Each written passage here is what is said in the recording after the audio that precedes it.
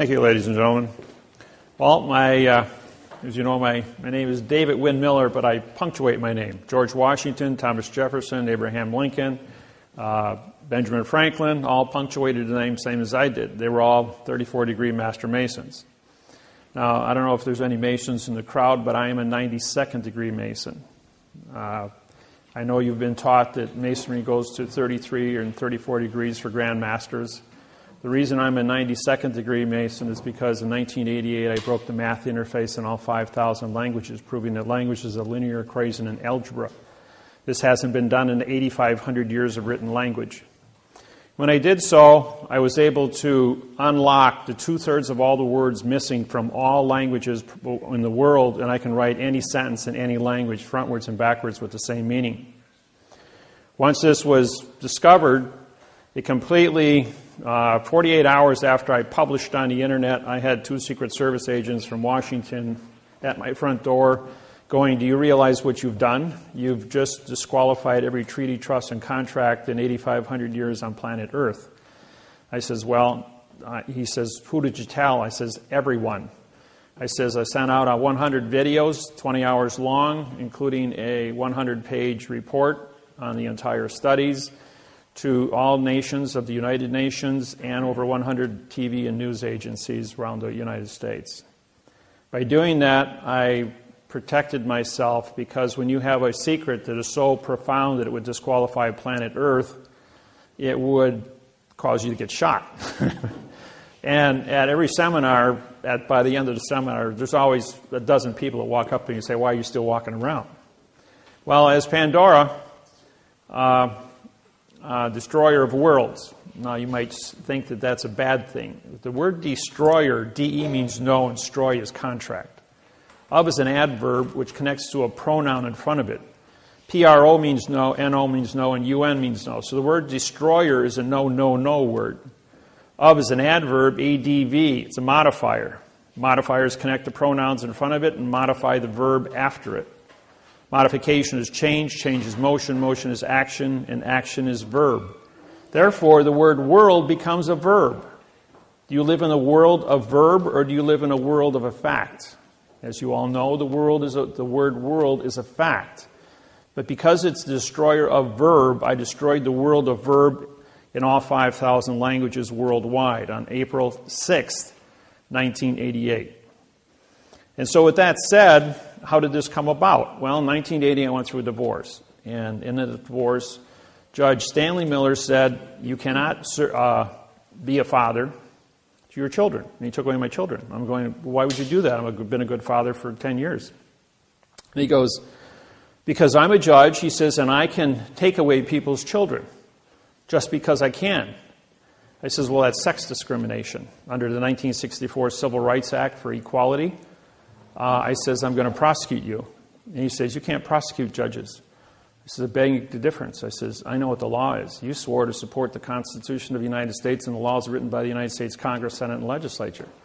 I says, "That includes equality." I says, "If I don't have equality, that's discrimination." Pretty simple.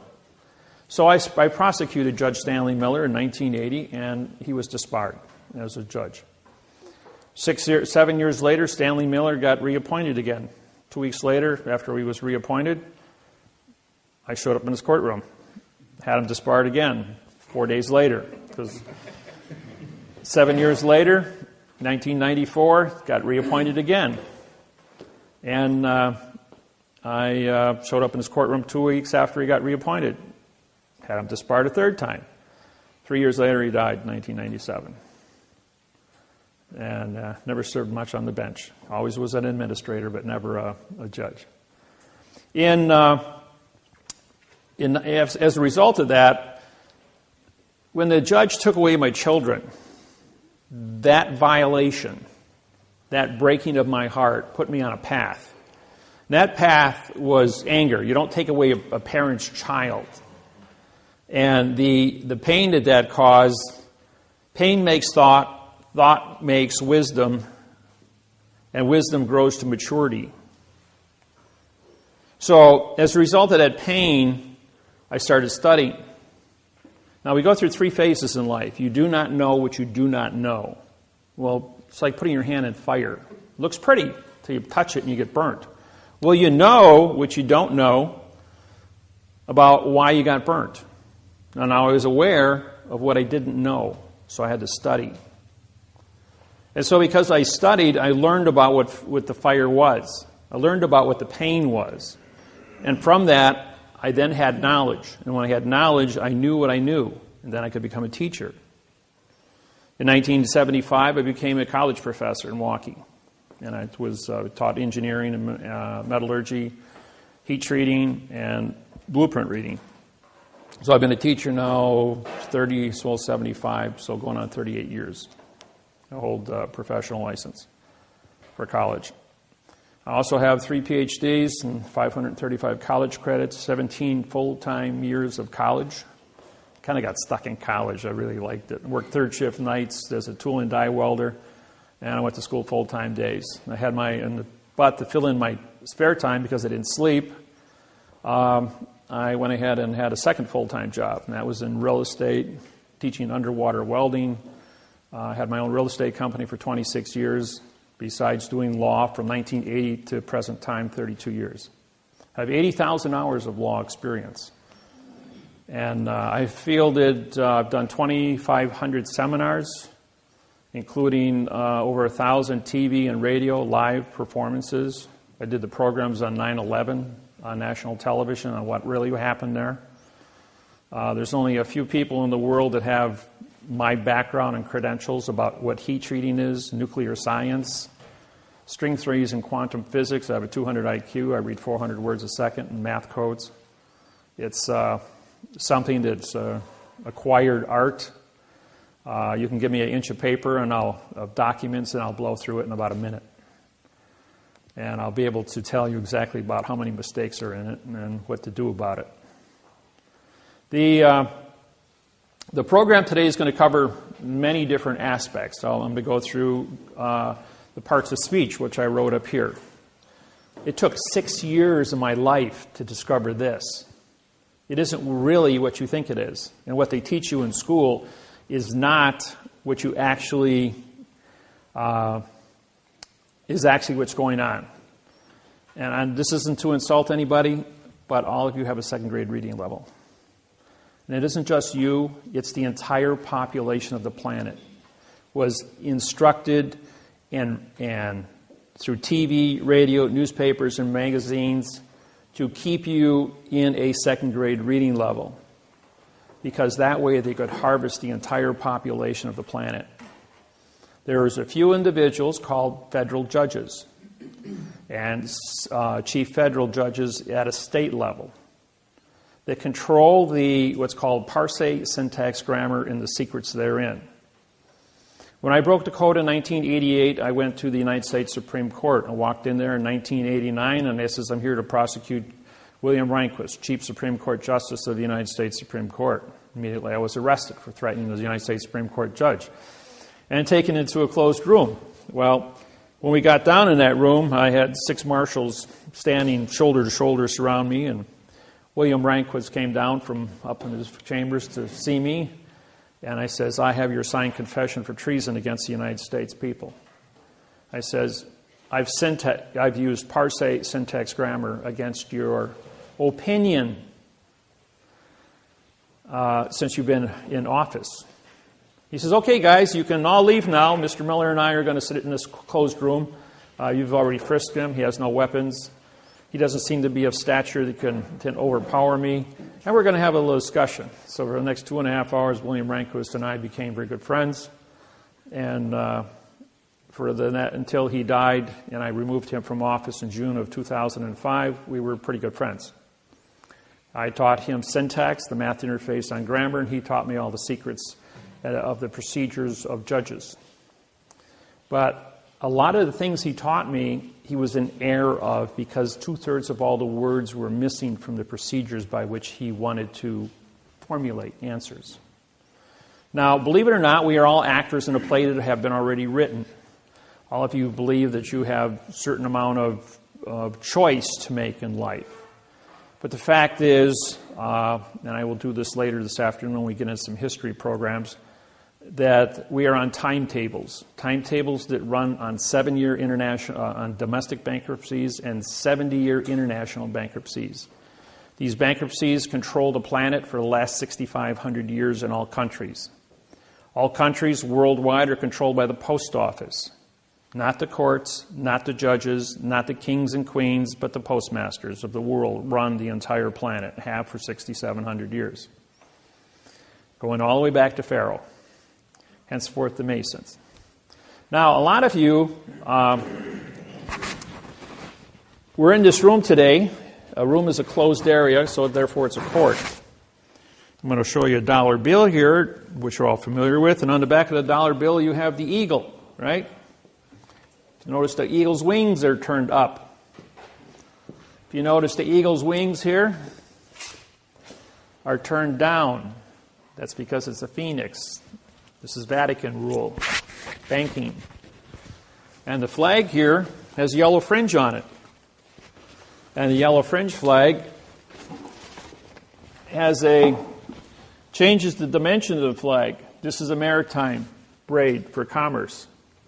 The fringe changes the description of the flag. It's under Army Regulations 840-10, Chapter 2-6. Allows for fringe to be put on military flags for parades. But anything you put on top of the flag cancels the contract of what a flag is. So even though you think you're looking at a United States flag, United, UN means no, and ITE is citizen. A no citizens condition of state flag.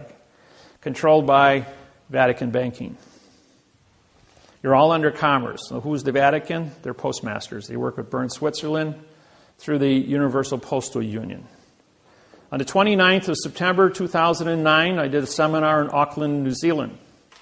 In that seminar, there were 90 Auckland tribal chiefs of the 1,200 tribal chiefs that live in New Zealand. I then made a statement that the post office since 1800 has never had a correct parse, syntax, grammar, law, rule, regulation, or code in any language with any people on planet Earth. As a result of that, 72 hours later, 3 days, the United States Postal Service, which since 2000 has had a quantumized postal treaty with myself and Russell Gould, my business partner, two of us make corporate. On the 27th of August, 1999, I sued the United States of America for the flag of the United States. I filed a new quantumized mathematical patent on the description of the flag of the United States, 1 to 1.9. And he used the correct grammar, called parse, syntax, grammar. As a result of that, on August 12, 1999, I owned the patents to the flag of the United States of America. And on August 13th, all flags had yellow fringe put on it because they had to change the dimension of the flag. Now, I don't know if you remember in 1968 when the astronaut, for those of you that are old enough, and I don't think there's a whole lot of you here that are old enough, the astronaut stepped off his spacecraft into his footprints on the moon, turned around, looked at Earth, and says, "Oh, look, Earth is a vessel in a sea of space." With that one single sentence, Earth is a vessel in a sea of space. That's maritime. The entire world put yellow fringe on every flag in all 250 countries, in every courtroom, in church, and office, making everything on planet Earth maritime. Maritime is controlled by the DOT, Department of Transportation, which is controlled by the Postal Service worldwide, Bern, Switzerland. Bern, Switzerland was established on the 22nd of October, 1871 in Hawaii. It was the first city, first country as an independent nation to sign an international bankruptcy with Bern, Switzerland for 2 cents to transport cargo anywhere on planet Earth. And as a result of that, within a period of a year, all 250 countries for a 2-cent postage stamp signed up to give the post office authorization to transport vessels for a 2-cent postage stamp. Well, as you know, people were thinking of mail. Just send a letter. A letter is a vessel. Well, the word vessel includes cars, trains, planes, automobiles, overland stagecoaches, pony expresses, and human beings. And by doing so, they then captured all commerce on planet Earth by contract for a 2-cent postage stamp. A year later, it went up to a buck a letter. But they got their foot in the door, and that was all that was necessary. Somebody left a little tiny article sitting in a newspaper in January 8th, 1872, on a microfiche dish in Honolulu, Hawaii, in the Iolani Palace Museum Archives building. Hightower and I went into that building that day, and we wanted to look for a flag of Hawaii. And they said, we guarantee there is no information in this building from 1869 through 1875. And I'm going, now, why wouldn't there be anything? Hawaii's the center of the Pacific. Anything moving from east to west and west to east has to stop at Hawaii to get coal, C-O-A-L, for fuel, as everything ran on steam back then. So Hawaii then became the center of the entire Pacific Rim, hub to a wheel. Very, very important location. And by doing so, that started a series of events through the Universal Postal Union to capture the entire planet, throw the entire world into a postal zone. And this little tiny article, as it was put into place, was left there. Nobody thought anything of it. Well, we did find a flag on the newspaper. It had 8 stripes instead of 7. But there was also a little square 3 inches by 4 inches with the obituary. The obituary of the Portuguese Masonic eye, the French Masonic eye, the German scale, and the English scale. So now we had ordering all Masons in the Hawaiian Islands to come to Honolulu, Hawaii to pay homage to King Kamehameha V, who died on the 6th of December. I'm telling you the story because it is relevant to the beginning of the takeover of planet Earth. As a result of this, it takes a steamer 3 days to go from Honolulu out to Kona and Hilo and back again. So 3 plus 3 is 6. January 8th and 6th is January 14th. January 14th, all the Masons get together with the post office, Immigrations and Customs, the Supreme Court of Hawaii. Guess what building they're all in? They're all in the same building directly across from the Queen's Palace in Hawaii. Immigrations, Customs, the Lodge Number 1 for the Masons, the Postmaster General of Hawaii, all in the same building. And they cut a treaty. The treaty says that there was, in 1848, a law was passed in Hawaii that if Hawaiians are dead or off the land for 20 years, the land is free for settlement. So they went ahead and the Masons signed this contract to take over the Hawaiian Islands. Now, there's a law called the Rescissions Act. It goes all the way back to the Civil War. The Rescissions Act says that no law becomes legal for 3 days. And this 3-day notice, if you ever look at when contracts are signed, even when you all did your mortgages, either bought property or sold property, you couldn't pick up a check in your closing for 3 days. That's because of the Rescissions Act. That's Title 15, Section 1636 and 1639. Now, the Rescissions Act then went into effect on the 17th of January, 1872. Put a 20-year moratorium on it. It's January 17th, 1893, when the United States took over the Hawaiian Islands. For those that don't know anything about the Hawaiian Islands, takeover. Except it wasn't the United States of America that took over the Hawaiian Islands. It was the military, and the military is controlled by the post office. It was the United States Postal Service that took over the Hawaiian Islands. Now, as a result of this takeover, the injustice that people were a victim of went out there and sued the state court. The state court says, we don't have jurisdiction. You're in the wrong place. So the Hawaiians then went to federal court. They walked into federal court, United States District Court, and the district court said, you're in the wrong place. We don't have jurisdiction over you. You're a sovereign people. So they went to the United States Supreme Court, Washington, D.C. United States Supreme Court, Washington, D.C. You're in the wrong place. You sued the wrong people. They're going like, all right, we're being victimized. They stole their land. Who's guilty? So from January 17th, 1893, all the way up until January 6, 2009, nobody knew who was guilty. As a result of that, because I'm a Mason, and I syntax Manly Hall's The Secret of All Nations with Masons throughout the history of this world for 8,500 years. I have the book. There's only 5 copies on planet Earth, and I own one of them. And when I syntax that book is 18 inches tall, 1 foot wide, and 2 inches thick. It's now 6 inches thick because of all the missing words were put back into it. It covers everything on the planet, every religion, the tarot cards, witchcraft, grammar, all the parts of speech, parse, how words come together. It's got all the secrets in it. But the secrets were only written in adverb-verb, not prepositional phrases. So when I rewrote it with the correct parse, syntax, grammar, I then had missing secrets. I did the same thing to the Quran for the Muslims, and I did it to the Bible, King James Bible. I was able to discover the secrets, putting me as the Chief Federal Judge of the United States of America, prosecuting judges for the past 32 years.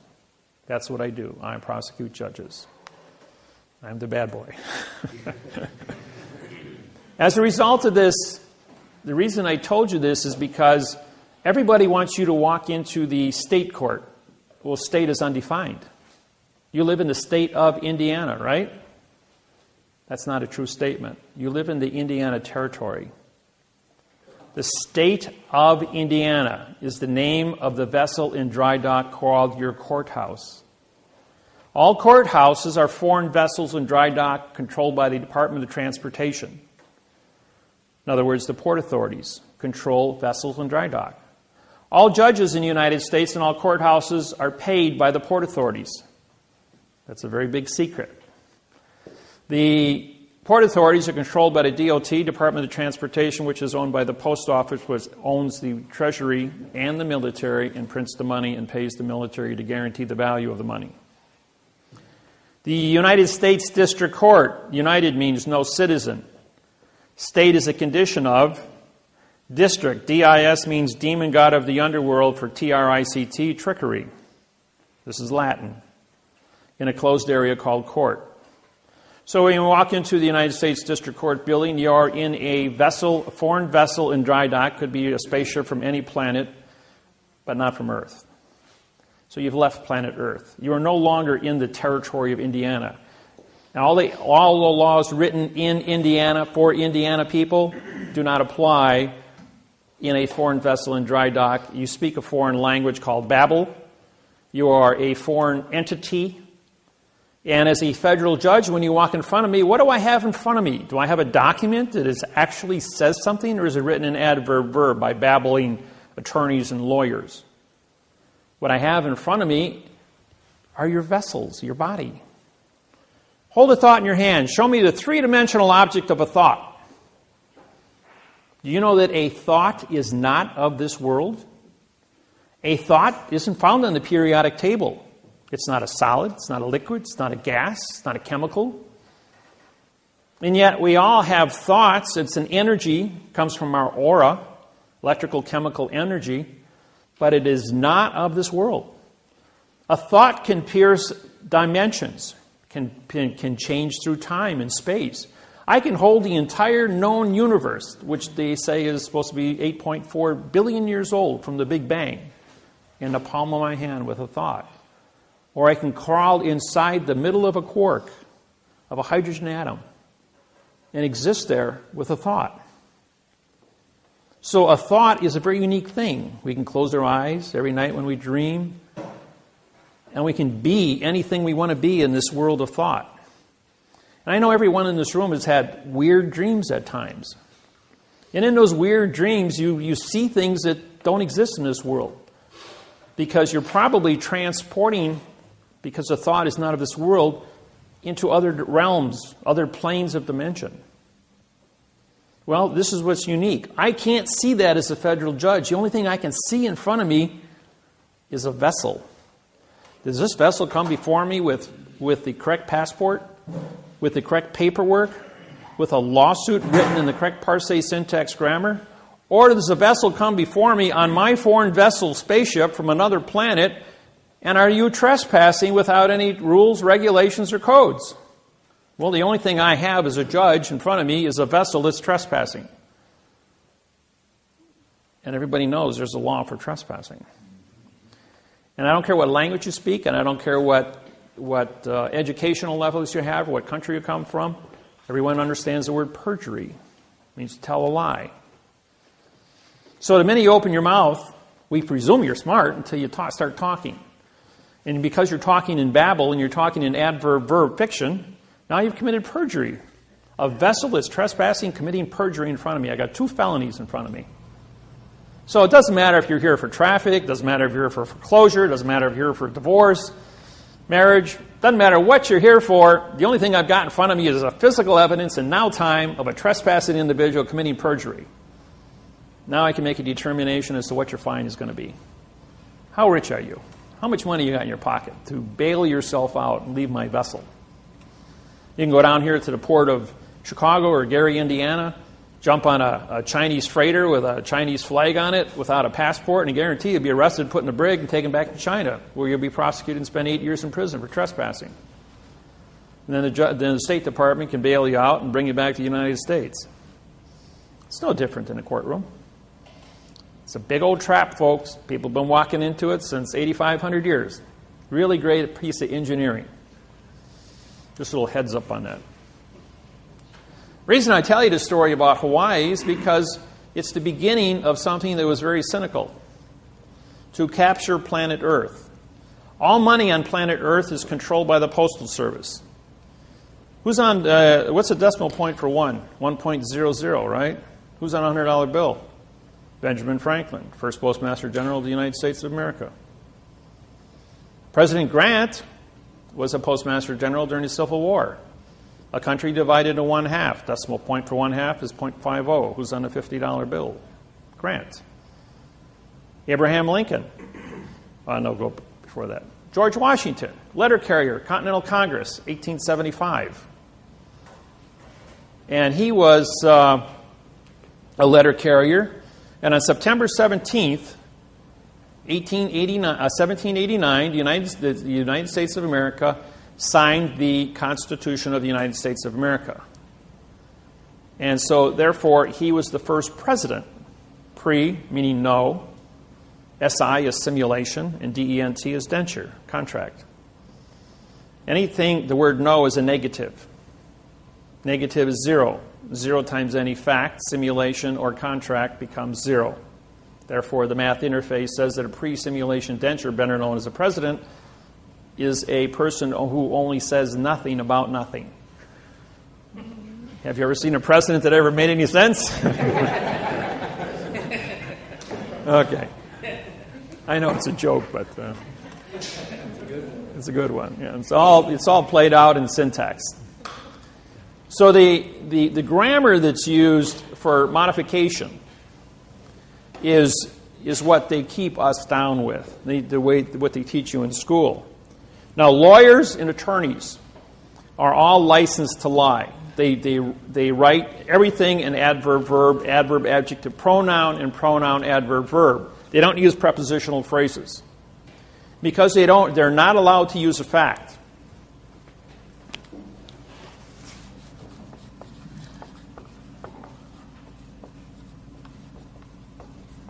No law or fact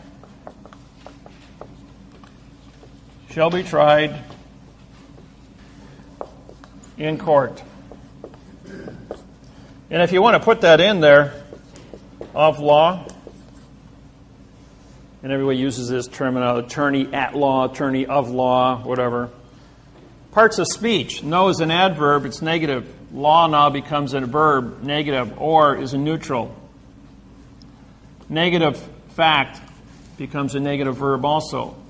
Shall is a pronoun in future time, connected to the adverb be, which now modifies a verb in past time. In is an adverb making court a verb. Of is an adverb making law a court a verb. Now we've got one jurisdiction, ladies and gentlemen. We have a verb law, a verb court, verb tried, verb law, verb fact. Now we have one jurisdiction called fiction, fraud, illusion. Every word in the English language, and I spent 8,000 hours in 2 years with a staff of individuals with dictionaries. We looked up every word in the English language that starts with a vowel and 2 consonants. It means no contract. Every word. Now, when you look at any contract or any newspaper or magazine, and you see the word starts with a vowel, A, E, I, O, and U, and it's used as a single syllable, it means no contract also. Opinion. O is no. P-I-N is to attach or grab. I-O-N is contract. Opinion. No attached contract. Therefore, that's why it's called an opinion. You can have a gain, G-A-I-N, and you put A in front of it, again, you have no gain.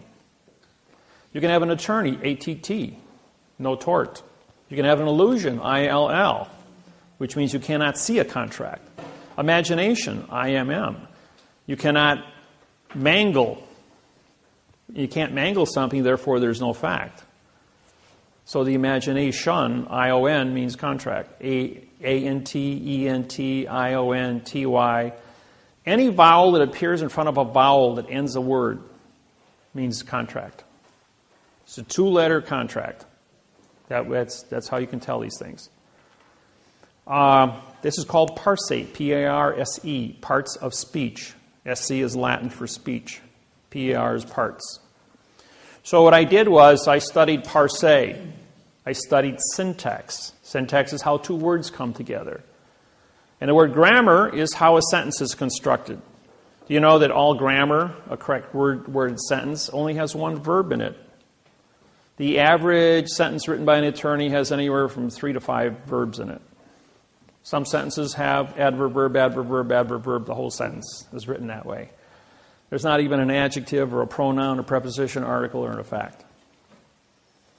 When you were in school, 5th grade, we studied prepositional phrases.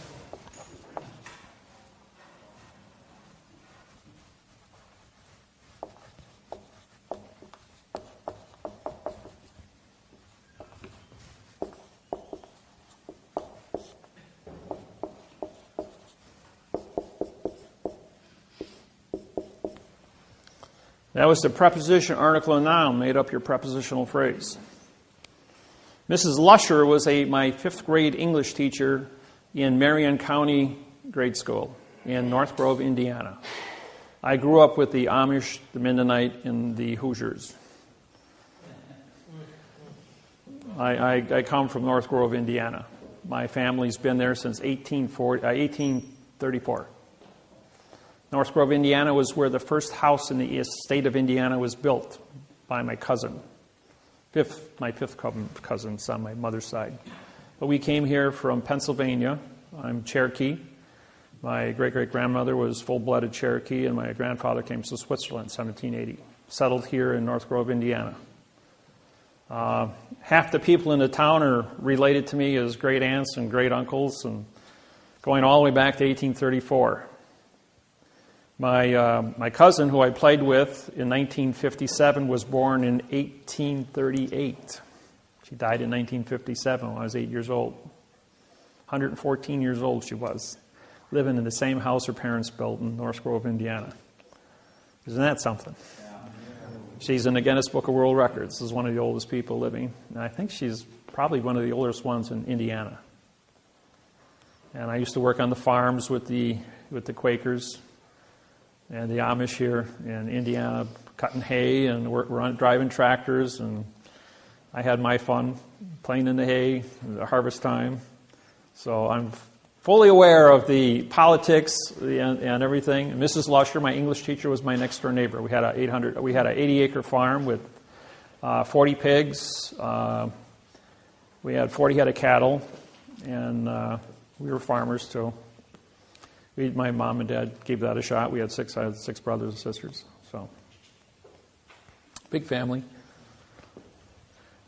When we study prepositions, Pre meant no, position. An article, anytime you have a vowel and two consonants, ART, we have no ownership. So if you have no position and you have no ownership, you have a no-no. N-O is no and UN is no in Latin. Better known as the noun. So what we did is when we disqualified this in 1999, we had to come up with a brand new answer for a mathematical interface on grammar. So we did this. We had a position, dropping the word pre.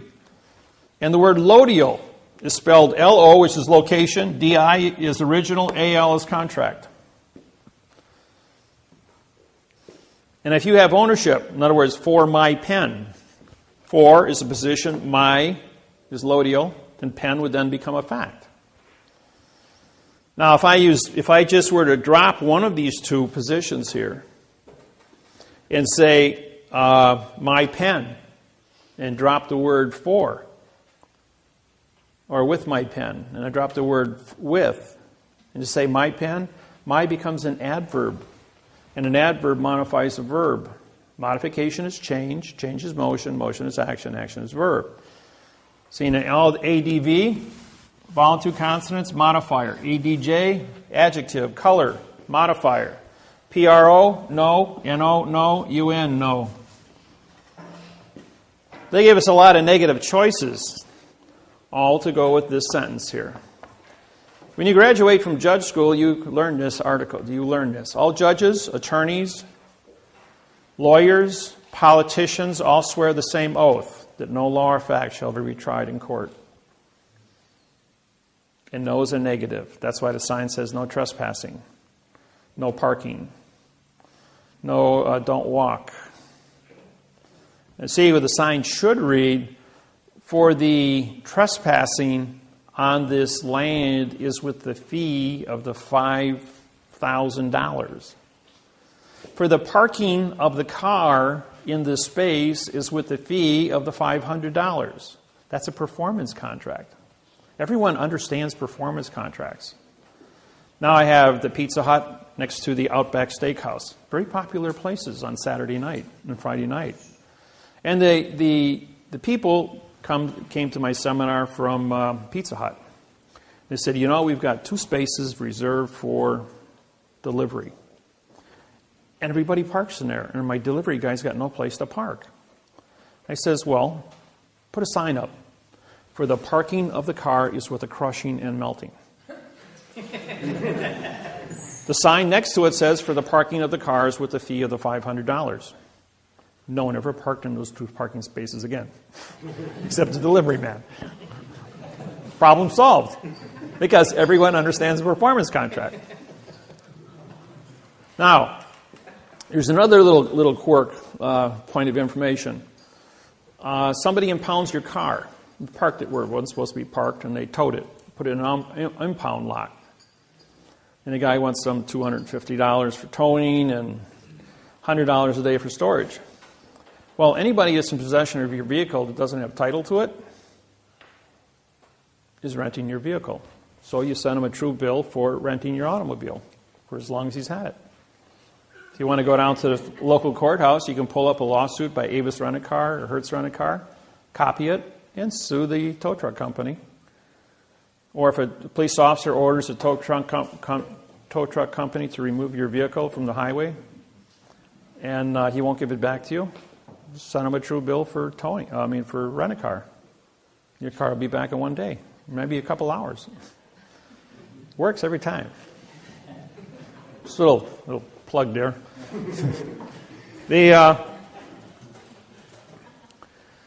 The fraud that takes place here is profound with the courthouses and the courts. And people say we're in court and the judge says, this is Judge Wasilewski, he says, David, after he took away my children in 1980, I went to trial 65 consecutive times, 2 weeks apart, under what's called a writ de novo.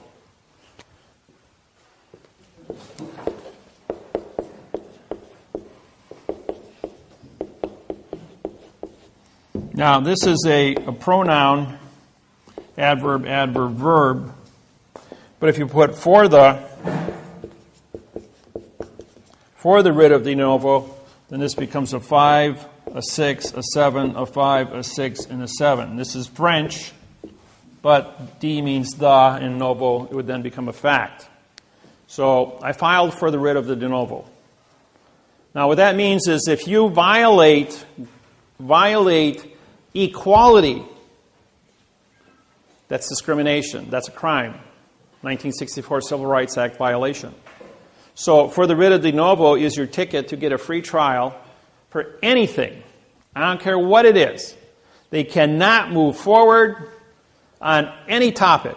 They want to foreclose your house, and they use adverb, verb. They didn't give you equal protection of the law. That's a prepositional phrase. For the protection of the law using the correct parse syntax grammar. Therefore, you can sue for a writ of de novo just for the be correct on the grammar. It doesn't matter if you got a mortgage or a deed of trust. Indiana uses the terminology mortgage. California uses the terminology deed of trust. Deed is a pronoun, of is an adverb, making trust a verb. The word mortgage, by it stands alone on top of your document, is called a pronoun. There's no prepositional phrase. You know, if I hold up this object, you see a pen. In Spanish, it's scribola. And if I hold this object about 5,000 languages, I'll get 5,000 different sounding effects to what it is. Does 2 plus 2 equal 4? How many of you think 2 plus 2 equals 4? All right, just all's fair.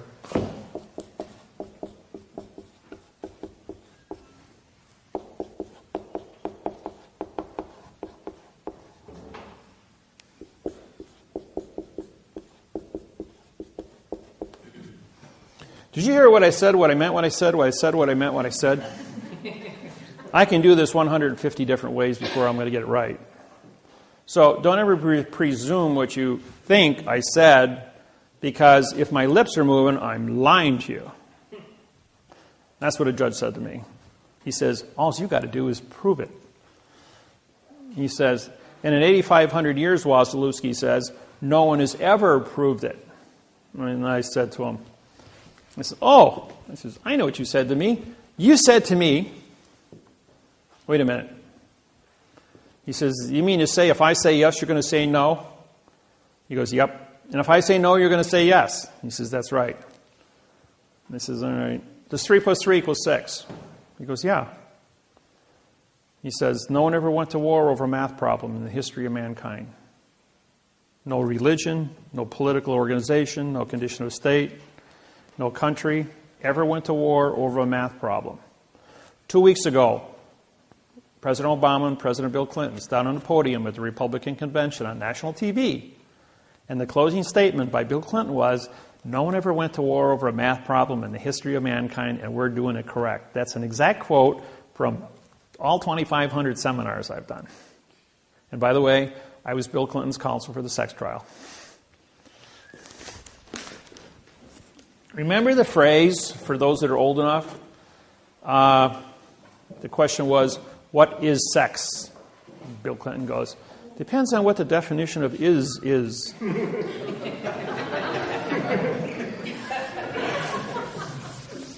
then Bill Clinton turns to the judge and says, I just showed the American people a verb is and a noun is. Would you like me to show them another verb and another noun? And the judge stands up and says, there will be no further questions, Mr. President. This court stands adjourned. Well, every newspaper, TV, announcer, magazine had a comment about that. It became a very, very, very famous phrase. And that famous phrase was one question and a demur. The word demur means to answer a question with a question. And the trial was over. And so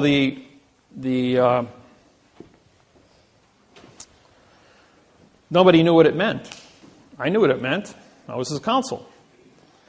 Senator Bill Clinton says to me, Dave, he says, that worked really good. He says, but I got to go in front of Congress, he says, 2 weeks. And I can't take my lawyer with me. I says, well, you're a lawyer, Bill. I says, I'll tell you what you do. You remember the movie A Few Good Men with Tom Cruise and Jack Nicholson? You want the truth, I'll tell you the truth, but you can't handle the truth.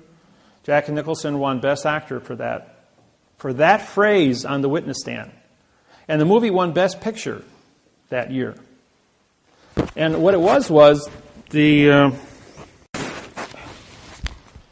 go back to the $1 bill again. A little history lesson here. Now, March 1st, 1997, I was doing a seminar in Los Angeles, California.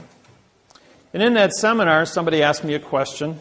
What do you know about trusts? I says, well, what do you want to know? He says, well, I've got a trust here. He says, would you look at it? He says, sure. There's 40 people in the audience. Hands it to me and I says, well, this is garbage. He says, what do you mean it's garbage? And I says, well, the parse, syntax, grammar is all wrong.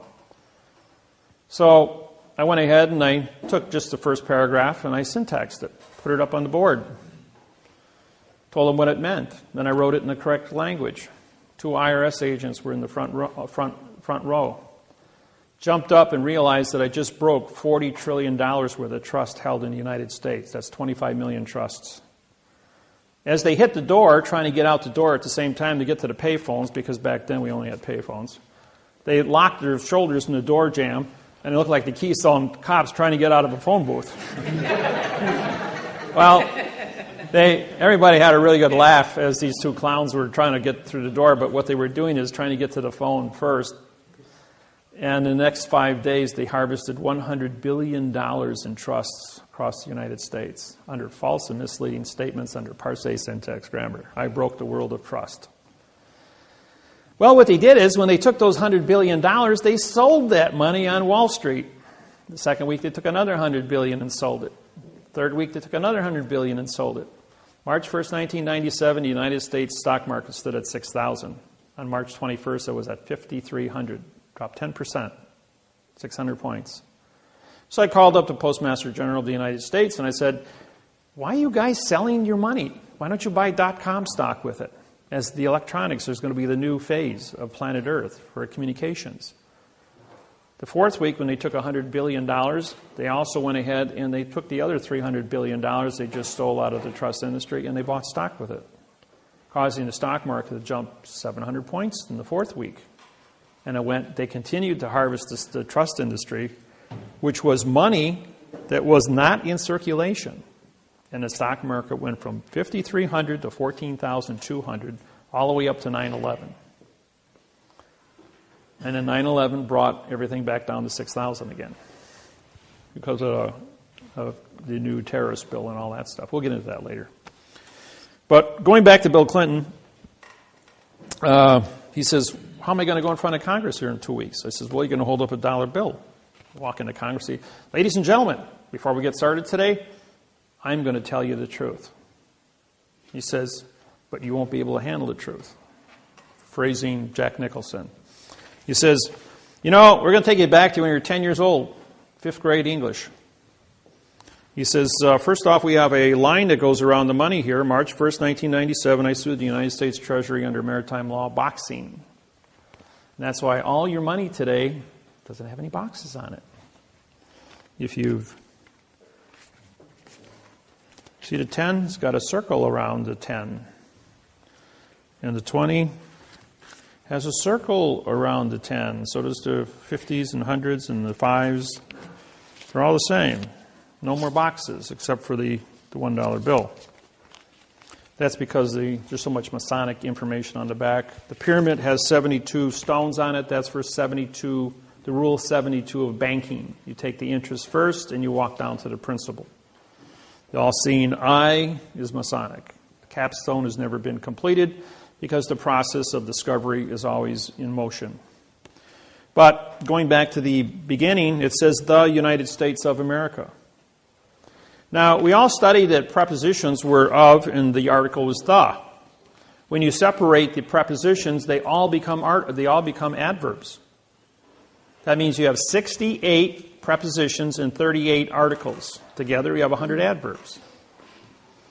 So, the as an adverb now modifies united to be a no citizen. UN is no, IT is citizen. ED is in past time, which means you have no now time jurisdiction. It's also an adjective because whenever you put two nouns together called the United States, because it's a title of a country, United becomes a fact and States becomes a fact. But when you put a fact in front of a fact, the first fact becomes an adjective, which now turns the second fact, and an adjective is coloring or modification, which now changes the fact into a pronoun. P-R-O means no, N-O means no, and U-N means no. The pronoun is now connected to the adverb, ADV, vowel two consonants, no contract. And then the adverb modifies, modify is change, change is motion, motion is action, and action is verb, and America becomes a dangling participle verb on the money. Now, A is a single syllable. Therefore, A means no.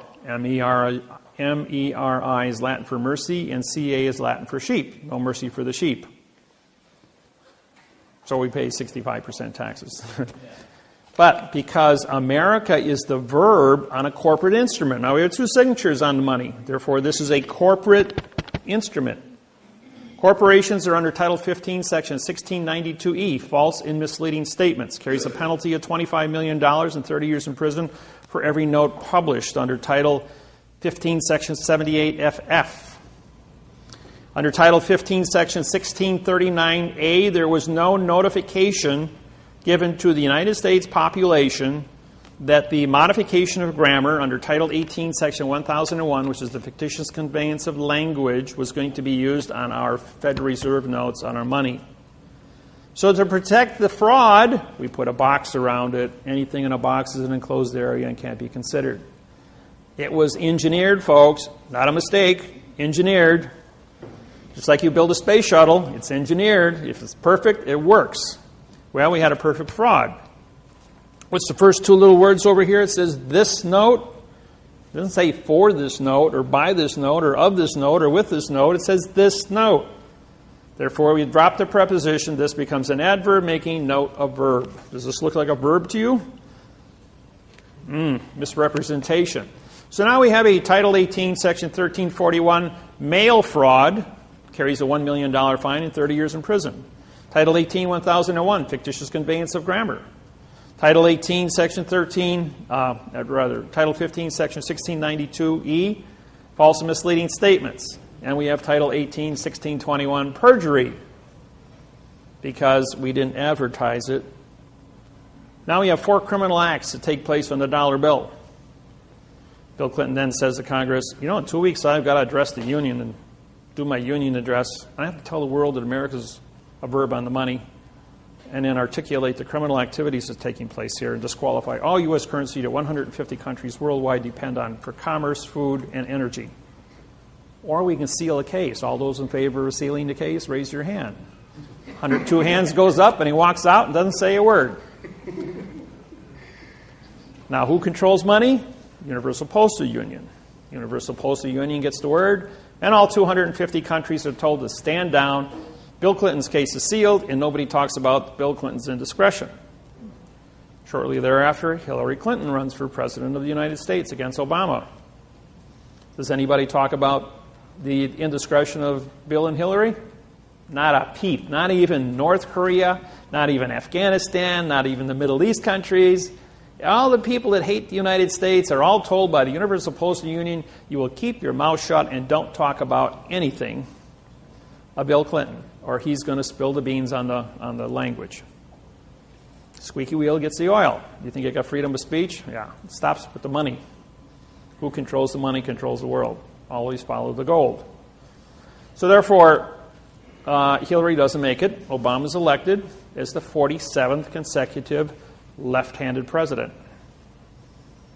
Romney is right-handed, by the way. There's never been a right-handed president. What does that tell you? Who's going to win the election? Obama, yes. Or me. I have 5 billion people on my website. I have the 58% of the world's population studying parsing syntax grammar. I could very easily be as a written-in candidate come November 5th, 6th. Yeah, November 6th, that's right. Tuesday. Just like Lewinsky did in Poland. Stood up, People found him to be an honest person, and he got 92% of the write-in vote. Became the best president Poland ever had for 10 years until he took a bribe and got thrown in jail. True story. So the money is a key here. Always follow the money. Now, you came here, most of you, or some of you, are involved with mortgages. The mortgage that you are in possession of was written entirely in adverb, verb, adverb, adjective, pronoun, and pronoun, adverb, verb. The mortgage has 6,000 mistakes on it. It is a perfect document that has absolutely 0 facts on it, and it was not signed by your bank. No mortgage in the United States of 64 million mortgages was ever signed by the bank since 1934. Stalin captured Russia, nationalized it in 1917. He went to Rothschild and said to Rothschild, I need money to fight the Bolshevik Revolution. Rothschild says, you can have all the money you want. Remove the article from your speech in Russian. And Stalin killed 80 million Russians who refused to use adverb-verb grammar. That was the secret. Because there was no TV or radio back then, it was very easy to genocide a population and without having anybody know it. They did the same thing in Hawaii from 1800 to 1829. 38,000 Hawaiians had their heads cut off because the Hawaiian language has no vowel into consonant conception, and they use prepositional phrases. And because they wouldn't speak an adverb-verb like the church wanted them to study, they cut off their heads. And finally, after doing enough of them, people got the message that if we don't follow this new adverb-verb program, then we're going to be dead. So that's how they captured Hawaii. So this brainwashing of the adverb-verb scenario became relevant. And so Stalin was able to get financing and captured Russia. In 1934, Mao Zedong nationalized China, which had 1,200 dialects. Now they only have 4. So we need usually 3. I just came back from 23 days in China. That was quite an eye-opener, going to China. Everything you hear about China, total nonsense. I'm here to tell you, it's total brainwashing. Those people are... If I blindfolded you and dropped you off in China right now in the countryside, you'd think you're in Indiana. It's flat, all farms, people working, growing corn, wheat, barley, everything. Just they don't have any equipment. They're all out there working by hand. And they're pushing carts. They don't have tractors pulling things. Some of the bigger farms will use a tractor. And these tractors are pretty old. They're like 30, 40 years old. I didn't see any modern equipment anywhere, but I saw a lot of labor. They got 1.4 million people, 1 billion people. So they got plenty of people. But most of the country is either mountainous or desert, so there's very small farm areas. I drove probably 600 miles totally around China's countryside. When I got off the plane in China, I was met by a translator. As I have held an ambassadorship with China since 2002, as a result of with the United Nations and my plenipotentiary-judgeship. So when I showed up in China, they met me as a returning ambassador to China, and I was put in the presidential suite at the Bird's Nest, which is the Olympic Village in Beijing, for 10 days with a chauffeured limousine at the state's expense. But then what they wanted me to do was syntax, their electronics program. So I took a 1,800-word patent on a new electronics cell phone. The new cell phone is transparent aluminum, 3x5-inch screen, 3D holographic. It has a 200-lumen video projector. And then when you set it down, it has pop-up, AirTouch keyboard, just like Minority Report. Really state-of-the-art stuff. And it's not a 4 gigabyte, it's 1 terabyte. We're talking 128 gigs on a 20 nano chip. to a terabyte for efficiency, memory. The 200 lume is in high-resolution Blu-ray, and it puts out a 4-foot screen. Set it down next to your computer, it talks to your computer, transfers all the information from your computer into the cell phone, and puts it up on a 4-foot screen. Just for, it also has a 2-inch by 2-inch transducer, it's called a subspace transducer. It's a microphone, it's a speaker, and it's also an antenna. Has a 38-mile range, can operate 100 feet underground, underwater, can read minerals up to 100 feet underground because it works in subspace. Now think of the hydrogen atom. You have an electron and you have a proton. This goes into space between the electron and the proton.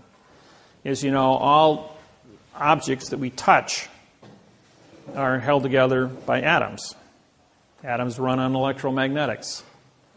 But this operates in the space between the atoms and the electrons in subspace. Therefore, it can transmit 38 miles between towers and also operates underground. So this is the next stealth technology. That doesn't exist anymore with this new technology. The military's had this for 12 years and has been declassified because all the other militaries in the world now have it, so they're going to make it available to the public. So this is going to be the new cell phones coming out. Even though your Galaxy 3 might be pretty special at the cell phone store, this next generation cell phone is going to be something else. It's going to be Star Trek material. And, well, you've got a really good patent here, right? Written in adverb verb. And I was at this meeting with 5 electronics firms that the Chinese government invited me to be there. We had the guy that developed the subspace technology back in 2000, Michael, and Joseph was a Nikola Tesla electronics genius. He built 4 of these Nikola Tesla coils. So bring these 2 guys together, and they got this great electronics patent. But an object, just like this pen, what's an object worth if you don't have a patent for it that's written in quantum language? They can be protected worldwide. So they brought me in because I'm the only guy on the planet that writes quantum. So I went ahead and we showed it. We brought in 2 university professors from Beijing and 1 from Hong Kong on grammar. And they looked at it and said the patents couldn't be rewritten in less than 4 months. I says, well, give me your patents and I'll bring it back tomorrow morning and we'll all get together. So I rewrote it overnight. It took me 8 hours to write 1,860 words in quantum and restructure it. So every sentence was certified mathematically frontwards and backwards. So when we went ahead and we brought this patent back the next morning, we had 2 3-star generals, 1 2-star general was flown in. We had 5 electronics firms, 3 translators, and the 5 presidents from the electronics companies. And they said, and there was 1 nuclear physicist from Beijing also. As I've got a 4-year background in nuclear physics, because I was with the Polaris submarine program for nuclear degeneration of steel when exposed to plutonium for reactors. I did the work on that. They came back and said it would take 4 months to do a translation. I did it in 8 hours. Then they said, can you write it in Chinese? I says, well, I don't speak Chinese, which is, as you know, symbols compared to our alphabet. I don't speak it, read it, or understand it, or write it. So I got on Google Translator, and word by word, it took me 1 hour to do 1,860 words. And I rewrote it in quantum Chinese, frontwards and backwards. Then they asked me, could you, because I reprogrammed my computer immediately as I worked the math interface on this, I then had interfaced the math program in 150 other languages. And my website is also written in 150 different languages. So it took 1 hour for me to translate from quantum English to quantum Chinese, and it took me 1 minute to translate from quantum Chinese to quantum French, German, Italian, Spanish, Arabic, and in Indian, And what they realized was that now they have a quantum program for a $20 trillion a year jump in contracts for international trade. We also gave them the international transportation of money contracts to transport money between one country and another for the new international quantum banking programs that Russell Gould and I have put together. All 150 nations worldwide have been given the patents to this technology for free. I've made this all available so the whole planet can switch over simultaneously. You can't have a world of fact and the world of fiction exist simultaneously, as fact and fiction can never meet. So in 2000, we educated the entire planet banking industry, and we gave them all of these 115-page bank treaties written in quantum grammar. It took us 7 years to put together. This is a 32-year program, by the way, that I've been working with personally, and been in the architect of this whole thing to change the entire planet from a world of verb into a world of fact, so no one can ever go to war again. Now, what's important about all this is that mankind has been throwing stones at each other because of international communication treaties, because miscommunications. But no one ever went to war over the math problem. Now, how many of you know about the object in Greenland? A couple of you, okay. Well, for those of you that don't know, there is a spacecraft that has melted out of the ice in Greenland. As you know, the North Pole has melted completely. You can go from London to Moscow or to Russia by going over the North Pole now. All the ice cap is gone. The last place that has ice on it was Greenland. Greenland had a 18,000-foot ice cap on it. Well, the spacecraft that is anchored in the center of Greenland created the last ice age 50,000 years ago. It's a weather machine. It's 55 miles wide, 300 miles long, and 2 miles high. The people that lived in it were called the Mois. If you draw a straight line from the spacecraft to the Washington Monument in Washington, D.C., through the Yucatan Peninsula Great Pyramid at Mitsubishi, it ends up on Easter Island where the Mois have been dug out of this dirt. The heads on Easter Island, well, 2 years ago they finally went ahead and they excavated, and they're all 65 to 85-foot people, full-body carvings. And these were the people that lived in the spacecraft that was uncovered that's melting out of the ice in Greenland. So when you think we've been alone, these people have been up there for 50,000 years. The spacecraft is still active after 50,000 years. It has a 200-mile dampening field where no electrons can flow into it. In 1947, a B-52 bomber flew into that pattern, into the dampening field, when trying to fly between Maine and London. As a result of that, they lost power and crashed in Greenland. As they sent in rescue B-52 bombers to rescue them, they hit that same dampening field, but they veered off. They just ricocheted off of it. And by testing, trying to get to these guys, they were able to bring a circumference and find out that there was an object 200 miles to the center of this field. On the southwest corner of Greenland, there is a small community. It's the only community on the island of Greenland. That community is a military post, CIA, that uses a compressed air generator to operate diesel engines to run a Caterpillar to run back and forth to 200 miles from the base to the object in Greenland. A lot of our technology comes from the reverse engineering out of the spacecraft. It is still functional and is still in operation. So it's pretty important what this thing is. All the nations worldwide are up there with the United Nations, and they're all working together. The point is that we're not alone out here in this universe. The reason I bring this up is, if no one ever went to war over a math problem amongst humans, don't you think it would also be logical that we wouldn't go to war with E.T. when he shows up? And if E.T. does show up, what are we going to do? Babble? Start a war between another planet because of miscommunications? No, we need a communication base that is so mathematically certified, both frontwards and backwards, that when we say something, it means exactly what we say, so that there is no subjective interpretation, translation.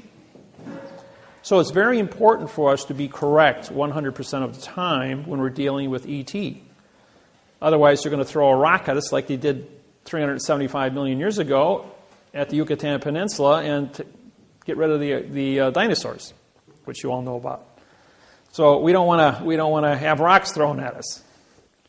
So the planet, all the governments of the planet are looking at this math interface as being a correct way to communicate, stop wars on planet Earth, as well as communicate with ET when they show up. And as many of you who do the research and get on the internet know that there's probably a lot of different ETs already influencing this planet with all of our little toys that we have, our cell phones and computers and TVs. So it is relevant. The school systems in China are adapting our quantum program. All the universities and colleges are going to be teaching it this year. As a result of these patents that came out from my 23 days in China, they realized that they were going to order all 150 trade partners to follow suit. Otherwise, they wouldn't be able to do business with China. The biggest new thing that's coming on the market is the word lithium. Lithium makes for the batteries. Now, China currently controls 80% of the lithium on planet Earth. 20%, the other 20% was known to be in Mount Weld in Australia, better known as the Linus mine. It's a 1 cubic mile of lithium that they've uncovered. Colombia, 3 years ago, somebody wanted to find out how big the salt flats were. So they drilled down 15 meters into the salt. And they found a 25 square mile lithium, a pure lithium bed of lithium. Enough lithium for the next 200 years to build about 600 billion automobile batteries. Yeah. So now if you add thorium to lithium, you can get 8 times more power out of the same size battery. Think of an ordinary car battery made out of lithium thorium that would have the power to drive a car 400 miles with a 4-minute recharge. That's all. Now, that's technology. I know battery technology. I built my first perpetual motion motor when I was 16 years old, my first laser beam when I was 12. I've been on a cutting edge of weird, futuristic stuff ever since I was a little kid. And if you do enough research on me, you're going to find out that I was taken when I was 8 years old. I went into a UFO for 3.5 hours. They put a machine on top of my head. And whatever they did to me, they put all this information into my head. And why I've been able to build this program without any interruptions from anybody for the last 32 years. And I fielded over 100,000 questions at seminars. And I haven't missed any. So you cook up the best question you can think of, and I'll tell you the facts. I'll tell you the facts going all the way back 8,500 years and how it's going to influence all the cross-referencing with it. People go like, that's impossible. You can't know that kind of information. This is, ask me the question. We'll find out. Now, I did a seminar in Bellingham, Washington. I had 86 people in the audience, and I told everyone, I says, I'm going to answer all your questions today. And one gentleman on my right side here, he goes, stands up. He was about 75 years old. He says, that's a pretty bold statement. He says, you don't know what kind of questions we're going to ask. So how can you say you know all of our answers? I said, tell you what, you be the official question counter. I says, and you count how many questions I'm going to answer in the next 2 days. So he went ahead and he counted, and at the end of 5 o'clock on Sunday, he stands up and he says, well, that was impressive. You answered 125 questions successfully, including history, and I agreed with every answer you gave. He says, I got two more questions. He says, who is God? He says, well, that's probably the easiest question I've been asked since I started this. Now, remember I said at the beginning of this seminar, what is a thought? Hold a thought in your hand. A thought is not of this world. Okay, everyone in this room studies this word God. Matter of fact, we have 5,000 different sounds of words for the word God. It's a very unique word. Now, you also, when you study God, you also study the devil, or what evil is. So it's called perspective. You have to know what's good and you have to know what's bad. So you have an understanding of what choice is. Now, because you have choice, you can choose to be a good person or a bad person. Now, everyone in this room, you will read different books at different ages, at different times. You will talk to different people, your brothers, your sisters, your parents, your ministers at the school, at the church, teachers. And all through life, you accumulate information. The end result is we all have 1,000 separate definitions that we have accumulated to answer one word. So, and that word, God, because you all have 1,000 different sources of research to answer that one word, now says that God has created man's image. Image, imagination, creation, art. So each one of you formulates your own definition based on your own subjective interpretation of your own educational capacity, your own IQ. IQ is based on the amount of percentage of your brain activity that you use for thinking. To come to a conclusion, to stand in front of a mirror, look at yourself and say, I know who God is, based on these definitions. And no one, I don't care who you are, can tell you who your God is because they weren't there for your 1,000 points of study. And everyone in this room has a different 1,000 points of study and answer the same word. And you also have 1,000 points of study to answer the bad things. What is evil? What is wrong? What is a lie? It's called perspective. So we all choose to be good. We all choose to be correct. And we all choose to stand in front of a mirror and look at yourself and say, I know who God is. And I believe in that person. Or I believe in that entity. And that's the definition of who God was. And everyone in the audience applauded. Because who is it? It's your own subjective interpretation of what you understand that word to mean, based on your ability to look yourself in the eye and say, I accept this to be the fact. And that's as simple as it gets. He says, okay, he says we all agree that that's the definition. He's got one more word for you. What do you know about women? And I says, absolutely nothing. He says, see, you can't answer every question. And 38 women stood up and said, that's the right answer. And all the and all the men in the audience applauded.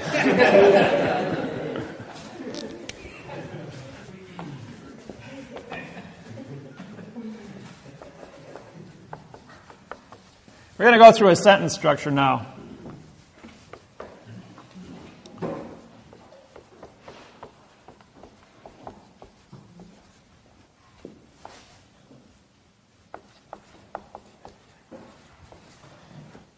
The first part of a sentence, we use the word for.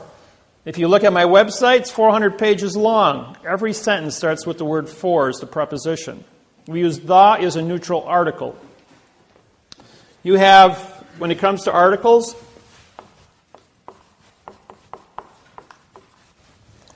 or what we call lodio. We'll put a square bracket because this means no contract. You have a, and, the, this, these. Those are the 5 that I use in my program. Pretty simple. It seems how you have 38 articles and we only use 5. Second part is there's a consequence.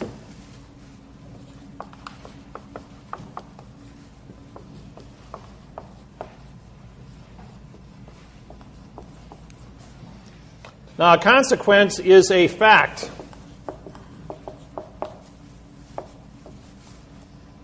In other words, I stand here and I look at this room, and I have knowledge. My knowledge allows me to understand people, tables, chairs, architectural structures. I specialize in 115 different fields, being an engineer, background, metallurgy, heat treat specialist, chemist, biotech, medical fields. I understand medical fields. I can look at every part of this building. I'm a master mason, bricklayer, concrete, lay tile, carpeting 6,000 yards, I hold knowledge of 180 different fibers used in carpeting, chemistry to put those things together, what your clothes are made out of, cotton, wool, polyester, rayon, all the different combinations of that, whether it be the coefficient of expansion, allows me the metals, gases, chemicals from all the different parts of the periodic table and how they're used to create different elements. I was the cook for Chemtron electrodes, made super metals, stuff that never was ever heard of before. 1988, I wrote the math interface on all metals. Was called the polymer technology, proving that all metal is plastic, that all glass is plastic, that all plastic is plastic. And so the consequences of having knowledge creates a cause. As we get older, we acquire more and more knowledge, which allows us to understand the consequences of the facts. The third thing we're going to do is we're going to think. Thinking, I'll put that in ing. Thinking is a verb, which is motion.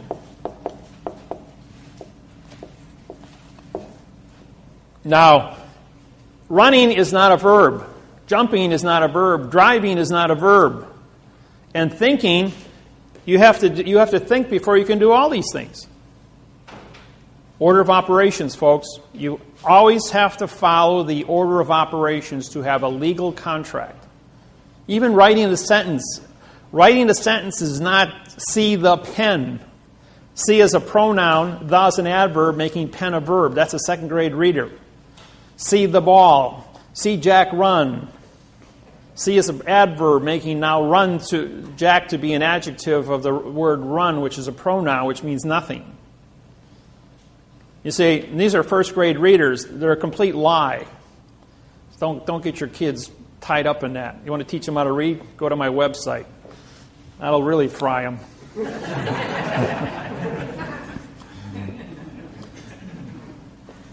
4, when you think, okay, we look.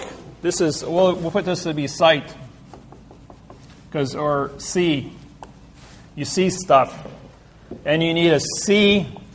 You need a see see treaty. You need a SEA pass. See pass means that you can move a vessel in a sea of space. So when you have knowledge, you have these positions that you're going to see and absorb points of information. You hear points of information. You're using your 5 senses to absorb information. And with that information, we then store it as a computer. So the consequences is a storage. Just like a computer. And we keep all this information in until we're asked the question. Then you go into motion. Just like when you enter in the keyboard. You might put stuff in, it's going to store it. When you want it out, you hit enter, ask it a question, you hit enter, and it does a search. It goes thinking, and now gives you a claim. With is a possession.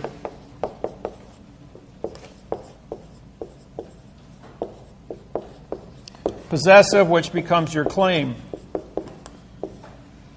Now, claims are, you only have 2 different things. You either have a plus or a minus. You're either going to have an award, not award, you're going to have a value. See, the word a means no award, W-A-R-D. Award. Now, the word award is because the contract is written in adverb verb, means you get nothing. You might get a future tense, futuristic Federal Reserve note. Or you might get a promise, pay to, in future time, which is a pronoun adverb scenario. But you don't have any now time facts. So therefore, with the possessive, you possess a claim. The claim has to be defined. So we're going to go here 5 of the contract. Now the contract has to be of the contract terms. Number 6 is with the correct sentence structure, communication, parse, syntax, grammar. Okay, what does that mean? Well, there's a thing, you hear the word right, you hear the word truth. Truth is an opinion, by the way. Everybody believes in God, that's your truth, but that truth is based on your opinion of subjective interpretation, so therefore truth is an opinion. And O means no, and PIN means to attach, and ION is contract. So you have no attached contract because your subjective interpretation of your ability to communicate with any other individual is based on that other person's ability to understand what you're saying in the first place, which is babble. Because it's all adverb-verb scenario. Now, I may be talking to you in adverb-verb because that's the only language you understand. If I stood up here and talked to you and for this knowledge of this individual is with the claim of the correct parse, syntax, grammar, start using prepositional phrases, this would not jar well with your perception. And you'd kind of get lost. So it takes about 200 hours to adapt to this technology. And you will get a migraine headache because you're all brainwashed not to see an article. You might think that's a joke. It's not. Sublimic messaging through TV, radio, newspapers and magazines, school books have been there your whole life, right in front of you. We hide it in plain view, just like we hide a flag in plain view, and we cancel this contract by putting a Coke can on top of the staff, which is a phoenix in this case. If the wingtips are down, it's a phoenix. If they're up, it's an eagle, which is postal. So you can either be under postal guise or you can be under the Vatican guise. Either way, you're under somebody's guise. G-U-I-S-E. It's not a disguise, it's a guise. G-U-I-S-E. Dis meaning no, guys. This means no, by the way. Finally, number 7 is by the author.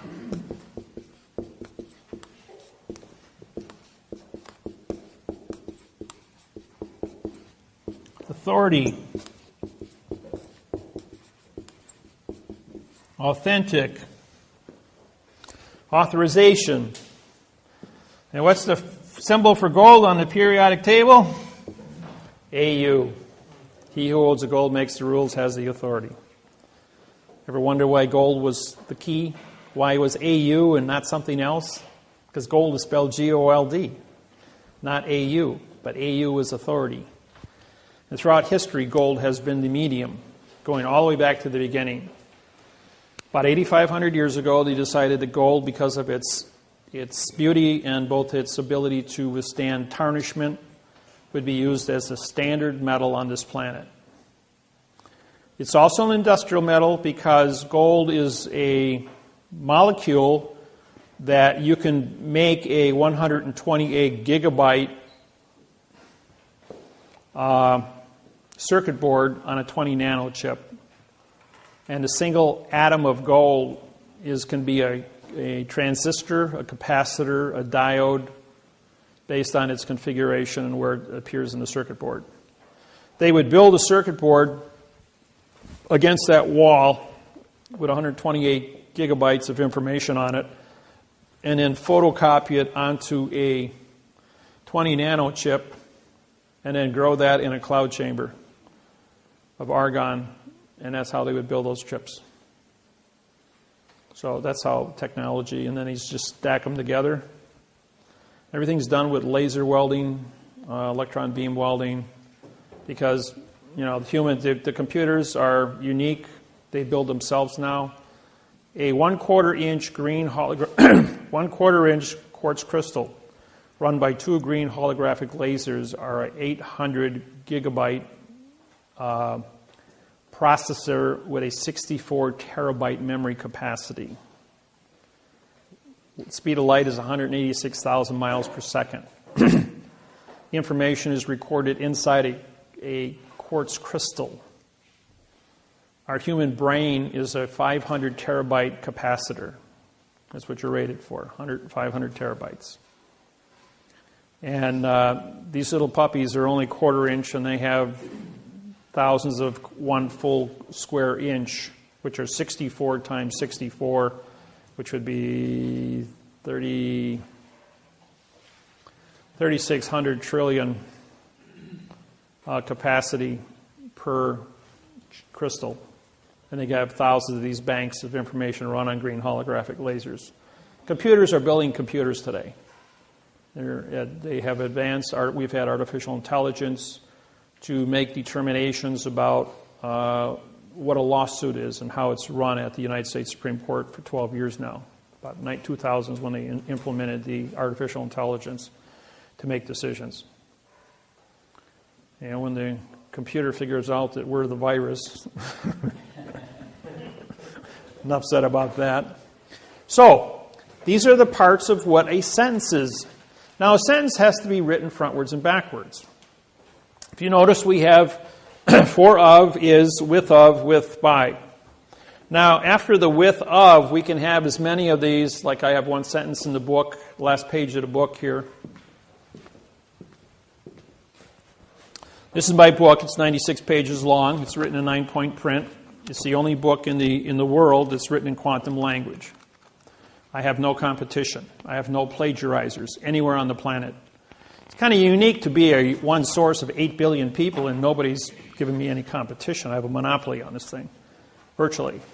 And it isn't because I have a monopoly. It's because it's so unique. The condition of math, the condition of a fact in a world of 8 billion fictions is so unique that it stands alone, and there's no plagiarizing. All the judges, all the attorneys on planet Earth in all languages have been ordered to search history. Go into the archives of written history going back 8,500 years.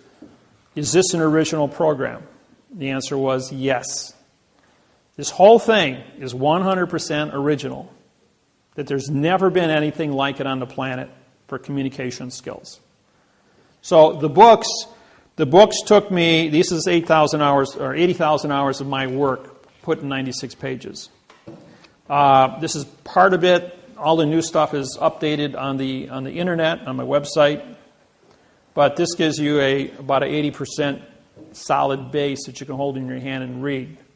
And it takes about 200 hours. I charge $200 for the books because they're the only ones like it on the planet. There's no competition for it. So they're very unique. People that have them guard them. They don't treat them like garbage, like the local newspaper, because when you put value on something, it becomes valuable. If I gave you this marker, you'd use it, put it down, and walk away. If I charge you $200 for this marker, you'd put it in a glass jar, put it up on your fireplace, and say, "That's valuable." Because of what it means to you. Education is the same way. You go to college and you pay for an education, you put value on it, you stay awake in class. If somebody else gives you a scholarship and your schooling is free, you sleep through class. Or you put a tape recorder and say, "I'll study later," but you don't learn anything. Yes? So does it teach you how to write sentences or to read? Yeah, it's got all that. As a matter of fact, the back of the cover page, this is the key to the book. This one page took 6 years of my life to write, 12,000 hours of study, to go and travel all over the United States. I spent a great deal of time in the fifth basement under the Philadelphia Library.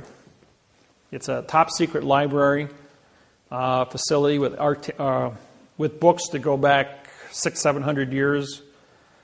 And once I get into the old books, I can syntax 2/3 of all the missing words.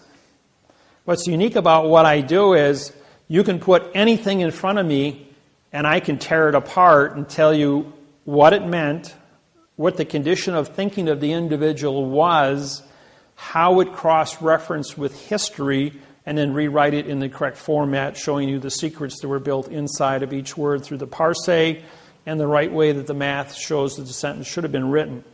Even if a person wrote a sentence incorrect, I've memorized the book on synonyms, the book of parse, the dictionary, Encyclopedia Britannica, World Book, Rules of Trusts writing. And with that amount of cross-referencing as a historian, also did 12 years on genealogy, knowing where the planet started from, and how the different ethnic groups have moved across the planet with 13 tribes, and how they've interfaced with each other. So my my background is very unique. I sleep 3 hours a day. I didn't sleep for 8 years completely. I was, for those that don't know, I died on December 3rd, 1975. I had my right kidney removed. Both of my adrenal glands were surgically removed by a South Korean doctor in an operation. I had gotten sick. My right kidney was killed I was caught in the 1968 riots in Milwaukee, and they kicked my right kidney like you tee a football off 7 times. I got pinned down by 8 boys. After I got out of work, I had arrested one of them for shoplifting. I worked at Sears and Roebuck. I was 18 years old. So his little gang of guys jumped me when I got out of work at 9 o'clock at night, and they tried to kill me. They killed my right kidney. And it took 7 years before it finally knocked me down. Even though it was dead inside me, my body had created a callus around the kidney. It was about the size of my fist, and it was just black tissue. Because of the poison leaking into my system, it created a super immune system fighting this poison on a full-time basis for 7 years. When they removed that, the doctor, who had never operated on a human being before, cut my right adrenal gland out with it because it's attached to the kidney. Then he thought he was supposed to remove my left kidney, which was healthy. So he cut that in half and took out my left adrenal gland and half my left kidney. Well, it left me, I went into anesthesia shock, and I was flatlined. I died on the operating table. They couldn't jumpstart me, and I wound up in a morgue, cut in half with my heart hanging out of my chest for 35 minutes without a heartbeat.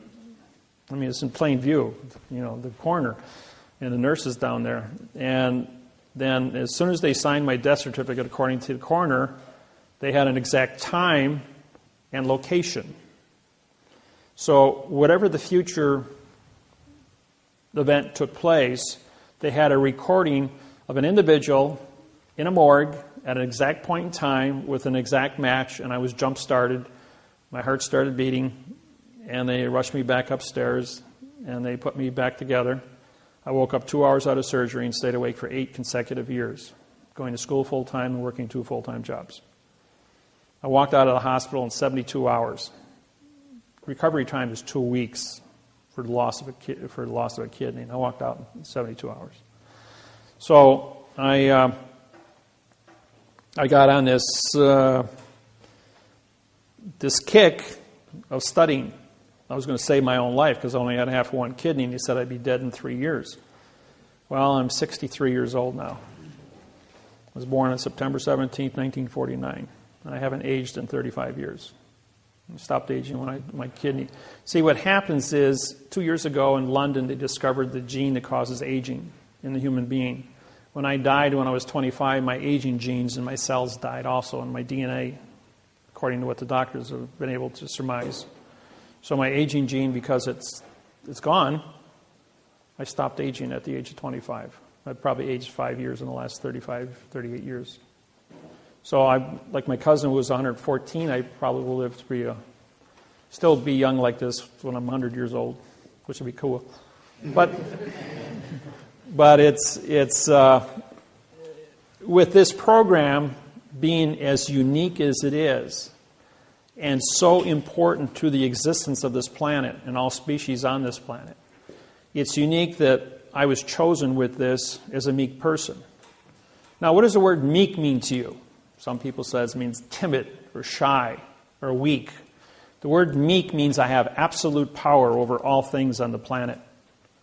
And I have discretion. In other words, I'm a teacher.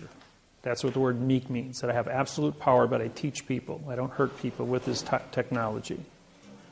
Even though I am the judge-prosecutor, because the judges are the ones that go out and harvest the people, I sit down with the judges and I say, listen, here's your signed confession. You can choose 30 years in prison, or you're the guy that you've buried the bodies, now go dig them up. Or retire. That's it. You got 3 choices. Because if you think you're going to continue, ain't going to happen. So, and that's unique. And I have a lot of people all the way across the world at the top of the food chain, ambassadors, presidents. I was elected King of Hawaii in June of 1997. That's not a joke. The 72 Hawaiian families got together, and they elected me the King of Hawaii. But I am a king over one thing: parse, syntax, grammar. Now, grammar controls contract. So all contracts, treaties, and trusts with the United States government and the Postal Service are a result of what is written on paper. I don't interfere with any culture on planet Earth. I don't interfere with any political organization, religious beliefs, nothing. My sole purpose is contract. What is a preposition? What is an article? What is a fact? Or I should rephrase it. What is a position? What is a lodial? What is a fact? So, when I was elected king, I was a king of contracts. That anybody, any two people, any two tribes within the Hawaiian 72 tribes.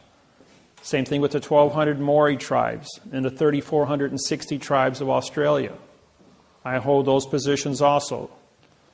That I was elected into a position and adopted by their tribal councils to be in charge of contracts. And countries all over the world have asked me for help in the suppression that they've suffered from one country taking over their country. Take Ireland, for instance. In July, I did a radio show for the Irish Republic on their by internet radio. It was supposed to be a 20-minute spot, lasted 2 hours and 45 minutes. When I got off the radio, the next day my phone rang, and it was the Irish Parliament called me and said, "Could you write a constitution for us?" And they said, how much time do you need? 3-4 months, they said. I said, how about tomorrow afternoon? He says, you're going to do a constitution for us in one day? He says, yeah. I says, I'll deliver it to you tomorrow. It'll be 59 paragraphs long. And I did. Overnight, I wrote him a constitution, supplied it to the Irish Parliament. They took 2 days to pore over it, voted on it unanimously, took it to the London Parliament, and London Parliament pored over it for 3 days. And in August, I think it was August 2nd of 2011, Ireland received their independence for the first time in 660 years from England. 2 days after that, Queen Elizabeth was on BBC announcing that all United Kingdom constitutions were null and void because I syntaxed them. She pulled my passport for New Zealand and Australia, so I syntaxed her constitution, disqualified the United Kingdom worldwide. When they pulled my Canadian passport, I syntaxed the Magna Carta. It was sold at Christie's of London for $6.7 million as a historical document with no value.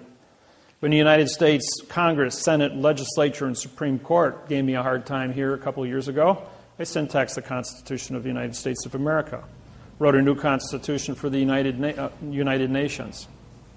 And now the Constitution, the Bill of Rights, and the Declaration of Independence is going to be auctioned this year in Washington, D.C., because it's a historical document and has no value. Benjamin Franklin was a triple agent, French attorney working for the English crown to capture the United States and give it back to England, which he was successful in doing through adverb-verb. When I did a seminar in Atlanta, Georgia, for 72 people, we had the senator from Georgia. He came to the seminar along with several Supreme Court judges from Georgia. I said to him, you guys had a civil war down here. And Grant went ahead and he and Lee got together and you guys signed a surrender treaty here. I said, a syntax that's written in adverb-verb doesn't say anything. I says, the southern states are as independent as a Confederate agency as the North is. I says, you guys were never conquered by war. This is Title 28, Section 1359 is collusion. You had a gun to your head to sign a contract. The contract was written in adverb-verb. Both people had a second-grade reading level. You don't have a contract. You know what happened the next day? The Confederate flag was raised above the Capitol in Atlanta, Georgia. Made all the newspapers around the world. And all the southern states put up the Confederate flag on top of the Capitol buildings. Florida, South Carolina, Georgia, Alabama, Louisiana. Everybody's going like, what's going on? It says, you can't surrender to a gun in your face. When the Constitution of the United States ended on November 2nd, 1859, the United States of America did not exist. The South was an independent country. They created the Articles of Confederation. Article was a pronoun, of is an adverb, making confederation a verb. That was a lie. So they don't exist either. It's an illusion. So their illusion versus the United States of America, of is an adverb, making America a verb. Illusion. How does two illusions create a fact? They don't. So therefore, everybody's still independent. How do you spell independent? I-N-D, a vowel and two consonants, no contract. Because it's an opinion. So you got 8 billion people with an opinion about where you stand and who you are. So when they put up the flags, the United States Supreme Court came back and said, we don't have jurisdiction. And they were right. And they see, all these years, 150 years went by, and nobody knew what they were doing. Until I stood up and said, hey, the king has new clothes. And everybody knows the king has new clothes story. Question? I just want to go back to the book. I think on your website, I saw something referencing to some DVDs to study along with the book. All the DVDs from every seminar I've done since 1999 are on the internet. Free. Just type in David-Wynn Miller videos. Anything you want. Facebook, MySpace, Twitter, Google, AOL, Yahoo. I can't even think of all the rest of them. They're up there. Gmail. And you'll get all the videos you want. There's 200 hours of different videos, seminars. There's the Facebook has got the 17-hour series from Australia. I went down there. That's when they pulled my visa. You see, I'm a federal judge in New South Wales, Australia, Auckland, New Zealand, and also a full barrister with the British United Kingdom. Now, I was awarded that because they couldn't win. They lost 129 cases to me. I've indicted 129 of their judges. And they don't know what to do with me, so they had to make me a barrister and a federal judge, thinking that that would be okay, you know. Well, the very last trial I was at, in the Land Environmental Court, the judge stood up 4 times and bowed to me. All of the lawyers coming and going in the courtroom during the time of the 1.5-hour presentation I put on in front of 4 TV cameras. I mean, these are the big TV cameras they had in the room there, which were broadcasted all over Australia to all the courthouses so that they could watch. And then I told the judge, I says, you know, Judge, you've been on the bench 28 years. But you're the new kid on the block. You got pulled for this duty, and you've only been sitting on the bench here in Land and Environmental for 3 days. I says, and they set you up to come in front of me because they knew what I was going to do, and none of the other judges that were older than you wanted to get caught in my crosshairs. And I says, I'm the only judge in this court. I says, that seal you got behind you is a good cartoon. I called it a cartoon. The judge turns around and looks at it and says, yeah, it's a cartoon. The first day I was in court with these people, underneath the seal of all the courts, they have a ribbon. The ribbon has words on it. Between the words, they have dots. Because it's a seal, a dot is used in 2 locations under syntax. On a seal, it's used as a prepositional phrase. On money, it's used as a prepositional phrase because of the restriction of space. So the dot between words, in other words, if I were to have a word here, if I put it here, it's called a period. But if I put it in the middle, that's a prepositional phrase. So if I did this, and I said for the possession, this would be for the width of the with the possession. Each dot would represent a prepositional phrase. And that's syntax, folks. I says, Judge, you're here talking to me in adverb verb. You're here filing paperwork in adverb verb, and yet your seal on the back of the wall says you are advertising syntax, which means you have to be correct. Otherwise, you're guilty of perjury by signed confession. I says, and I handed you a correct parse syntax grammar lawsuit, and I am the only federal judge, and I held up my oath, in Australia. I have the only correct written contract in front of you. I says, so I have the flag, I have the oath, and I have the paperwork, and the paperwork is the court, and I signed a stamp. Where's your signed stamp? I'm postmaster, banker, and judge of this courtroom. Judge stands up and bows to me. And after the fourth bow, he walked out of the courtroom, bowed to me backwards, surrendering the court to me as a chief federal judge of Australia. Then I went up to see the Supreme Court, and they locked me out.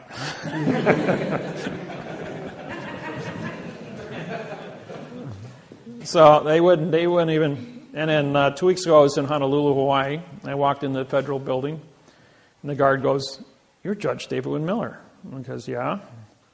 He says, "I got a flyer on you." He says, "You're not allowed in the building." He says, he got on the radio and he called the marshals. He says, you can only be in the building if the marshals are escorting you. So I had 5 more, the guys that run the metal detectors, 5 more sheriffs come walking over. And they're all standing there in front of me with their arms folded. I must really be a dangerous person in your courthouse here. He says, "Well, you're here to arrest our judges." I says, "Yeah, I have warrants for 33 judges in your courthouse, signed by the United States Supreme Court and the World Court at The Hague. I'm the chief judge of Hawaiian Islands, federal judge." I says, "You guys are only district, which is demon god of the underworld for trickery judges." I says, "So you don't have any standing here." I says, "I've got the only standing."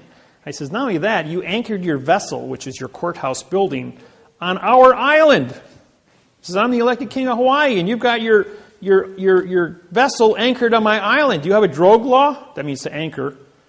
"In the correct parse syntax grammar to anchor your vessel on my island?" "I don't think so." "Do you have a sea pass, SEE, to pass through our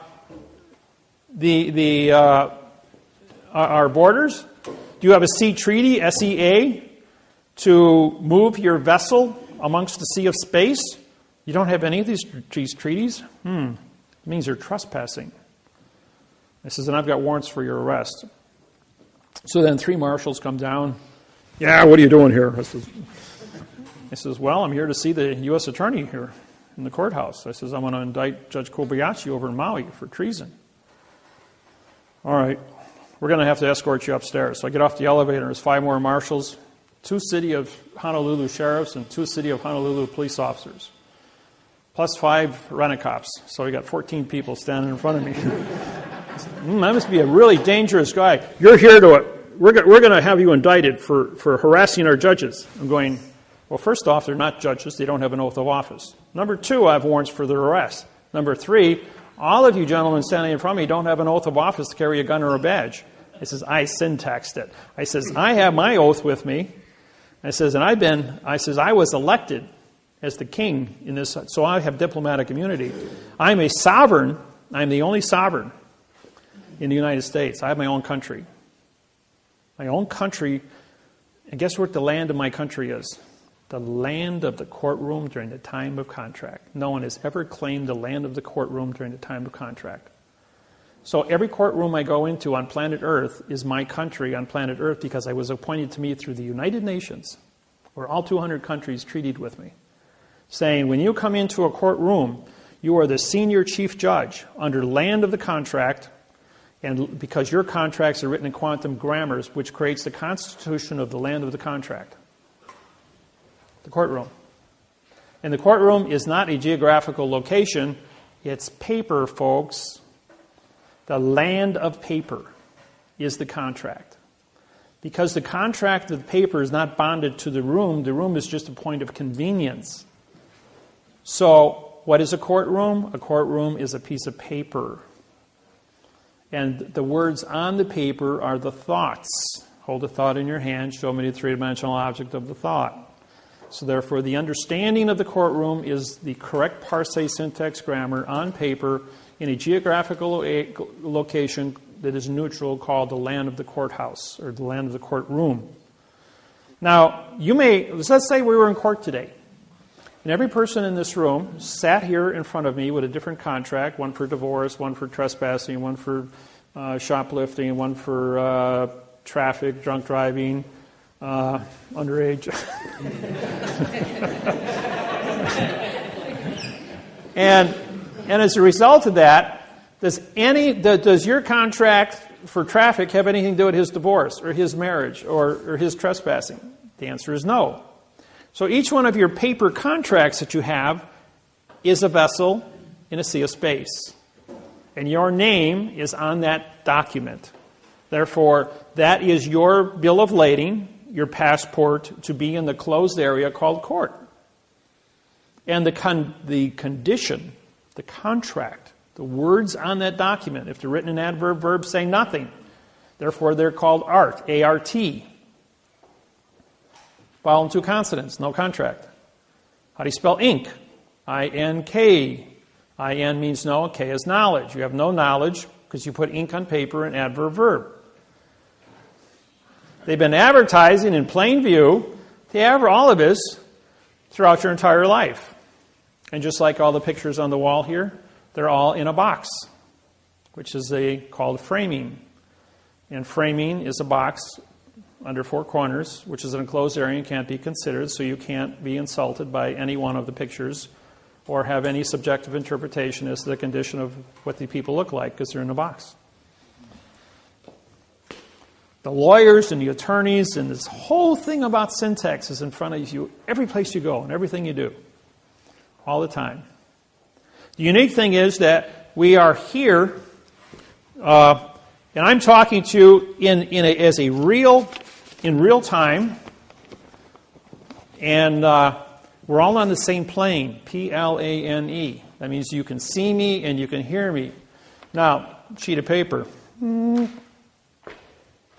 I just disappeared. You can't see me anymore. I'm on a stage, even though it's 0.02 of an inch thick, called a piece of paper. I changed my plane. I just disappeared. Now I'm on a stage. On a stage, you can't see me. You can't hear me. You can't be insulted by me in any way, shape, or form. It's only your subjective interpretation as to what you see and hear now. That's why actors, Federal Rules of Civil Procedure 44.1, all judges are actors. And they're on a different plane than you are. Therefore, you can't see them or hear them. That's why they're immune, because they haven't said anything or done anything. Now, who sits in front of the actor on the stage? The clerk of the court with the computer. And what do you see her do? The whole time the judge is up there with his computer screen. He's typing here like this. He's telling the judge what to do because she's on your plane and she's the puppet master and he's the actor being told what to do. So the clerk of the court, who takes the paper? Right. Who takes the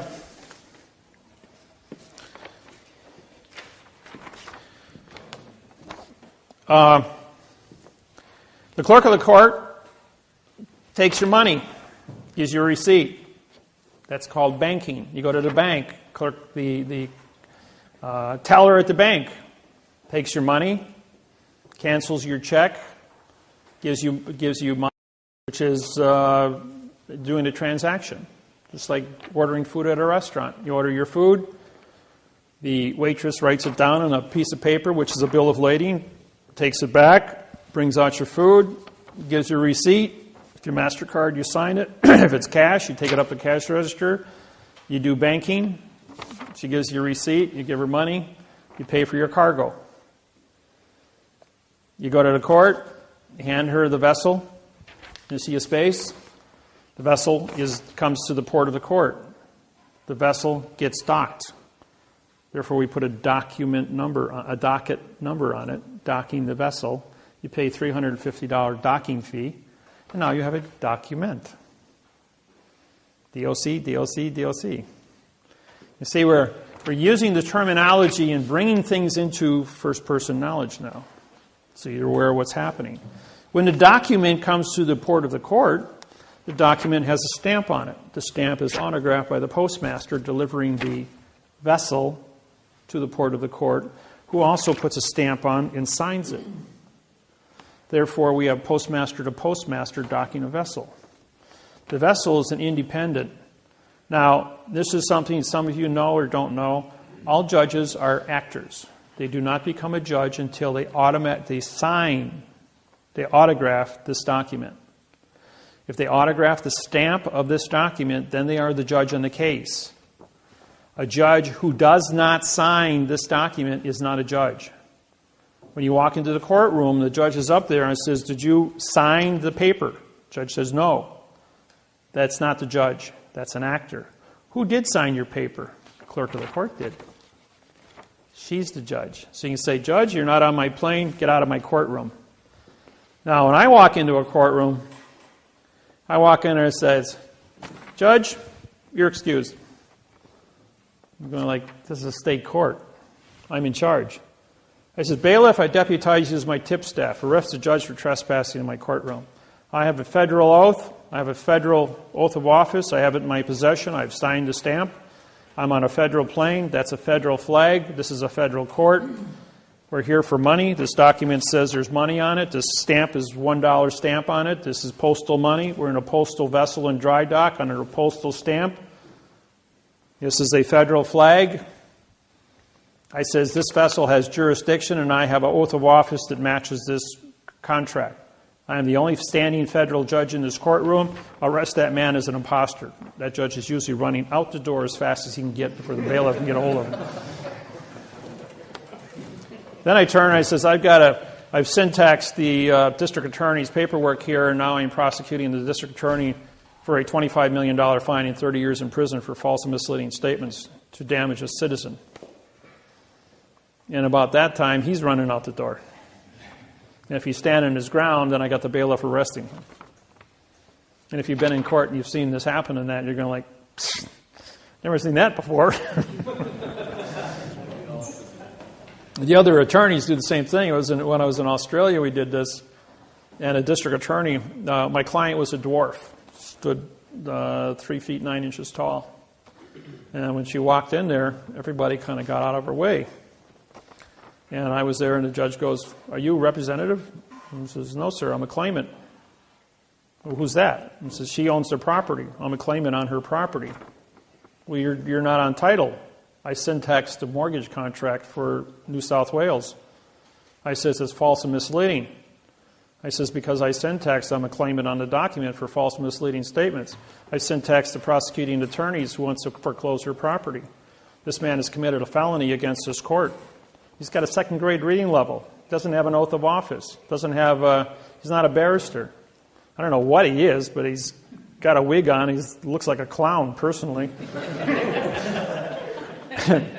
And this guy is like, "How can you talk to me like that?" I says, "Because I'm a federal judge in New South Wales, and I have a federal oath, and we're in a state court, mind you." And I says, "And as a state, it says you may be a state judge, but you're not on our plane, therefore you've not come to court. Clerk of the courts," I says, "I hereby deputize you as my clerk." I says, "Bailiff," I says, "you're now my tipstaff." I says, "This is a federal court. Arrest this person for treason against the people. Arrest the judge for impersonation." And the judge stands up and goes, "We're going to continue this for another 45 days. I said, "You can't continue anything. I already arrested you guys. You're out of the picture." And this guy turns to these 12 barristers sitting behind him and he goes like, "This guy just handed my head to me in a basket." He goes, "Do something." And they all took their coats and pulled them over their heads, and they all talking through their coats going, "He's your problem."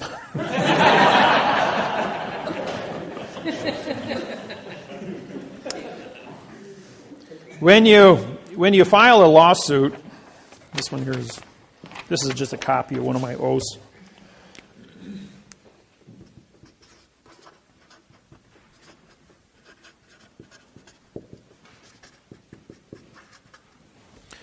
What I do is, We have a stamp on one side because it has value.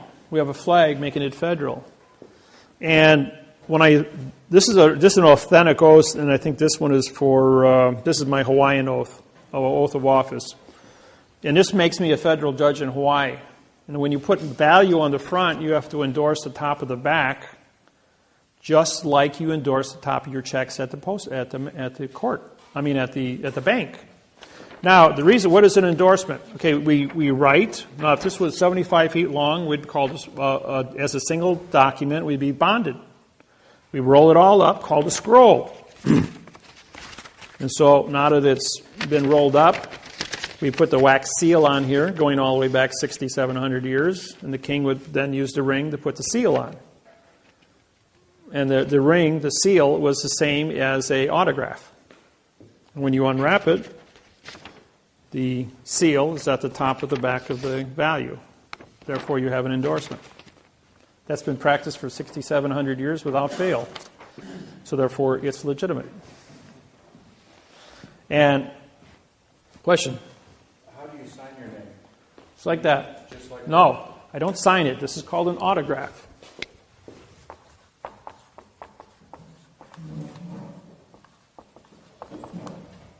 Autograph.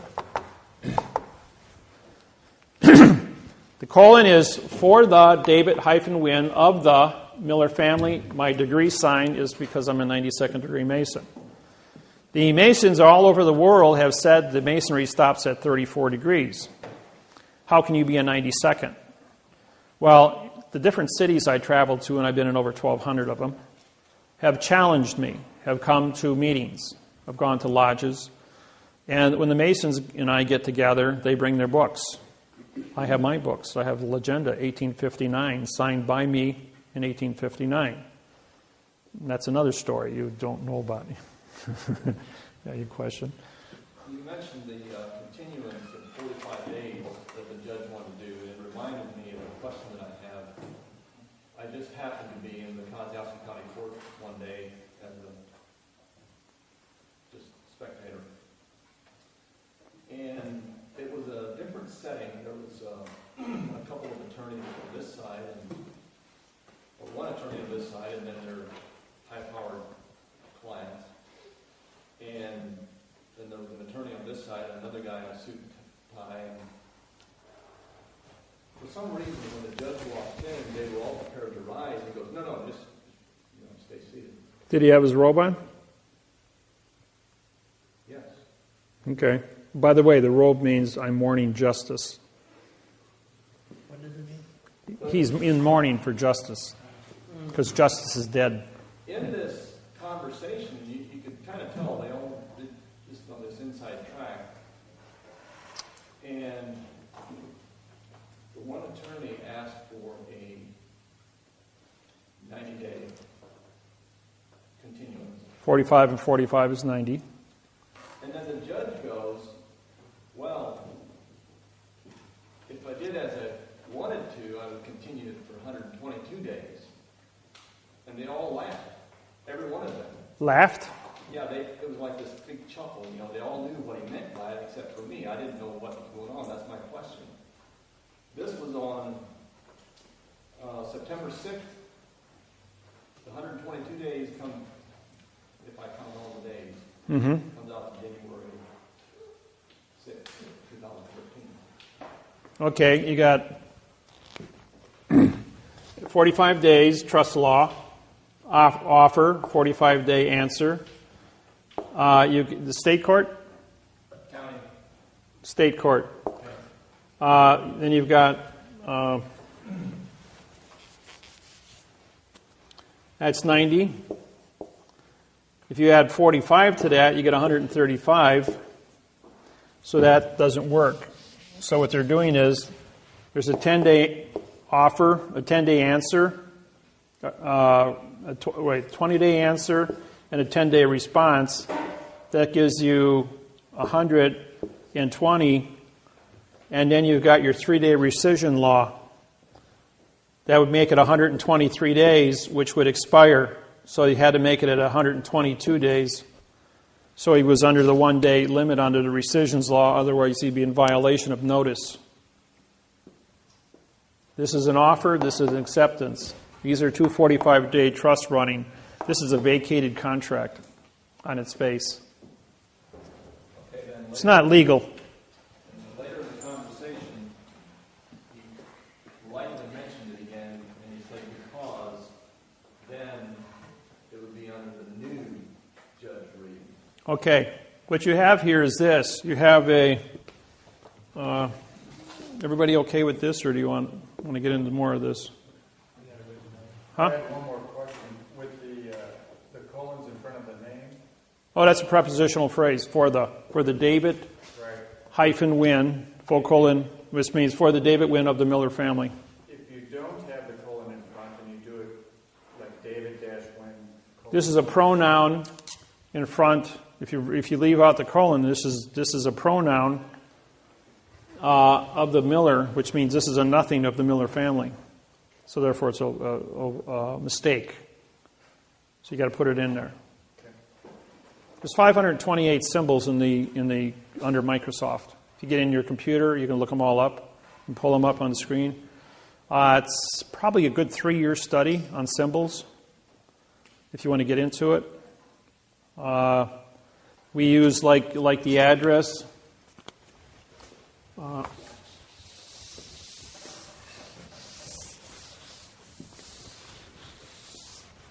Like my address in Milwaukee.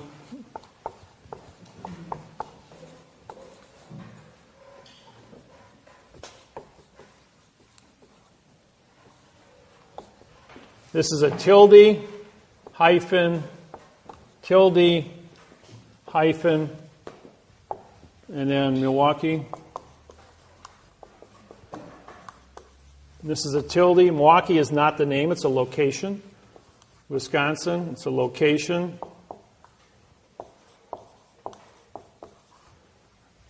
And you put tildes. Tilde means location.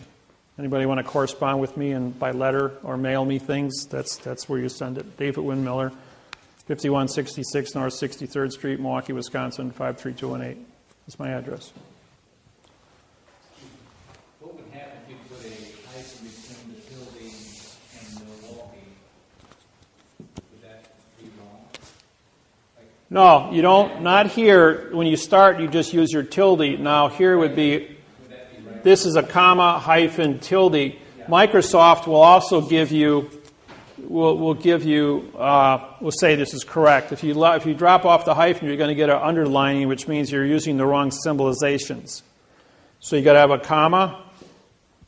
Now, when you write the state, this is a letter, this is a number. These are two different entities. You don't, even though this might be a WIP or WI dot for postal codes, whenever you go from a word to a number, like this here, you don't need the, this actually has have to have a hyphen here too. But from the number to the street, you can use the hyphen. Is it incorrect if you put a tilde after the hyphen between street and the hyphen? You can put a tilde here or not put a tilde here. It's irrelevant.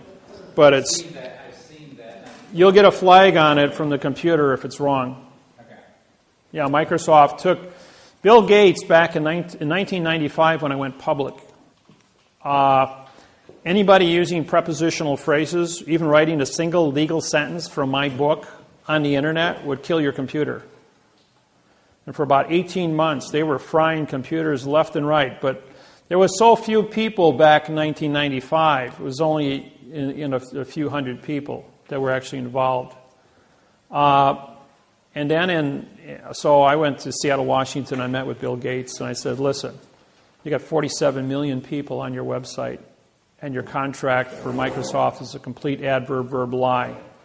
Feeling lucky today under Title 15, Section 1692E, under false and misleading statements for a $25 million fine per person. Put the antivirus in there and take it out. So a couple days later, no more problems. So then computers upgraded, right? People that had the old computers, and I've got a couple of the old ones from 1995, where the antivirus never went in. It's still trapped in the hard drive. If you plug it into a new computer, it'll kill it. It'll actually start on fire. I'm serious. And some of the old computer hackers go, that can't happen. So they fried up 2 computers going, we ain't going to take your new one and cook it. But there's a few of the old dinosaurs still laying around with that old virus, that old secret virus laying in it. But nobody uses 95 computers anymore. I got the old 86 processor yet, someplace in my basement.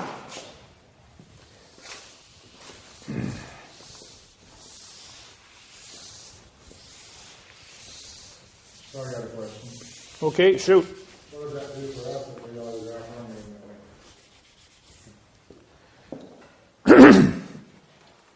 name? As soon as you autograph your name in that manner, it says that you've been exposed to this technology.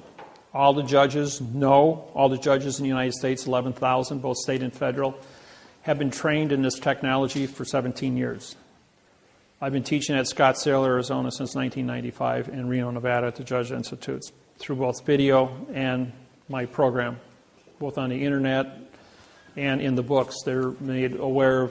Every year we pass out the books to the judges here in New Zealand, Australia, England, United Nations. They get copies of my books so they can stay up to speed on what's happening. Federal government, the FBI's got a huge file on me. My passport has about 40 pages of credentials on it for all the treaties I have worldwide with all the different countries, banking, ambassadorships,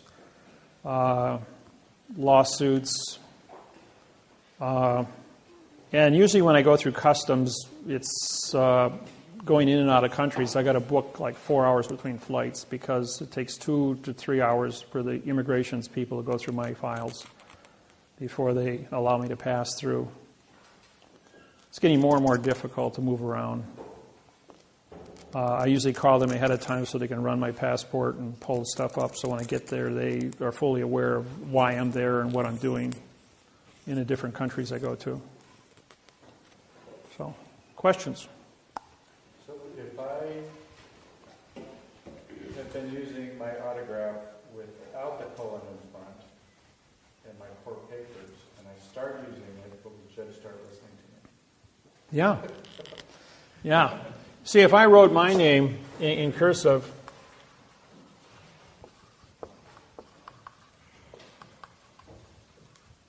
like that, the word cursive,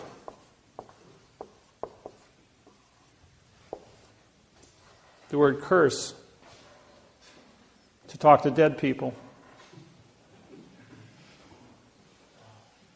And this is an adjective pronoun. This is also classified as italic, which means it's removed from the paper, so it's blank. So when I autograph my paper, I should print it like you have done? Correct. You do it like this. Okay, so But if you're not a Mason, don't put the degree sign on there. I do that. But they're fully aware of that. So my autograph should be printed upper lowercase. Everybody should be printing. This was taught to you. When I was a kid in school, they cracked my knuckles with rulers because I would write what I would write correct. They made it mandatory that everybody use cursive because they wanted you to disqualify your contract by using cursive, by dead language.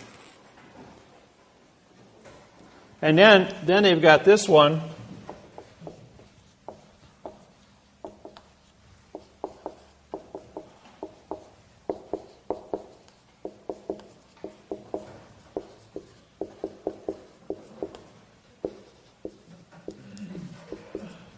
Everybody know that little one? This is an adverb. This is a verb. I swear to talk to dead people in the future tense to make fiction, the being an adverb with no contract of an opinion, so as an adverb to make an illusion, me as a adverb, feel like an adverb today, folks, to modify the verb God. which is incorrect. Now, when, for those, I don't know how many of you know about the 1996 seminar I did in Indianapolis, Indiana, for 47 ministers. Broke my own rules. Velma. All right, let's shut my own phone down here. Vibrate only. Okay. In June of 1996, I did a seminar in Indianapolis, Indiana, for 47 ministers from 16 different religions. We had Muslims, Jews, Christians, Hindus, Buddhists. I mean, you talk about a room full of people. And I was to do a 12-hour seminar in front of all these ministers on syntaxing all their different Bibles and conduct this thing for 12 hours and keep peace at the same time. And that's somewhat of a... Everybody that looked at that said, "Were you crazy? That's like walking into a lion's den with steaks hanging all over you." So I went ahead and I walked into the room, and we had a Jew, a Christian, and a Muslim sitting next to each other. And within 5 minutes, the three of them talking back and forth were trying to pull the chairs out of the floor and kill each other with them. I mean, they actually had the chairs up and they were ready to hit each other. Wait a minute, you guys are men of God, right? You're supposed to be compassionate people. And he says, "Let me ask you a question before you kill each other. Does 3 plus 3 equal 6? And I want to show of hands, and all 47 hands went up. It says, "Hey, Mr. Jew, why didn't you kill the Christian and the Muslim because 3 plus 3 equals 6? He goes, "Well, that's a math problem." He says, "No one ever went to war over a math problem." I says, "You guys understand that." I says, "Do you know that every single one of you in this room put an adverb in front of the word God?" And everyone all got to think, what does it say? The church of God. Adverb, verb, adverb, verb. The house of God. Church of Christ. Church is a pronoun. It's an adverb making Christ a verb. It says, every condition that you have said here, you've put an adverb in front of your belief. And just like that, everyone in the room goes, "Well, God's not a verb. He's a fact." Says, "Then what did you all put it down in writing for? I mean, you put your signs up in front of the..." "Well, that's what the lawyers told us to do when they wrote the signs." I says, "Yeah, lawyers are liars. So are attorneys." I says, "The whole thing is to keep you kept in the world of fiction." Now, where did laws come from?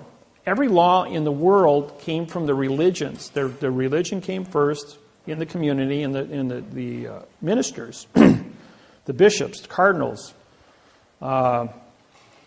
Anybody who was a church leader, a religious leader, engineered condition of brainwashing for 8,500 years, going back to the beginning of written history. And I took time to do the studies on this, and that's why I can make the statement to everybody. I'm not here to disqualify anybody's religious beliefs. It's just subjective interpretation of knowing how how you got into the situation in the first place. So it's important that all of us are aware of our heritage. And what we're doing is we're bringing things into a mathematical procedure of knowing where the secrets lie. When you're able to learn syntax and get into the Bibles, any Bible you want to choose, and identify those parts of speech and put the missing words in, you're going to see new definitions. And they can be written both frontwards and backwards. And that's the unique thing. The math interface on grammar was very simple. I spent 3 years with all different kinds of different programs in math, trying to break this code. And the code was x plus 1 equals 2, 2 minus 1, yeah.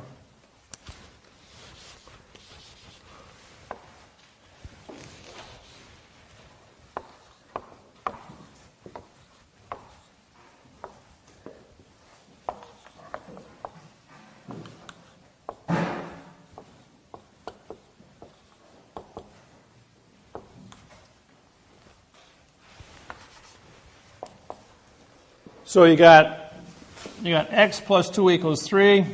3 minus 2 equals 1. 1 equals x. X times 3 equals 6. 6 divided by 3 equals 2. 2 equals x. In other words, we add, subtract, multiply, and divide to find out, by doing math backwards, what the secret is to correct the math. And no one ever went to oral math problem because they said we just do it backwards and check your math. That was pretty simple. So what I have in my hand here is a pen. I throw that pen up in the air. The motion of thinking didn't change this fact. So motion, and the courts always want you to file motions. But they change the facts with motions because what they're doing is they're modifying the facts with adverbs, creating verbs. But the verb, now they want to say the pen, does an adverb making pen a verb. They want to take this article and change it into something that's not. Therefore, you commit perjury. So if we go back to this problem here, if we have a fact here at the beginning, and we have a fact over here, we have a fact here, and we have a fact here, this must be a correct program. The thing that appears in front of a fact is a conjunction, which is and or. Those are the only two conjunctions in the English language.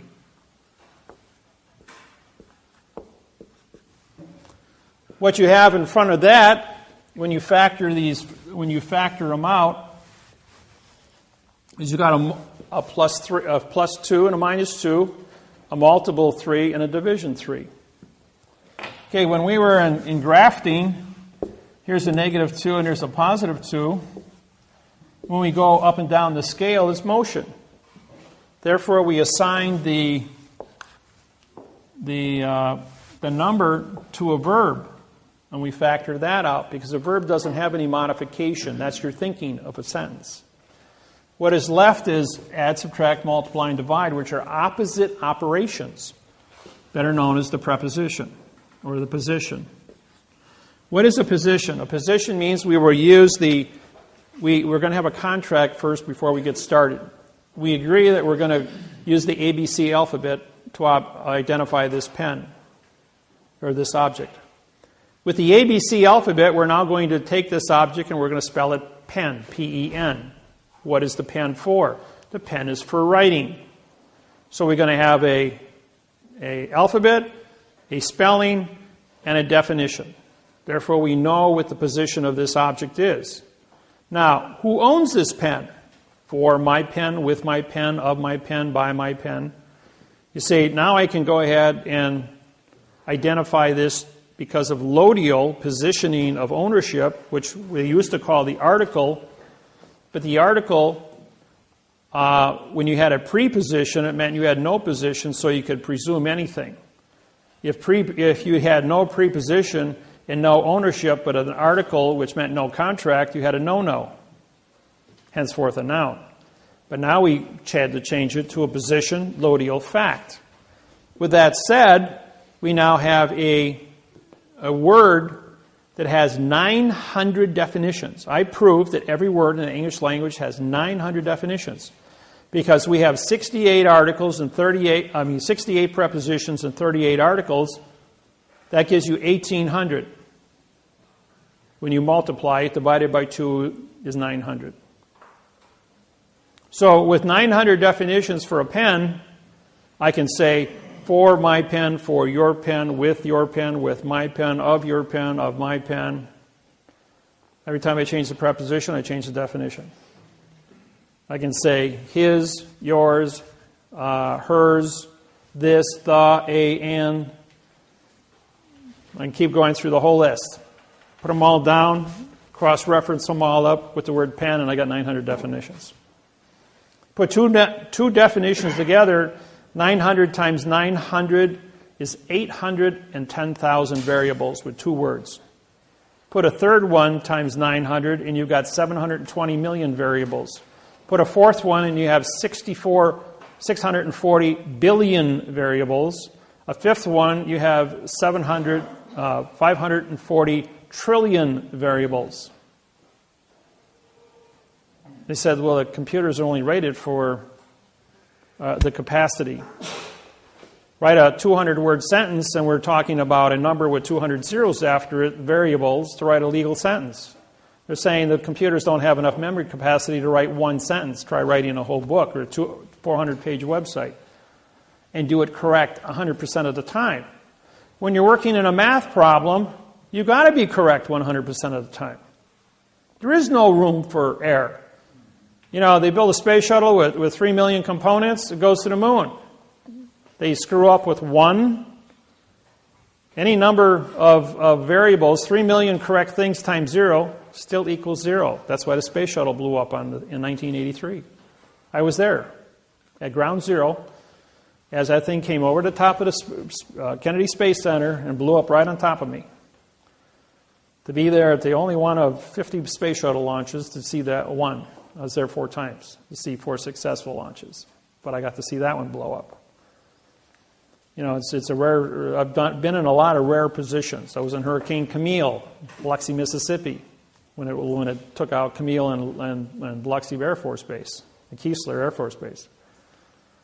I was at ground zero in a body cleanup in 1969, in August. There's a lot of unique things I've been exposed to. Been in tornadoes, been picked up. I had my car picked up in a tornado, survived that. The man in front of me died. His car got flipped over and blew up. He was destroyed. Just 80 miles an hour. That much to travel 15 feet. He died. I didn't, because he was 15 feet in front of me. The amount of things, why you're here, why you're supposed to be here, all the split-second things that happen in your life, but the snap of a finger. I was 18 years old. I'm standing up against a tree. I'm playing with a 20-gauge shotgun shell while rabbit hunting, and I bend over to pick up. I dropped the shell, and as I bent over to pick it up, a 30-30 slug split the back of my jacket open. Did I drop that pen, or was it knocked out of my hand? Knocked out of your hand. And I bent over to pick it up just as the slug split through my jacket, and I still have the bullet hole in the back of my middle of my back. A scar formed years later. And it's quite prevalent. It's about 1 inch in diameter, about a 1/4 inch deep, where the bullet went through me. But why am I still here doing this? Is because I'm supposed to be. And if they are successful in assassinating me, they just go back and reset the clock and jump and fix it. Because this math interface on communications will stop wars and guarantee that planet Earth does have a future, not only with our own people, our own races, our own tribes, or with E.T. when he shows up. Because eventually we're going to evolve. We're out there in space. We're broadcasting. You don't think those signals don't go out? And somebody's going to be listening someplace and show up here? You know, do the math.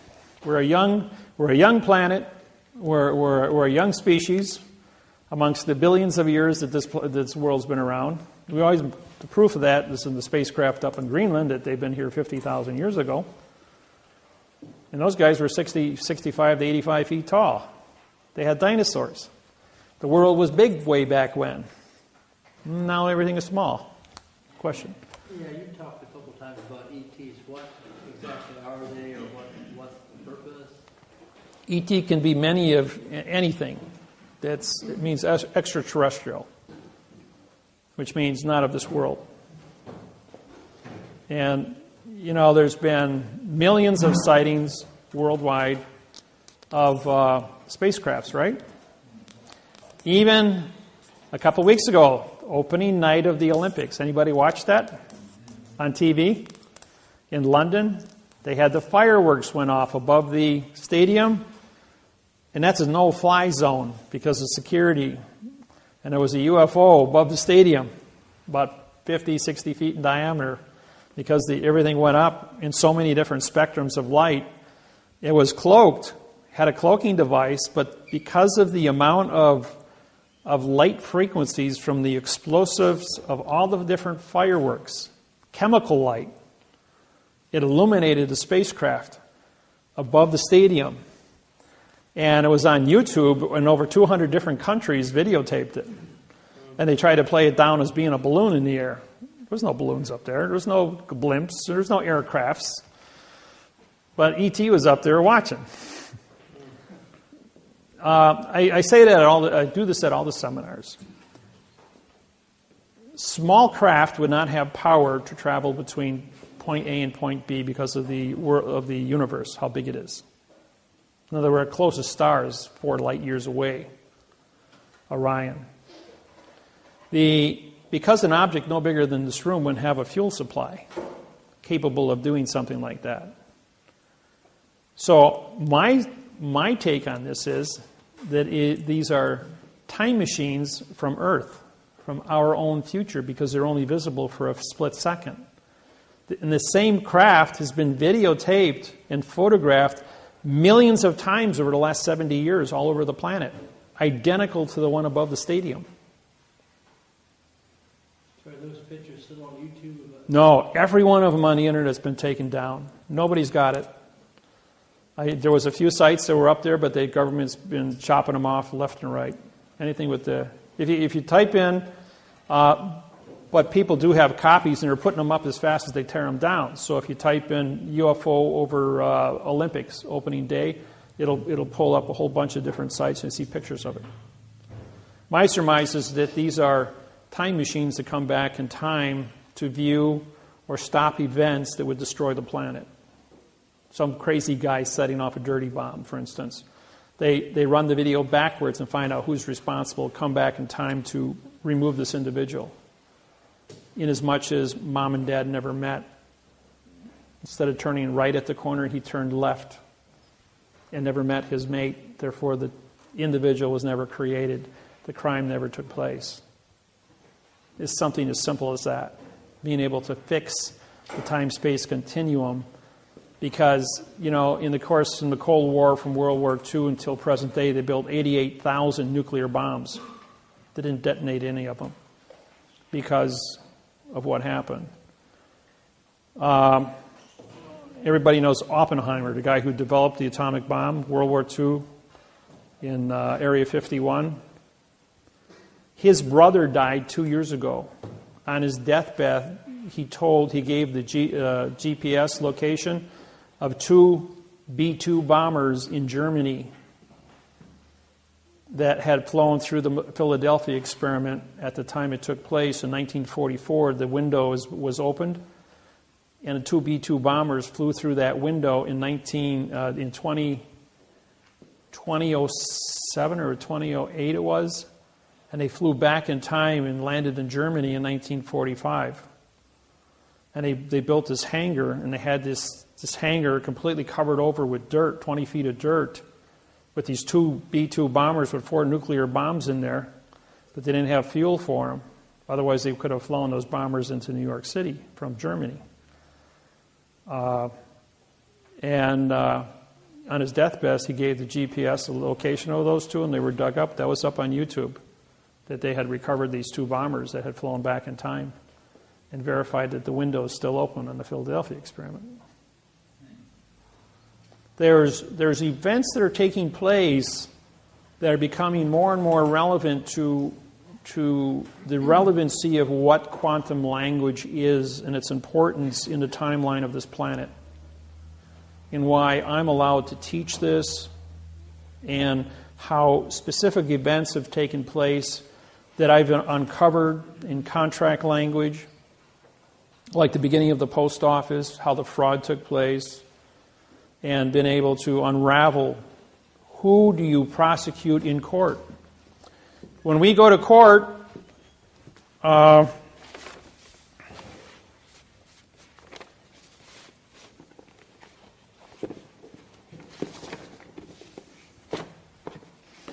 this here is a federal lawsuit that I wrote. This deals with, this one is for, this is the International Maritime Organization. Russell Gould and I put this one together. But this is a document contract, federal postal court, federal court venue document. It's postal, folks. We have federal flag and a federal postage stamp. This is a federal court we're suing. When this goes into this commission under maritime law, this is the court. This paper is. And when it's filed at the Maritime Commission, this was filed creating this vessel in a sea of space to be the court. They have to come into the understanding of the syntax within this document and say, all the Maritime Commission officers have to say, show me your correct parse, syntax, grammar, oath of office. Show me the correct parse, syntax, laws, rules, regulations, and codes that allow you to do and capture the things you capture. We have rewritten your lawsuit or rewritten your charter in the correct parse, syntax, grammar. And we are now forming a treaty with you through the Document Contract Postal Vessel Corporation. That's myself and Russell Gould. Yes? So if you taught this stuff to them, you mentioned in 2000, why are they still going on in their fiction? They're only advertising the fiction to you as the population. Why?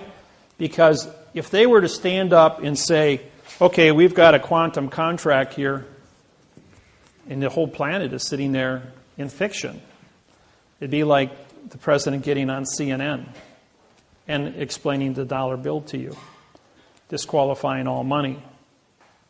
You can't have...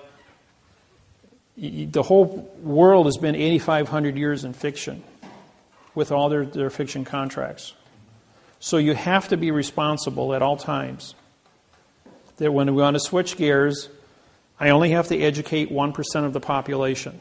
Those are your political leaders, your judges, your attorneys, your politicians, Congress, Senate, the legislature of all 250 countries, all the bankers, simultaneously, where the United Nations stands up and says, we're going to switch gears today. Everybody changes on the same day. Is that going to happen? Yeah, it's going to happen. Just like they had the new money come out. They went to the euro. These were different exercises in communicating a change, a dynamic change of a large area of international trade, commerce, and contract, and see how the people accepted it. Well, it worked for the euro. It worked for when the new money came out. Nobody got crazy. Stock market didn't go nuts. So any time frame? Well, 12/21/2012 is a couple of weeks away. We'll find out, because that's what all the calendars say is the beginning of the end. Yes? So are we going to have an Amero? Well, okay, the Amero is Canada, Mexico, and the United States, and Central America. In other words, everyone on the North American continent using the same currency. And tear down the borders between Canada and Mexico so that it would be one country under the postal. The Amero is a reality, but it's not in place yet because of the trade, the value of trade between the different countries. The contract that surrounds the Amero is written in adverb verb. That's why it has not been implemented. It may be implemented with the next presidential election, provided the treaties have been reconfigured. When I went to China, we took the new transportation money contracts in quantum grammar. These are the upgrades from 2000 on the international trade agreements we wrote with the different 82 country banking. And those have now been implemented. We spent $2,500 on mailings to mail out the new contracts to all the same countries that we are treated with beforehand. We sued all 50 election boards with the correct parse, syntax, grammar election forms, which are 7, and 25 government agencies here about 6 weeks ago, before we went over to China. Those were all sent out registered mail. Pink card return receipts. We haven't gotten back a single pink card.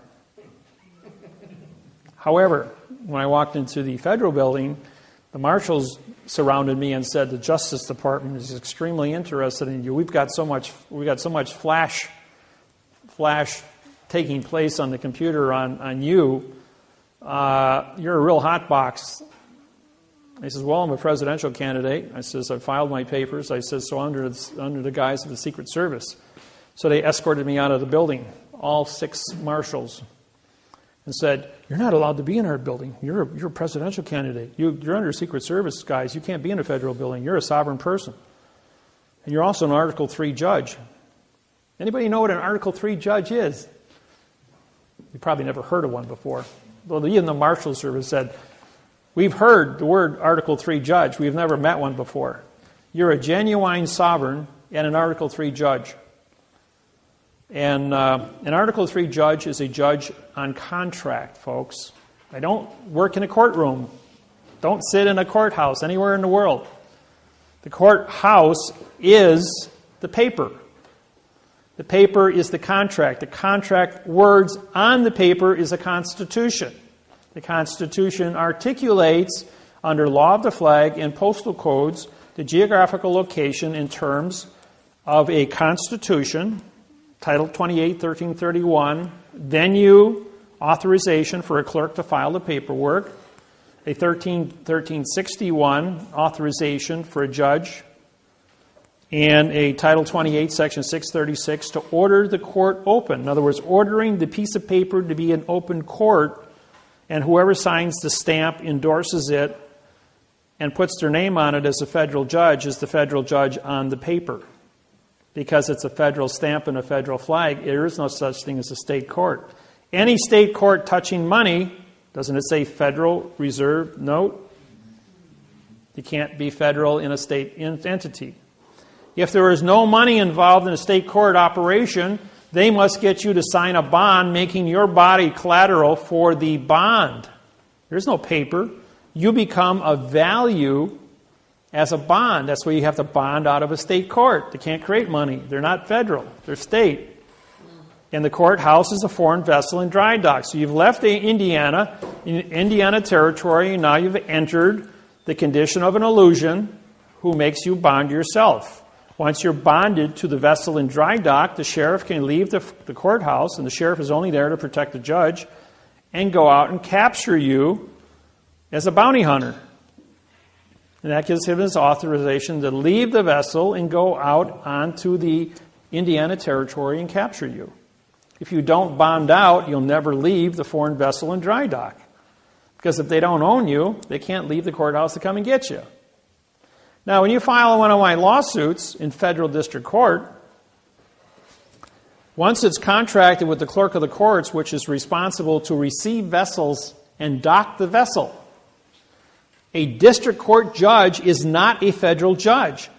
They must sign the federal oath and must sign the federal lawsuit to be a federal judge on the lawsuit. The federal judge is going to come back.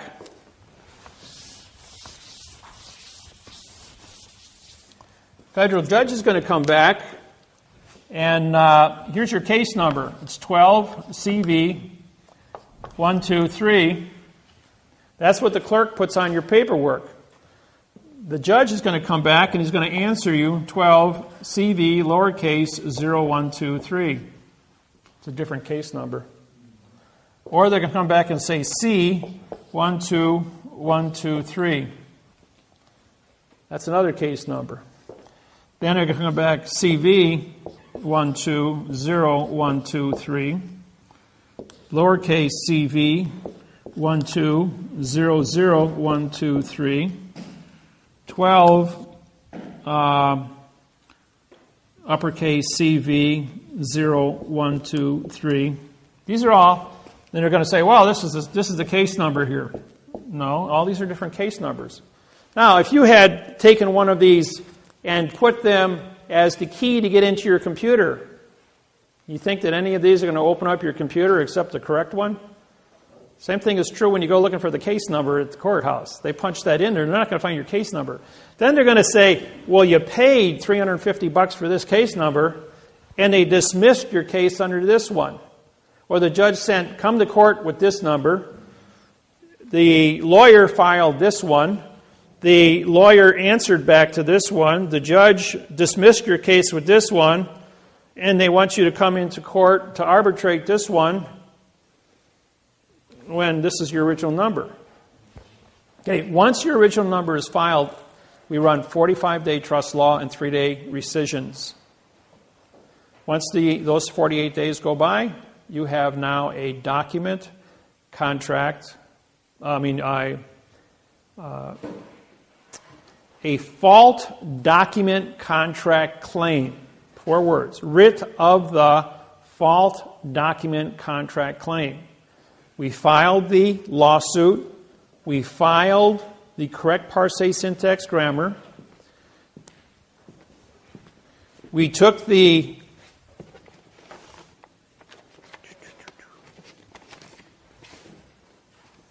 let's see here. There it is. This here is your deed of trust to your property here in Indiana. And we identified every single word by placing a number on top of it.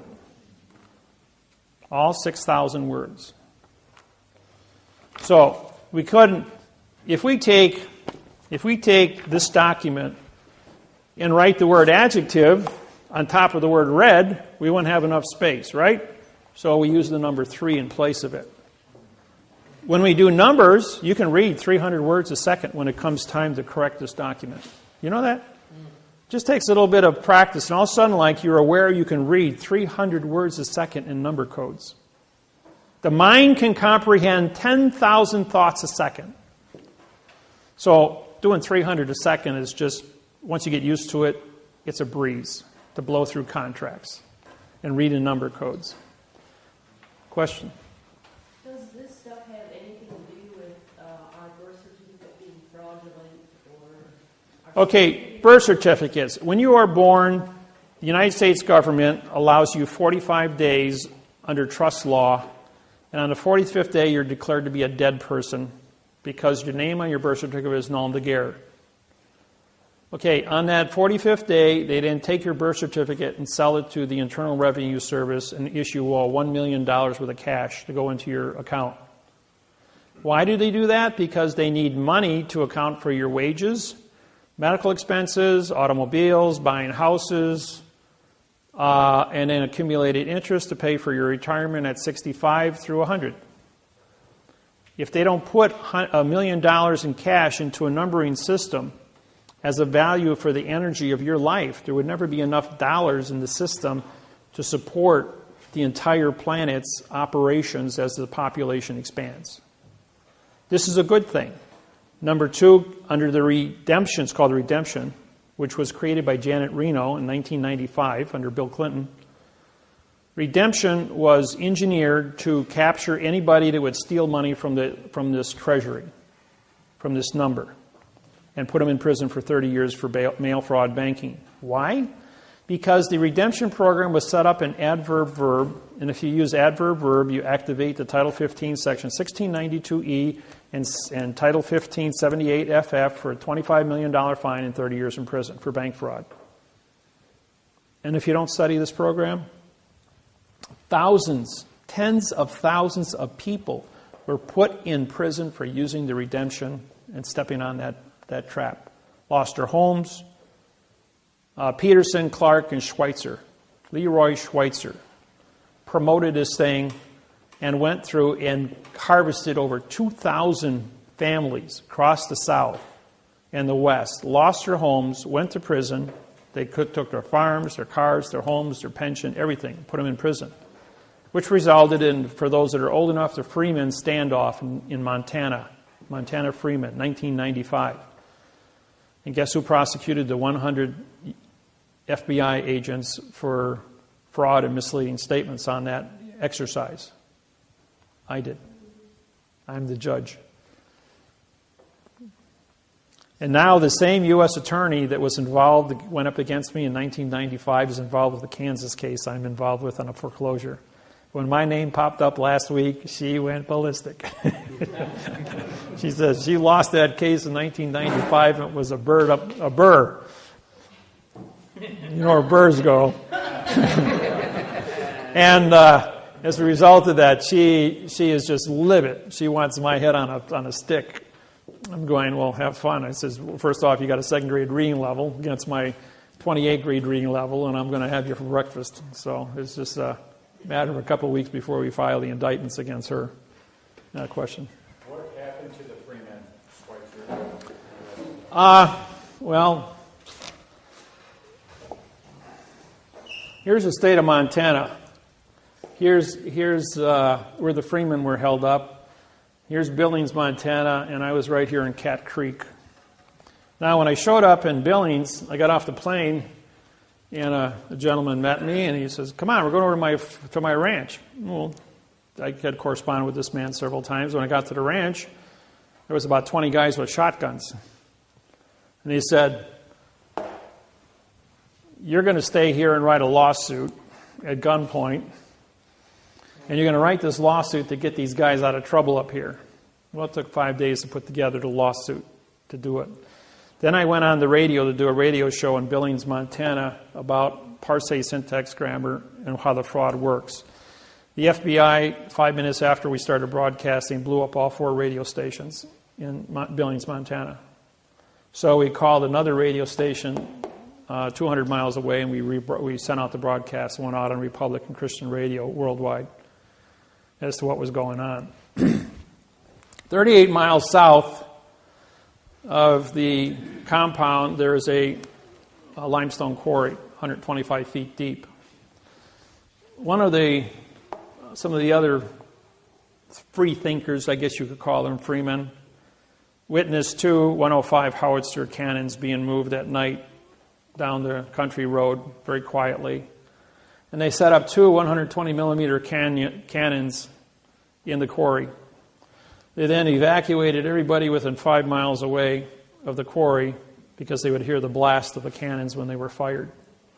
The idea was to shoot a shell 20 miles up in the air under a full moon and have it fall down on top of the compound, blowing a hole in the ground 100 feet wide and 50 feet deep, saying they had explosives and blew themselves up, hence solving the problem. In 1820, the area, now Lewis and Clark showed up here in 1834 on the Yellowstone with Sachegawean. In 1820, an Indian treaty was cut up here with the French. The farm of the Freemen had never been ceded into the United States of America. It was a whole in the United States of America under Indian treaty. And this was purchased land. When everything got conquered, the Treaty of 1820 was overlooked. So the Freemen were sitting on sovereign territory, not part of the United States of America, outside the jurisdiction. It was a whole in America. That's why the FBI came from Puerto Rico. 100 agents were deputized, not of the United States citizenship, and surrounded the compound, but couldn't go in. They couldn't trespass onto a foreign country because they didn't have a permit to be there. These are some of the secrets that you people don't know about, and as a federal judge, I have classified information about all this because I handle lawsuits for all this stuff. When it was exposed that the cannons were here, it was my job then to get word to the Freemen. The senator from Denver, Colorado shows up, and he took 9 of my cassette tapes in about grammar and gave it to the Freemen. After playing the tapes, they said they realized that their whole entire position and the way they were thinking was a lie. They realized that their treaty, even though they were sovereign within this little hole in the world, was also a lie because the treaty was written in adverb verb and didn't mean anything. And they were also told about the 2 howitzers, that if you don't walk out before dark, you're not going to walk out anywhere. We're going to put a hole in the ground here. So they surrendered. Now, the senator, when he went there from Colorado, we had a button microphone on him. Looks just like a regular button on a suit, but it was actually a nickel-sized transmitter with a 300-foot range on it, tied to another mic to a recorder, spy, like a spy camera. And we have him on tape in his voice stating that, "I don't care about these people. I'm just here for the show." He says, "I'm here to make sure that they all get blowed up." And yet, on TV, he made a statement that he was there to try and help them get out of here. He was there to orchestrate this thing. What is Denver, Colorado? You got Cheyenne Mountain. Cheyenne Mountain is closed. Cheyenne Mountain in 1995 was active, but it was closed right after this. And everything went up to Mount Here's the name of it. They pulled Cheyenne Mountain out and everything went up to, there's another mountain about 30 miles away. NORAD headquarters were moved over there. I forgot the name of it right now. But anyways, the mind control programs by the Air Force are also up in that same location. And each one of the shootings at all the high schools that took place, also these students came out of, including the last one in Arizona, their parents were affiliated with this here, and those kids were all part of the brainwashing program. Right. That's right. And the minute the kid goes brainwashing grammar, you type in the word grammar, up pops 20 million websites tied to David-Wynn Miller. And so they tried to hook me up with this whole thing. As far as the Freemen go, they then, when they saw the tapes on grammar, they realized that the FBI had no correct grammar. There was no correct anything. So they threw up their arms and said, okay, take us. And they've charged them with 200 counts on 45-day intervals. And each count was brought to them in adverb verb.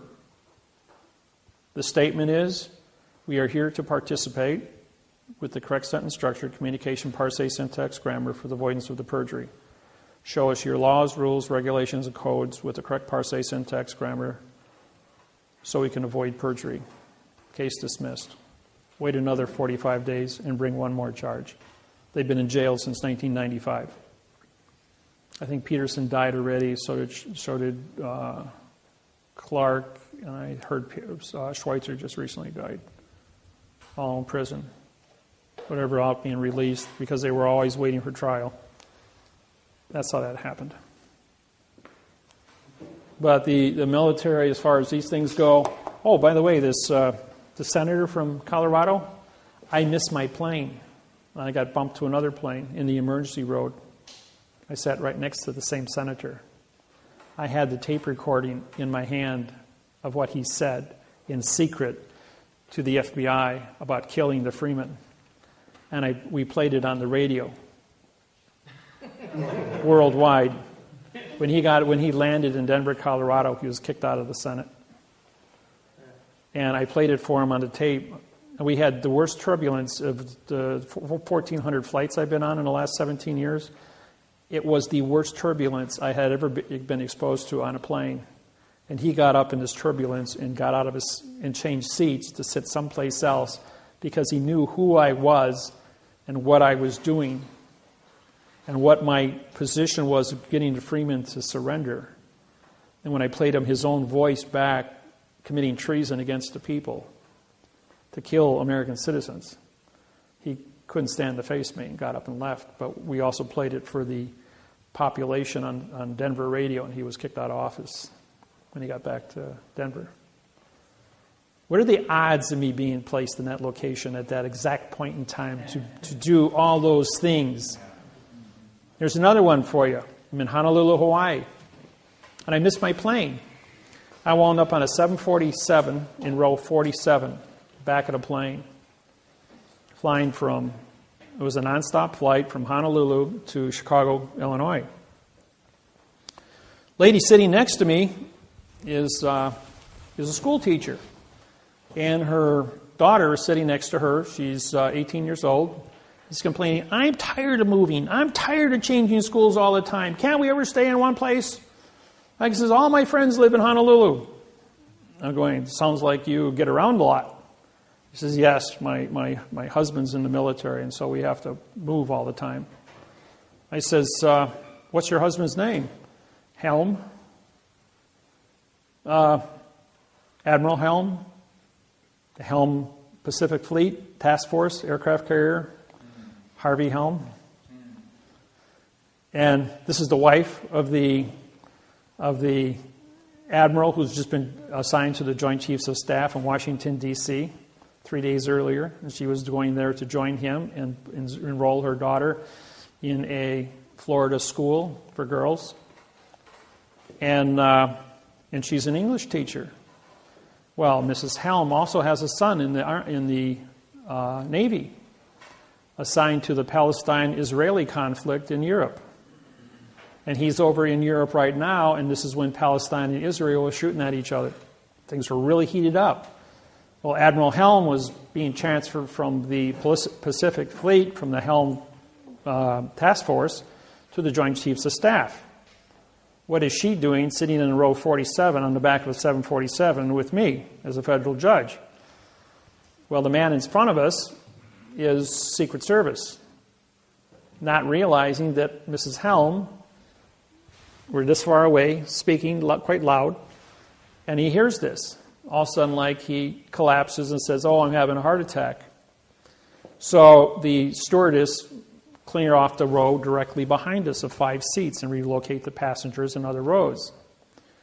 The captain gets on the PA system and says, "Ladies and gentlemen, we need heart surgeons, or any heart surgeons on board, 400 people on board the plane." Well, they had 3 heart surgeons on board. So they all came back to the row, and they're all standing there looking at this guy, and he's complaining of having a heart attack. The captain comes back, and he goes like, "What are you men doing? He's having a heart attack. Service him." He says, "We don't have a contract." He says, "You don't seem to understand. I'm the captain of an airship in international space. I am the chief cook and bottle washer of this place. You guys will service him or be locked in the brig." So the one doctor goes over and kneels down and takes his blood pressure and pulse, 110/70, pulse 72. Sound like anybody with a heart attack? Sound like a pretty healthy man to me. He pulls his guy down. I'm looking through the seats, and he whispers something to him. He perks up, and he goes running all the way back. "Ladies and gentlemen, we're going to have to stop in Los Angeles, and there's a medical emergency, and drop this man off." So we land at the end of the runway in Los Angeles. The whole entire plane is surrounded by black SUVs. 7 guys in black uniforms with no markings on come on board. 5 take the immediate seats behind us as the other 2 guys carry this guy off the plane, and we proceed to Chicago. Who were they? They were military Secret Service to guard Harvey Helm's wife, Joint Chiefs of Staff. Somebody screwed up big time. The point is, I had 8 hours to teach her parsé syntax grammar, to write the Palestine-Israeli Treaty, which I worked with her on, using the United Nations treaties that I had written for the international trade agreements, to give to her. And who does Mrs. Helm sleep with? Yeah. Joint Chiefs of Staff, Harvey Helm. So therefore, she was able to educate him to go to the Joint Chiefs of Staff and settle the Israeli dispute on parsé syntax grammar fraud, because they were arguing an adverb verb. Now that they had a position of a treaty in quantum language, 72 hours later, you heard that the Palestine-Israeli treaty was signed, and it's been peace ever since. There's a little Syria rattles their shingles every now and then, but basically it's been pretty peaceful since then. The world leaders worldwide are studying this technology because they know it is a vehicle to have world peace. So, question? What date was that signed? What's that? What date was that signed?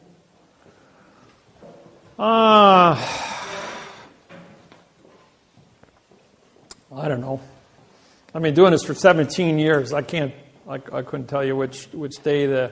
You can probably pull up Harvey Helm on the internet from the Admiral Helm. It'll give you a history of his position with the Pacific Fleet when he was transferred to the Joint Chiefs of Staff in Washington at the Pentagon. That'll cross-reference the exact dates of the Palestine-Israeli conflict. And then you can get your treaties from that. I can tell you how to cross-reference things. I don't remember the exact dates myself. So, I've been talking for 3 hours without giving you guys a minute break here. I told you guys, you got to throw something at me after a couple hours, otherwise I don't shut up. So, We'll do a lunch break, and then we'll start back up. Okay. 20 minutes, whatever, half an hour. All right. What you're walking into and what you see. The flags that you see in all over the world, there's 11 different flags in the United States, military and civilian operations, including the new one.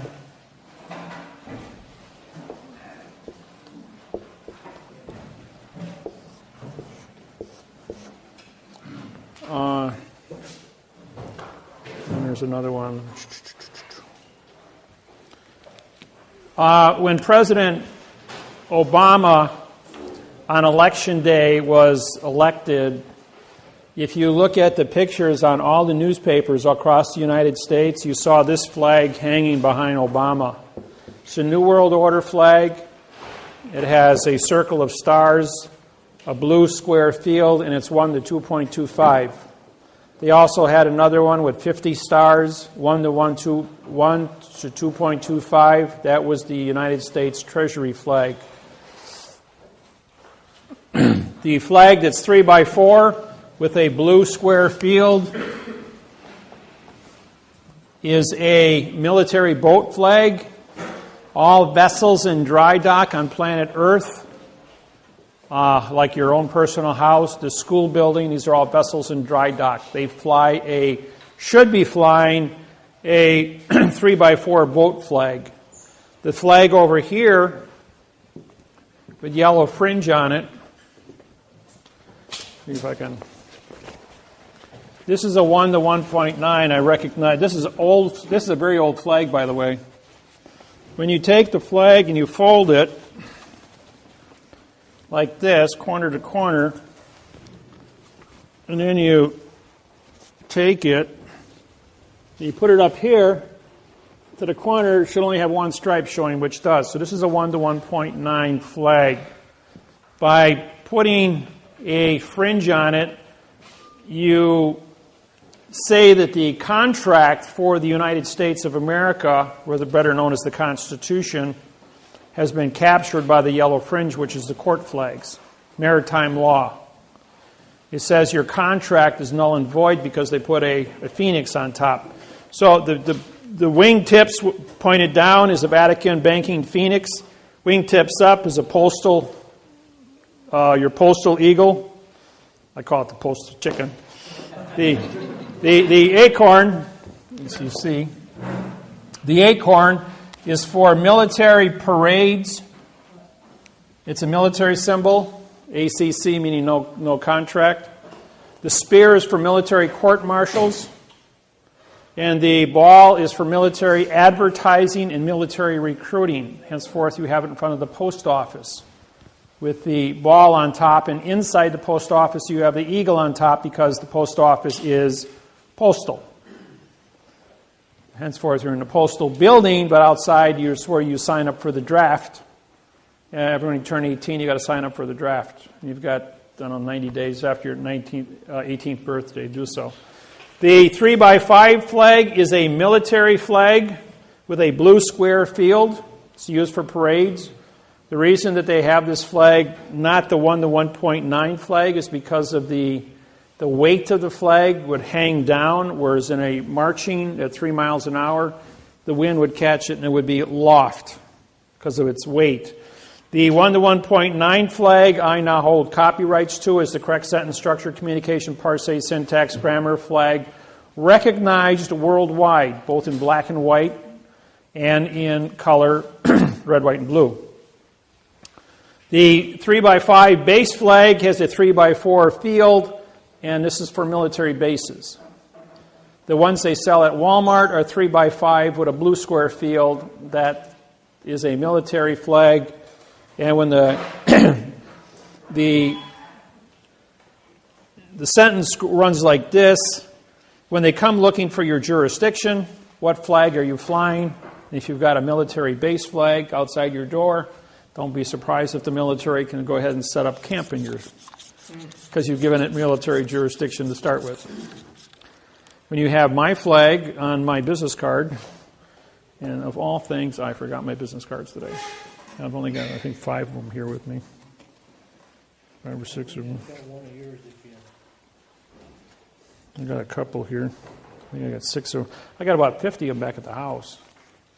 So, what we're going to do is... raffle. Huh? No, I got raffle. Now, these cards, I'm sorry I forgot them. My business cards are like get-out-of-jail-free cards. You put these on your driver's licenses and you get pulled over by the cops. They take one look at it. On the back of the cards is the procedures to prosecute judges and attorneys and police officers. They take one look at that and they start reading it and going like, oh, he belongs to that group. This group is not allowed in the courthouse. They won't give you a citation. Thursday last week, I blew a stop sign on the phone with no seatbelt. The police officer was right there, sitting. I mean, I blew right past him. He comes pulling up behind me, and he goes like, Dave, he says, you know me? He says, yeah, I've been in your house about 4 times. He says, I know, you live right across the street over here. He says, were you on a cell phone? I says, no, I was singing to the music. He says, I see you got your seatbelt on. He says, but you know you blew a stop sign right in front of me. I says, well, actually I had my hand up, and I had a cramp in my neck. I says, and I was massaging it, so I was pushing on it, and I had my head tipped a little, and that's why I probably didn't see the stop sign. As simple as that. He says, well, pay attention. Here's your license back. And he goes and he says, federal judge. He says, yeah. He goes, yeah, I know you're a federal judge. I already pulled your file because I've been to your house several times. He says, pay attention. When you use that and you show it to a regular cop, will he know? Huh? I've never heard of it yet. I'll give the cameraman here, so he's got to have references. Huh? Here, pass it back to him. We'll have to get some more. I have mine attached to my license, and I get accidentally driving 42 in a 30 zone, 12 over.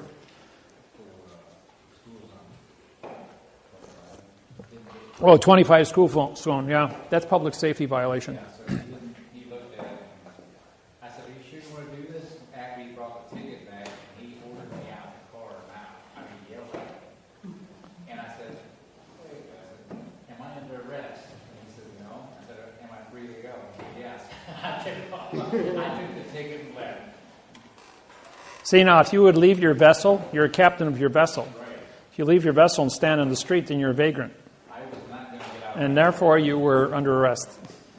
I was not about to get out of my car. One of my students called me up the other night, and he says, I got a ticket, Dave. Can you make it go away? I'm going, how much was it? 87 and 55. That's 32 over. That's public safety violation. He says, all the cars were driving that fast in L.A. on the expressway. And I says, he singled me out. Still public safety. You blow a tire at 87 miles an hour, and you're going to be so much scrap metal rolling down the highway, taking everybody else out with you. I says, no, I ain't going to stand by that. I just said, I'll see 150 go.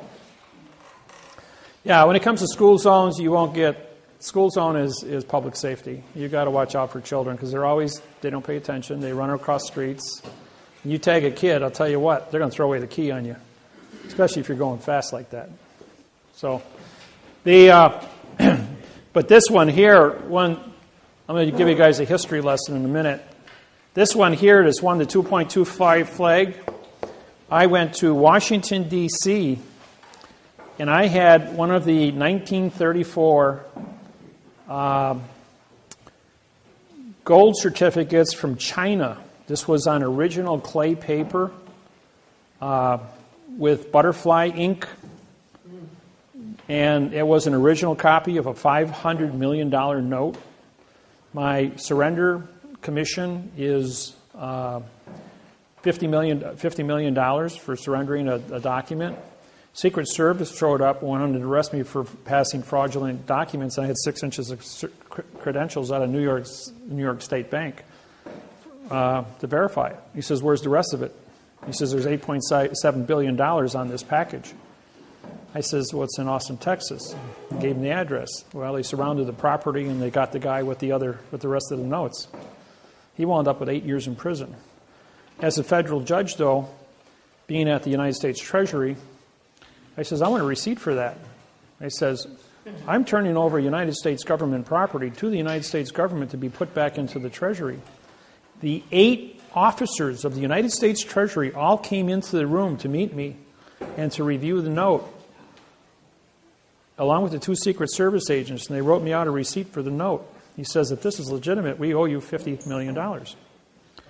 So, 10 days later, I called back, and I asked for each one of the individuals. They no longer work there. The note disappeared. I think everybody took a commission, including both Secret Service agents, and they all retired elsewhere. But I never got paid. Then the guy says to me, "Where's your bodyguards? How can you transport this much money and not be captured?" I says, "You ever hear the word secrecy? It's the best fault in the world." So, I'm going to do a little history lesson for everyone, since how everyone has never... I go to universities, colleges, high schools, and you'll never see this in any of the schools taught.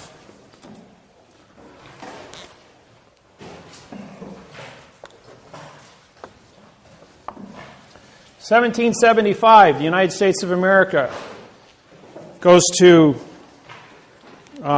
France and borrows 1.6 million francs to go ahead and fight the Revolutionary War against England.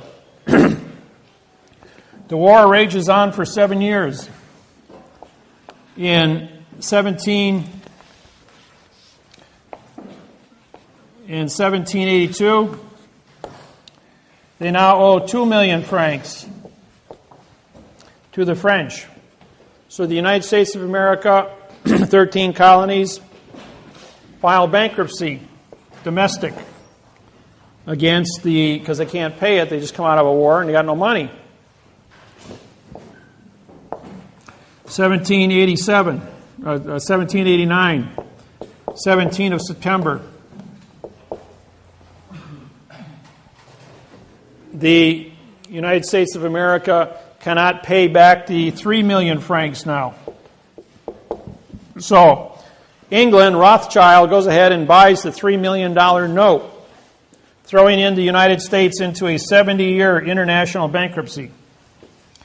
Add 70 years to the Declaration, the Constitution of the United States of America was written, and the Congress would not sign it, so they put the Bill of Rights on top of it. They signed the Bill of Rights, but it was bonded, so therefore the Constitution of the United States was signed because of the bonding. The Declaration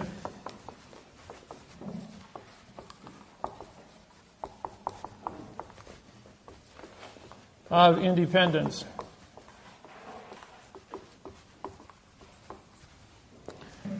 D means no. Claire means speak. At is location. ION is contract. In means no. D means no. Pend means write.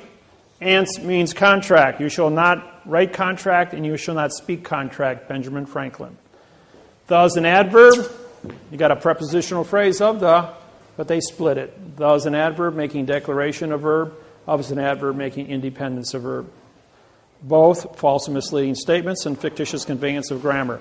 Henceforth, the Declaration of Independence is being sold at auction as a meaningless document written by a French attorney who was hired by the English Crown to capture the United States of America and the founder of the Continental Congress. Welcome to treason at its first course, Benjamin Franklin. Since I brought this out in 1995, there's been eight major books published on Benjamin Franklin's treason as being bigger than Benedict Arnold, for those of you who know Benedict Arnold. How should you write that? Huh? How should you write that? Well, not declaration.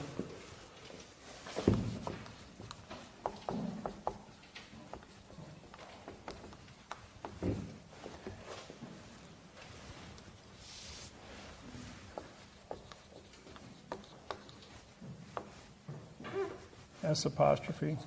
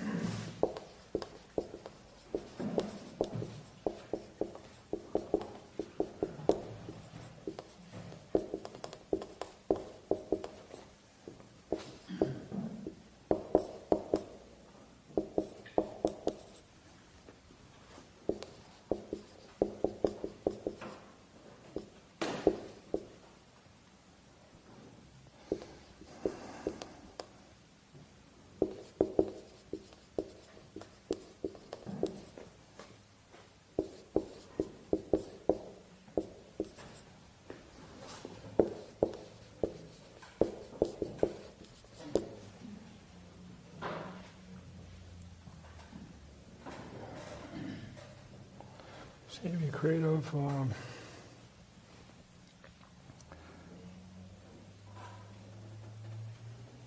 What's another word for improvement? Quality.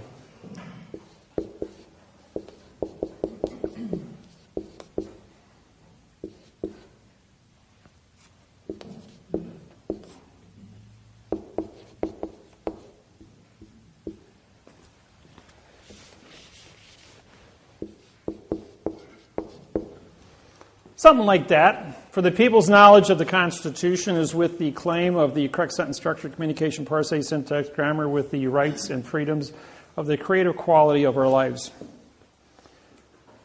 Fill it in. Huh? That's what I was thinking.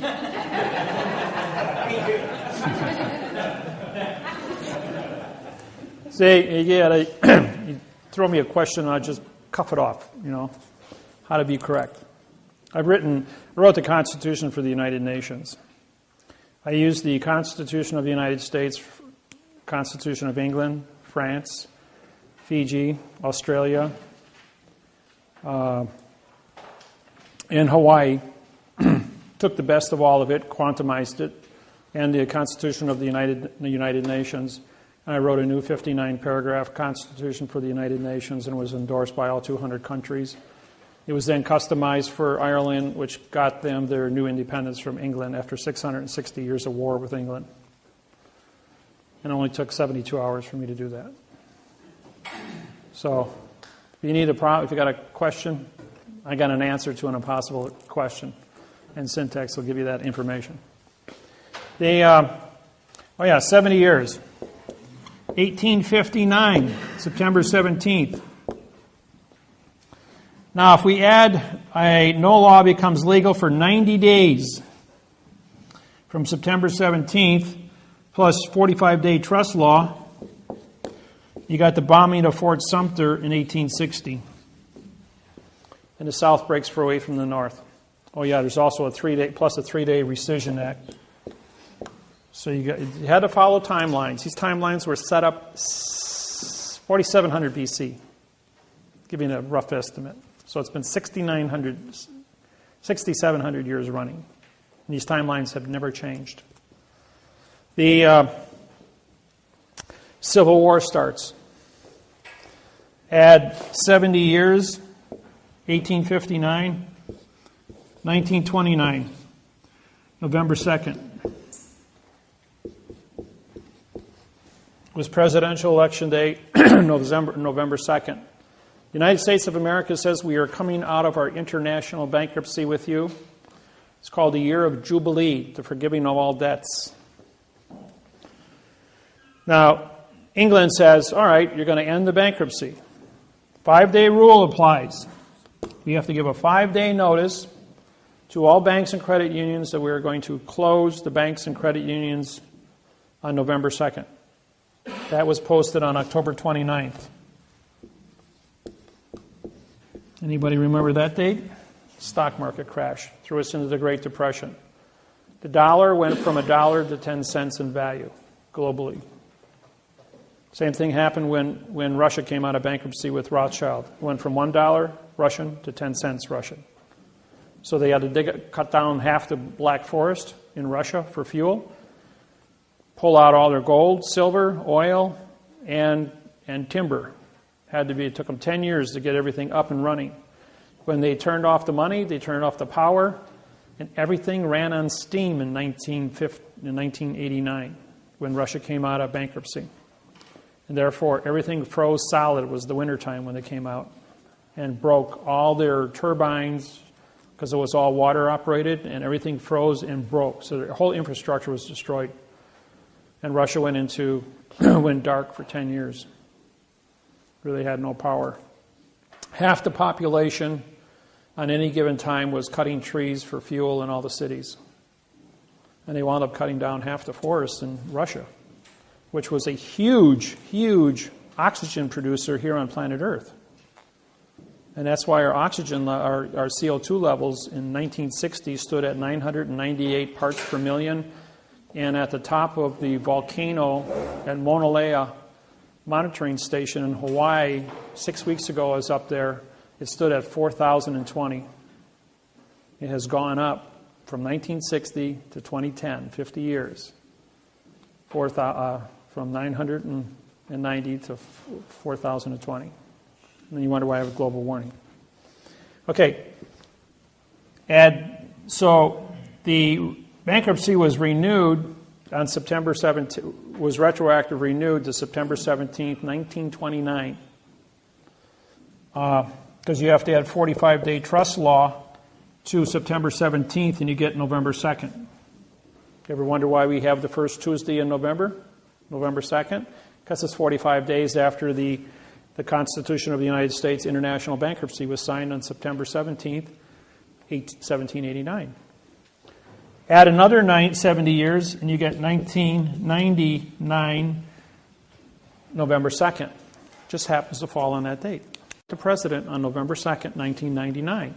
Those of you that are old enough and remember, we counted ballots, as no law becomes legal for 90 days.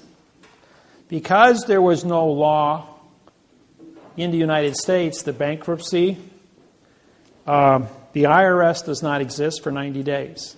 The United States government does not exist for 90 days. The United States military, under the Universal Postal Union, was ordered at DEFCON 2 with their finger on the nuke button. We were at 1 minute to midnight for the end of the world. If anybody were to, if China or Russia launched an attack against the United States when we didn't exist, they were going to go to nuclear World War III. That's how close we were to the end of the world. So for 90 days, they had everyone count ballots. Watch the left hand while the right hand took care of business. And on November 2nd, February 2nd, 2000, Bush, with 47% of the vote, was the 45th consecutive left-handed president in the United States. No president has ever been right-handed in the United States since 1775. What's the significance of that? Left hand develops the right side of your brain, which is logic. The right-handed people use their left side of their brain, which is emotions. Anytime two of you were to get into an argument, no matter what you are saying to each other, and you are heightened emotionally, I can throw a math problem at you, like 3 times 3 times 3 equals 27. In a time it would take you to analyze the answer of that, you would take all your energy from your left brain, transfer it to your right brain. Your blood pressure would drop 60 points. Your emotional would become stabilized in 3 seconds, and you'll be using the logic side of your brain and stop fighting. So anytime you get upset, do a math problem, completely cancel your emotional upset. How's that for a fix it? Didn't know that about your human brain, did you? Yes. Aren't the elections in the even years, though? 1999, November 2nd. President doesn't take office until the even year. They're elected on the odd year.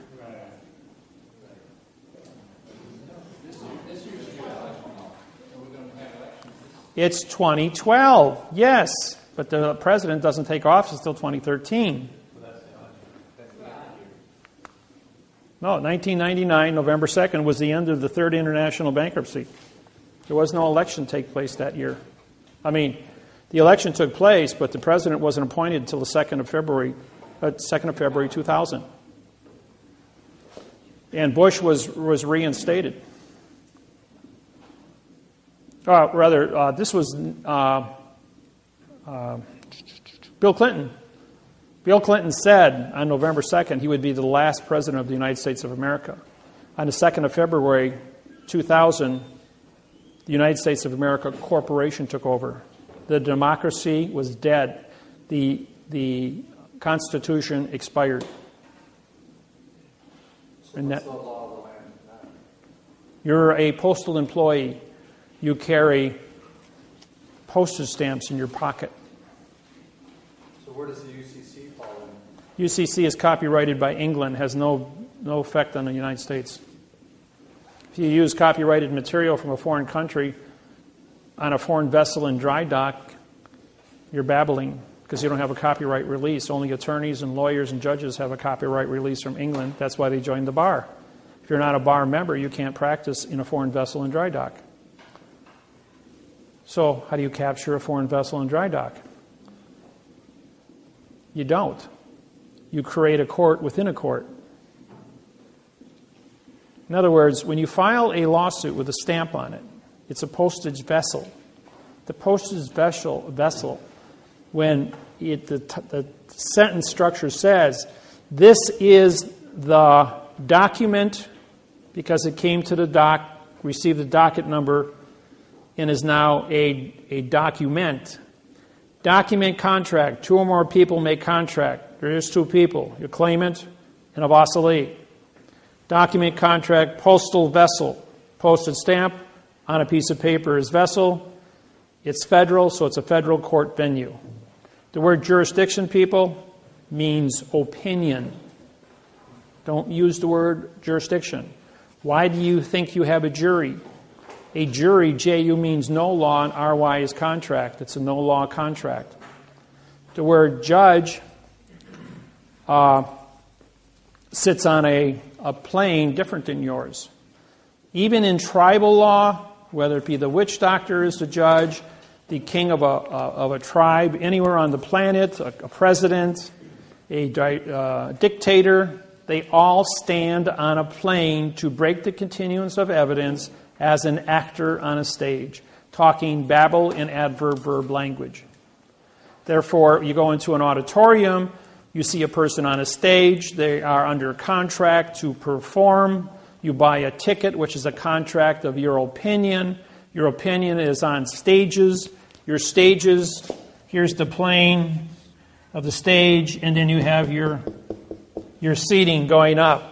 This breaks the continuance of evidence with the stage, and you are only witnesses or opinion entities watching actors on a stage. No different in the courtroom.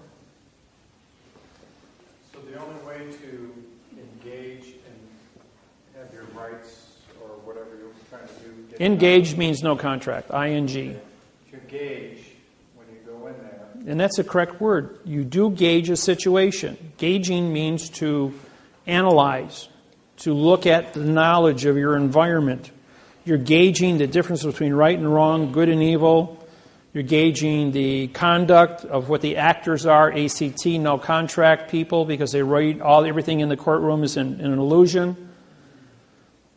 And I'm going to put a courtroom up here in a minute and show you the tricks and the traps that are going to happen inside that. So when I go to file a document, or a doc... No, it's a document. Okay.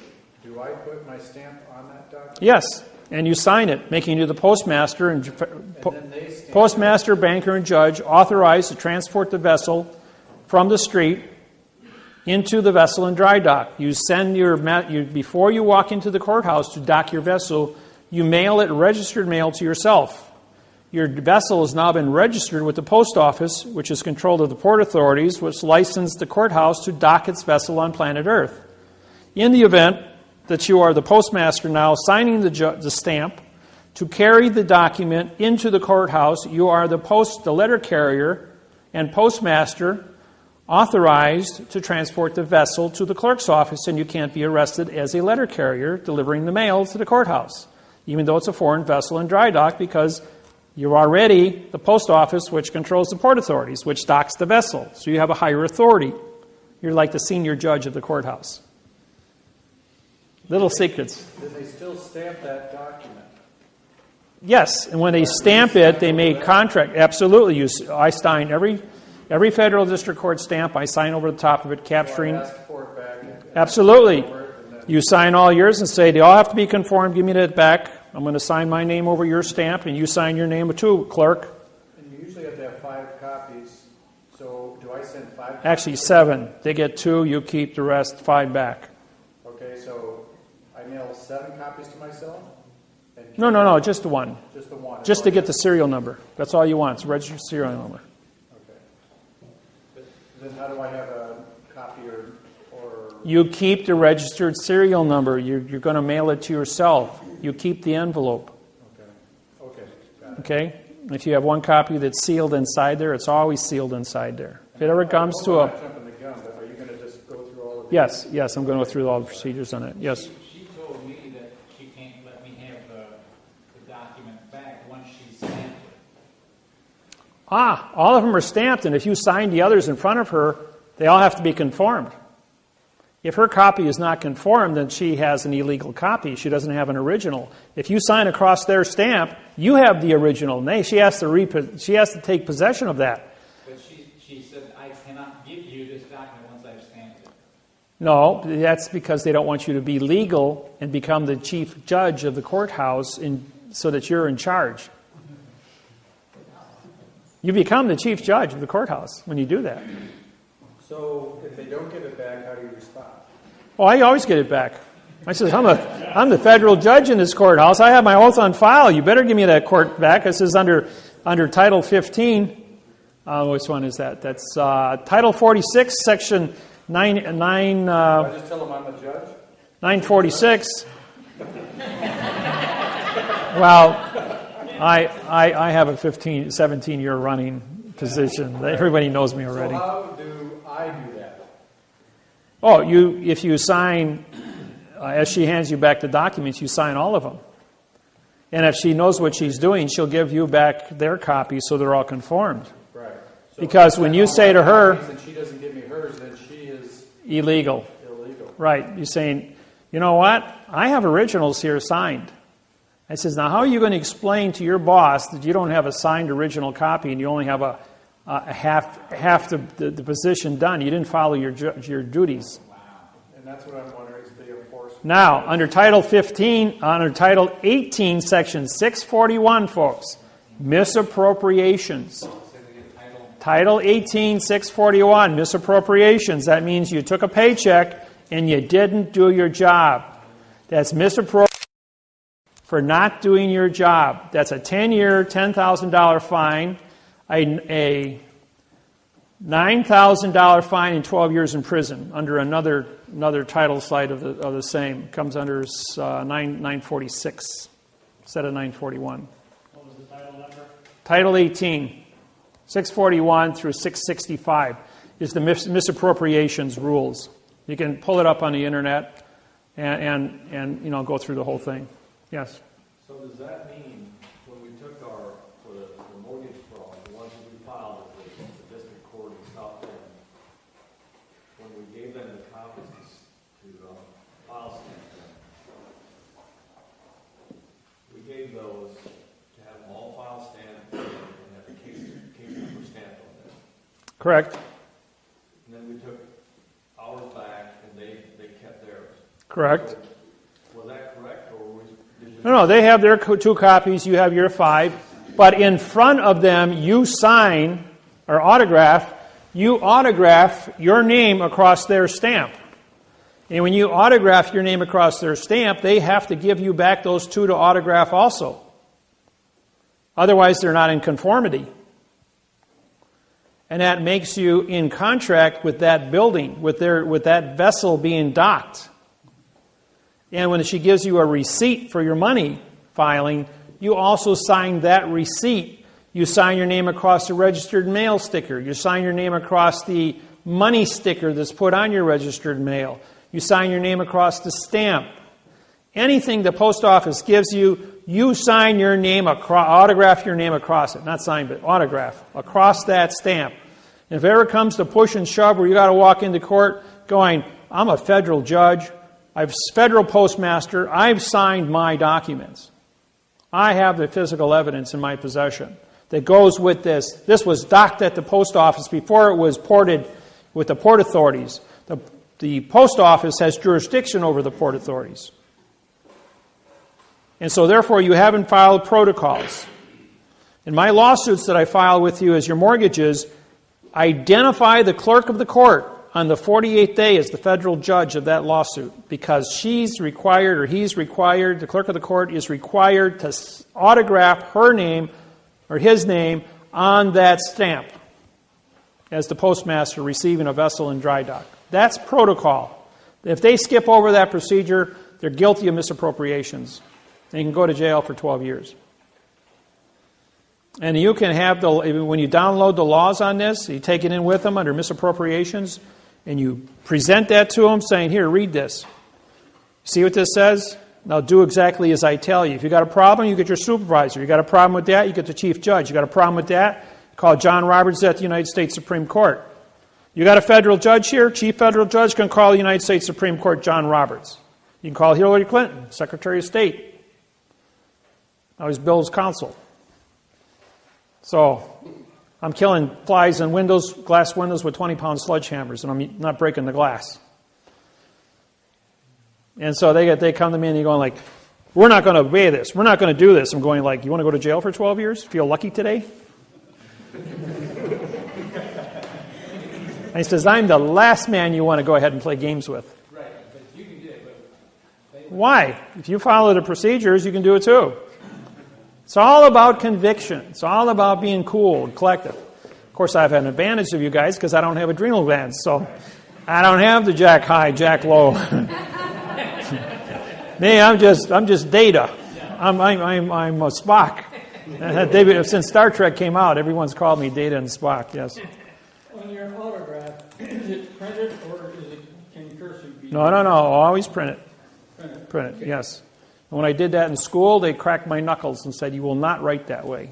We're going to force you to be in fiction." Cursive writing in school. Say again. They're taking cursive writing out of the public schools. Did you know that? They're taking it out because of this program. Yes, I've been suing, and the teachers are going, this is correct, we're wrong. And they're changing, this program is changing all languages on the planet. You can't move forward. You see, on January 6, 2012, there was a little glitch that took place. The Hubble telescope took a picture. And the picture showed 3 more of these spacecrafts in Greenland headed this way, which will be here on 12/21/2012. For those of you that watch TV, there's a new TV show with no electricity. You know why? Because when you put up here's Earth, and you put a quadrihedron with Earth in the middle, you've got line of sight 4 spacecrafts the size of Lake Michigan to have put a dampening field over the planet and shut down electricity. What do you think is going to happen in a world that runs on computers and electricity without electricity? They go back to 1880 overnight. How do you get the food to the populated areas? You don't. Huh? How do you farm your farmlands without tractors?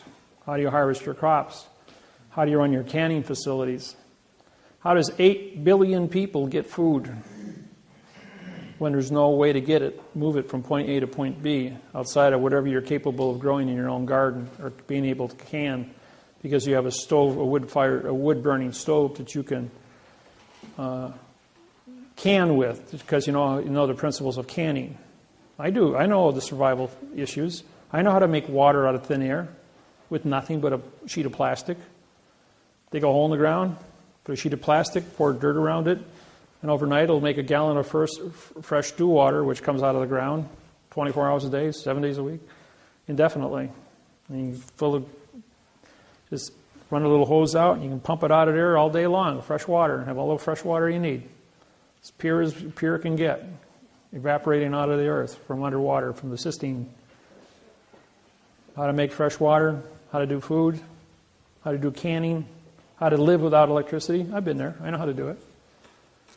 I always tell people, if there's ever any kind of an emergency, the place you want to be is in my back door because I know how to stay alive.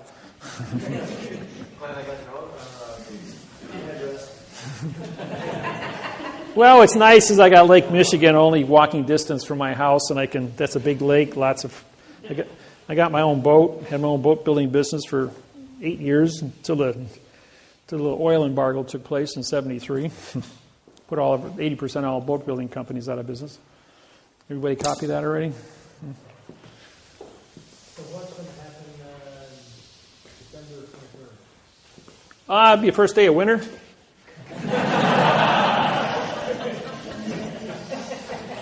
And remember, if the world doesn't end on December 21st, make sure your 401k is paid up on December 22nd. Okay, we're going to go next to the courtroom. I missed that. What was that about the 401k?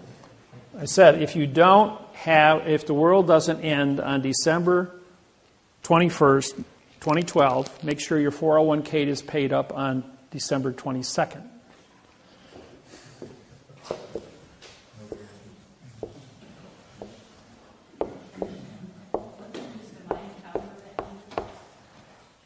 All the calendars written in the history of mankind, going all the way back to the beginning of writing, all end on 12/21/2012. That's the end of the world of verb. That's what it means. And the day the world kicks into gear and goes to quantum. With 5 billion people studying out of 8 billion, that's all the computers on the planet. Obama wants to push this through. The Chinese are pushing it with 150 trade partners. I believe that there's going to be some kind of an announcement maybe on that day. That you're going to turn on the TV, get on the internet, and there's only going to be one thing you're going to see. My program, study, you got so many days before we're going to switch gears and the world's going to change into quantum. Simple as that. So, that's just my opinion. What's that? Oh, by the way, if they put the dampening field up, batteries don't work, electricity doesn't work, solar doesn't work, wind doesn't work. The electron does not move. Where's the dampening effect coming from? Dampening field is an EM field. Just like an EM pulse will take out electrical circuitry, closed circuit information. Okay. The program on what a dampening field does, it stops electricity for electrons from moving. What would that? Who would be executing that dampening field? What's that coming from? The four UFO spaceships in a quadrahedron, which is a four-sided triangle with Earth in the middle of it, line of sight. What's the source of them? Why are they doing that? Where's that coming from? Well, they were here 50,000 years ago, so they created the last ice age. Now, the people that leave that spacecraft, like if you go from Greenland, Washington Monument, Yucatan Peninsula, and Easter Island, it's a straight line. They're on straight lines in nature. If you go from the Lexer Pyramid through Memphis, Tennessee Pyramid, it intersects as a straight line with the Lexer Hotel in Las Vegas, Nevada. A sphinx, a pyramid, an obelisk. A sphinx, a pyramid, an obelisk. A sphinx, a pyramid, an obelisk. If you have time,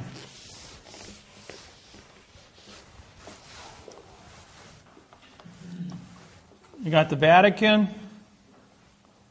No. You got Egypt, the pyramids.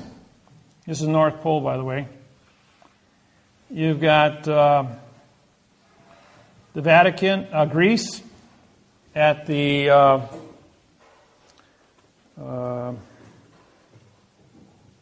Acropolis, where there's a obelisk. Obelisk at the Acropolis. Vatican Square. Vatican is a clock, a seasonal clock with a obelisk in the middle of it at St. Peter's. You go to Paris, which is the church built in 300 A.D.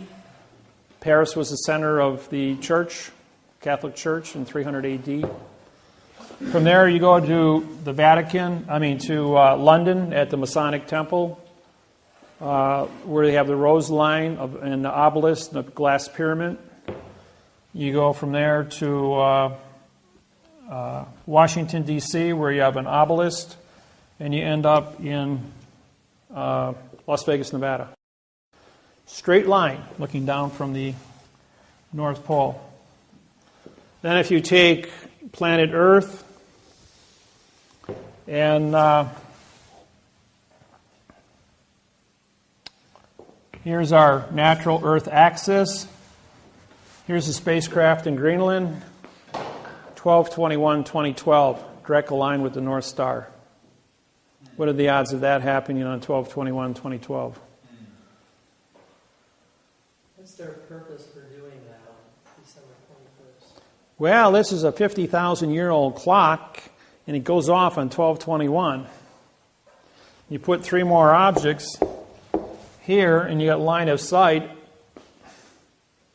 dampening field. No, wasn't your question why the straight line, like all the... There are no straight lines in nature. This is the timeline of Earth. From the 4700 BC to Las Vegas, Nevada, and the building of the Lexer Hotel with a 2 million candle light, 2 million candle power. The Lexer Hotel is a radio transmitter. It's especially designed, and it went off with all the pyramids on planet Earth simultaneously. When they turned it on, they all set up a harmonic resonance that sent a radio signal out into space 1,000 times more powerful than they thought would happen when they turned the one on. It activated all the pyramids that were built to resonate a frequency within the triangle of what it is. The pyramid in Giza is built like this, which is a diamond. The pyramid on the Yucatan Peninsula is built, this line and this line are identical to the square inch. They're 1,200, or they're, from the Yucatan to Giza, I think that's about like 12,000 miles away. They're both identical. Architecturally designed the same. Math, liars figure, but math doesn't lie. Math doesn't lie. I can tell you a few other little nasty little things that are happening.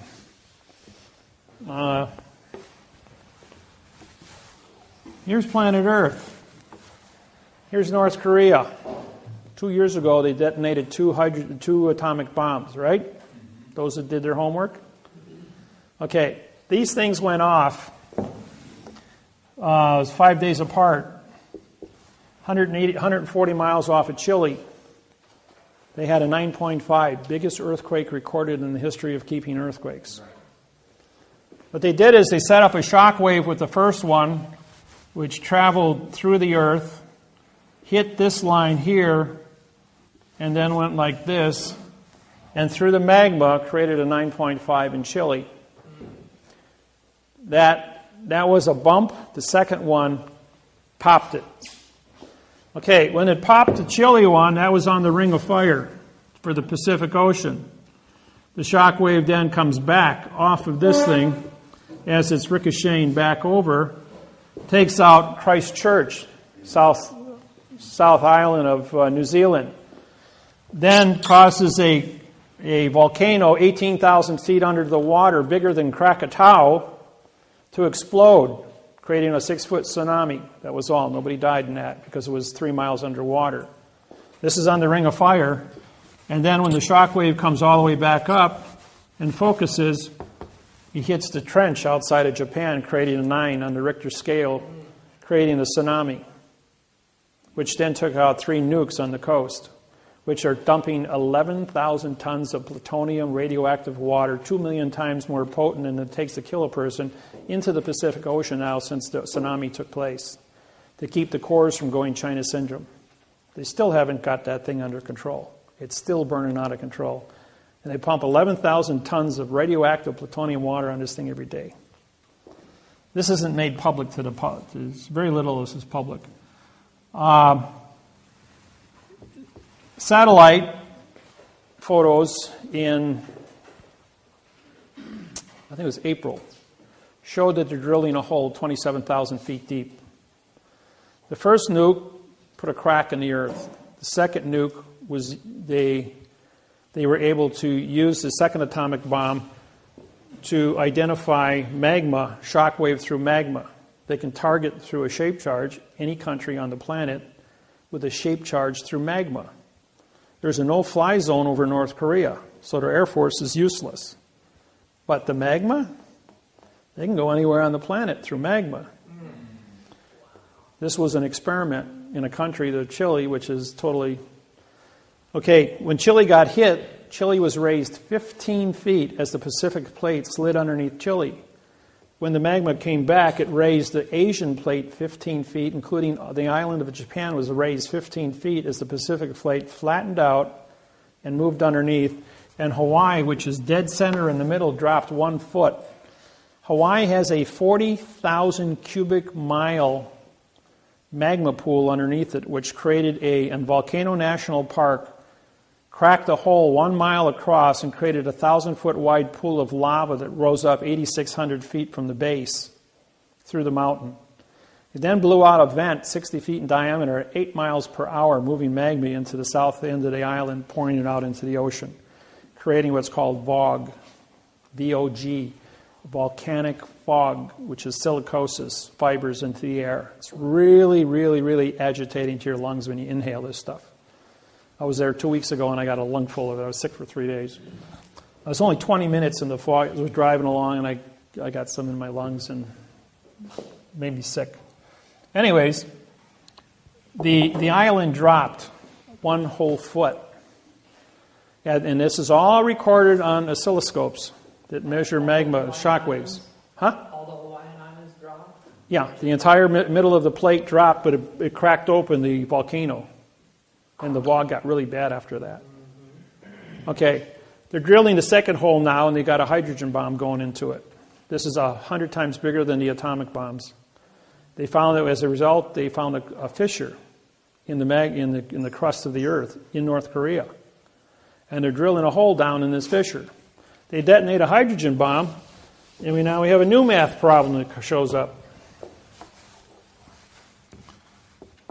Here's the 43rd parallel, North Korea.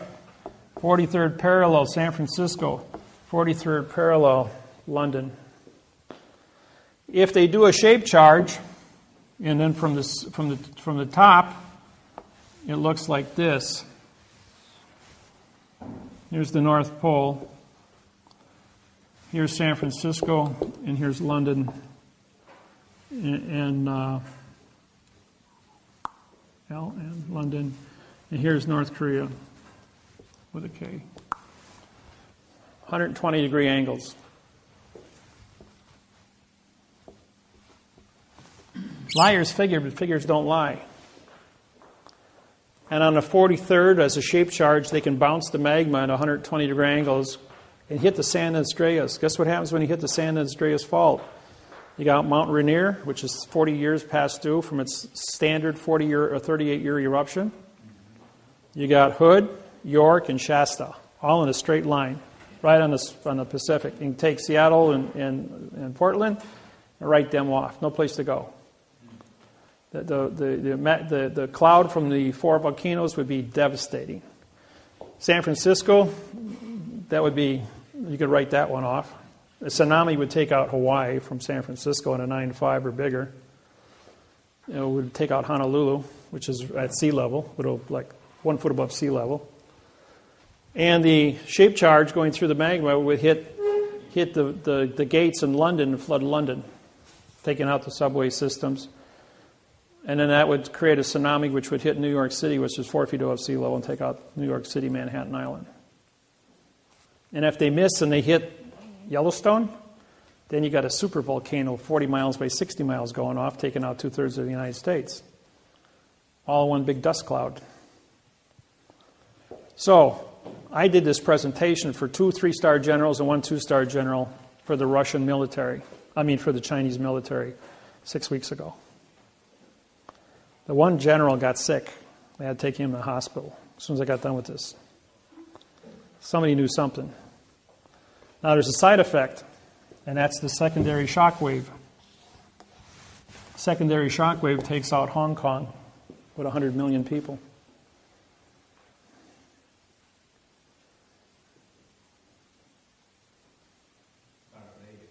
Huh? Yeah. It's also contract.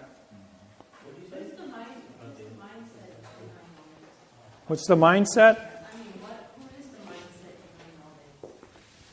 Well, I'm a guy that does a lot of big thinking. I deal in math, as you know. And when I start doing math, and I start drawing pictures, I start tracking all the history of mankind, the whole thing turns out to be a big math problem of straight lines all over the planet called ley lines. Turns out that ET going back 100,000 years, and all these ley lines where cities are built on this planet, the 8,500 years of masonry, the book that I own, and all the secrets in 8,500 years of masonry that are written down, now syntax, and all the mathematical procedures are brought out through that syntax. All the truths that are hidden inside that book. And in knowing how to cipher all this stuff and bring out all the timelines and the facts, and the facts that I say are coming in the future versus the facts that are already been certified through the book in the last 8,500 years, if it's been true for 8,500 years, then why wouldn't it be true for the next 6 weeks? And a lot of this stuff came to me on emails in just glitches, like somebody working at the NASA center that runs the Hubble telescope sends me a picture of 3 spacecrafts coming this way, and then it's deleted a few seconds later. And then I run the math problems on it and all the rest of the information. You know, anybody remember when Obama took the podium the first day he went to the Joint Chiefs of Staff? He walked up and says, "I didn't make this mess. There's only one president at a time, and I'm not it yet." And walked away. And that was it. Everybody's expecting some great speech. Fact is, he got a bloody nose. He got told about all kinds of things that are not included in the presidential election. Of what they say and what's going to happen behind closed doors about what's happening with this math interface and how it's affecting the planet. What ET is doing and how it's affecting the planet. All the different terrorist threats and how it's affecting the planet. All the UFO sightings, as well as the time travelers keeping order.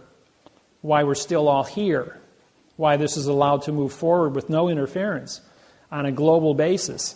And when I'm talking on a global basis, I mean 150 language translations from my website to be as big as it is, uncontrolled, and with the order that is being conducted from it has been very architecturally designed so it doesn't scare people.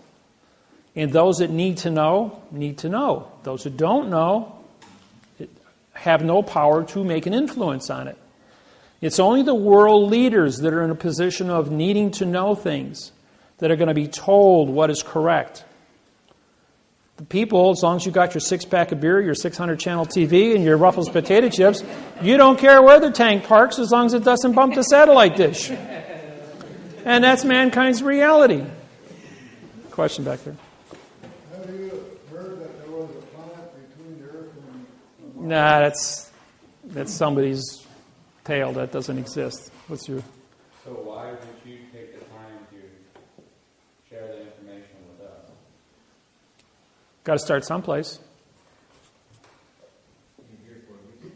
No matter where you go, there you are. And wherever you are, that's where you're supposed to be.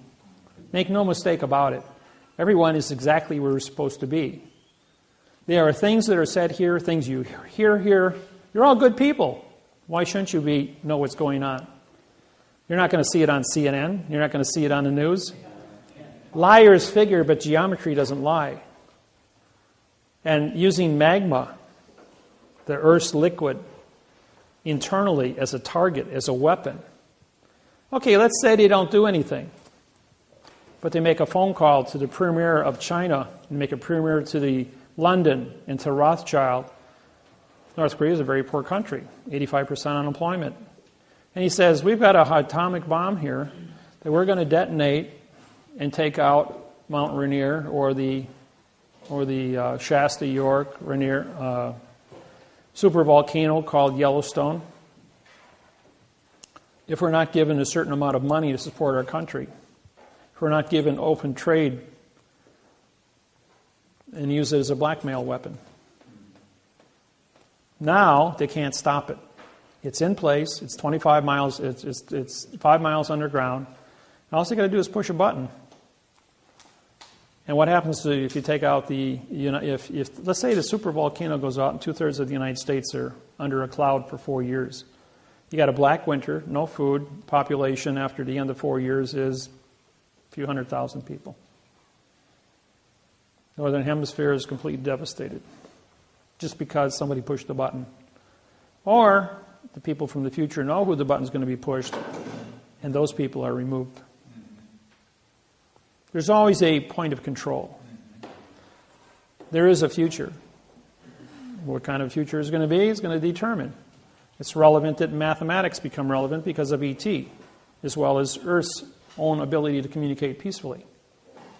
So I go around and I teach seminars every few weeks, but these are recorded. Once this goes up on YouTube, there isn't going to be 40 people here watching. There's going to be 40 million people, 400 million people watching the same presentation on YouTube in a couple of weeks. And there's nothing like a math problem which can't be disputed, because if there's one thing everyone in this room does agree on, it's a math problem. And liars may figure, but figures don't lie. And there's no such thing as a straight line in nature. So therefore, somebody has engineered something that it's not supposed to be.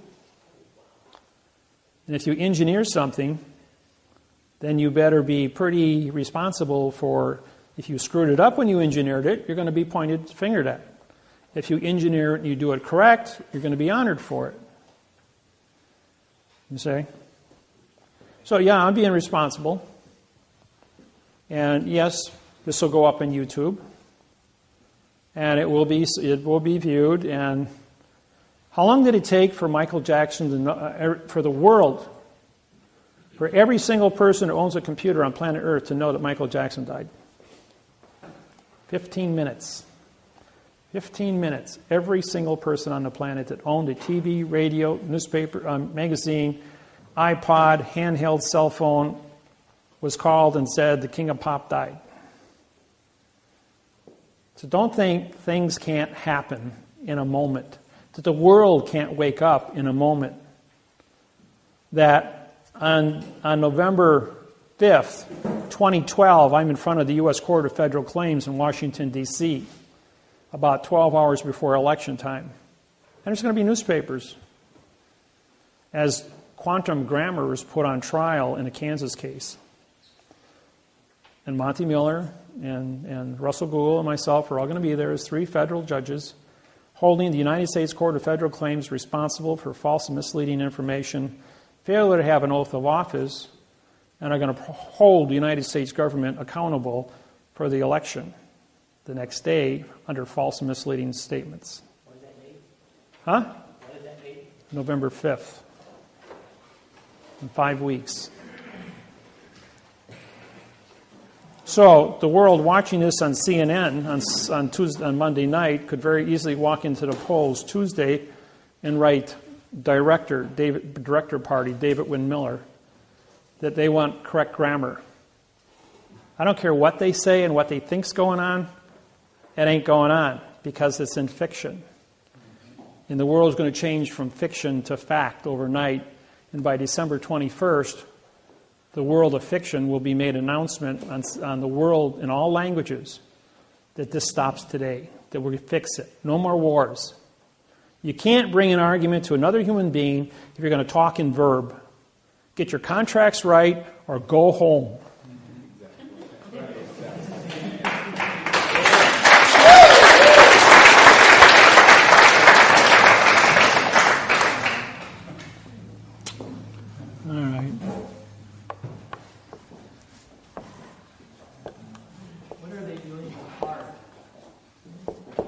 What's that? What are they doing with the HARP program up in Alaska? High Amplification Array Radiation Pulse. HARP is a alpha-beta transmitter.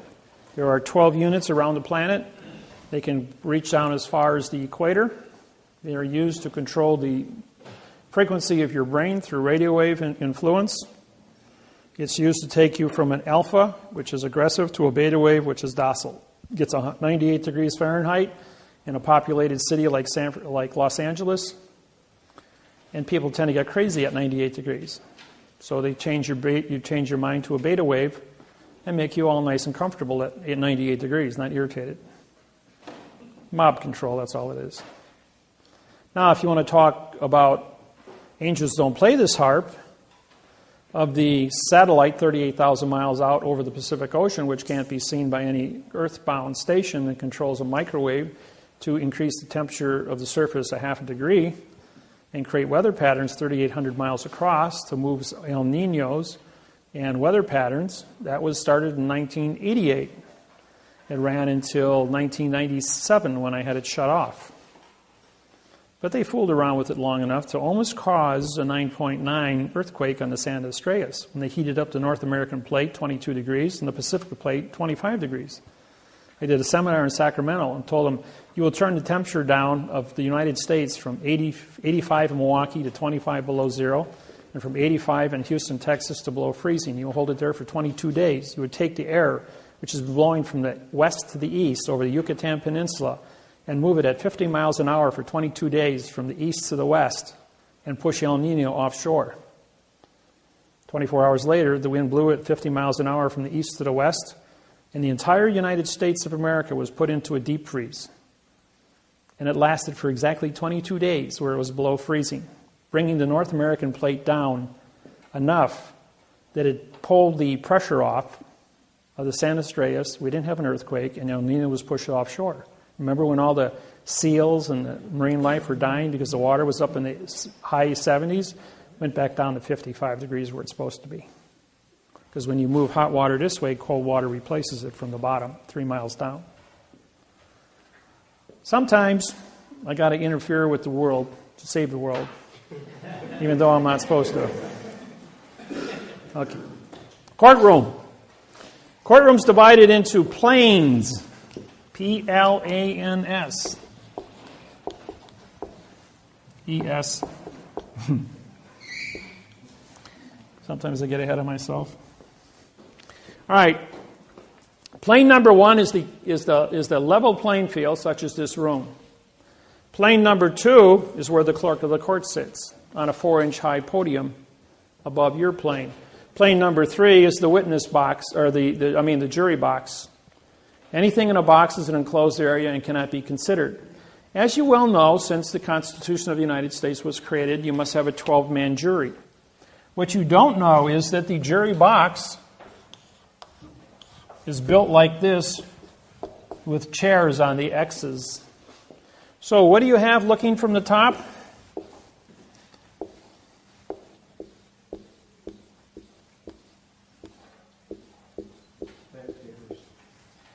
You have 2 petite juries of 6 people each, which is illegal. The continuance of evidence of the peanut gallery are divided. So the jury is in a box, and JU means no law, and RY is contract. They are a no-law contract of an illusion. Henceforth, they have no value whatsoever. Never ask for a jury trial because a jury doesn't have a clue how to read and write above a second-grade reading level. That's why it's a no-law contract.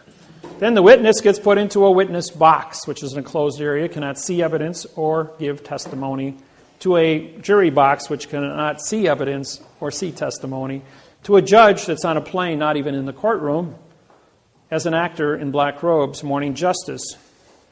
In justice, JU equals no law.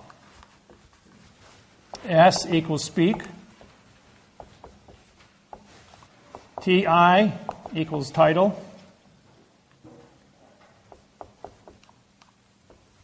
And CE equals judge. This is Latin. Judge title speaks no law. And what's the first word you guys do in your anger?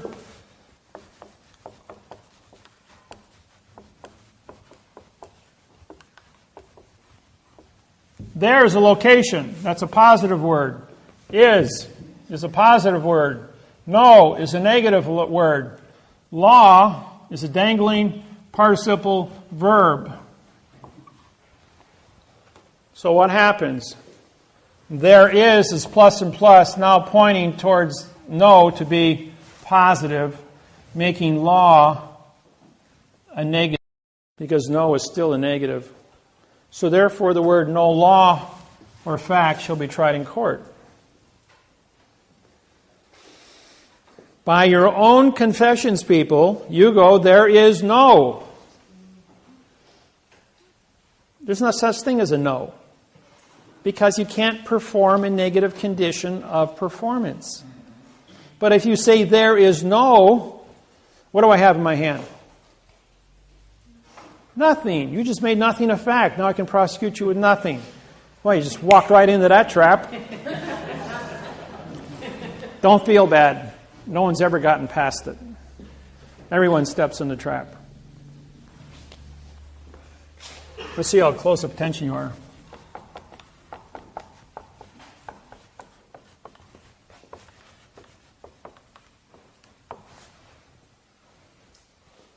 What is your name?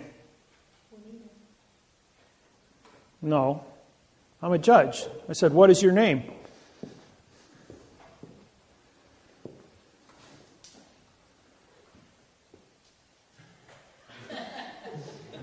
I just called you a what? Would it be easier? Would it be easier if I did this? Would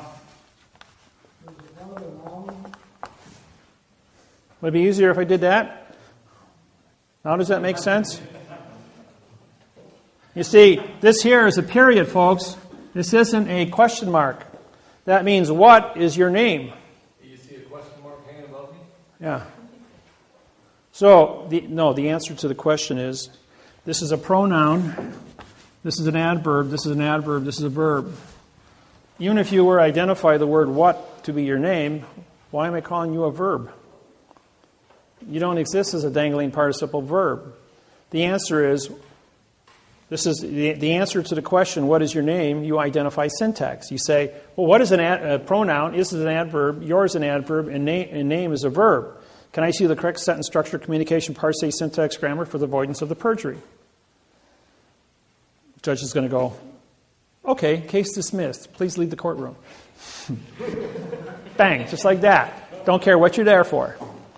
Because the traffic citation, anything he's got to say to you is a lie. You can always tell I'm lying to you. My lips are moving.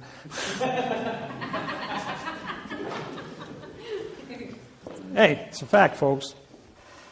So anytime you go through a stop sign and you get a ticket, you could use that argument in court. Well, actually, I won a case. I said, Mr. Police Officer, would you please come up? He goes, yes. He says, you testified that I went through the stop sign. I said, you just said I went through the stop sign. I says, what does the stop sign look like? So 8 sides, painted red and white, made of metal.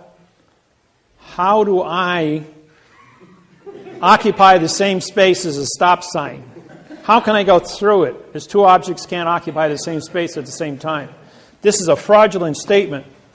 And this is a pronoun, adverb, verb, adverb, adjective, pronoun.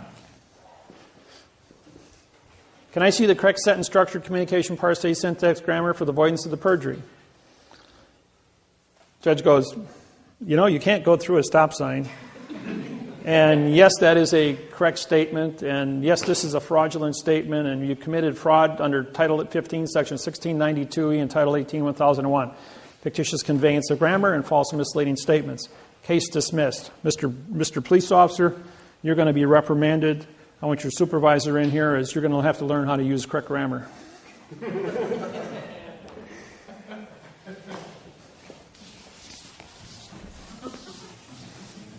You see, these are all tricks and traps, little things that are hidden in plain view right in front of you. And all the little things that go on right in front of you that you don't even understand.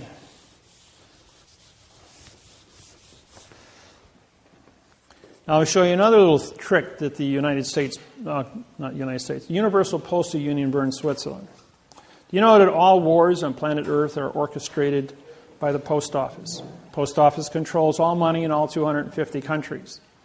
World War II was not an exercise in a world war as per se. It was an exercise in population reduction of 200 million people, and that's all it was.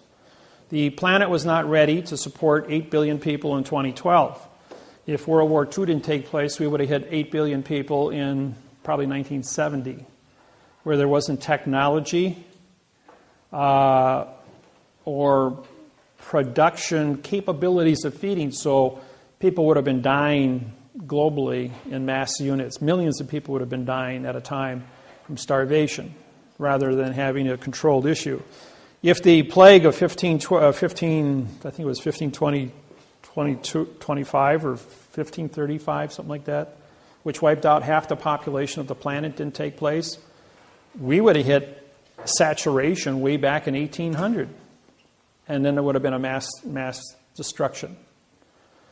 When I was in, it was in high school. I think it was 11th grade. About 17 years old. We did an experiment. Took a 4-ounce potato, put it in a 2-gallon fruit jar with 2 fruit flies. In 30 days, we had 50,000 fruit flies and no potato. On the 31st day, we had no fruit flies and no potato. The point is, you can expand out of existence all at the same time. You can go out and go fishing, which, if anybody's ever done this, and you put like 30 bluegills in a 5-gallon pail. And in 1 minute, all 30 bluegills die of suffocation. At the same time, they're all gone. When the oxygen runs out, they all perish. Well, the same thing is true with the things that are happening on this planet about what orchestrates. So we're going to take you back into history, to Hawaii, which is a cause and effect. 1848, King Kamehameha makes a proclamation that if Hawaiians are dead or off the land for 20 years, the land is free for settlement. And being Hawaii is the center of the Pacific, it's very important. In 1800, the population of Hawaii was 2 million Hawaiians. In 1829, there was 34,000 Hawaiians left alive. In 34 years, they all died from whooping cough, tuberculosis, typhoid, smallpox, measles, mumps, chickenpox, all of our childhood diseases. As the Hawaiian Islands were isolated, Cook shows up in 1789, comes back in 1800 with Bishop, and because the world knows that Hawaii exists and they start sailing there, they bring all the diseases of Europe and the United States, and in 34 years, 99% of all Hawaiians are dead from genocide by germ warfare. And so the Hawaiian population is so small, based on its size, that there's King Kamehameha in 1848 nationalizes the entire island under the Bishop's Trust, putting all the remaining choice lands into the Hawaiian Kingdom. Now, 1/3 of the Hawaiian Islands was given to the Philippines, 1/3 to China, 1/3 to Japan, because they were the dominant population at the time in the Hawaiian Islands. And in the Hawaiian Islands themselves, the Hawaiians kept all the choice farmlands. With that said, China declares Hawaii to be part of their country. Japan declares Hawaii to be part of theirs, and so do the Philippines. The United States took over in I'll get to that in a few minutes. The United States Postal Service shows the Universal Postal Union, better known as the UPU. If you want to go and study this, upu.com is what you type in your computer, Universal Postal Union, and you can get a history lesson off of Wikipedia, which will show you what's going on. Some of this stuff was never made public. I uncovered it, and quite by accident on the 6th of January, and was able to certify how World War II was conducted. In 22nd of October, 1871, the Hawaii files bankruptcy. Now, under the words of damage, no damage becomes legal, and under maritime law of commerce, which falls into the Maritime salvage claim, Title 46.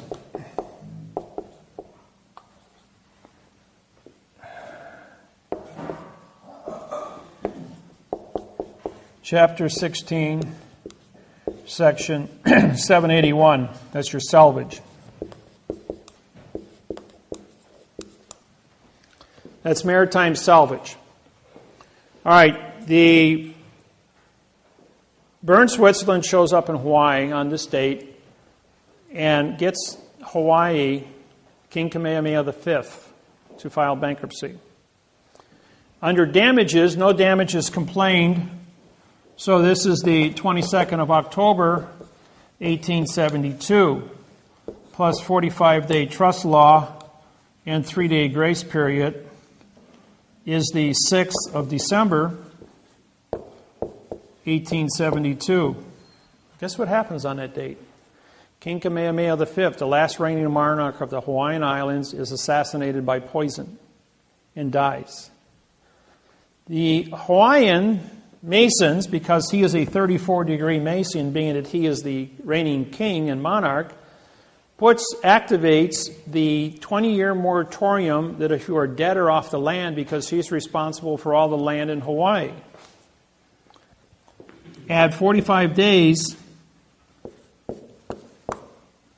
to December 6th, and you get, plus the 3-day Rescissions Act, and you get the 17th of January, 1873, plus 20 years is 1893. January 17th, 1893, the United States military shows up. The commander of the warship is a postmaster, ordering the postmaster of Hawaiian Islands to take over the Iolani Palace and capture the Hawaiian Islands, putting the Hawaiian Islands into United States territory. Queen Iolani then writes a cursive letter, an adverb verb, to complain. But as the Queen of Hawaii in 1893, she's also a 34-degree Eastern Star. And when you join the Masons or Eastern Star, you surrender your king, queen, presidential, or director's position and are now work for the Masons as a postmaster. And guess what's right across the street from the Iolani Palace? Postmaster, Lodge number 1 for the Masons, the Post Office of Hawaiian Islands, Immigrations, Customs, and the Supreme Court of Hawaii, all in the same room.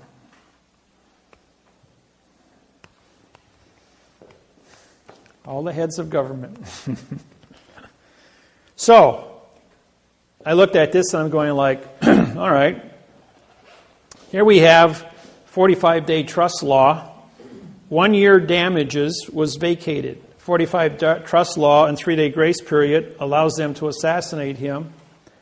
Plus 45 days and 3-day grace period allows them to take over, plus the 20-year moratorium, capture the Hawaiian Islands.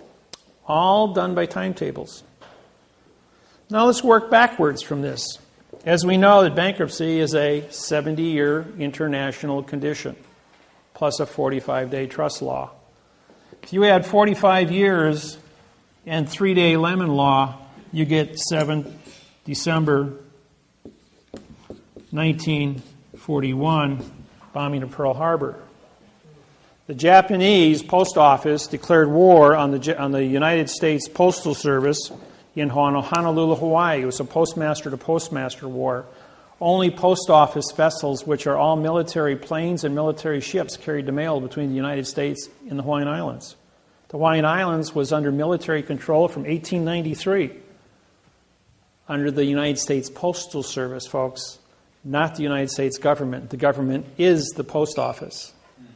The President of the United States, pre-simulation denture, appoints a Postmaster General who controls all branches of government, CIA, FBI, police, fire, every branch of government, Homeland Security, Department of Interior, Department of Forestry.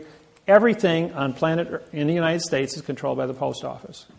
The post office in all other countries is also controlled by, controls all branches of governments. The directors, the presidents, the kings, the queens are no more than puppets working for the postmaster. Because the postmaster controls the treasury, who prints the money, controls the military, and that's how the world runs. You want a new world order? It was established On the 22nd of October, on the 22nd of October, 1871 was a New World Order. It was set in motion by the Post Office. New World Order has been here for 140 years. So everyone talking about the New World Order to take over, it's been in place for 140 years until I showed up, and there's a new sheriff on this planet, and he's taking care of it with syntax. And that's how it works. And the whole world has to change. Now, what is my position? My position is a teacher, as a plenipotentiary, which means I'm an ambassador judge working for the United Nations to teach planet Earth how to be correct mathematically. Who's in charge of the planet? Well, I'm in charge of grammar. I'm not here to arrest the politicians, the criminals, the bankers, the judges. I'm here to make sure that the infrastructure of this planet is mathematically certified to be correct. We have machines in place. We have buildings in place. We have computers in place. But the people who operate the machine, the people who think about the machine and how it is run, is corrupt in their thinking. So we're going to fix the contracts, and then with the new thinking in a correct mathematical procedure, people will not go to war.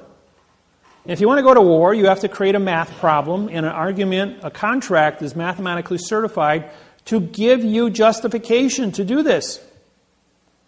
Otherwise, you're just babbling about your opinions, about what angers you, and it doesn't have, your opinion has no foundation in law, or in the law, or in the control of people. So, the people that created the nightmare know where the bodies are buried. Let's educate them, let's get them up to speed, declare amnesty, fix the wrongs, and get the world functioning on a correct format. And that's what it's all about. I'm not here to hurt anybody, just to educate everyone so we're on the same page of music. So when you look at a politician who stands up and he talks to you in quantum grammar, you understand what he's saying. He's not lying to you. And he can actually write a treaty, write a trust, write a contract, write a constitution, so that you absolutely know what it means, that 3 + 3 = 6. Not that we're going to play games that 2 + 2 = 4 with 100 different definitions. And it's only up to the subjective interpretation of an individual's ability to hoodwink you, or trick you, or make you think one thing and do something else to you. Or pass it so we know what's in it. Yeah. So you had a question?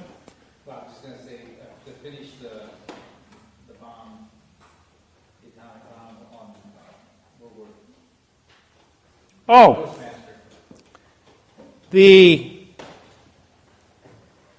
the world, the United States, was allowing Nazism to take place and would not get into World War II. So the Post Office allowed the President of the United States, Roosevelt, knew this timetable. He knew that the Japanese were going to bomb Pearl Harbor on December 7th. 1 minute after the international treaty, which was signed, but he was 90 minutes early. The people, the Japanese pilots who were in the planes, because the rising sun is their symbol, thought it would be poetic justice to hit on the rising sun. But they couldn't bomb until 8 o'clock and the sun came up at 6:30. So their enthusiasm got the better of them, and they forgot about the timetables. And they were supposed to wait until 8 o'clock to do this. But because of time zone changes, somebody screwed up by 90 minutes, and they bombed the Hawaiian post office 90 minutes before the bankruptcy expired. And they bombed a country under bankruptcy, throwing the United States into a rage and allowing World War II to start. Of course, the United States population rose up, was very angry, and everybody ran in and joined the military, and the war became what it became. So there was, sometimes things get screwed up because there's other things on the table that are affected years later. Population control. Now, how about World Trade Center? Everybody watched this on TV 100 times. Heard all the stories and all the rumors, but you never know what really happened. Because I'm a have a nuclear physicist background along with a heat treat specialist, coefficient of expansions, and metallurgy. We have a building that's 1,300 feet tall. Now let's throw an anvil that weighs 500 pounds off the top of the building. How long do you think it's going to take to hit the ground, hit the sidewalk? 12.8 seconds. 12.8 seconds. How long did it take for the World Trade Center to fall down? Anybody know that? 4.8 seconds. And that's compressing all that concrete and steel. What does that say? That says somebody changed gravity, didn't they? Even if the thing was burning out of control, floor by floor by floor, it'd probably take 2 weeks to melt down to the basement. But to accelerate gravity at 3 times its normal speed? Now, I put this presentation on national television in 11 states for an hour with the blessings from physics professors and demolition experts from mining all over the United States. When they saw the presentation privately, they then said, put this on national television because this is the rest of the story that people don't know about. Now, when you core detonate the World Trade Center with C4, now in 1988, I told you I wrote the mathematical procedures to prove that all steel is plastic. Okay, there's a little thing called an iron molecule. And being that I'm a metallurgist, here is a cube. In the center of a cube, below 1650 degrees, you have one nuclei. It's called an iron molecule. When you heat that above 1650 degrees, it becomes what's known as a face center cube molecule, and now you have 6 nuclei. Iron is the only substance in nature that can change its identity. Once it becomes a 6 face-centered cube nuclei, this is now plastic. Red steel. Cherry red steel. Just like plastic. Tie it in knots, beat it with a hammer, make swords out of it. Anything you want. Heat glass at 2200 degrees and it's liquid. Pour it in anything you want, cool it off, you got glass. Take plastic at room temperature, tie it in knots, you got your plastic bottles, nice and flexible, doesn't break. Cool. Concrete. Pour that concrete block, it's liquid with lime, heated to 1780 degrees. As it cures, 22 minutes later, it turns into plastic. And the chemical reaction becomes epoxy resin. And then in a little less than probably 20 minutes, it turns from epoxy into concrete, and it goes into a center cube, making hard brick. So concrete, steel, and glass are all plastic. They all have a coefficient of expansion of 6.3. Anybody want to guess what the coefficient of your plastic soda water bottle is there? 6.3. That means that anything that's plastic will be affected by C4, plastic explosives. So you core detonate the building with C4 plastic, or thermite, which is a 6.3 also. When it detonates, it creates a bubble, 1,300 feet in diameter. When C4 detonates, it creates a shock wave of 85,000, roughly 85,000 pounds per square inch pressure. All of you that watch the video, this is a 400-foot wide building. The debris field is 850 feet wide above the building when it's still in a static position. Watch the video. The building is standing there, and you've got a debris field 550 feet beyond the 400-foot center line. So it's 850 feet in a half second. That's 1,600 feet per second. That's a good acceleration equal to a bullet, or equivalent to a C4 detonation. Every building within a half a mile of the World Trade Center had its windows exploded out at that exact second. And what's the one thing you saw in the air?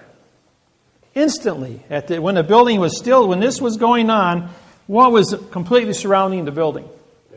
Paper. Paper was airborne instantly all over the building. How did all that paper get 1,000 feet away from the building in 1 second. Where did it come from? Well, at the exact second of the core detonation of the World Trade Center, what you were looking at was not a concrete, steel, and glass building. What you were looking at was smoke. Not not molecules of concrete, steel, and glass, but atoms of concrete, steel, and glass. Paper is not affected by a 6.3 detonation. Only concrete, steel, and glass turn into smoke. And so you've got a static pile here of smoke. Now, has anyone ever seen the hydrogen bomb explosion on Discovery or National Geographic's pictures? And you see little balls. Those balls are called plasma. Plasma is the same thing that causes sunspots on the sun.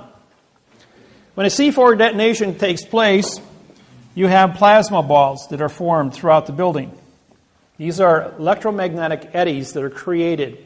Anything within a plasma ball will not be affected by the 6.3 coefficient of expansion of a C4 detonation, which only affects concrete, steel, and glass.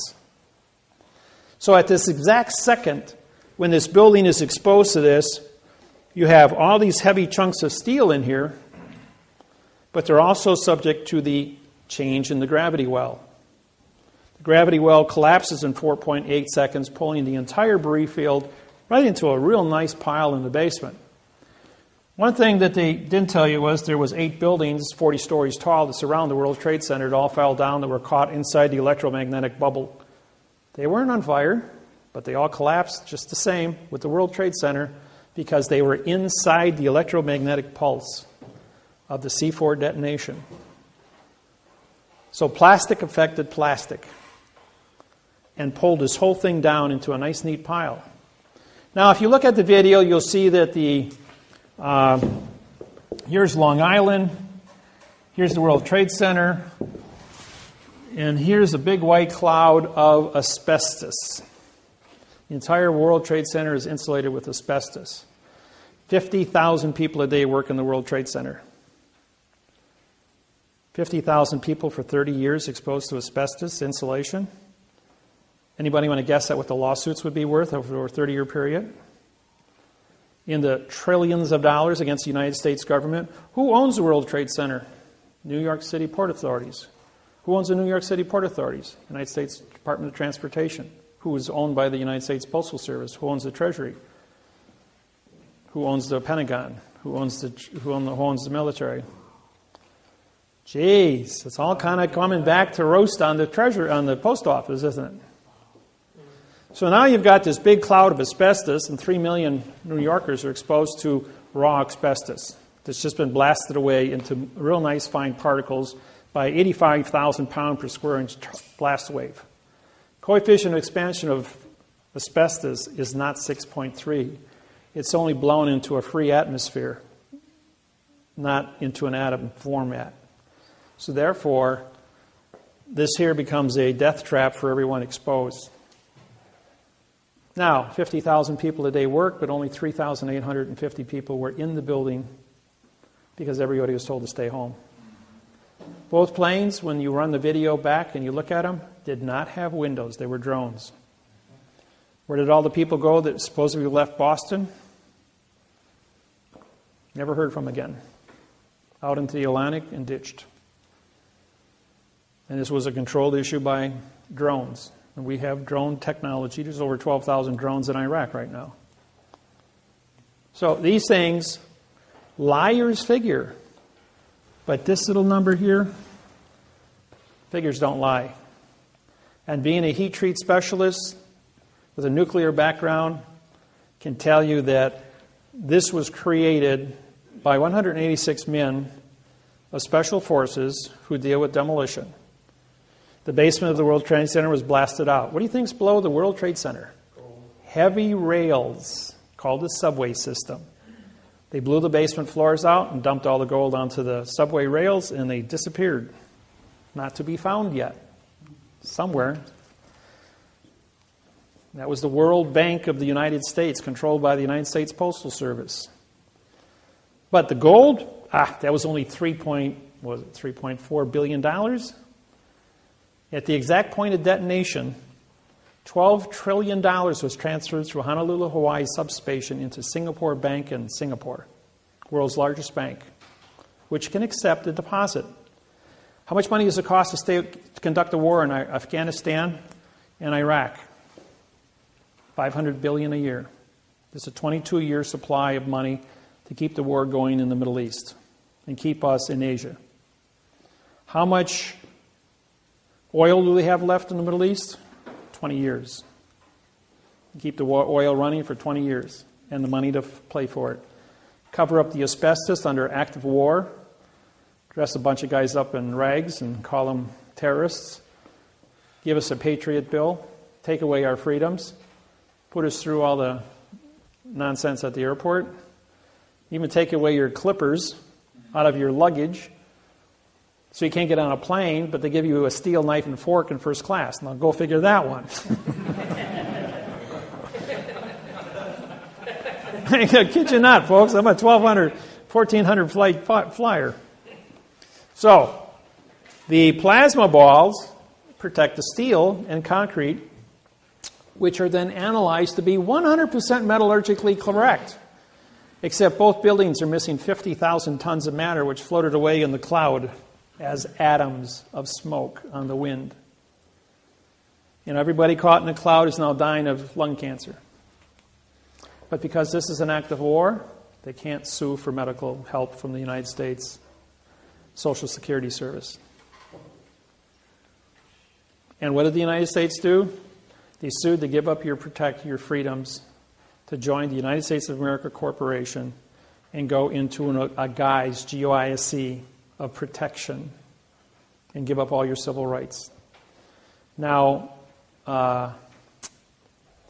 mandamus has been canceled because it's written in adverb verb. Your freedoms, as far as having a warrant to enter search warrants, have been nullified because the laws are written in adverb verb. They're using my technology to disqualify all the protections you had, and PRO means no of Tectus contract, all the no contracts you had. And they're only selectively choosing the ones that they want to use that benefit them in their ability to control, and Big Brother is watching. At every traffic intersection, you have a camera, videos. How many people got tickets already from video cameras at stoplights? I got a few of them myself. So who's Big Brother? Who's Big Brother? DOT, Department of Transportation, working for the post office. Is that where the U.S. Department of Agriculture comes in? Under the post office. Under the post office. Yep, and you guys are all farmers, so you're under... In other words, to own a farm today, you have to have a 4-year college degree in horticulture. You have to understand pesticides, groundwater, public safety, pollution, gasoline, if your tractor's leaking, anything you put on the ground goes into the water table. Therefore, it affects public safety underwater. I used to own a 40-acre plot of land, and I bought it because I was going to harvest the topsoil, which was worth $7.5 million on my 40 acres, until I took a course at the DNR in Wisconsin and found out that this was the first line of defense to supply water to over 10,000 homes within 100 square miles of my land, as that was the headwaters of the Mud River. And I got an education as to how important my land was and that it could never be touched because it filtered water and created pure water in the underground water system. And I respected that because I'm a green person. So, now you know what happened here. This was a condition. Oklahoma was number 1. Waco was number 2. Waco was first, then Oklahoma, then this one. Just like World War II was allowed to take place, bombing of Pearl Harbor, you need a crime big enough so that people yell rape. This was a crime big enough to suspend your rights and make everybody a victim of terror. Question? Hiroshima and Nagasaki, was that a control too? What? Population control in World War II? For what? For Hiroshima and Nagasaki when the A-bomb was dropped? Okay. In World War II, all the bombs dropped in Pearl Harbor had $1 airmail stamps put on them just to make it legal to deliver the postage to the Postmaster General of Honolulu, Hawaii on December 7, 1941. In 1945, a $1 airmail stamp was placed on Little Boy and Fat Boy and delivered to Hiroshima and Nagasaki airmail just to make it legal. And I have the video at home that shows the Postmaster General of Honolulu, Hawaii on signing his name across the $1 postage stamp, just like I sign my name across the $1 postage stamp on my lawsuits, just to make it legal to deliver the mail. All the bombs that were unexploded, and I talked with one of the survivors in Honolulu, Hawaii, who had a 500-pound bomb dropped and split a tree in front of his house. And the bomb had a $1 postage stamp on it when I asked him about it. He goes like, yeah, it was a $1 Japanese postage stamp signed right on there. He says, thought it was kind of peculiar. He says the Army Corps of Engineering came out and defused the bomb, took it away. But it did have the $1 postage stamp on it, he said. And he was an eyewitness. So, yes? What is the significance of the $1 versus, let's say... There are no fractions in federal law. Everything is a whole number. That's your answer. So That's you can't what. use a 2-cent stamp. No, you must use a $1 stamp or above. It must always be a whole number. Now, that's a good question.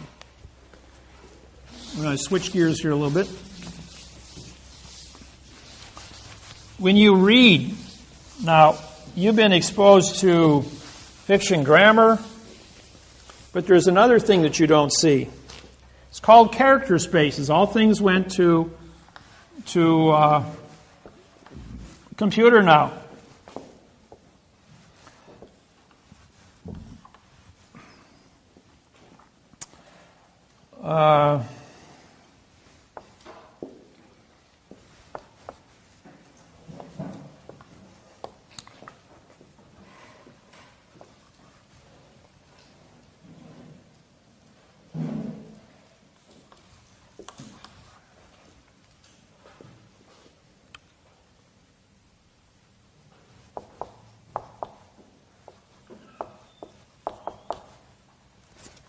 No, wait, that's,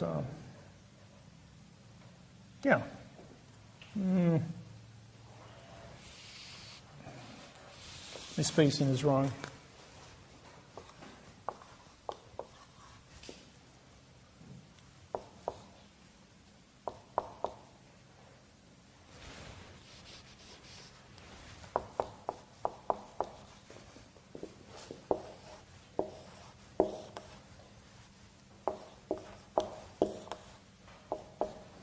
Okay, you're looking at a computer, and each one of these represent a character space, okay?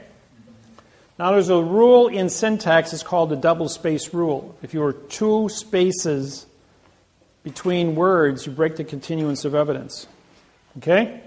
Now here you're going along, you got space, space, space, space, 1/10, full space. This is actually two spaces now. So when you say, I saw the cat, this is an adverb, verb. But there's two spaces missing here. So therefore, this is just a two-word phrase, and this is a two-word phrase. It's not four words. So therefore, watch your spacing. We have an attorney in Petersburg, Alaska, who uses 4 words, single spaced, 3 words, double spaced, in each sentence for 22 years. Last year, I caught him. We went back and looked at everything he wrote in 22 years, all identical. 4 and 3 on every sentence. Never wrote a legal contract in his entire life. And he was the prosecuting attorney and working for the city in Petersburg, Alaska, never lost a case. But then again, he never had a correct case, and so him and the judge were in and on together. Therefore, it's a conspiracy. He knew what he was doing. Exactly. There was no mistakes there. When I take your mortgage contracts and I identify all the parts of speech in 15 pages, and I show that there's not a single prepositional phrase, that this is a document with 5,000 syntax wrong words and 1,000 words that mean no contract, and therefore you have 6,000 mistakes and 5,000 words. This is like building a space shuttle to go to the moon. It's an engineering exercise on 64 million mortgages. When Lloyd's of London got a copy of this, they canceled 64 million title insurance policies in the United States. If I'm blowing smoke, then what's the world doing canceling the United States contracts across the board, shutting down the mortgage industry? And as Pandora, yes, I'm responsible personally for the entire collapse of the mortgage industry and why all of you are probably in foreclosure right now. What does Bernanke's deal with $40 billion per month? $40 billion, that's nothing. But is that tied to this mortgage, to the syntaxing thing? No, he's just trying to put a Band-Aid on something, saying we're going to buy up all your bad paper. Now, for the mortgage people, and this goes with that.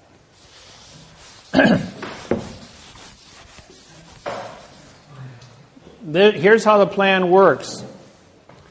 We have a document that's a fraud. And this is an autograph, this is a confession.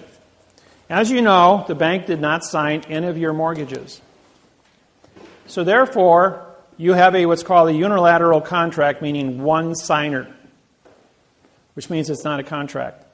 You are classified as a borrower or a trustor, ending the word in OR, making you responsible for what? A contract that's written in adverb verb and says nothing. You are responsible to pay back money to a contract that doesn't exist. All the money listed on the document is in a parentheses. So if we have quotation marks, a parentheses, square brackets, or we write in italics.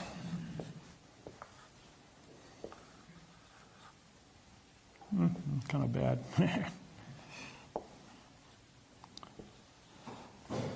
Or if we write on an angle called italics, it means it's removed from the paper and it's blank, which is the condition of all your cases. All right, so we have this document here, and this document says that the bank wants this from you. But he never signed it. So can I prosecute this individual? Well, I don't have a victim yet. You guys have become victims, but only after the fact. Those that are all current in your mortgage payments, you still are sitting on bad paper, but nobody's taking responsibility for it. You've paid, kept your mouth shut, the bank's kept their mouth shut, and you just keep paying. Well, that's cool. Your credit rating reflects that you have made a promise to give something back to somebody else, and you've kept your promise. It's just like a handshake. There's no written contract. This is not a written contract either, until I stand up in front of the court. Now, when the bank stands up in front of the court and says, I wrote this, I'm taking responsibility, I want that house, I now have a signed confession in front of a judge that they took responsibility. Now, it's my responsibility under Title 42, 1986, as a federal judge, to syntax this document and find out what it really says. What it really says is that false and misleading information, fictitious conveyance of grammar, perjury, and deprivation of rights under coloring of the law was now a condition of criminal activity under Title 42, 1986. While engaged in criminal activity under Title 42, 1986, he had knowledge because there's 6,000 mistakes without any kind of modification. In other words, it's a perfect fraud. A perfect fraud because we're back into the no law or fact. And so now he's got this no law or fact document that he's confessed to. Well, from the first one that we did in January of 2008, which collapsed the entire mortgage industry and took the stock market from 14,000 down to 6 and back up again, and put everybody into your quandrum, why hasn't the bank foreclosed you after 90 days? Why didn't they just come out with the sheriff and kick you off the land? Well, that's because we still hadn't had the banker stand up and say, I did this. So when he did that, he now had what he did was, on the 90th day, he filed a Title 46, Chapter 16, Section 781 salvage claim on your land. They killed the Indians, they stole the land, they sold it to an unsuspecting buyer back in 1800, and it hasn't been, or 1834, and hasn't been corrected to this date, and so the word is ailing, A-I-L-I-N-G.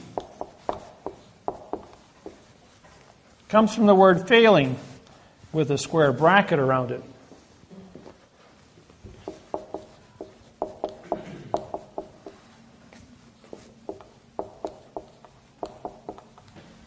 Better known as the Federal Rules of Civil Procedure 12b-6. Now, every one of you that have ever worked with me, the first thing that the lawyer does is he failed to state a claim. Okay, what that says is pronoun, adverb, future time, verb, adverb, verb, which means you didn't use a verb in your document. You actually sued them with correct facts, using forensic evidence with a signed confession from the bank who stood up and said, I wrote this. Now I have permission as a federal judge under Title 42, 1986 to prosecute this individual for false and misleading information.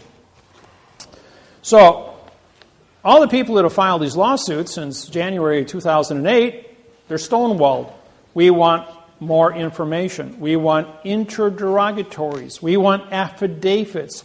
We want a smoking gun. We want. The point is, the word interrogatory, INT, means no contract.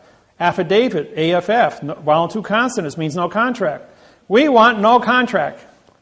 We want you to participate in nonsense for 3.5 years of no contract to keep you into a verb fiction.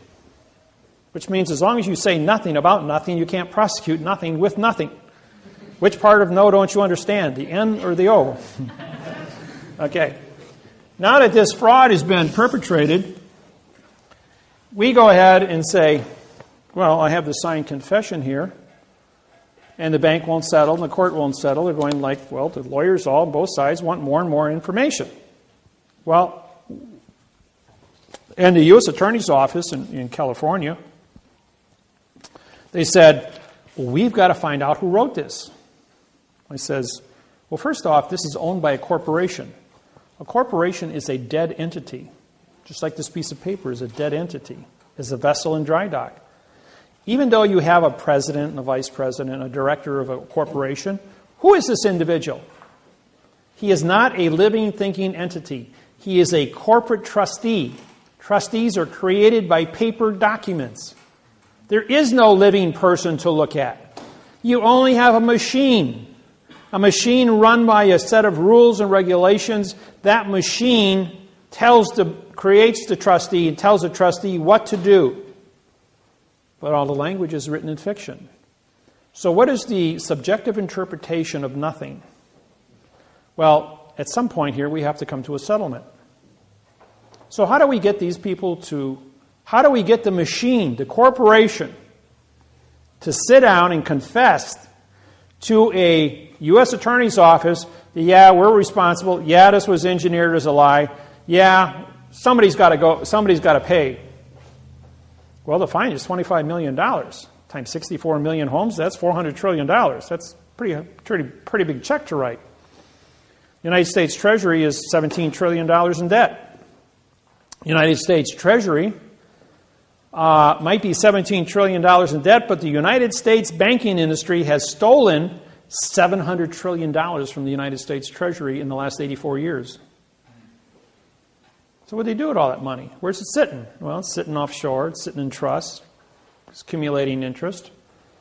And the bank owes the United States government $400 trillion.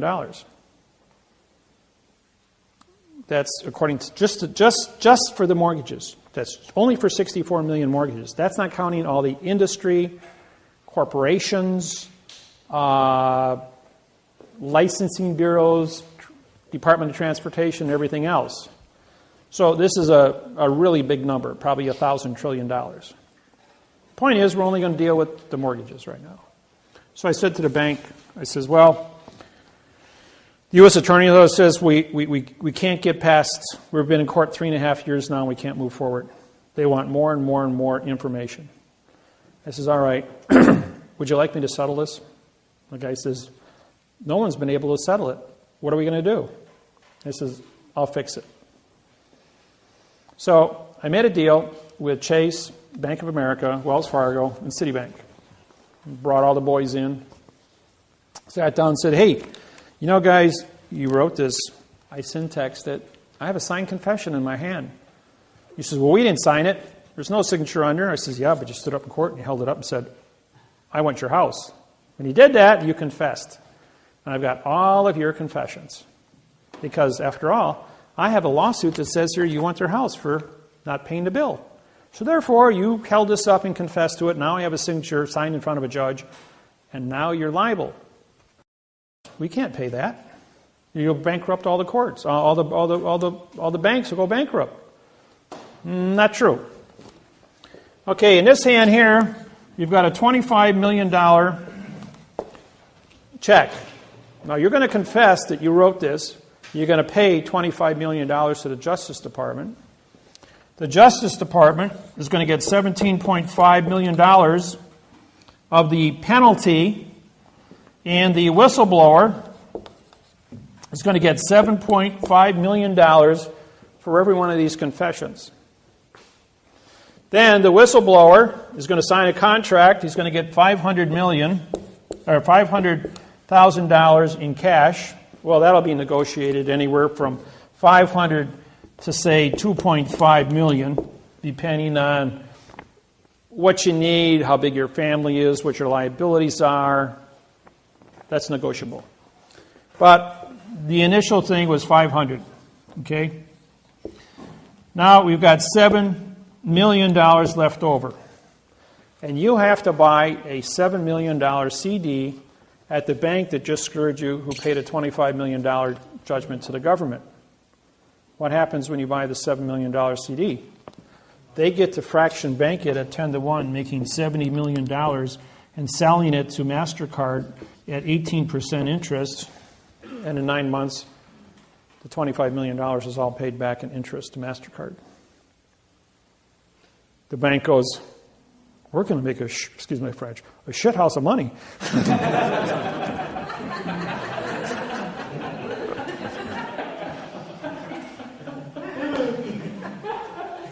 And the bank, 10 days later, walked into Kamala Harris's office and said, we got a check here for $26 billion. We'd like to settle this lawsuit. And all the homeowners get paid. March 6, 2012.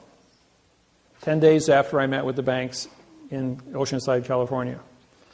Now that they had a remedy, the banks, Kamala Harris got $19 billion. The United States government immediately took $7 billion, stuck it into the Treasury in the state of California. Kamala Harris then had to hire a staff of individuals, screen out the applications, get all the forms worked, the paperwork done. I have those with me, by the way, for those that need the forms. They're involved with lawsuits with me right now. And the bank is waiting for their redeposit of the $70 million for every $25 million they paid out on. And this is I have all 50 federal attorney generals and 1,000 staff members, which are all assistant attorney generals, working with me on this. Now, they are hiring 3,000 more attorneys to work with the U.S. Attorney's Office to process 22 million foreclosures in the United States. When you divide 22 million by 4,000 attorneys, that's going to take a while, especially with all the paperwork involved. It's going to result in an $8 trillion a year windfall for a government that functions on $2 trillion a year and only collects $500 billion a year in revenue from the IRS, from taxes. So this is a 16-1 payback with my technology. Who am I? I am the cash cow of the United States Treasury. Why do they leave me alone? Why do they let me do what I do? is because the United States government would not exist after 1997 if it wasn't for me. I paid off the last national debt in 16 months. They were $8 trillion in debt. They not only paid it back, but on November 2nd, 1999, we had $6 trillion surplus in the United States Treasury, entering the third international bankruptcy. And so now, as of last week, we were $17 trillion in debt. With this technology, it's affecting everything. And every single lawsuit, yesterday, Bank of America wrote a check for $2.46 billion for false and misleading information on the wording for the contract for the Bank of America Employees Pension Fund. Biggest single settlement in the Bank of America in the United States pension history. But that is trivia compared to the 25 or the 26 billion that was written in California to settle the cases, and the 74 billion that has currently been paid out to date on the $400 billion lawsuit, which is at the New York Securities and Exchange Commission for false and misleading information to sell bad mortgages to the Securities and Exchange with a second-grade reading level. Henceforth, this document. But under the Clayton Act, they're going for 4 times damages of $1.6 trillion against the banks. This is just the first 1% of the 22 million cases that are out there. There's a 3% bottleneck in the United States court system. It will take 30 years to go through the 22 million foreclosures. That's why they've hired it. They want to bring this down to 10 years instead of 30 years. Question? I'm just curious on the, you mentioned $7 million going to the CD. You get the interest off it on a yearly basis besides your 5. Just like you win the lottery, you get the interest from the lottery for 20 years. The state keeps the initial chunk of money that you just won, $300 million, and you get the interest off it. It's more money than you can spend within reason against paying for all your toys that you would fantasize for any individual. And it keeps, really isn't any money around out there. Everything's got to be working. Interest is a working condition of money. So every time they have a problem, they come to me saying, here's the information, sort it out. And it takes me just a couple seconds because I've been doing this since 1997 when I issued new money in the United States. So does that go on indefinitely, or is there a time frame that will stop? There will always be a condition of foreclosure. There will always be people in bad luck. There will always be, the new contracts, however, have to be written in a new parsé syntax grammar. I'm referring to the $7 million CD that I get personally. No, that'll be just a 10-year contract. That you'll have a one-time payout at the end of 10 years. That'll give them a time to, they may bill out MasterCard at, I think it's currently is 14.6%, giving you a 7% commission off of that. 7 times 7 is 49, so that's $500,000 a year for 10 years on top of that, and then a windfall of 7 at the end, which would be reasonable. The bank makes $70 million off the top of that at a 10-to-1 fraction, where they're only paying you paying you the face value of 7, but actually collecting on 63 million all the interest. See? Give me time to gear up and get used to the cash flow before I get Yeah, I'm sure McDonald's will appreciate you. Yes. But basically, with that all being said, then these banks, they're not going to fight. Right. In other words, the banks will say, "Oh, you finally caught me. Okay, yeah, I confess. No prison, and we're going to go ahead and negotiate this plan. You guys win. The federal government gets $17.5 million. They win. The IRS, now, everyone, you're entitled to your minimum wage, $8 an hour. You work 8,700 hours a year on your property to guard the home and the farm. At minimum wage, that's $87,400 a year for the husband and the wife. Anybody on title. Times the amount of years you've owned the property. And under the Clayton Act, it's 4 times that. Then your down payment on the property, if you refinanced, the value of the house you put up for the refinance is the down payment times 4. So it's not a $500,000 property. It was refinanced at 7. The $500,000 value that was refinanced now becomes 4 times at $2 million.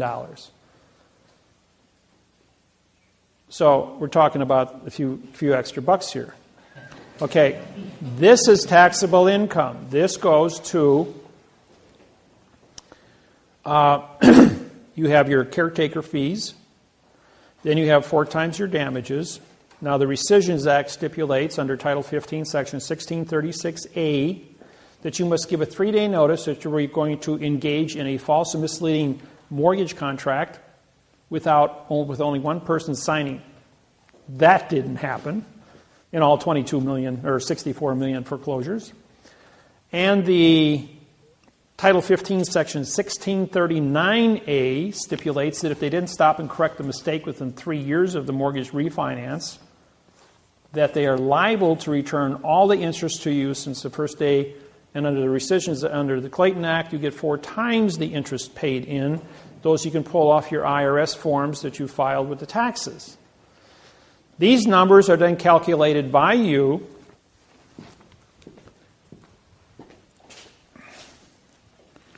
Let's see here.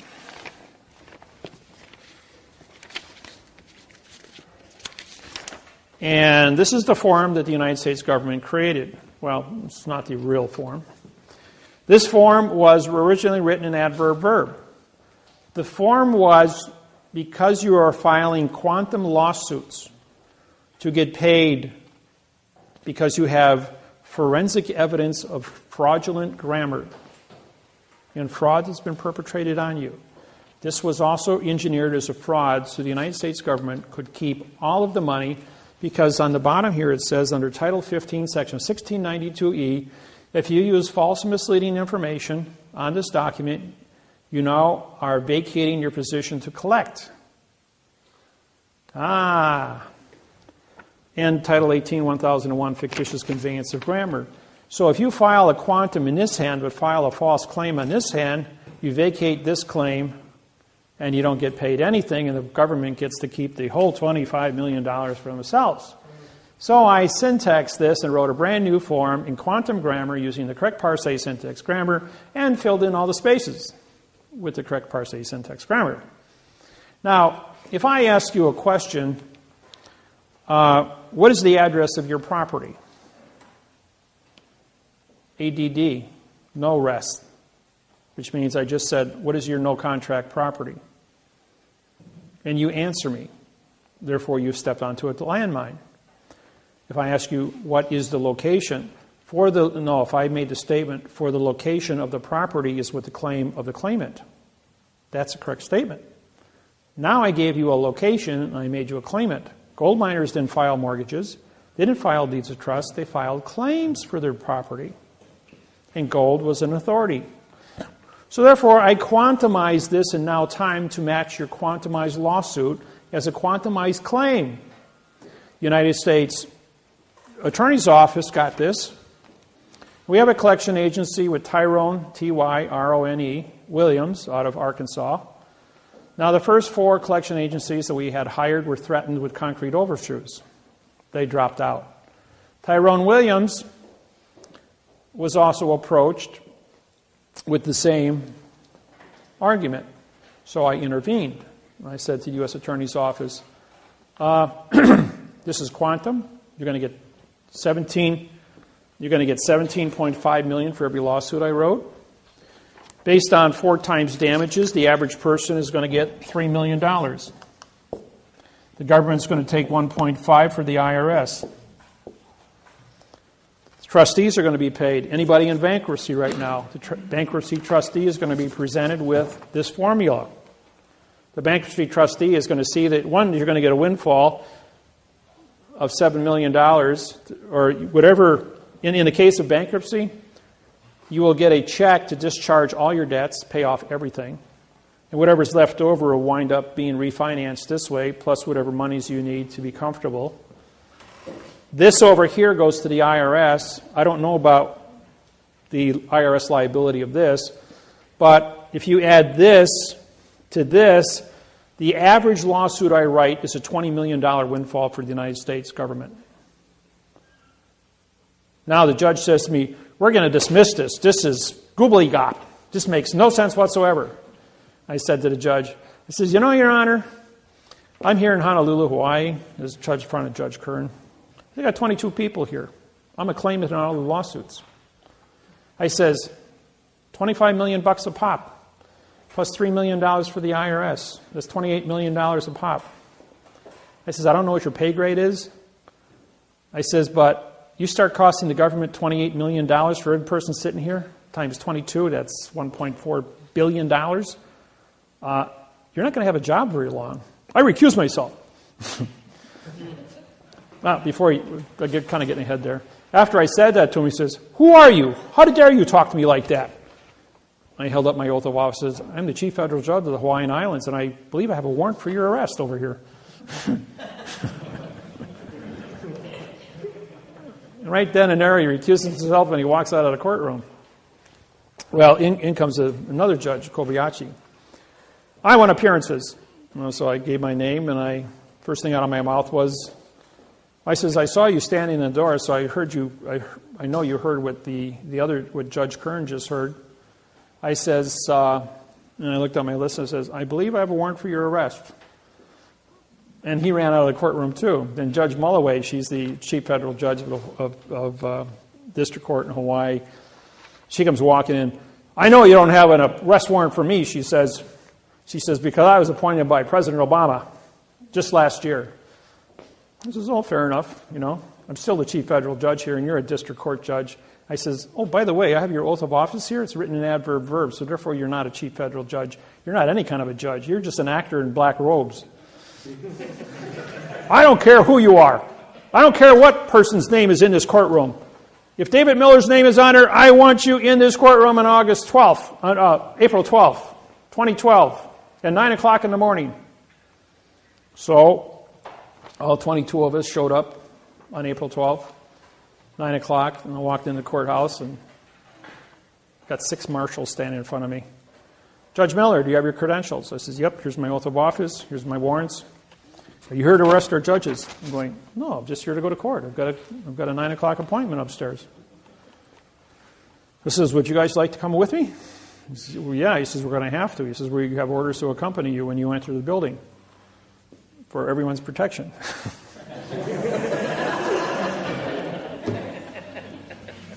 He says, who are all these other people? I says, oh, they all were ordered to be here, along with all the attorneys and all the mortgage companies. He says, well, you're the only ones here. What's this all about? I says, I put a 15-month freeze on all the foreclosures in the Hawaiian Islands. And 5 of the 6 marshals were in foreclosure. They all shook my hand going, oh, thank you for not having us kicked out of our home. So they were all in my, I said, would you guys like to come upstairs with me? So we all tiptoed upstairs in Kern's office. We go walking in. And Judge, as soon as I walked in the door, Judge runs out of the courtroom because I got a warrant for his arrest. And I walk up to the clerk and says, well, we're here. Where's Mulloway? He ordered us to be here. And he says, oh, I'll go check. Runs in the back room. There's a whole bunch of screaming going on back there. The clerk comes out all red in the face, and he goes like, the judge has ordered the courthouse closed and ordered his courtroom closed, and everyone is ordered to vacate the building. I says, well, where's Judge Mulloway? You got to go down to the clerk's office and find out. I says, well, the judge just ordered the courthouse closed. So the 6 marshals and I, we go down to the clerk's office, and I have a order opening the court up, ordering with me. I was prepared for all this. I walk to the clerk and says, I'm ordering the courthouse open as Chief Federal Judge. He stamps it, signs it, and I sign it. I said, by the way, where is everybody? Well, the phone's over there, go call. So I called the Chief Judge's secretary, and she picks up. She says, all the judges in the courthouse are on a plane flying to San Francisco. Judge Kern is the only judge in the courthouse, and he ordered the courthouse closed, which is illegal. Can't shut down the federal government. So right then and there, I says, all the judges committed treason, vacated their posts, and left the country because they're in international space. So now we got a new complicated lawsuit that I'm putting together. So Every time I show up in Honolulu, it's World War III, you know. It's So these forms were critiqued so that they match your quantum lawsuits, so that you have, I've taken all the precautions necessary so that your language is correct. I took all the boxes off the paperwork, so there's no boxes. The only thing, when the judge, when somebody asks you a question, like, what is the location of your property? Well, you have to have all the words defined, which is in the lawsuit. You have to have your name and address to be legal as far as understanding what an ownership of location is. That's in the lawsuit. You have to have a cause and effect as to why you have ownership and why the bank doesn't. That's in the lawsuit. Because possession is 9 points of the law, and no one ever gave you a legitimate contract, and you've been the caretaker, trustee, and guardian of the property, which puts you on it, and there is no contract. And I mean the word "no" is an adverb, making contract to be a verb, which is an adverb-verb fiction. So there is no paper in existence on planet Earth that says you do not own the property as being the original settler on the property. As the American Indians, even though we know the military moved them off, didn't have writing. They didn't have treaties. There has never been a correct parsing, syntax, grammar contract written for that object, and because you are the only person on it, under the maritime law of salvage, are the only people that have ever existed as original owners. Do you have a mortgage? The answer is no. Do you have a debt? The answer is no. Do you own the land? The answer is yes, because possession is 9 points until somebody can show you a correct parsing, syntax, grammar contract that says otherwise. So if the world of fiction wants to play the world of fiction, that's one thing. But when Iceland got a hold of this, Iceland forgave all the mortgages in Iceland back in March this year, rather than pay $25 million a pop to Wall Street. So everyone's title clear in Iceland now, even though it's a very small country. Yes? Now, if you're a good old boy and you just bought a place and everything's current, how would you go about knowing the document's fraud? How would you go about, would we have to get in contact with you? Or? You can bring a lawsuit against the bank with the existing contract that you have right now and follow the procedures of suing for false and misleading information. Excuse me. On the contract and showing where the bank had Lodial, L-O-D-I-A-L, title to the property. If you're the only person standing and nobody has claim to it and you're on the property, under 1 year moratorium, technically you own the property. If you... Yeah, you'd have to be there 1 year under 1 year damage claim. That no one's ever filed a damage claim against you for false and misleading information. Okay? Now, now there's a numbering. This is a numbering system. There's only 5 patterns of numbers in the entire world of fiction, and once you memorize these numbers, there's an old rule maybe most of you are familiar with, Sherlock Holmes. Everyone know the name? Okay. Sherlock Holmes says, when you remove all the things that cannot be possible, what are left, however irrelevant you believe them to be, are the facts. The point is, when we apply this same philosophy to the world of fiction, we actually come up with the facts. So, what is an adverb? An adverb is a modifier. It modifies the condition of the speed of thinking. It's primarily designed to modify the verb in speech. The verb is the word thinking, or the word motion. And motion comes from thinking.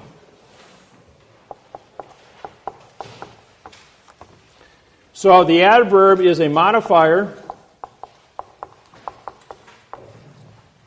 of speed. Now, when you modify something, you change it from its origin. Well, if it's not origin, it's perjury. Simple as that. If it is not the fact, and you changed it, that's perjury. I don't care what language you speak, I don't care what country you come from, 8 billion people understand the word perjury. And so you've told a lie because you've created an opinion.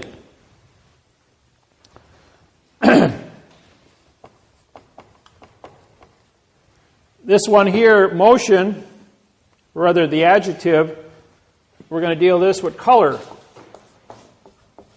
Anybody want to define color? Explain to Helen Keller, who was born blind, what the color blue is, or color red, or yellow. You can't explain color to a blind person. Turn off all the lights. You see, black is the absence of energy. There is no such thing as a negative. You can only have different degrees of energy in the universe. There is no such thing as a negative. So take this room, for instance. We've got thousands of candle powers of fluorescent light, and it's very bright in here. But let's go to midnight, turn all the lights off in here. It's so dark that you can't see the hand in front of your face. Or go into a cave underground. And I was in a cave. I have my little tiny LCD flashlight on my keychain. And they turned off the lights for about a minute, so everybody's eyes were fully dilated. And I turned that little light on, and for 300 feet down the cave, you could see everything clear with just that one little LCD light. Or you take a football stadium that holds 70,000 people at midnight, no moon, absolutely black, so you can't see the hand in front of your face, and just light one candle. An entire stadium will be illuminated that you can see by one candle, because you have black, which is just the absence of energy, but even the smallest spark of energy creates an illusion, will give you the reflected illusion that is necessary. So you can't prove a negativity. The adjective, ADJ, means no contract because the IVE is contract.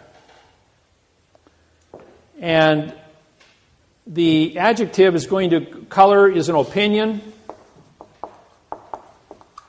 And an adjective cannot exist unless it is filed by a fact, because the color has to be able to modify something.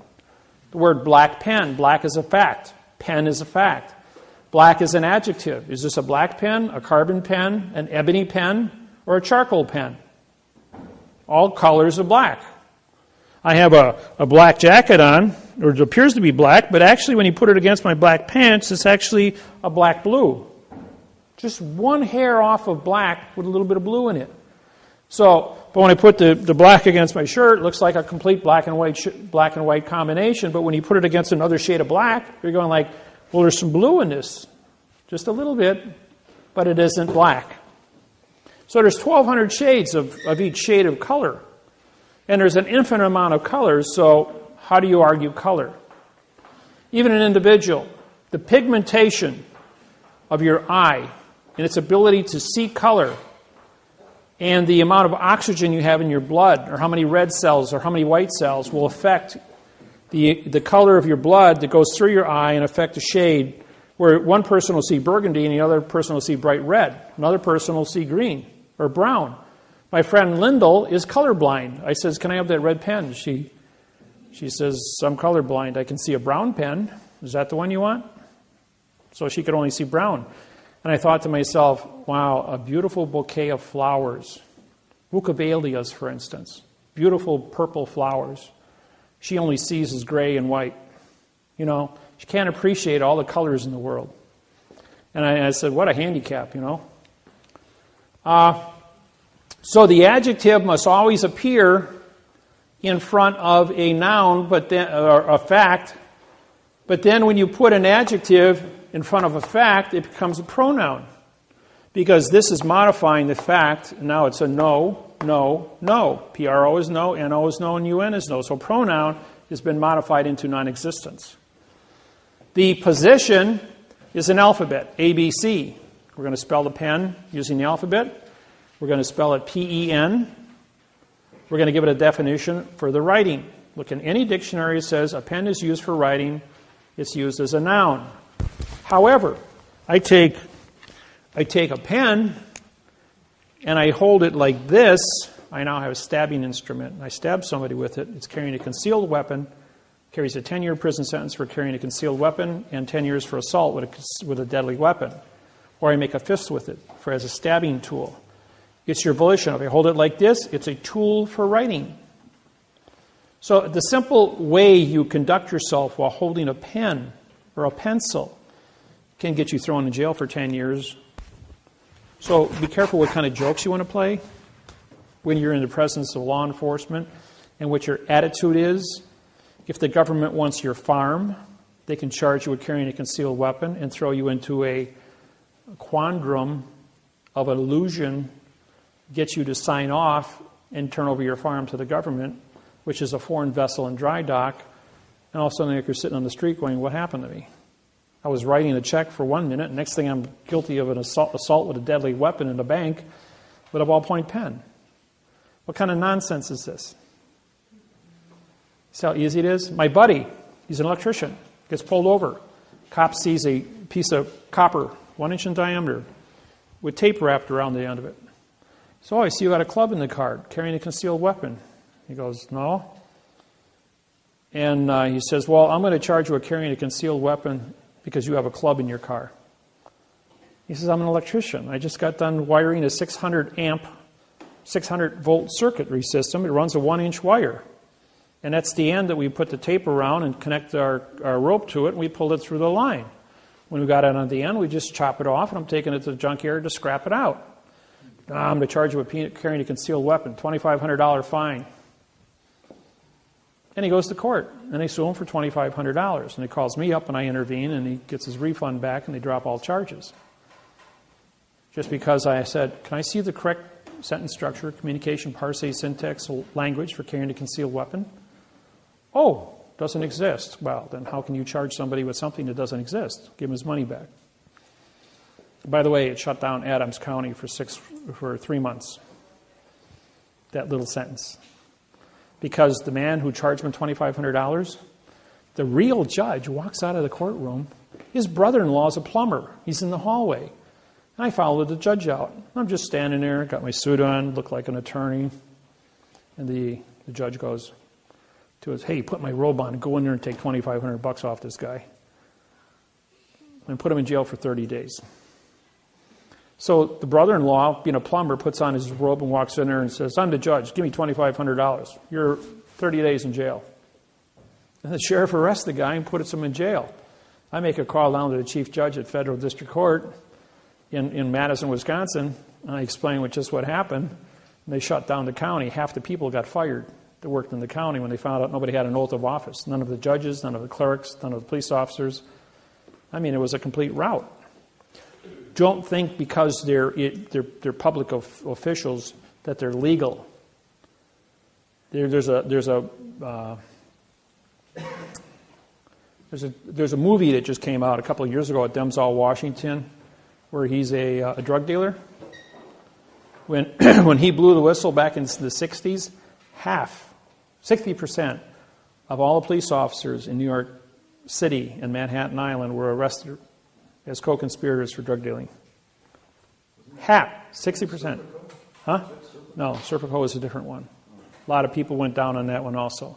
But this is where a drug dealer turned state's evidence under the False Claims Act. And Compton is the second largest county in the United States, next to Los Angeles County, was taken over by the Crips in the Bloods. When the FBI went in there and broke that up, 60% of all the people that worked in government, from judges, attorneys, police officers, clerks, all went to prison. And Compton was under the jurisdiction of Los Angeles County for 8 years before they were able to reform a government. Don't think it can't happen. Yes? So what can we do when we have a county sheriff that has the oath that they've been using for years, the one that is on file currently is completely void of any send it to me in an email. I'll syntax it and send it back to you. In Hawaii, we have 92 judges.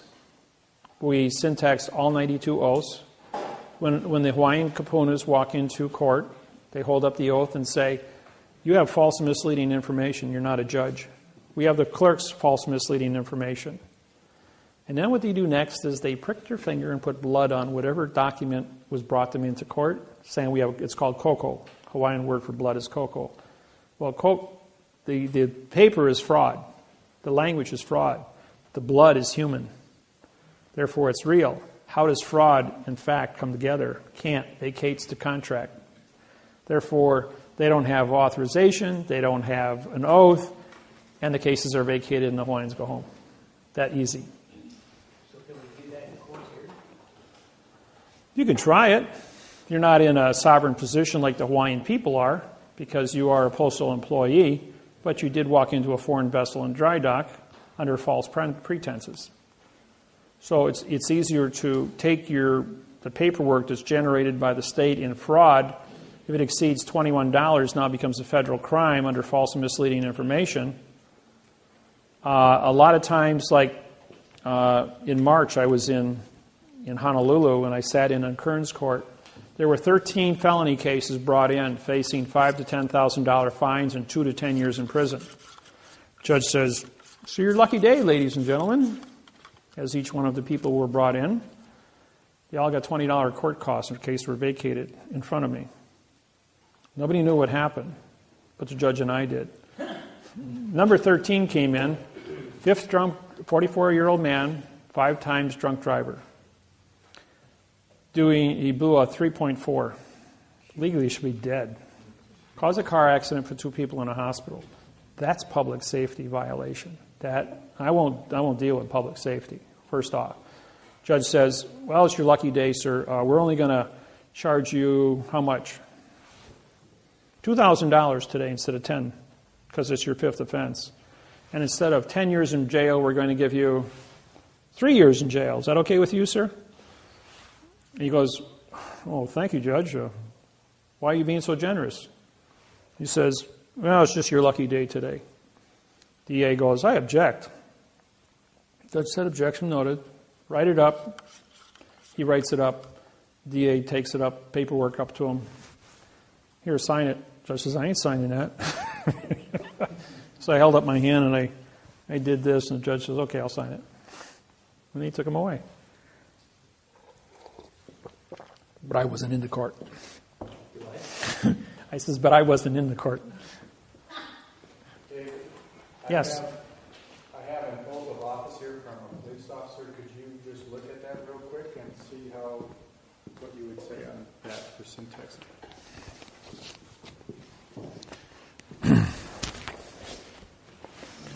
I'll even put it up here on the board. It'll be a good lesson for everyone here. Meantime, you can ask me a few questions. How's that sound? I got a question. What Paul was referring to on the oath of office for that sheriff, Yeah? the oath of office like that is filed, but every line is completely blank, nothing written in, and that's a certified copy. We're just going to use this as the person's name. Okay, if it's more than double spaces, what you have is a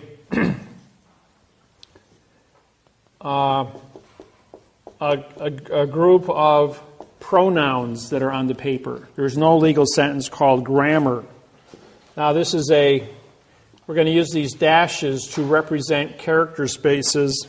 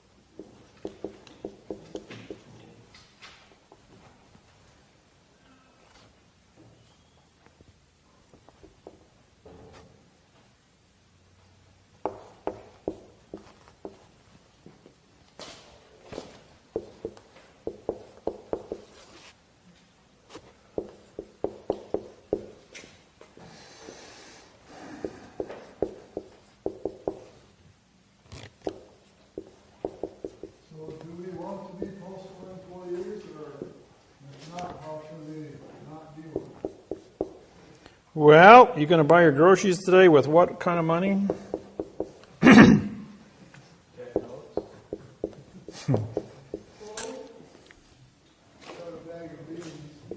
Well, if you want to go, you go ahead and barter.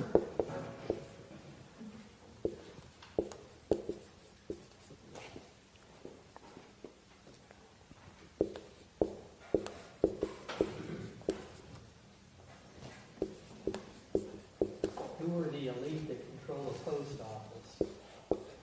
Postmaster General of the United States.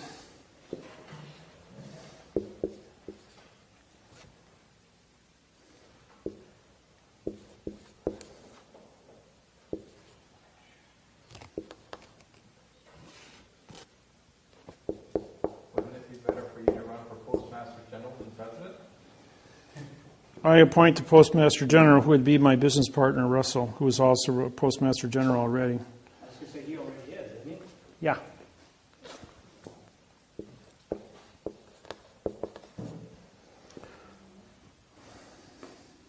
So how do we vote for you in Klein? I'm a write-in vote under the director party. Is that listed? You got to write it in. Yeah, right in director also. Yep. Everybody's been given instructions on my website. Is it possible to do that on an electronic voting machine? Yep. Do you have to be registered in order to go in and vote? Yep.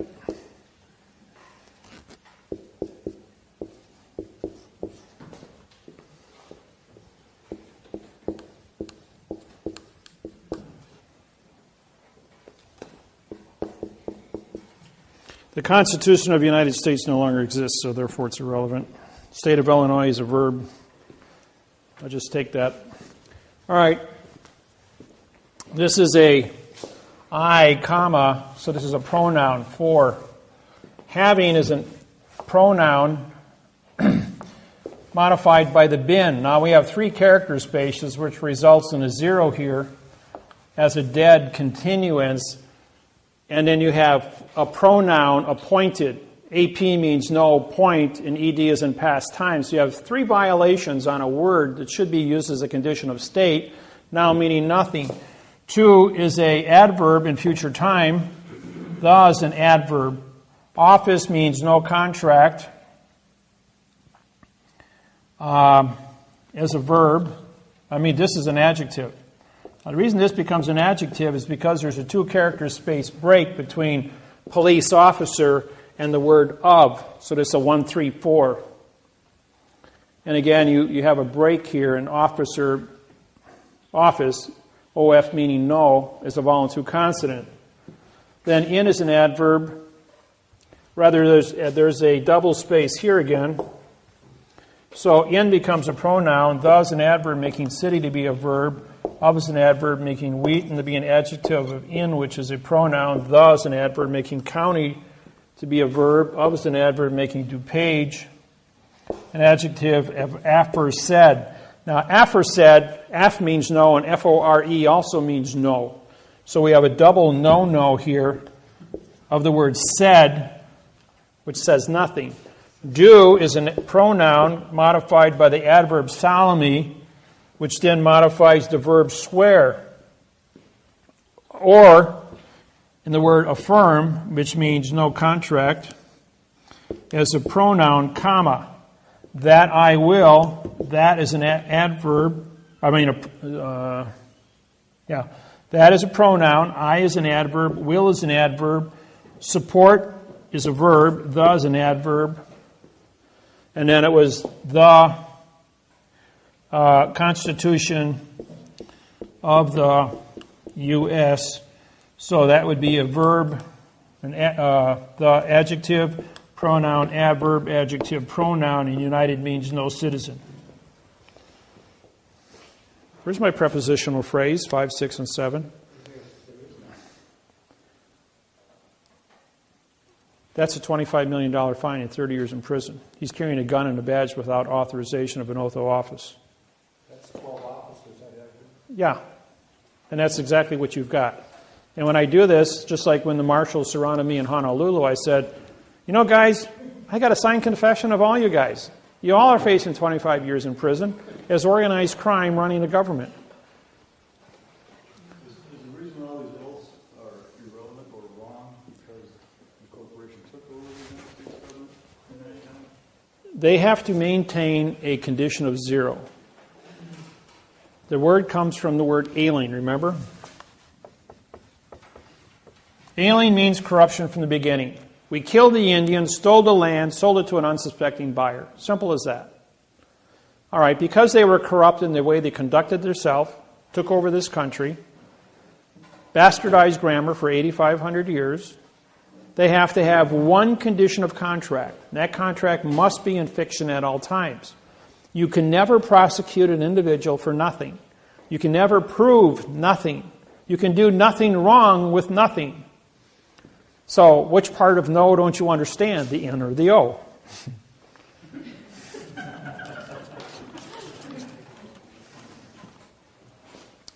And, you know, when you look at this, for you to go ahead and say, all right, anybody feel like a pronoun today? I. Where's your condition of contract? For the I? Why isn't there a name here? What it should say is for the person's first name and second name with the punctuated words. With the knowledge of a contract, not appointed. He has to sign a contract. I mean, why would he do the oath? He believes the oath is a contract, but here he's taken a position that he was appointed. Today it's mandatory that anybody that's a county sheriff has a 4-year college degree in criminology. 30, 40 years ago, it was anybody could say, okay, you're the sheriff, put on a uniform, put a badge on, carry a gun, hold up your hand, and that was it. Everybody heard of Judge Roy Bean, the hanging judge of New Mexico? He was played by, they made a movie of him, and he was a drunken outlaw with 7 guys in his gang. And one day he went to a bar and he found a law book in New Mexico. And he read it and he says, you know what? I'm going to get hung here pretty soon if I don't become a judge. And he made all of his outlaw buddies deputy sheriffs. And they went out and cleaned up New Mexico and hung all the rest of the crooks. And he says, well, as a judge, you know, I can steal their loot. I don't have to rob a bank. I can just find their loot under the laws of booty, B-O-O-T-Y, and I can keep it all.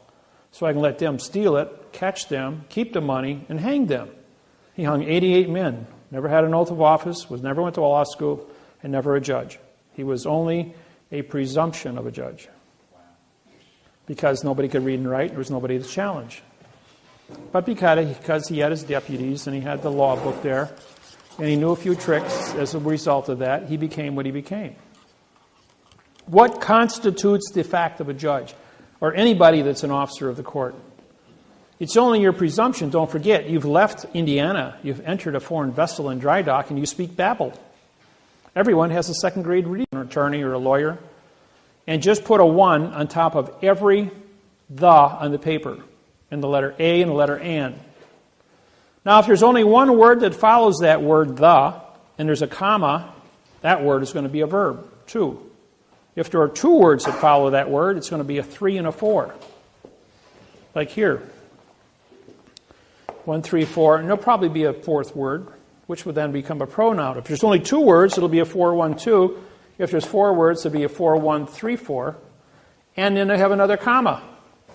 Throughout the entire mortgage of your own property, if you look at it, you will see there are 3, 4, and 5 word combinations set off by commas to break the continuance of evidence. And then with the commas, you'll have spacing or numbers, parentheses, quotation marks, italicizing, or double spaces. And those are going to break the continuance of evidence, so they keep isolating these 4 little phrases to stay within this procedural argument. Now, the Internal Revenue Service says, under penalty of perjury, adverb, verb. So you got a 1, 2, 1, 2, 1, 2 scenario. The instructions from the notary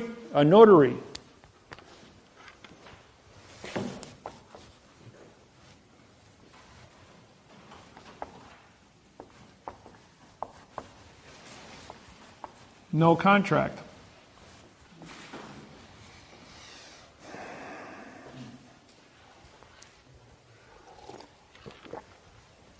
We're going to give you a notice today.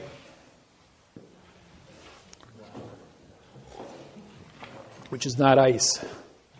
We're going to give you a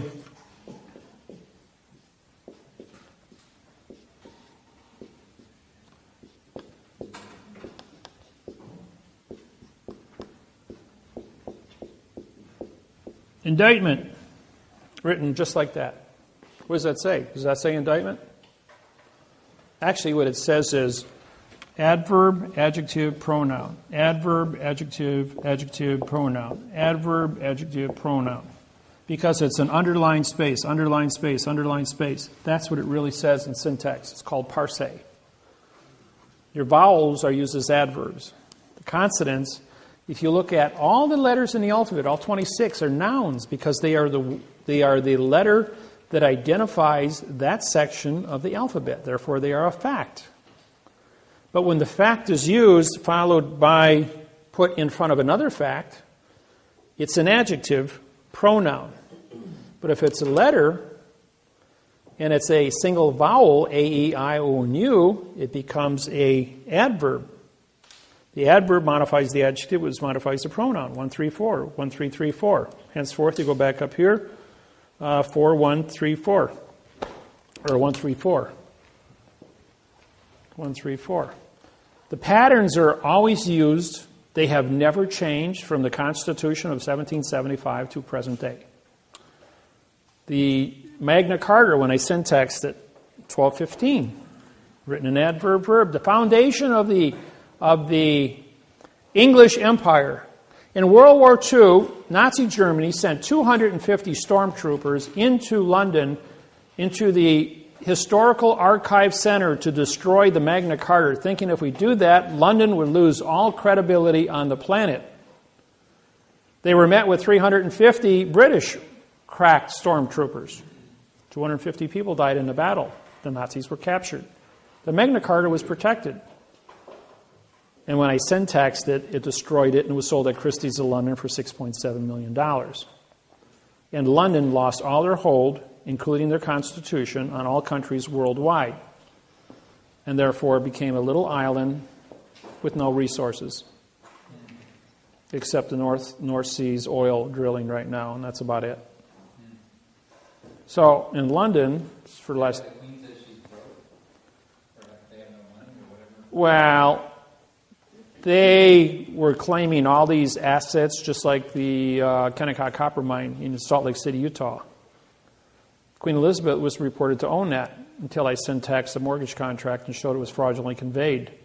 How does a adverb verb statement say you own anything from a foreign land? That got kicked out. Deutsche Bank, Germany, been buying up all the stuff all over the United States. Syntaxed their mortgage contract. Now they're facing every contract they have in the United States with false and misleading information at a $25 million a pop fine, collapsing the Germany's banking hold on the United States. Claims and all their assets are being seized by the U.S. Department of Justice under the program I put down. Yes? Going back to oaths, there's 3 specific Indiana State Police troopers that I've been trying to get oaths from, which I haven't gotten anything on paper yet. I asked them in person when they showed up at my house, which they totally ignored. Later, I sent by certified mail the oath request form with the code, the Indiana code that specifically pertains to that, and got nothing. I called Indianapolis, talked to the director or somebody at the state police headquarters, who told me on the phone that they never get anything on paper. They do an oral oath after the academy, and that's all that exists. Send the complaint to the Attorney General, who directed me to, I can't remember the name of the office, Corporation Counsel are responsible to the police officers to protect them against any lawsuits of civilian. Okay, they sent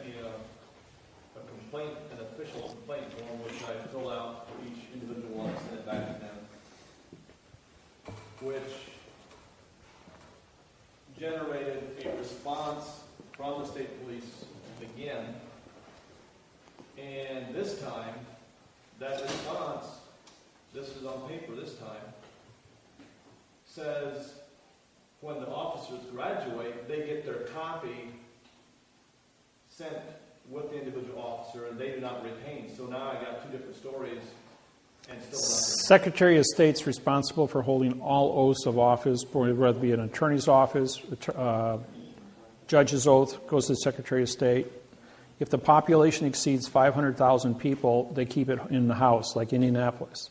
Otherwise, every, I think South Bend is also, Gary's over 500,000 people, and so is South Bend in Indiana here. They would keep the judge's oaths in-house.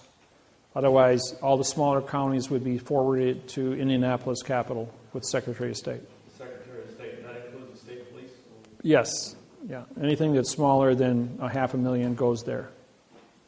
And your federal courts are set up in 500,000 population sectors within a state. Was the state of Indiana about 8, 9 million people? 6 million? Yeah, so you'd have 12 federal jurisdictions here in the state of Indiana as a result of that. Thank you. Like you look at Los Angeles, 40 million people, you got 80 federal courts in Los Angeles County alone. I mean, every couple of blocks you got a federal courthouse. And but Judge Pregeson, Dean Pregeson, is the chief federal judge for Los Angeles, and I had him fired for 2 years along with Douglas, his clerk. And his father, Dean Pregeson Sr., I haven't checked in the last few years, but I think he's still alive. He should be about 92 now. He is the senior master mason for the state of California and the senior federal district court judge for all the judges in California. And I'm the chief federal judge over all the district court judges in California. Because I'm the only judge in California that has a quantumized oath of office. Everybody else has got stuff that looks like this, an adverb verb. And yet the judge says to me, you know, Dave, he says, we know you're a judge, and we know we have your senior position. He says, but we got guns and clubs. What do you got? You got a ballpoint pen. Everybody knows a pen's mightier than a sword. I says, yeah, you know what? I says, you can lie all you want. He says, but 3 + 3 still equals 6. Now, how many of you have seen the movie Matrix? 1, 2, and 3? Okay. You know what happened in that movie? The movie Matrix is this program. It was written completely about this program. This program's been around since 1988. And Matrix is a story of Neo, who wakes up from the illusion, can see fiction, and goes after the machine.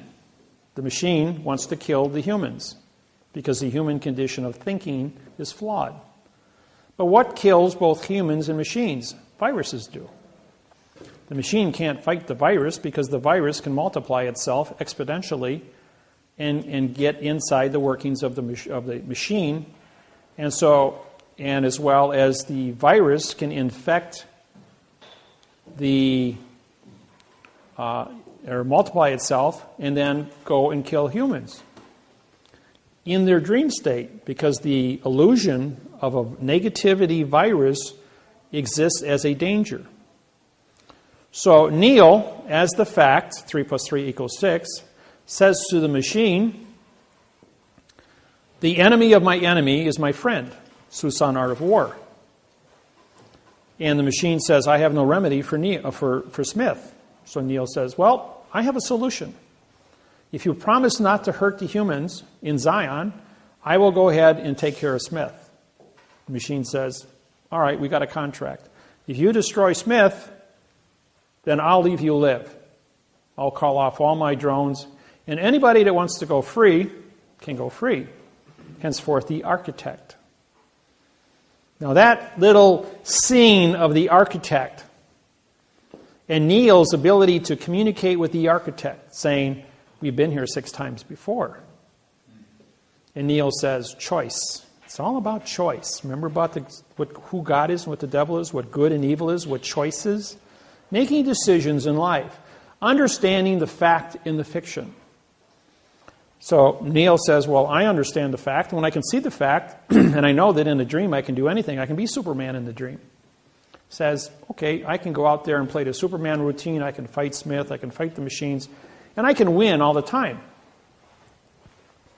So finally it comes down to the confrontation where he makes a contract with the machine. And then the next thing, bang, he's right back in the Matrix with Smith.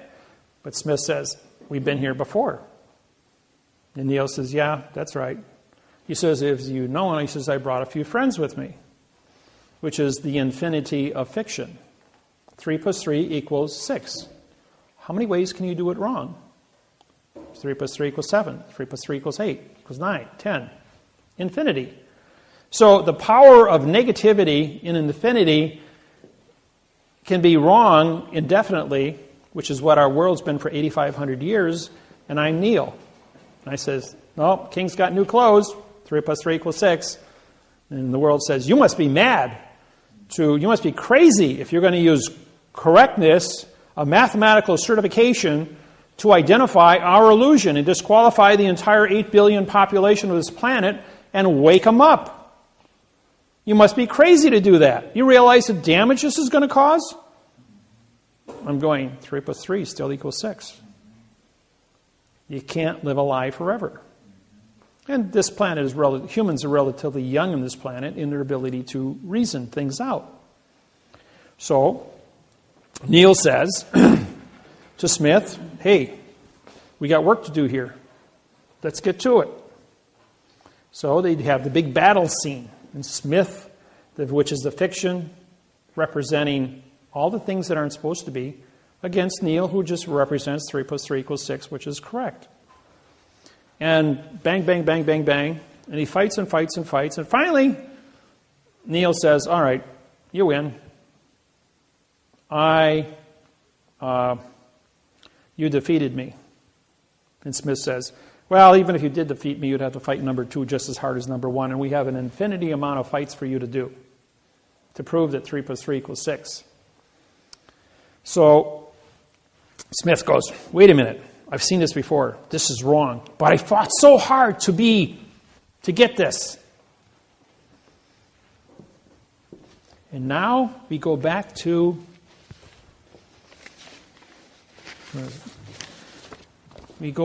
Smith, the mortgage contract. Sometimes you have to learn through stories. Okay? We have a mortgage contract here, which is Smith, and I represent Neil. And the mortgage of fiction says, I'm going to conquer you. So what does Smith do? He absorbs, he touches Neil, and he turns him into Smith. He says, there, I've conquered you. 3 plus 3 equals 7.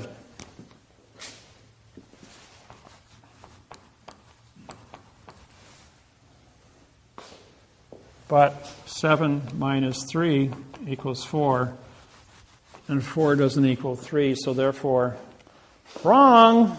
Boom. Smith number 1 blows up. Smith number 2 jumps in. I got a better answer. 3 plus 3 equals 8.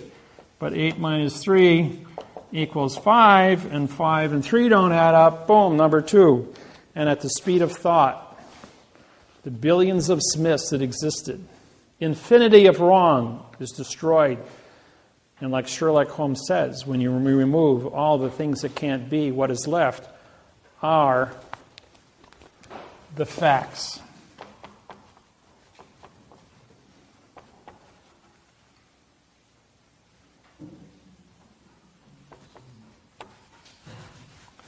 And 3 equals 3. So therefore, Smith is destroyed in a microsecond of thought. And what is left are the facts. And when I syntax this, when you remove all the things that can't be, what is left are the facts. A blank sheet of paper.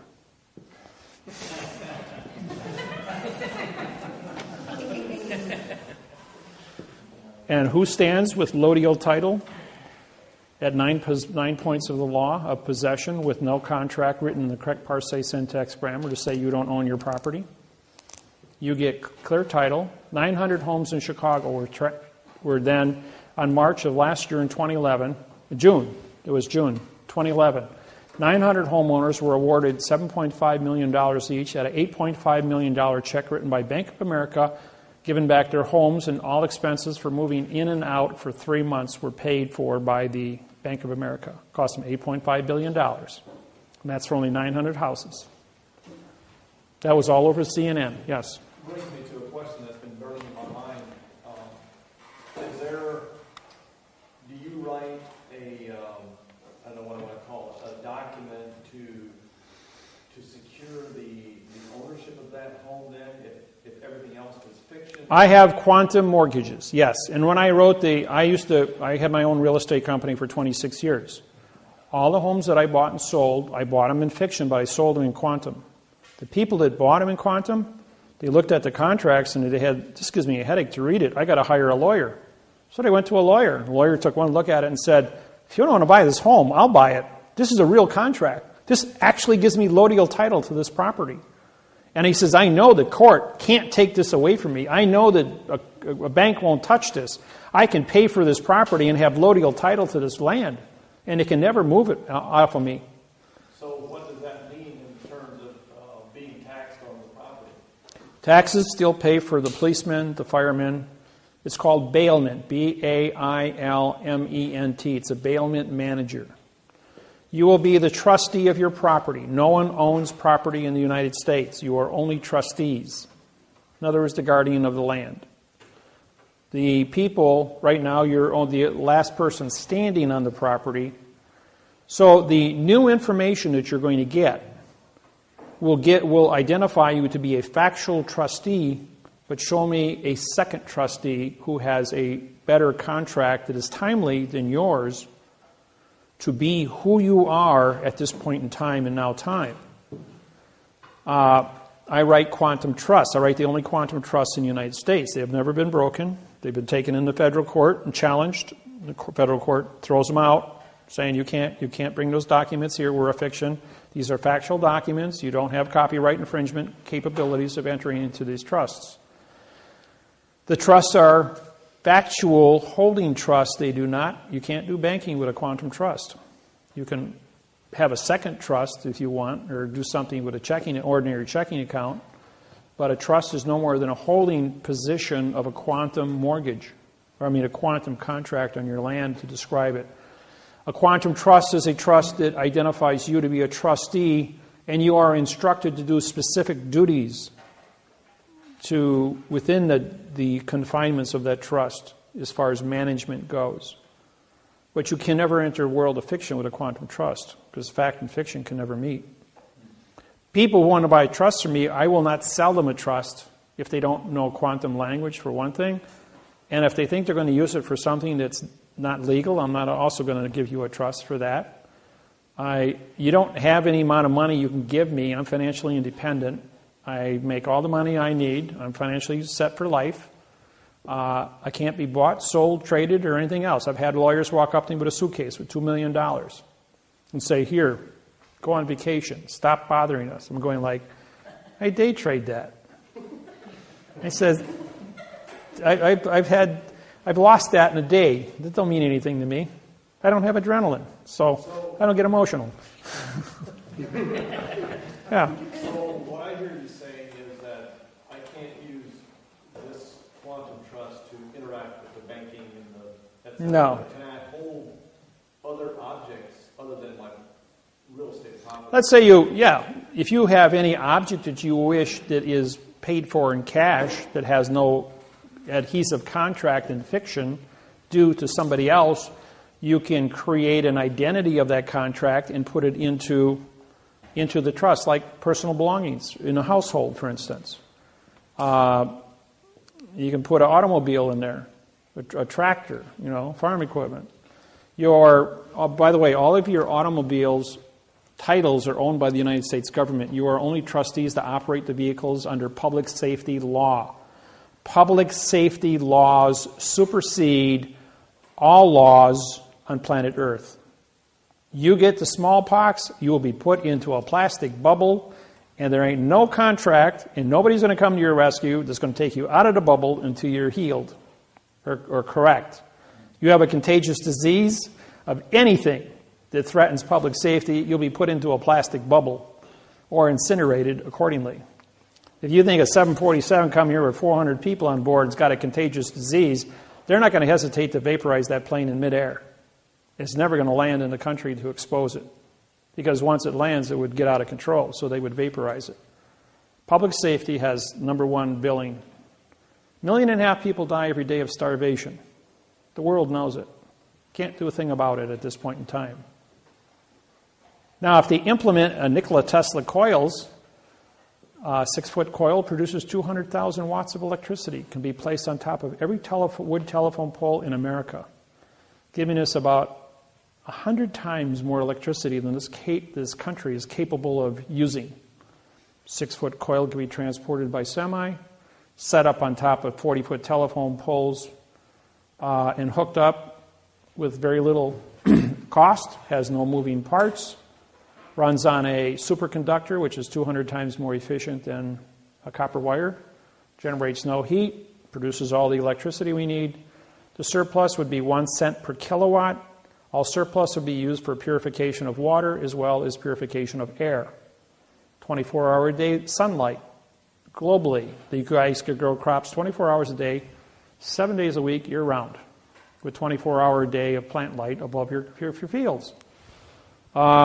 The electricity can be used to create nitrogen, which would be your natural fertilizer through electrical circuitry, and stimulate your crop growth. Instead of waiting 9 months to harvest a corn crop, you could do it in 4 weeks.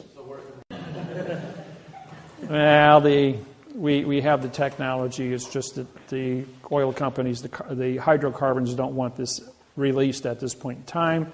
However, if I'm president, this will be mainstream. I'll get up and I'll announce it to the world. I've already completely mapped out a complete program on the construction of the contracts, communication skills, making Nikola Tesla coils mandatory globally. Ships at sea could be powered by coils run on electricity. Oil would never have to be transported again. Oil is relevant because we can have tar for roads, but then concrete is safer because you don't have all the off poisons leaking out of the asphalt. Cars could be run on lithium fluoride batteries, which have a 400-mile cruise range for every car battery size technology. Now with the new discovery in Colombia of the new lithium pool, there's more than enough for the next 300 years for all the cars on the planet. And there will be more advanced technologies coming out. You can go with silver mercury with thoride, which is even 10 times more powerful than that. It's highly pollutionary because of the mercury, though. But there's other molecules that we can utilize. Yeah. Will you be an ambassador to the Cayman Islands? For what? Well, I'm just volunteering. What, you like the sunny weather? Hey, Indiana's great. I lived here for 20 years. Yes. You were talking about the technology. I was listening to Russell Gould the other day. He was talking about if somebody has technology like that, to come to you guys, if you guys can help bring that out to mass market. So, yeah, we have people that have developed, like Bill Martz up in Canada. Miller is his name, Bill Miller, in Canada, Edmonton, Canada, developed a perpetual motion motor. And this goes back about 10 years ago. And I walked into his shop along with 20 of my other students from the seminar. He invited us over to his house and he showed us this motor. The thing was 3 feet in diameter, had a 180-pound armature, 0 to 1,860 RPMs in 2 seconds. That's some serious torque. And then after it come up to speed, he disconnected it. It's hanging by nylon ropes in air with a dozen 100-watt light bulbs that he turns on and then accelerates the speed of it. And this thing's putting out 60% more electricity than it's generating.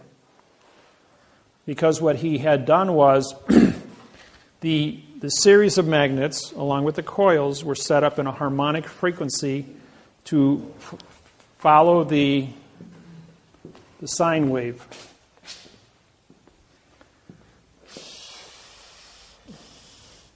You guys okay with this? Yeah. Okay.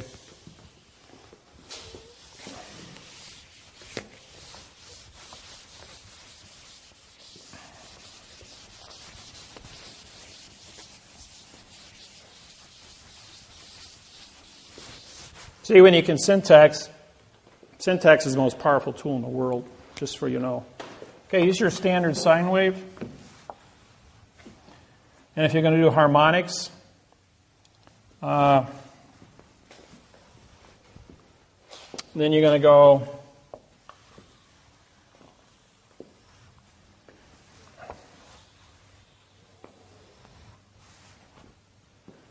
see, this here would be your 44,000 cycles per second.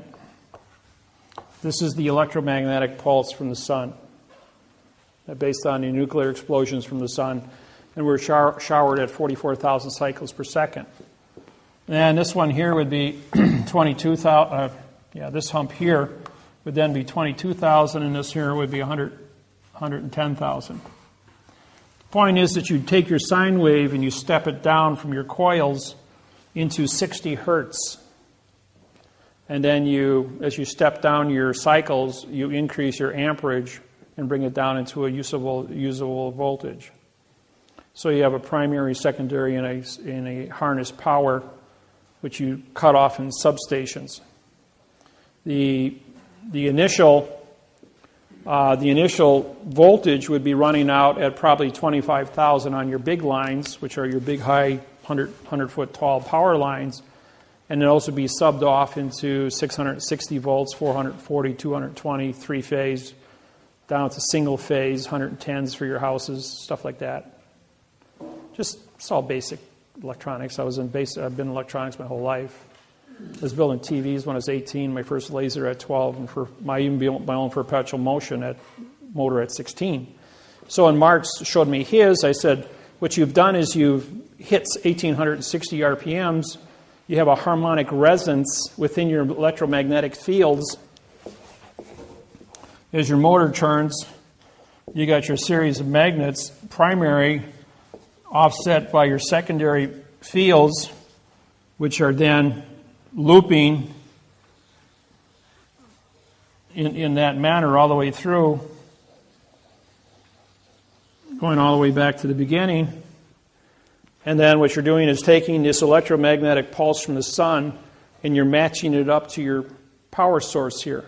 These are permanent magnets and coils.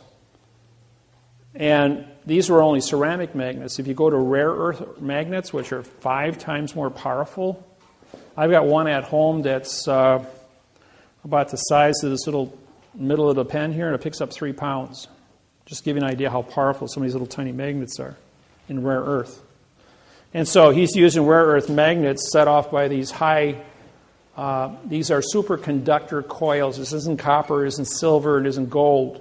These superconductor coils are what's called a eutectic metal that is 60 times more efficient than a gold winding. If silver is 60, if copper is a 60 on 100 factor, and silver is a 90 and gold is 100, then a superconductor would be 3,000. Generates no heat, and it's really efficient using this technology as the loop, matching this up and harnessing the 44,000 cycles per second. This is in a motor scenario. The other one in coil is just taking the coil, capturing it. So you take electricity flows at 95,000 miles per second. Speed of light is 180,000 miles per second, exactly twice that. Here's the Milky Way galaxy. We're out here. Here's the center. This is a black hole. So the further you get away from, this number changes. Right now we're at a constant where we're located in the Milky Way galaxy. This is all understanding astrophysics. But you take 95,000 miles per second divided by 44,000.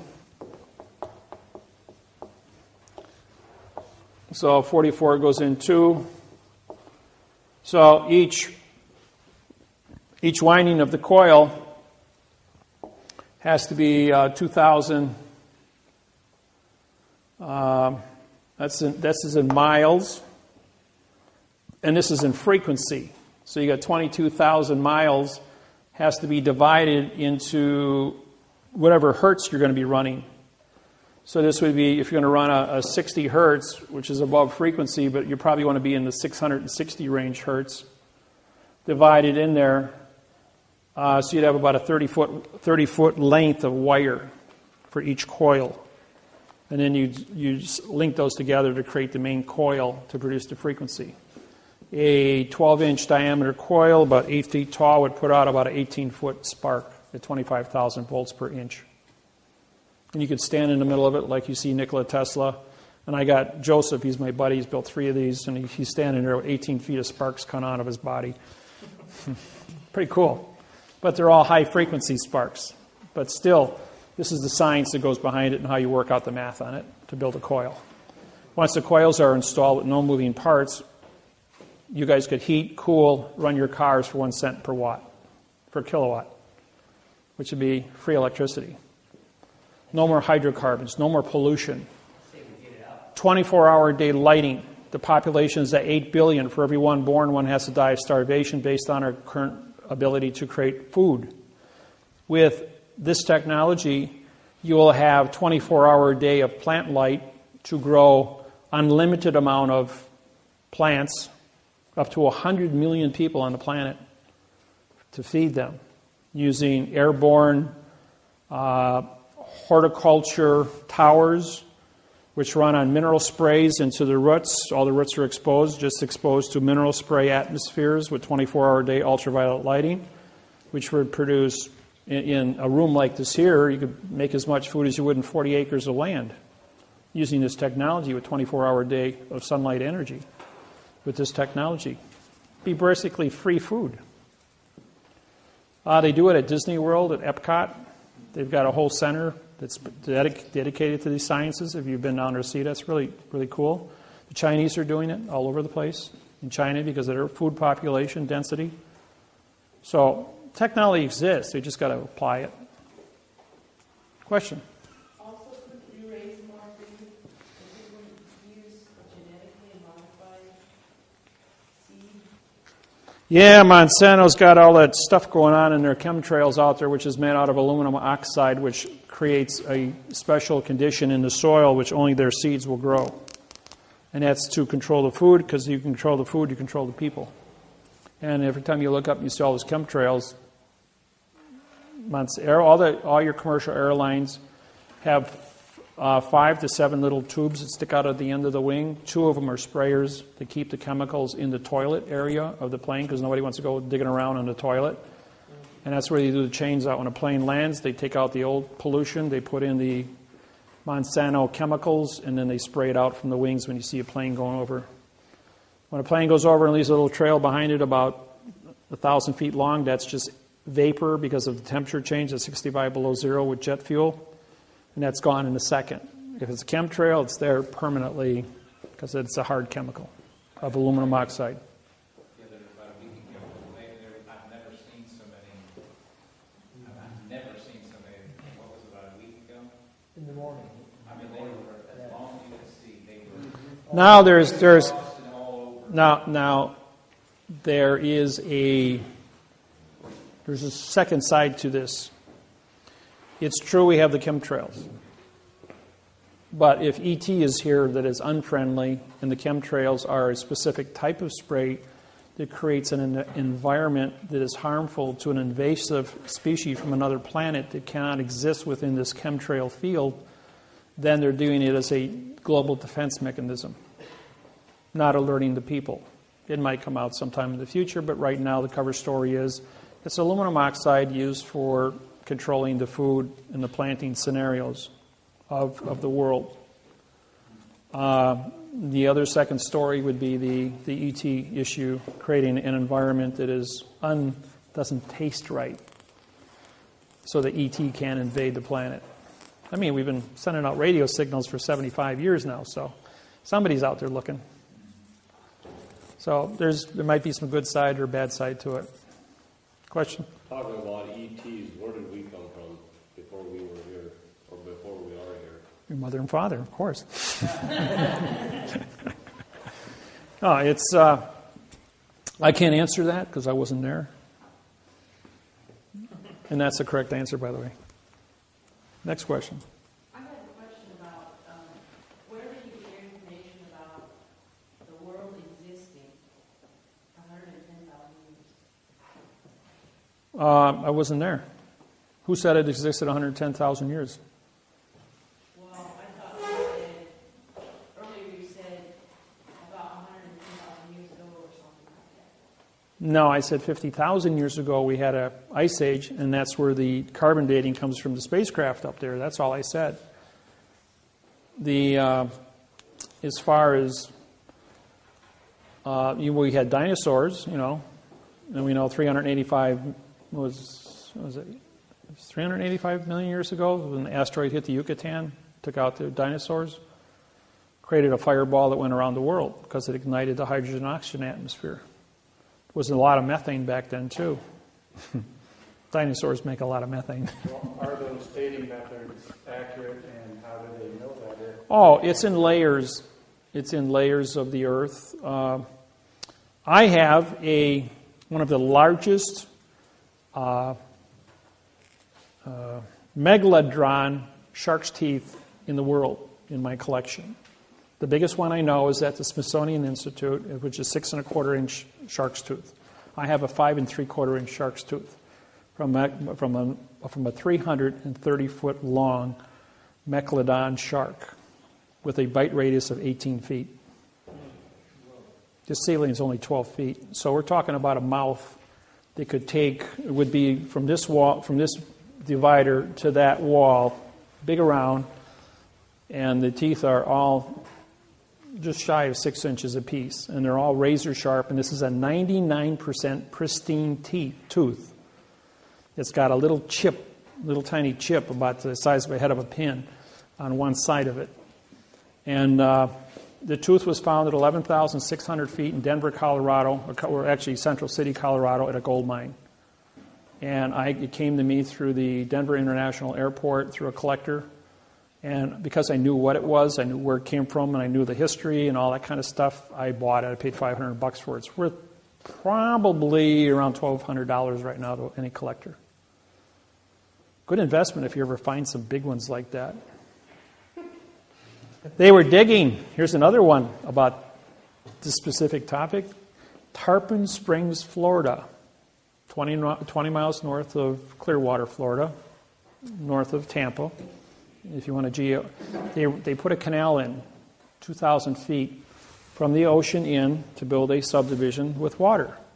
When they got back about 600 feet into the canal, they hit a cache of over 900 teeth that were 4.5 to 5 inches.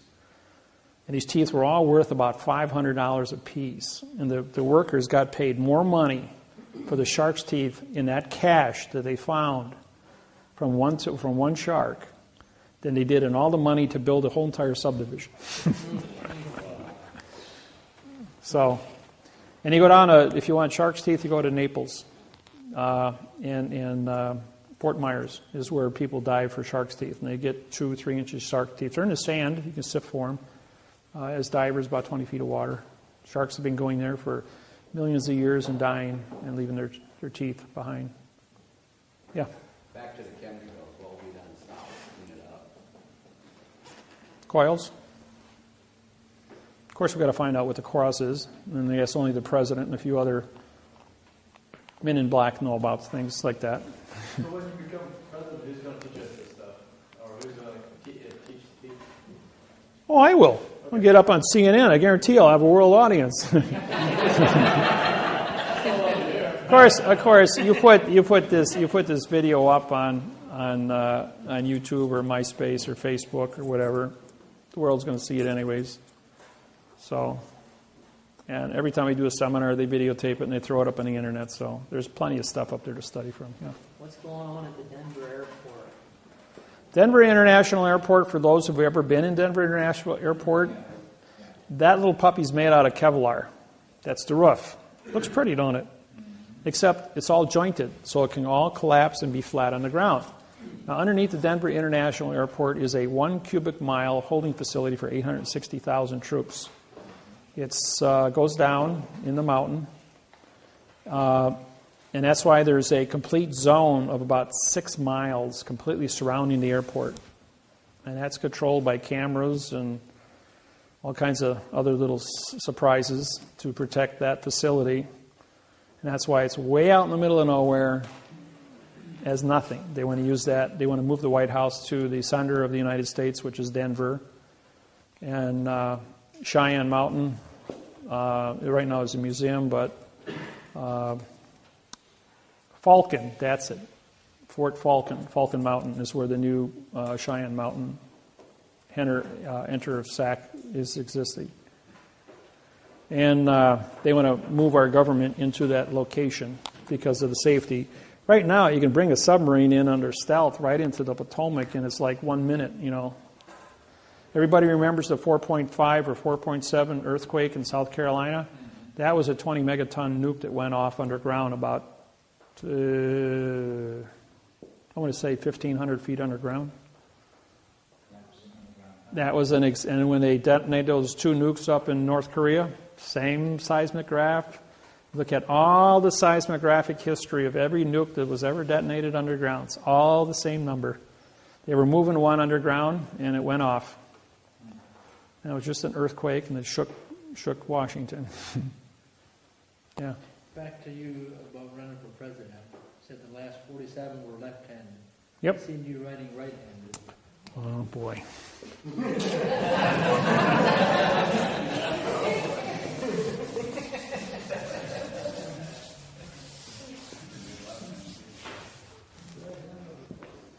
It's a good thing there's 2 pens up here.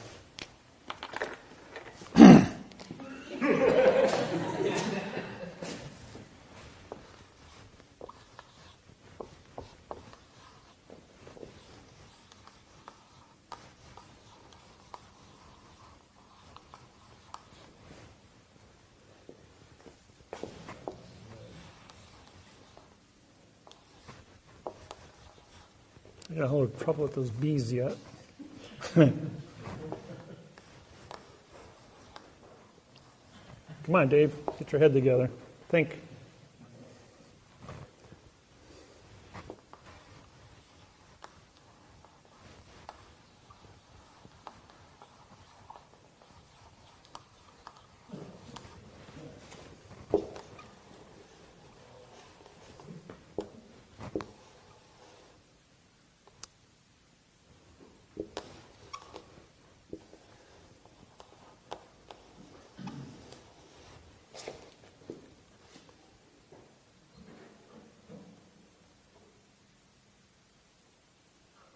I did that wrong.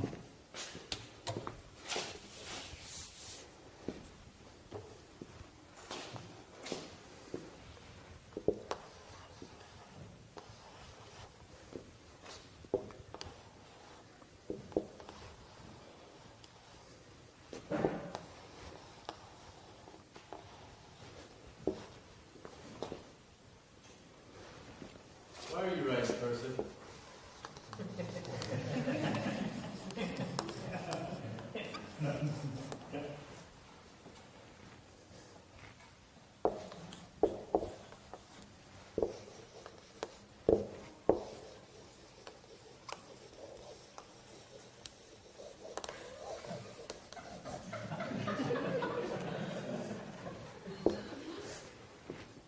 It says, we, the unknown, led by the unknowing, are doing the impossible for the ungrateful. We've been doing so much for so long with so little, we're not qualified to do anything with nothing. So, I can... Okay. Oops, wrong way. Yeah.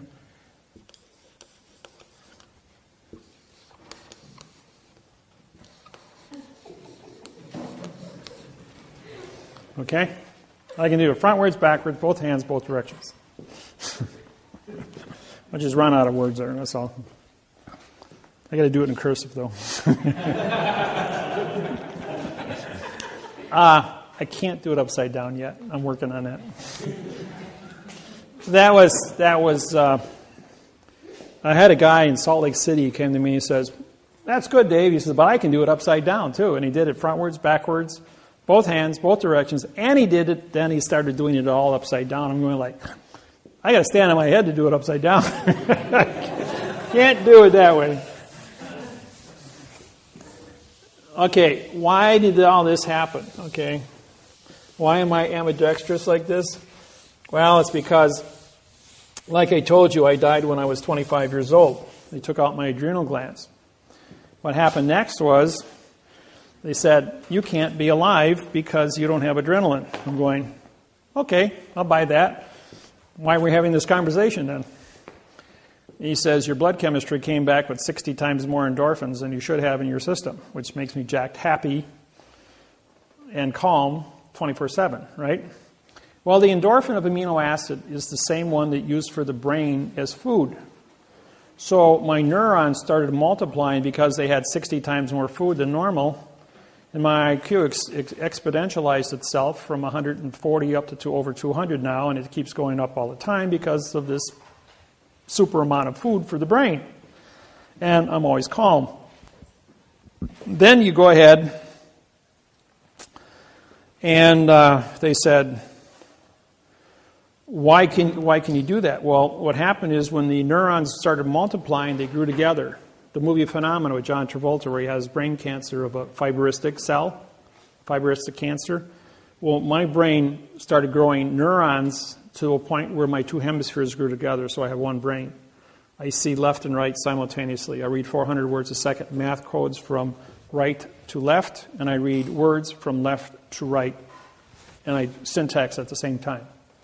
I can't see, talk, or do anything without completely syntaxing it and writing it in the correct format in my brain as fast as I do it in fiction, both ways. It just happens. And I've been doing it for so long, for 12 years now, efficiently. And so anybody gets in my face about anything, I will give you a complete history lesson going back to the beginning of time and showing you things that are supposed to be. The book, Legenda. Legenda, in 1890, a Masonic temple was built in Austin, Texas. It had a footing poured 8 feet by 8 feet by 8 feet to support a 44-foot chimney. Well, back in 1860, they built that Masonic temple. And it was a 3-story building. And what the man did is he took legenda, dogma, and the Masonic codes from 1851 and 1859, all written on original cotton paper. And he wrapped them in paper and dipped them in beeswax, sealing them in beeswax. Then he put a 2-inch plaster Paris case around it in a wood box. Then he dipped that in beeswax and repeated the process 3 times. Henceforth, producing a time capsule that was sealed. That sealed time capsule was then put into an 8 by 8 by 8 foot concrete footing at the base of this Masonic lodge to support the chimney. The chief of the Apache Nation in Arizona was working under contract in Texas, West Texas, or rather in Austin, but he was from West Texas, but he was working in Austin. I was doing a seminar in Dallas that weekend on Sunday. And his job was to take a 4-foot wrecking ball, and they had dug out this footing and break this hunk of concrete up because it was too big to move. And when he hit it with the ball, out pops this chest, and he figures, treasure, but it was a time capsule. Well, when he opened it up, chopped it open, he found all these books inside. And the books were in pristine condition after 140 years. And he opened them up, and it says, property of David-Wynn Miller, punctuated. So he throws them in a paper bag, drives 260 miles to where I was, and he walks into my seminar, 2 o'clock on a Sunday afternoon, with a grocery bag, and he walks up to me, and I knew the man. I was a chief in his own Indian nation because I broke the treaties with the United States Department of Interior and got the Apache Nation to put in casinos back between 1995 and 1999. In 1995, there were 92% of all American Indians were on welfare. In 1999, all American Indians were off of welfare. And there's 190 casinos in the United States now in Indian territories. And all treaties have been broken with the Department of Interior because of my syntaxing. So they made me a chief in 14 of the major Indian tribes in the United States. With that said, he calls me a white lighter, for those who don't understand what that means, and brought me this bag, and he comes in there and he says, Dave, I have these books. Do you know where they came from? I says, yeah, and I told him. And he says, they have your name in them. And he says, yeah, I know, they're mine. And he gives them to me and he leaves. Simple as that. And no, I'm not going to answer any more questions on that topic.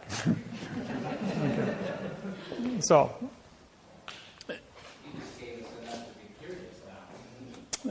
Curiosity goes forever. You just put food on the table before it's not eaten. Yeah, well, ask me your questions. We'll go back over here again. When we disqualified the preposition as being no position, the article being a word of no contract, which gave you a no-no, we now realize that they had mistaught all of us what prepositional phrases were. And so we had in 2000, 2nd of January 2000, we came out with the position loadial fact phrase. We also brought in past time and future time. A 1922 book, maybe reader, it was a 1922 reader from the Depression. I was in Las Vegas, Nevada. And a lady by the name of Joy brought me this book and says, read page 9. I read page 9. It says, to, future time, from, past time. I'm going like, oh my God. All my technology from 1995 published to 2000 was written with the word to and from. As you know, a sentence can only exist with one idea. I'm going to the store from the house. 2 different time zones.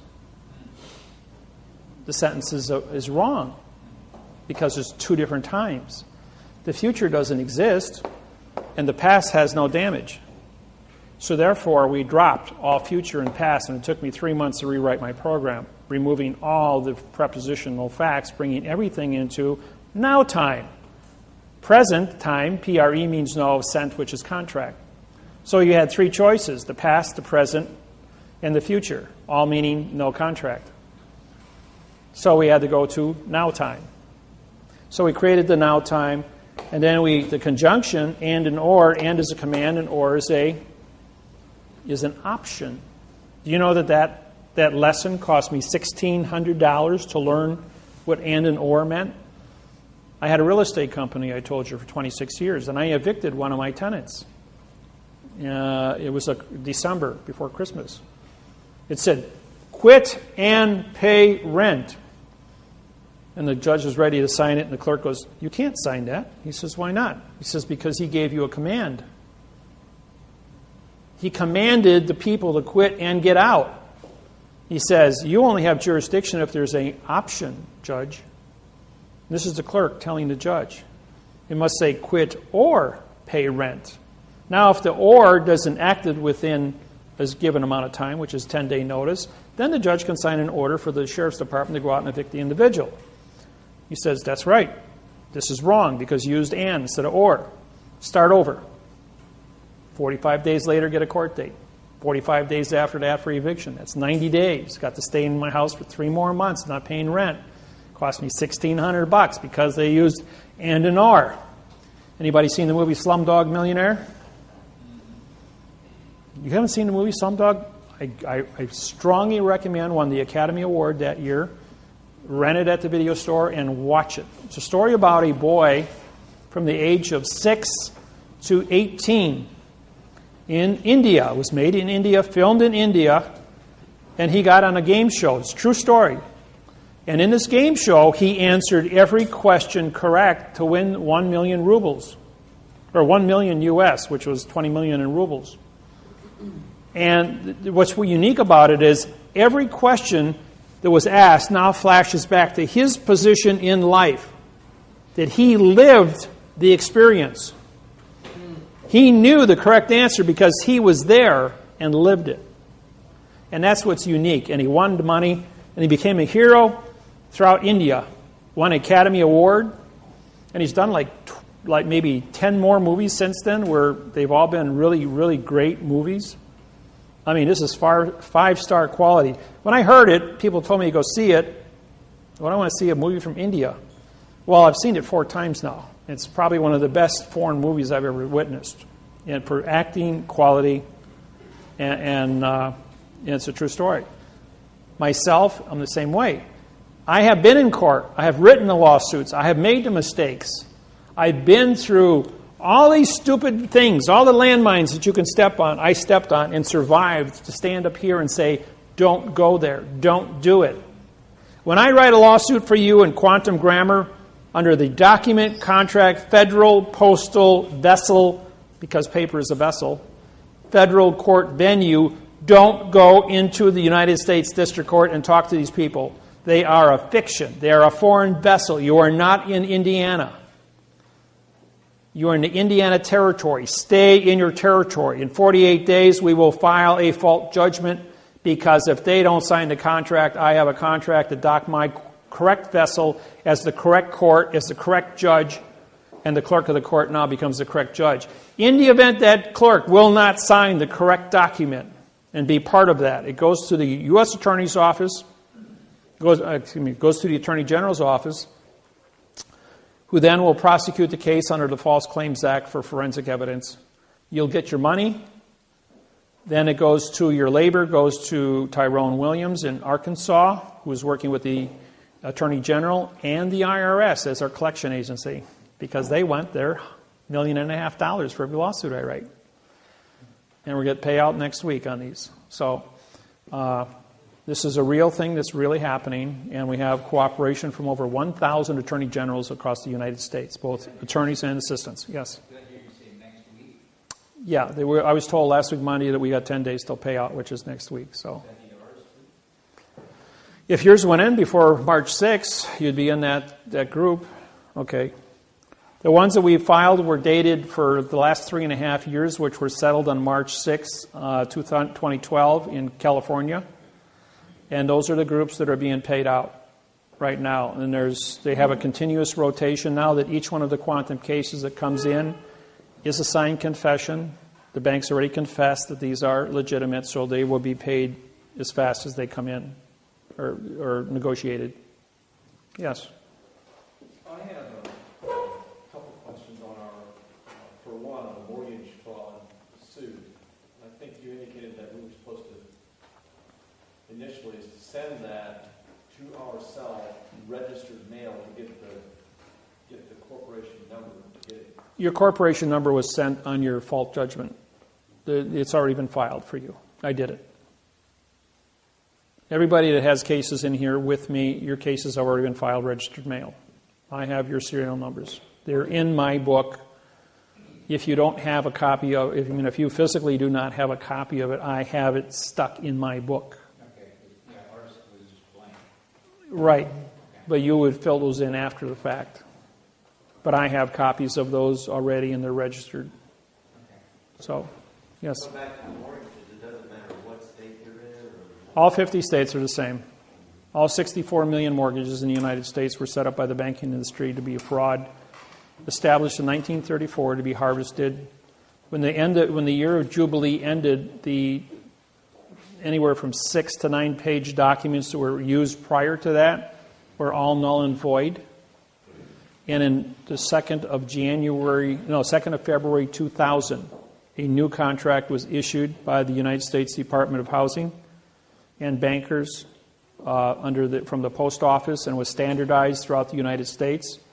There are variables between private investors and the industry and the National Banking Association.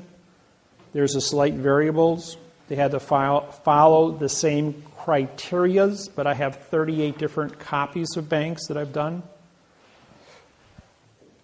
So what's happening is I've syntaxed all of the 38 different mortgages. They take about 40 hours apiece to syntax. And then I match them up to make sure that everything is, and it's already been recertified by college professors and university professors and U.S. attorneys' offices all over the United States, as this guy knows what he's doing. This is a math procedure. This thing cannot be defeated. It's been tested in 150 languages in every country of the world. It's been proven to be an original program from A to Z. The website, my books, all original, no plagiarizing. I know of 3 people that tried to plagiarize and charge people $1,500 to come to a seminar to mimic my website, talk about the videos on my website, and then sell postal badges to people for $2,200, thinking they wouldn't have to pay taxes. Within, I would say, 8 to 12 hours, upon doing a seminar for this, the FBI was notified because my students are always watching. And my students are everywhere. And when I say everywhere, I mean that literally. And it's almost impossible to get through a gauntlet without bumping into one of my students someplace who's going to immediately pick up the phone and say, "Hey, Dave, we got a guy here that's identified himself to be you or plagiarizing you. And because you call me on this cell phone, my cell phone, you're talking to the FBI. Anybody calls me on the cell phone, you want to talk to a judge, just call me on the cell phone. The FBI will record it, immediately transmit it within a few minutes to the federal judge responsible in that case, and he will be brought up to speed that I've been notified that now he is on my list of people to pay attention to. And you might go to court the next morning and find out your case has been vacated, that you're not going to jail for whatever reason you went to court for, and it's hands off. Get away from this thing as fast as possible. We have too many people that don't know what's going on to harvest. It'll be nice and easy, but if you touch this guy, you touch his students, he's going to drop a nickel on you, and you're going to have a problem. Yeah. Okay, I have another area of concern. I don't know if you recall this or not, I had originally when you did the suit for me regarding the charges in the local court,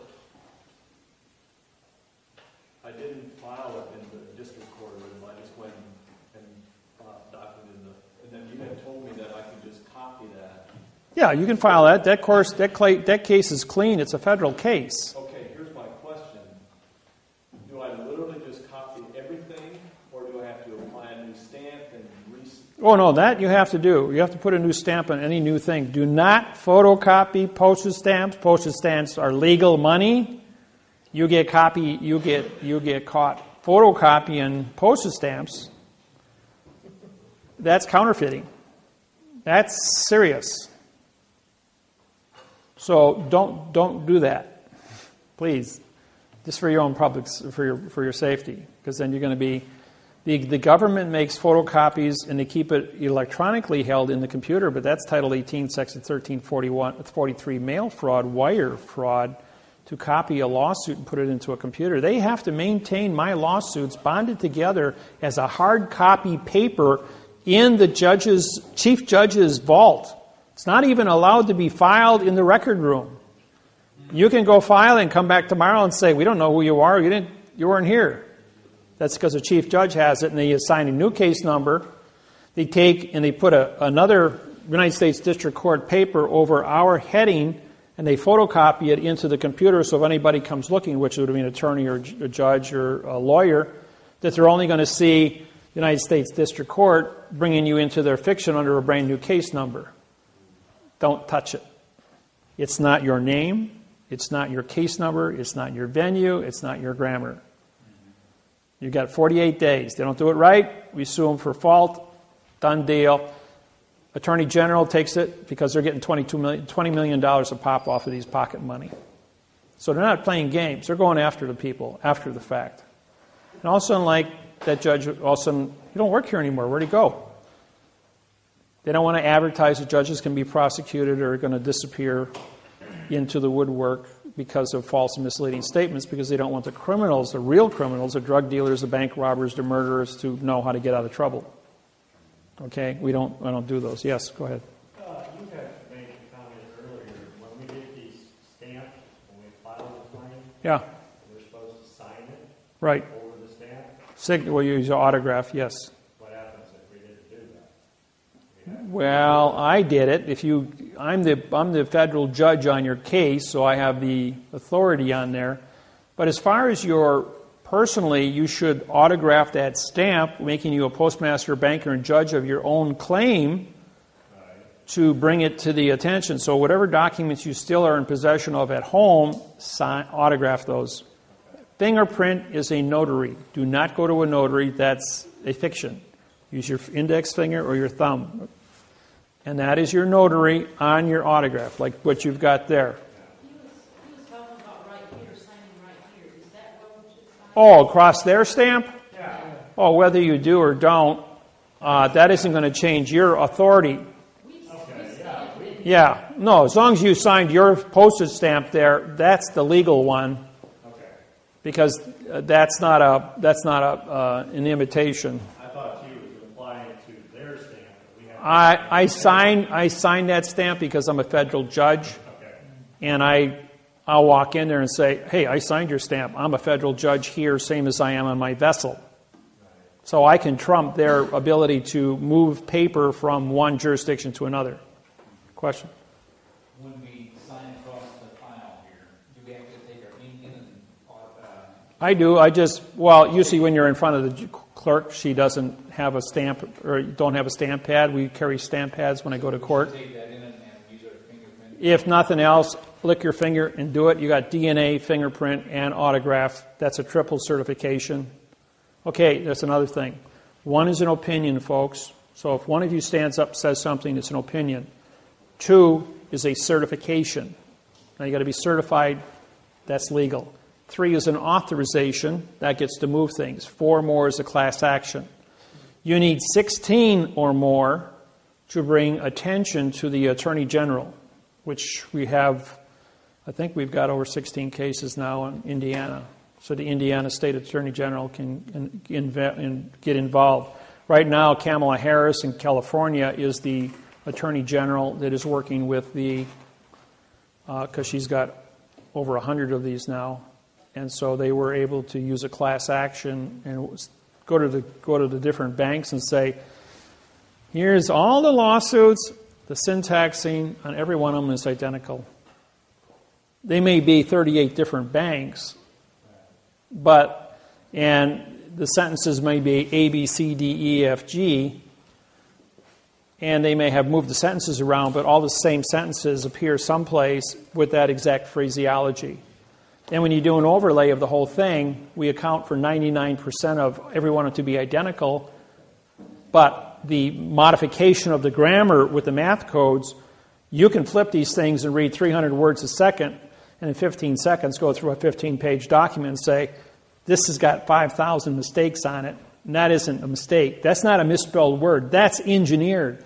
And in 2 places of the document it says, false and misleading statements is a criminal penalty, and a misspelled word doesn't change the document. There are no misspelled words. The syntax is wrong in all 5,000 words. It's engineered. It's not a mistake. Now, there's a thing called the McNulton rule. That's M apostrophe N. McNulton. N-A-G. I think that's how it's spelled. It's the very first word under the letter M in Black's Law Dictionary, 4th, 5th, and 6th, 7th, and 8th editions. It doesn't appear before that because the McNulton rule came out in 1966, and Black's 4th edition was published in 1968. That's why it's in the 4th. If you've got anything earlier, it won't show up. Okay, what is the McNulton rule? It's called the right-wrong rule. The right-wrong rule means if you have knowledge of a lie, perjury, false and misleading statements, or fictitious conveyance of grammar, and you do it, that means you're guilty. If you don't know you've done it, then you can't be held liable for it. Like a police officer standing up and say, I saw you go through a stop sign. But the way he said it, the grammar was wrong. So he doesn't understand syntax because he was never trained in it.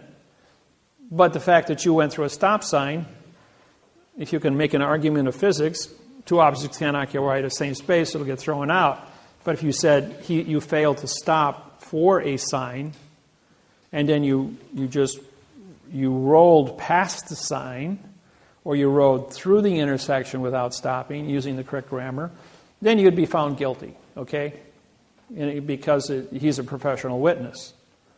And after all, you would be in a fiction court, and 99.99% of the people wouldn't even know they're being hoodwinked by syntax in the first place, if you didn't know how to speak in the correct format. So the McNaughton rule, the judge stands up and says, and Banks stood up and said, for 3.5 years, I don't know anything about this. The lawyers wrote this for us. The lawyers work for the corporate. The corporate is a machine. The machine says, we're looking for a person. A person is a corporation. We're looking for a human being. We're looking for a thinking person. The thinking person doesn't exist. So what do we have? We have a corporation with a signed confession, because this corporation stood up and said, I'm responsible for this, give me the house. And then I have a signed confession for false misleading statements, and I can do my job and you can get paid. Pretty simple. And when they, under the McNaughton rule, they did this a few times and they got away with it. And then I said to them, doing something 6,000 times to perfection is not a misspelled word. That's a perfection of engineering. And you can't stand up and say you did something 6,000 times and didn't understand what you were doing. That ain't going to wash with any jury. And I got my conviction. They confessed, and we've already picked up $140 billion in damages since March 6th, just to show you how effective I am. The judgments on my technology are the biggest in recorded history anywhere on the planet. And I'm the cash cow for the bank, for the government, for the post office, and for the people. Everybody likes me. Even the criminals love me, because they're going like, if I get into trouble, I'm going to call Dave. So nobody bothers me. I'll tell you a cute story once. This goes back about 10 years ago. I got out of a local watering hole about 6 blocks from my house, and I walked in there. I sat down and had a beer afterwards. About 2 o'clock in the afternoon. And there was a large rumbling outside, and in comes, it was 38 Milwaukee Outlaws, motorcycle gang, with all their chains and their leather and their knives and all their attitude. And I'm sitting there, and a guy walks up to me. He goes, "You're sitting in my chair." There's 200 chairs in here. Go pick a different one. He says, "You're outnumbered 38-1. I said, "No, I'm not." I says, "This is my chair. You go find a different one." So he pulls out a 12-inch Bowie knife, and he grabs my tie, and he puts it underneath there, and he says, "You an attorney?" I says, "No, I'm a federal judge, and I prosecute judges for a living." I says, "And you still go find yourself another chair." He says, "You ain't afraid." I says, "What do I got to be afraid for? You ain't going to do anything." I says, "All your Frazao," I says, "doesn't mean anything." I says, "You think you can pull that knife?" I says, "Go ahead and try it." I says, "I'm going to finish my beer, and you're not going to be here." And he goes, "What does that mean?" I says, "Do I look worried?" I says, "You're not going to be here." So there was an Indian in court with me that morning as he watched me prosecute a judge. And he says, "Hey, wait, no." He says, "That's Judge Miller." He says, "I watched him prosecute a judge this morning. He is who he says he is." So the president of the club steps in and says, "Okay, put it away." He says, "Well," I says, "It's still my chair." He says, "I ain't moving." He says, "Well, let me buy you a beer." He says, "There's an apology for that." He says, "Well, as long as you're buying me a beer and I'm going to be here for a few minutes drinking my beer, how'd you like to know how to get out of your traffic tickets?" So I said, "You just go to court, you sue for the correct parsing, syntax, grammar, for the avoidance of perjury." Boy, that like rang a bell in everyone's ears, and this guy picks me up, puts me up on the thing, and says, "Do a seminar." So for 35 minutes, I had 3 beers, and I did a presentation on grammar. And the guy goes, "Here's my business card. Anybody bothers you, you just call me up. We'll break their legs." So, and that was the last time I had a run-in with those boys. And It's been pretty quiet. Nobody's ever bothered me. So, when it comes to court stories, I've got dozens of them. Yeah, go ahead.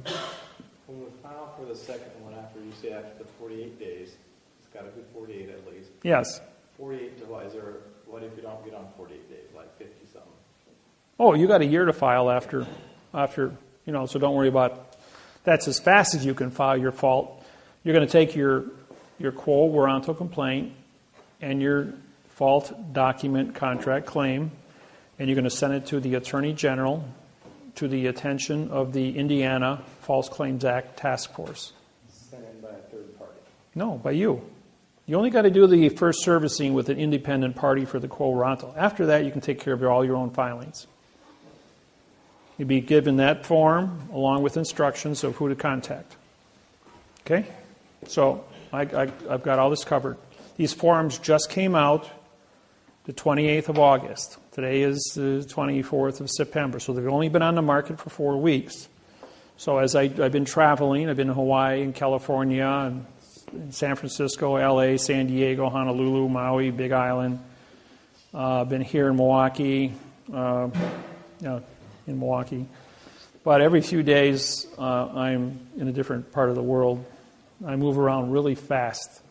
And the U.S. Attorney's Office, along with the Marshal Service, track me 24/7. And every time I walk into a courthouse, I don't care where it is in the United States, they already have my pictures hanging up that if this guy shows up, you will call the Marshal Service and U.S. Justice Department wants to sit down and talk to this guy. El pronto. So it's always a lot of fun, yeah. Speaking of walking to a courthouse, I have just want to know what I need to do, if there's anything I need to do ahead of time on my trial date, and how that process is going to work. You will not have a trial date for the document contract federal postal vessel at all. Okay, I'm talking about the... Bankruptcy? No, the other criminal side. Okay. The criminal, when that takes place, I'm a claimant on your case. I'm a claimant on all your cases that I've written. That means you can put me on the phone and I can testify by phone. My question to the prosecuting attorney is, can you produce the law, rule, regulation, or code written with the correct parse, syntax, grammar for the avoidance of perjury? I've syntaxed the lawsuit. I've syntaxed the DA, the indictment. It's physical evidence that have been supplied to you.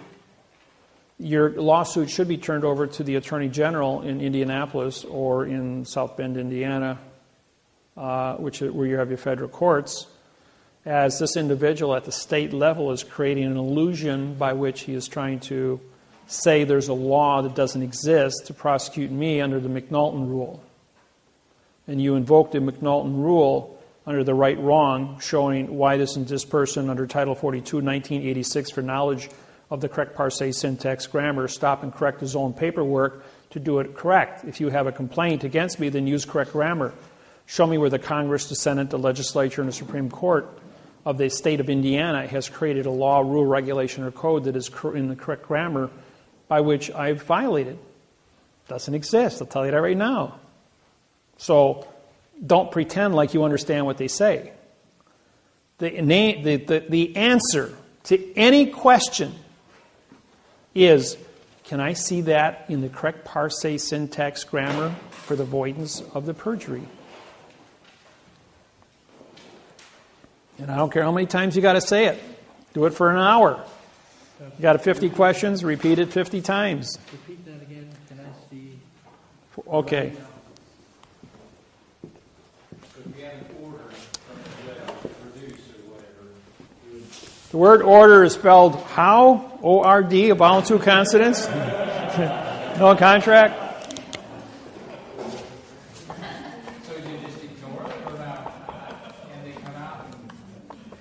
Don't forget the judge is not on your plane.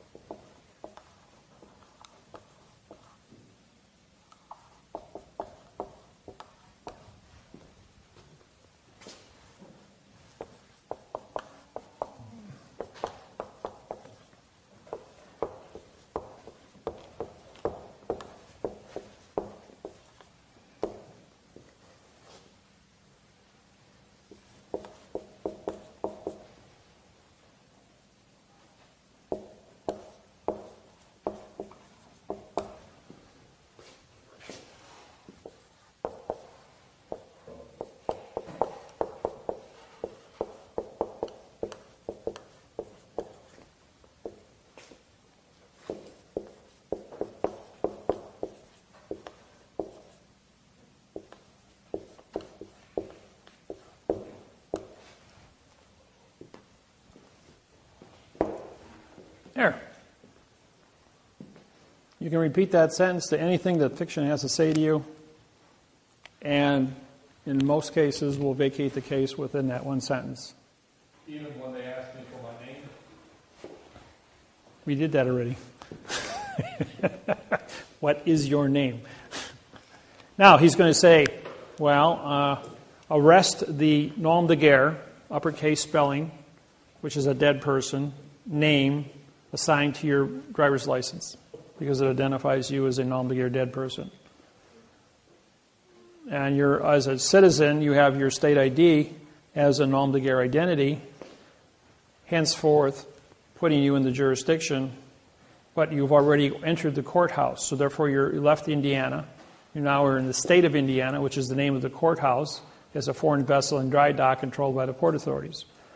While on that vessel, you have now trespassed, and no matter what you're there for, you're in a trespassing position, unless you have a United States passport and you have your paperwork filed ahead of time with the clerk of the court in possession of the stamp, put my business card on with a flag on it, a stamp, and you would then become a postmaster under the correct parse, syntax, grammar, advertised with your contract to say, I have a contract here with the correct parse, syntax, grammar. This individual sitting next to me, who would be the DA, doesn't. So therefore, you're in a superior position. Because you signed a stamp, you now become the federal court judge in that plane, because that's a federal flag on a federal plane. You have a federal stamp and a federal flag on your paperwork, and you're wearing a federal flag. So how does a state court in fiction, where the judge isn't on your plane, now capture you? Your position then is to turn to the bailiff and say, I deputize you as my tip staff, stand to attention. I have a federal oath, and you can if you had one of my oaths and had the knowledge, you could back that up. I can back it up. But I'm also a sovereign. I'm also granted a sovereign's country, the director of my own country through the United Nations. As the condition of state in a world of fiction is so unique that the United Nations had to make me the 200th member of the United Nations. I don't pay a $1.6 million a year fee to the United Nations, because how does a fact contract with a fiction? But the fiction still has to recognize that the condition of state does exist in quantum.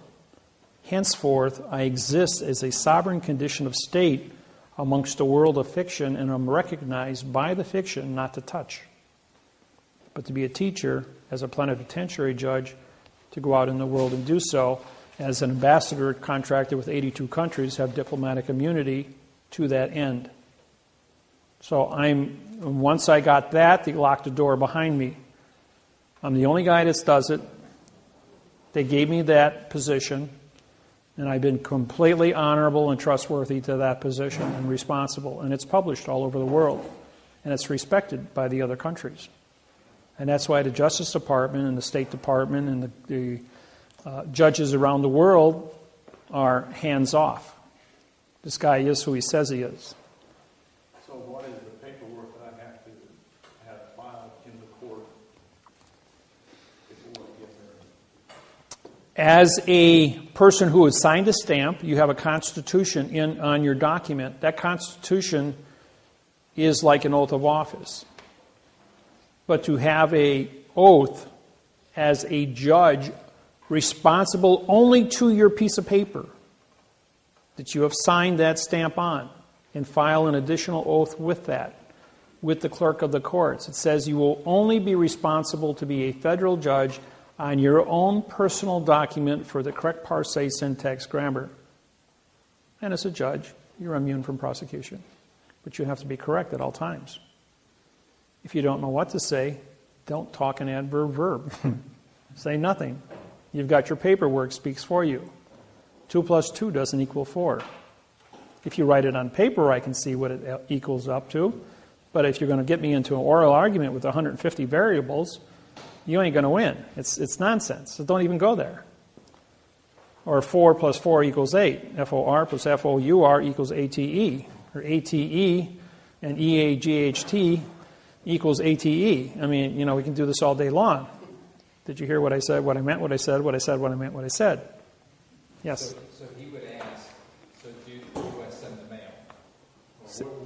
Like if the judge would ask you, so what's your mailing address? Or is this your mailing address?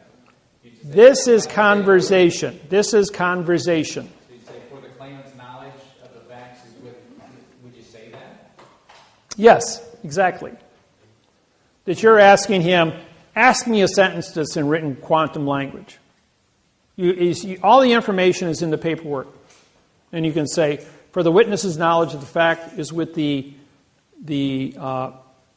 document, with the docked document in front of you. Because that is the court. You've given him written information. He's trying to get you into an oral argument.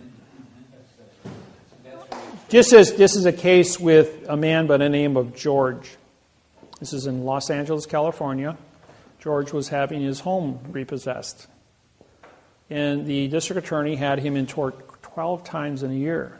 Well, he brought me in on the 12th hearing. 47 people piled into the courtroom because I was there. And my contract with George was to vacate the case and give him clear title to his house. So George comes in, he gets before the judge, he says, I have counsel. And the judge says, okay, counsel, come up. I says, the prosecuting attorney over here has 110 pages. I've syntexed all 110 pages. It says absolutely nothing. He's used false and misleading information, fictitious conveyance of grammar, and has committed mail fraud because he's taken a paycheck for committing this fraud in the first case under misappropriations. Judge says, you're correct. That document does say nothing. I hereby vacate the case. George, you have your house clear title. The court will not take it from you. And then the judge stood up, took off his robe, laid it on the bench, got off the robe thing, came down, walked over to the side door, a room about this size, opened the door up, turned around and says, hey, George, congratulations on your win. George is just still standing there. He says, let's do something different. He says, why don't we say that the paperwork that the district attorney did here, after a whole year now, is actually a fact. And he did everything correct. Will you agree to that? Is that okay with you? And George says, okay. He says, take his house. And walked out the door. And he stood there after he said the word okay in front of 44 people.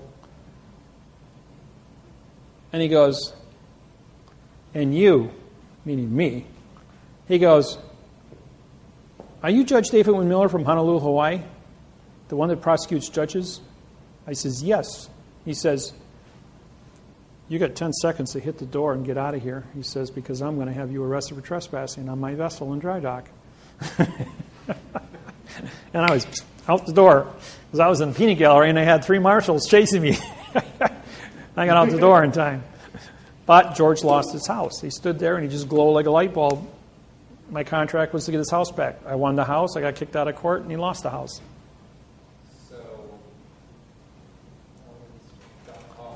He should have kept his mouth shut and walked out of the door, yes. So then everybody, we went all outside in the parking lot, and I said to the people, did I win the case? They said yes. Did I fulfill my contract? They all said yes. Did George give back his house to the district attorney? Everybody said yes. Am I liable? Everybody said no. Enough said about that. Let's go back to the seminar. So we all had a seminar this afternoon.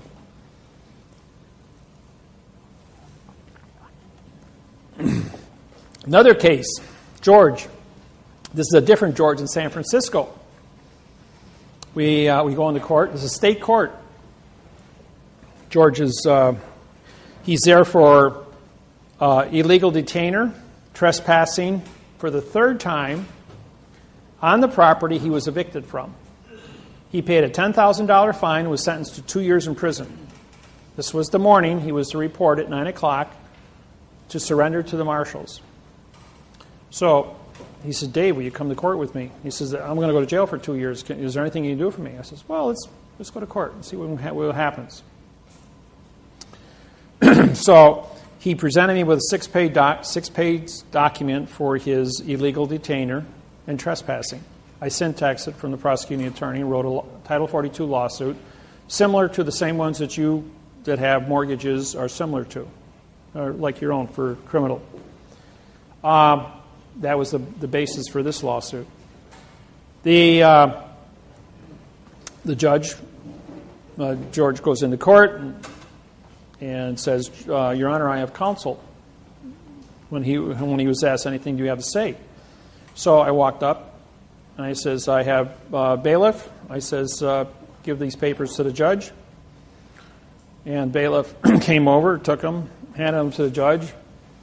Judge immediately stands up, looks at him and goes, this is a federal case. This is a state court. He says, you can't file these here. Take them back. I says, that's a federal flag. That's a federal stamp. I hold a federal judge's oath on this plain, incorrect grammar. You don't have a correct grammar. I syntaxed your oath, and I syntaxed the district attorney, and if you look at that, I'm prosecuting your district attorney for false and misleading information. And that individual is facing a $25 million fine and 30 years in prison for trying to cheat this individual and put him in jail for 2 years at $75,000 an hour. Under Sanders v. English 950 Fed 2nd, I have grounds under Title 42, 1986, for knowledge of the fraud that's been perpetrated, and I am here as a federal judge to stop and correct it. Well, this is a federal court. I says, you're not even in court. You're on a different plane than the rest of us. Bailiff, I hereby deputize me as my tip staff. Arrest that individual for impersonation of a judge, and arrest this individual over here as I have a warrant for a federal crime that he has committed, and here's his warrant. Judge goes, wait, stop. We're going to do something different. I'm hereby vacating all charges against George. Bailiff, I want you to go downstairs and erase him from the system. Give him back his $10,000 plus interest for 2 years, which is $3,000. Cut him a check for $13,000. George, all charges have been dropped against you. You are free to go. Now, Mr. Miller, I have vacated all charges against George. I've given back all of his money. Therefore, there is no contract between the state of California and George. So therefore, you have no complaint because everything's been vacated. Prosecuting attorney is a Chinese man. Stands up and says, I object, Your Honor. He says, I just saved you $25 million. Just shut up and sit down. So he shuts up. And then she goes, wait a minute. What's your name again? This is David, David-wynn, Miller. Are you that judge from Hawaii? He goes, the very same. She goes, oh, okay. I says, bailiff, arrest the judge. She took off and ran out of the courtroom. Meantime, the bailiff took George and went down. And then after she vacated the room, the district attorney just sat there like a bum. The bailiff took George and went downstairs and checked him out. So we're outside. About 20 minutes later, he comes out with his check for $13,000. Free man, didn't have to go to prison for 2 years. He goes, I didn't get my house. I says, my contract was so that you didn't want to go to jail. My contract was to vacate all charges. My contract was to get your money back. Didn't I fulfill all my contracts with you? And I got 22 people there from my seminar that came with me and they wanted to watch me in court do this. There it was. He said, well, you fulfilled all your terms of the contract, made the case go away. George is free. He bought me a cup of coffee. Third case scenario, IRS, Miami, Florida. Lady comes to my seminar. She goes, can you do IRS? And she says, yeah, real simple. I've won over $10 million in IRS cases, about 12 of them to date. She says, well, I got to be in court tomorrow morning, 9 o'clock, in IRS court down at the federal building. Will you come with me? I said, sure, it'd be fun. So, being in Miami, I was on vacation, and I put on my surfer shorts, my surfer shirt, and my flip-flops, because I was on vacation. I go with her. And we walk into the IRS office, and the IRS agent comes in. He's 33 years old, by the way. And she says, she asked me, she says, what do I do? I says, well, give them all of your paperwork. Cooperate 100%. And the IRS agent says, are you an attorney? I'm going, no, I'm not an attorney. He says, do I look like an attorney? I said, I'm on vacation. So she says, oh, well, I want David to come in here with me. I just need some moral support. I'm kind of nervous about all this stuff. And he goes, well, okay, Dave, you can come in and sit next to her. So I sat there quiet for about an hour. Every time he asks for something, she says to me, should I give him the paperwork? I says, yes, fully cooperate. Well, the IRS was real pleased, the fact that I was giving her moral support, helping the IRS get all the paperwork filed. He wrote out all the forms from 2004, 5, and 6, 3 years. After the paperwork was all filled out, 8 pages, she owed $38,000 in back taxes. So she then signs the forms, slides them across the table, and I says to the IRS agent, I says, mind if I ask a question? Are you an attorney? I says, I thought we discussed that already. He says, that's a question.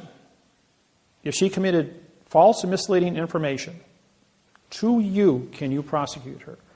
Oh, yes. So can I ask you another question? If she committed perjury in this interview, as you have a recorder here and you recorded it for the IRS, can you prosecute her for perjury? He says, yes, we can. He says, you want her to sign right here, is that correct? Under penalty of perjury? You know that under is an adverb, means no contract. Of penalty, which is a verb. Of is an adverb, making perjury a verb. You want to show me the verb perjury and penalty in the dictionary? Isn't that false and misleading information? Isn't that perjury by your own confession? And then I syntaxed in the next 35 minutes all 8 pages. As I identify, I says, oh, by the way, I'm the federal judge of the United States, chief federal judge, and you just committed 47 felonies in front of me. Grabs up all the paperwork. I'll be back. Takes off. About a minute goes by, and all of a sudden there's screaming in the back room. Yell, yell, yell, yell, yell. This goes on for like 5 minutes. Then the supervisor in Miami, IRS, sticks his head out. Oh, Judge Miller, you're here. Well, yeah, I've got a 3x5 picture of me hanging on the wall in there. So he pops his head back in, and more screaming goes back in. It's quiet for about 2 minutes, and about 12 minutes goes past, and he comes walking out. Madam, here's your form. All your taxes have been canceled. You have 0 balance. You're free to go. Have a nice day. She bought me an espresso.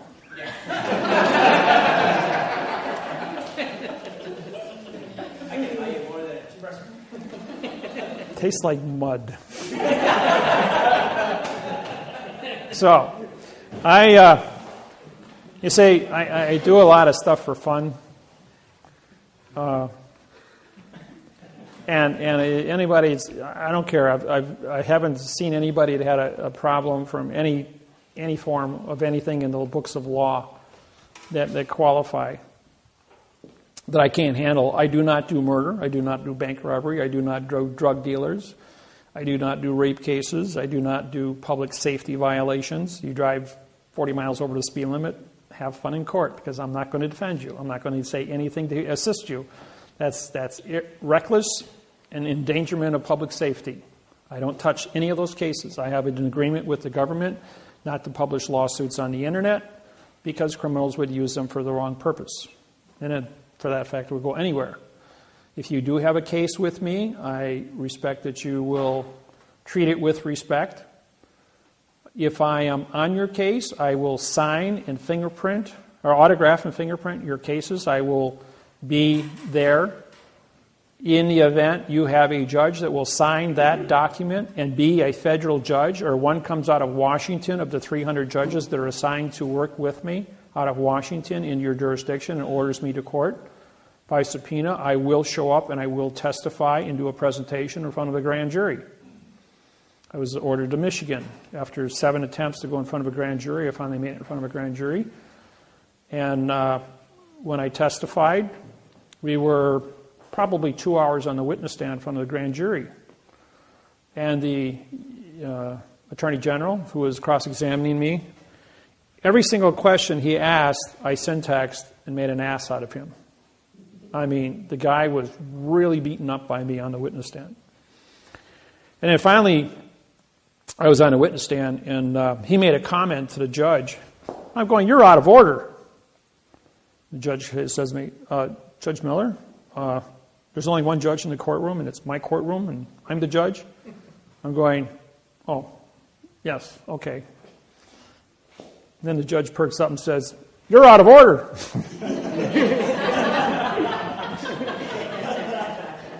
And then the judge says to me, "Do you have a passport?"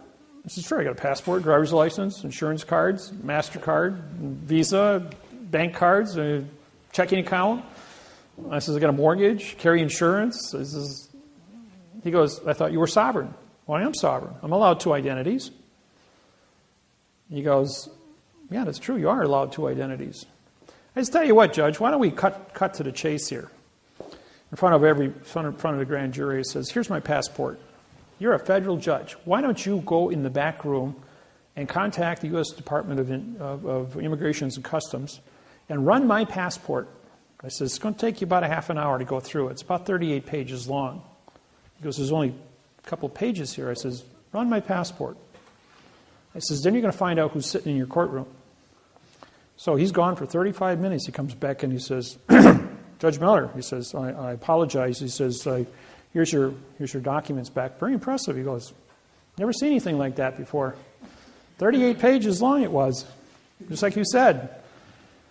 And he says, "Davis," he says, "he's just made an ass out of you. We have no more questions for him. Judge Miller, you're free to go."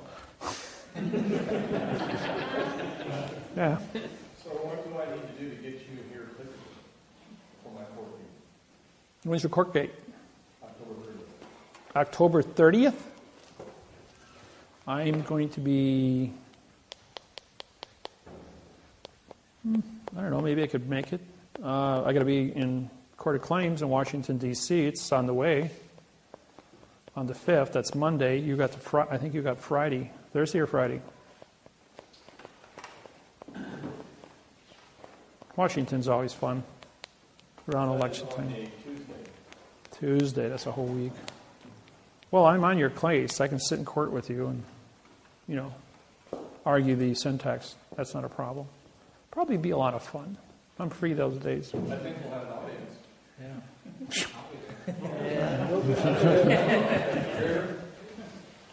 Yeah, I think we'll have an audience. There usually is standing room only when I show up.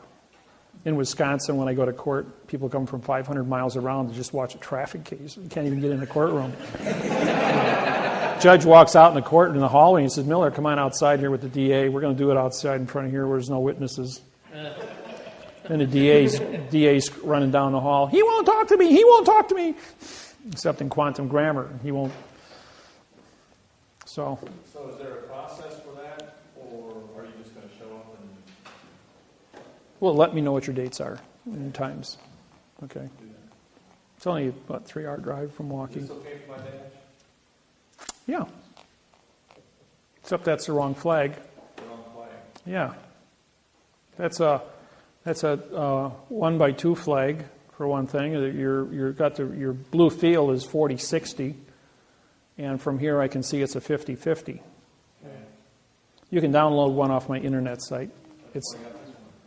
No, you didn't. Your computer shrunk it or did something, but that's not a print. Yeah, it changed the size of it. It's 1 to 1.9. The one on my business card is correct. I need one of the business cards. Oh, okay. Well, no, they're in my. I had them in my bag at the room. So. Just a couple of miscellaneous questions. If somebody, how about like with the credit bureaus or liens on your property or anything like that? Well, when you guys deal with MasterCard, every time you sign your MasterCard, you're making a promise to pay. I mean, you took the money. Now, here's a little trick that you don't know about.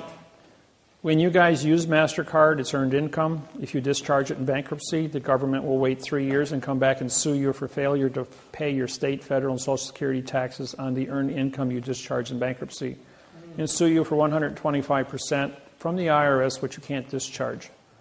You think you were in trouble before you couldn't pay your bills? Now you're in trouble with the IRS. Will sell your home, cars, and anything else you own, and they'll come after you from that location. And you can't file bankruptcy against the IRS claims, especially with that position. Okay, so the sin tax wouldn't work in those areas? The sin tax works except when you file bankruptcy, you are saying, what's in my hand? Nothing. You filed bankruptcy against nothing. Why do you file bankruptcy? You file bankruptcy because you want to discharge a fact. Bankruptcy takes the nothing and makes it into a fact. Therefore, the fact is taxable. How do you think England captured New Zealand, Australia, India? Is because England figured out way back in the 13th century that if you file bankruptcy against an invasive people, take the Aborigines. They don't speak or read English. They only have picture writing. So, in their pictures, articulate their land, their treaties, their boundaries, and there's 3,450 Aborigine tribes in Australia. But they got 10,000 gold mines. The country is a virtual mine of gold, silver, lithium, titanium, cobalt. I mean, it's just mineral rich. Radiation, radium for plutonium. All of our nuclear submarines are refueled in the northern part of Australia as they go around the world because our treaties with them. Australia is traded on the New York Stock Exchange as a corporate entity. Just so you want to know about that. The people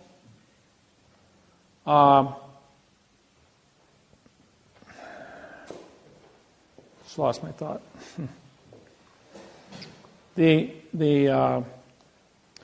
England went into Australia, genocided up until 1957. They had a bounty on Aborigine people that if you kill them, you got to pay the bounty. Imagine that. England was actually hunting human beings like they do deer and putting a bounty on them. Just like the movie with Tom Selleck.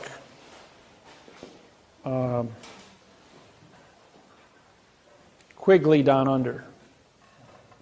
Good movie. The Aborigines were genocided. Then they went ahead and they stole their land and they sold it to the unsuspecting settlers from around the world as they came in as new people. Then as soon as the people bought the land, the government came in and filed bankruptcy on the individual, bankrupting them off the land. Then filed a Title 46, Chapter 781 salvage claim under the 2000 Corporation Act under false and misleading statements, filed bankruptcy against the people, and through the bankruptcy court legalized the taking of the land because now they're saying the nothing contract of seizure was filed in bankruptcy, giving nothing value, retitling it back into the crown and then selling it to the next unsuspecting buyer, now as only a trustee and a caretaker, leaving the jurisdiction of the government in charge of the land and moving the Aborigine people off who couldn't read and write and defend themselves. When I showed up, I wrote them a new constitution. I gave them international trade agreements. I gave them the ability in quantum grammar to protect themselves against a world of fiction. So they called me the Spirit Walker because I came in and prosecuted 129 judges and nobody touched me. Anybody else that ever tried something was killed immediately by the government. But the government wouldn't approach me. The government wouldn't touch me.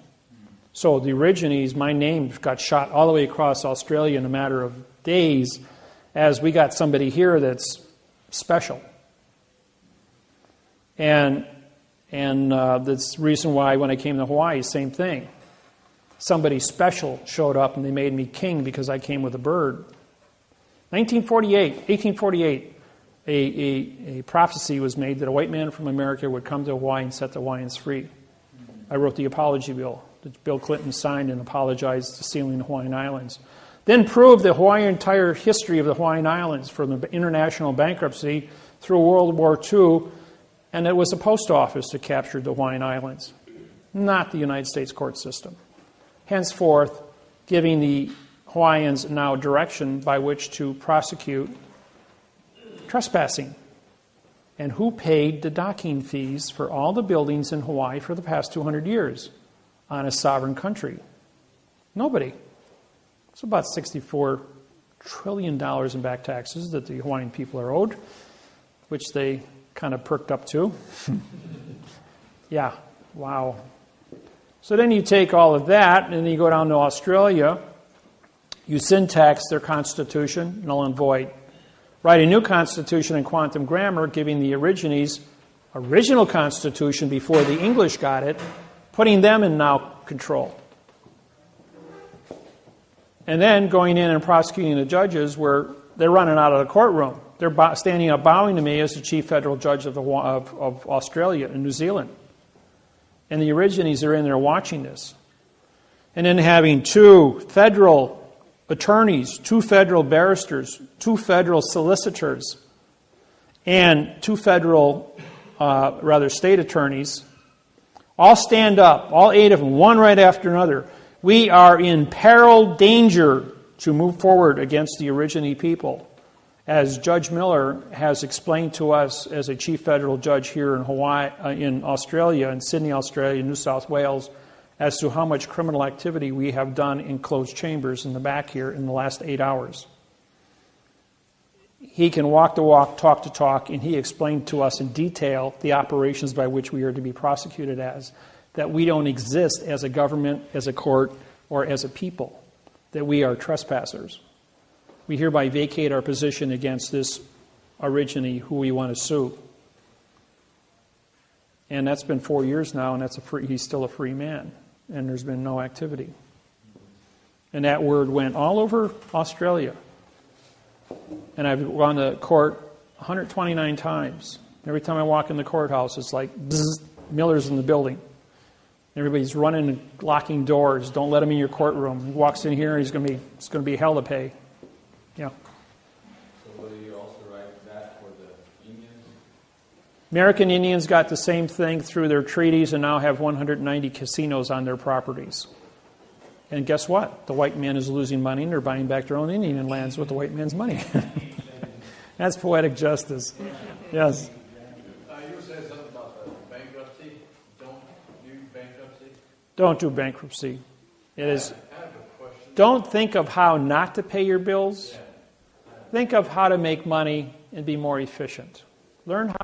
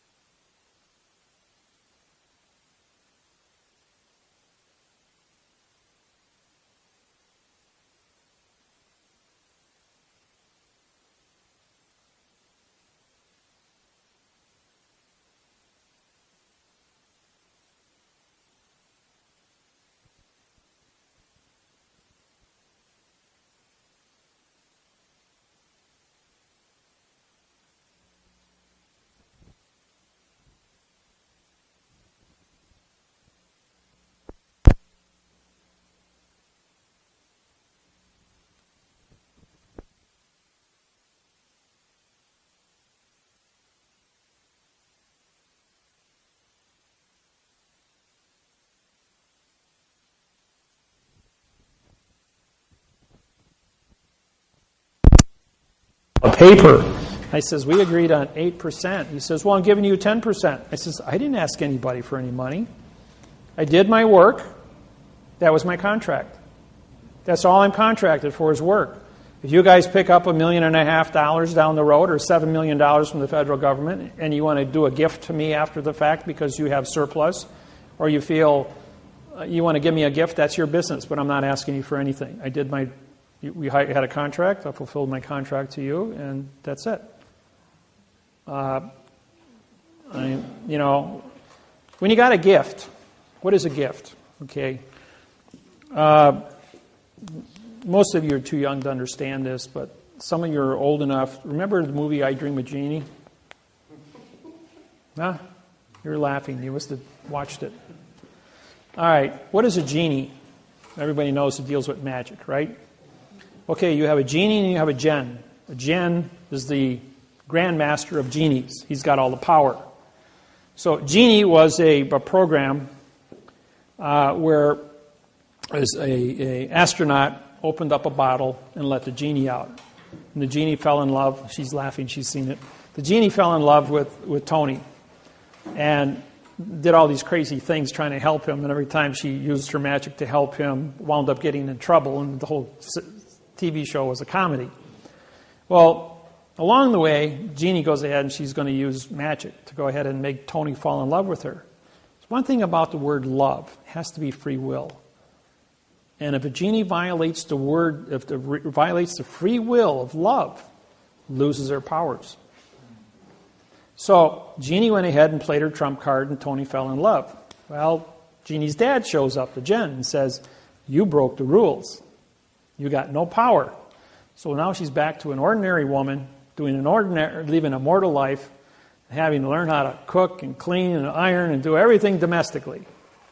Well, at the end of the show, the Jen goes ahead and gives Jeannie back her power because she learned her lesson.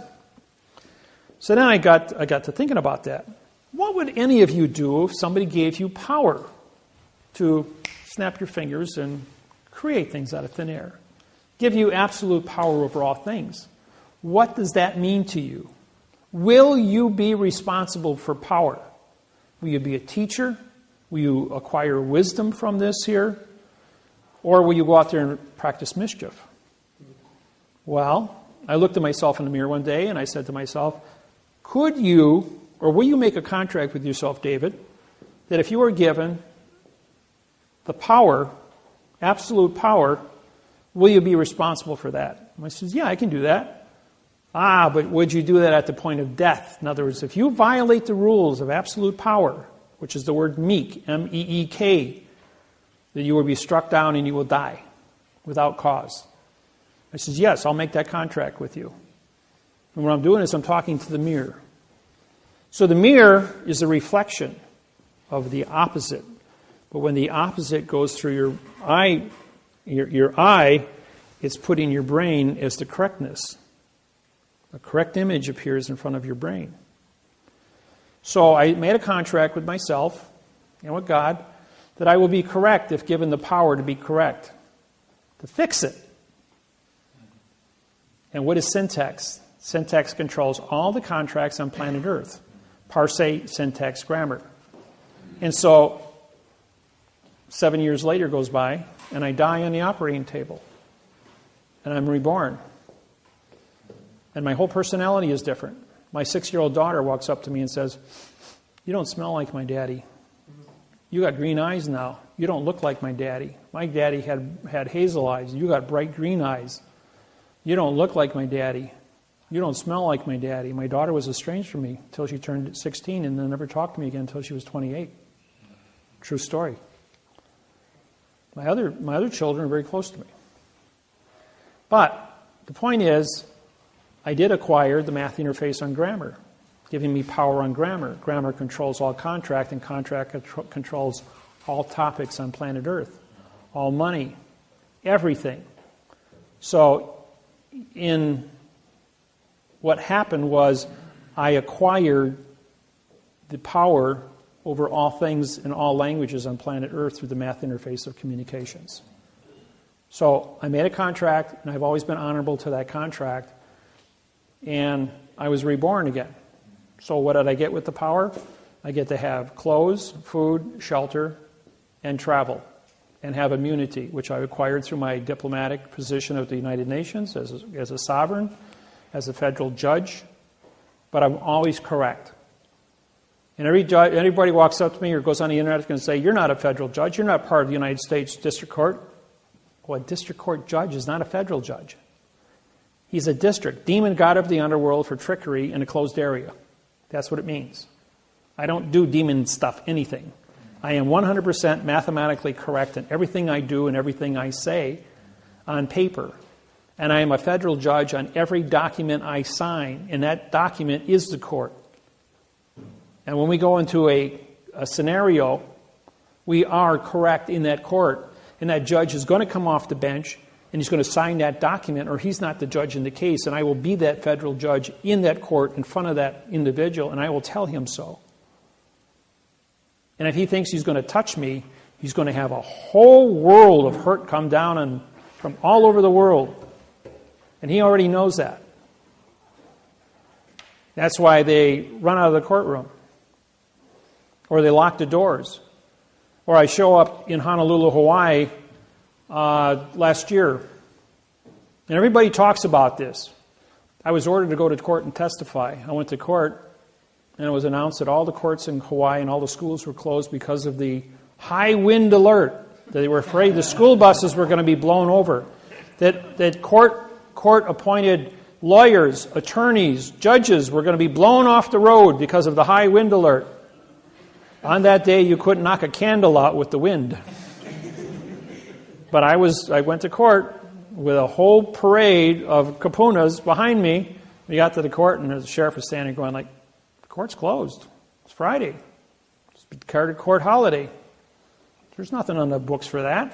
All the schools are closed, too. The whole state of Hawaii is declared a holiday today because of the high wind alert. It's all over the news, broadcasted all over the world. When you mentioned what is a gift, a number of years ago there was some deal going around called gifting. You pay so much. It's called Pay It Forward. They made a movie.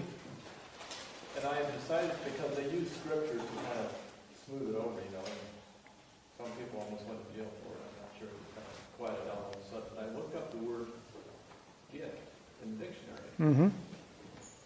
And it had a number of different definitions, but the one I remember is, it said, your request is not my gift. No contract is a gift, is what it means. In other words, you don't have a contract to give anybody anything, but you look at the value of the situation.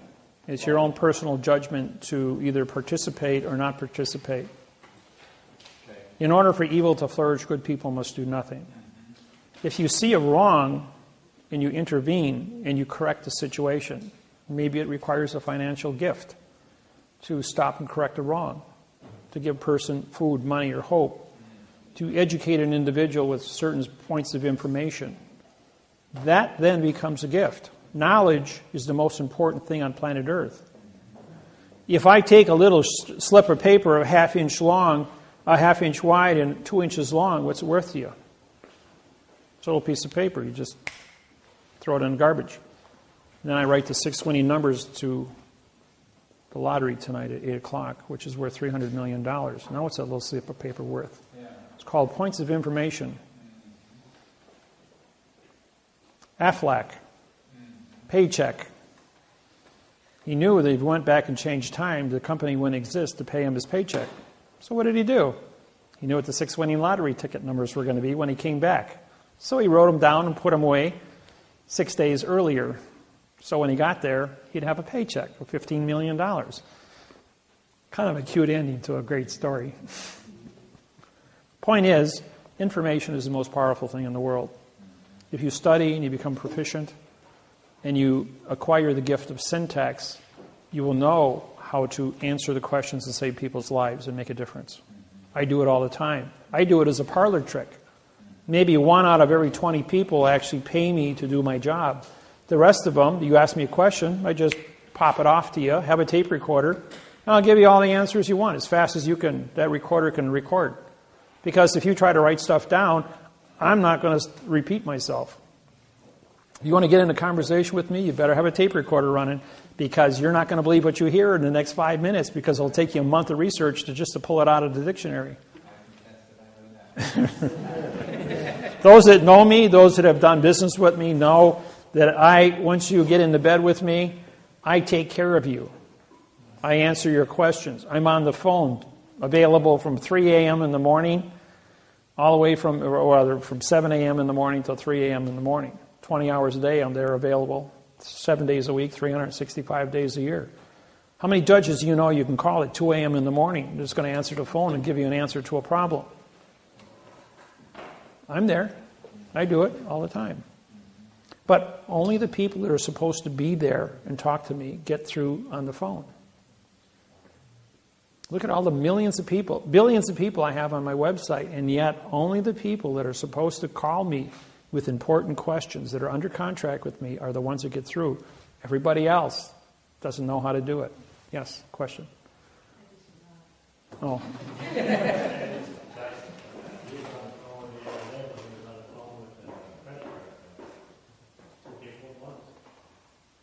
Oh yeah, I'll be on Skype and 2 phones at the same time while I'm day trading and syntaxing a lawsuit.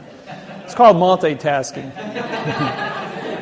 I can use my right brain, mathematics, doing numbers and syntaxing papers at one, doing 300 words, about 30 minutes, so about 600 words an hour.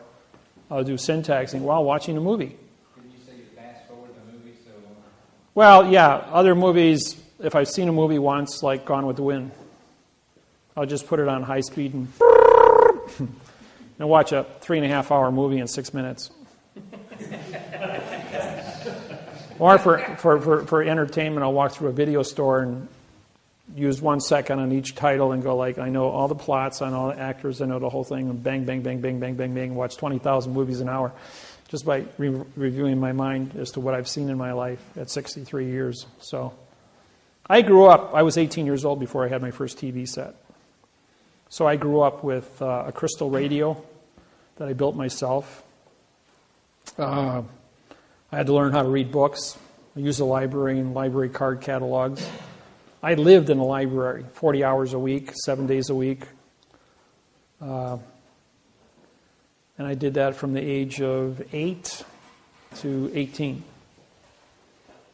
So I was an information junkie, studied to be a doctor at the age of 12, and at 18 I put it all away and became a welder. Metallurgy, engineering, heat treating, all the things that build the world, because I was a builder. Built my own homes, built my own car, built my own boats. Built 3 cars, as a matter of fact, 3 Corvettes. I drive the only Lexan plastic bulletproof Corvette in the United States. Does 0 to 60 in 4.2 seconds, weighs 2,400 pounds, and is 380 horsepower. It'll blow anything off the line outside of a Cobra, which goes 0 to 60 in 4 seconds. But if I want to put a turbocharger on it, I could probably get it down to 3 seconds without too much trouble. I built one with lock positive traction. Took a universal apart and welded it together with super missile weld so that both tires sped at the same time. And that was a quick little machine. That only weighed 2,200 pounds at 380 horsepower. That was kind of dangerous, so I got rid of it. So sold to a guy that does stock car racing.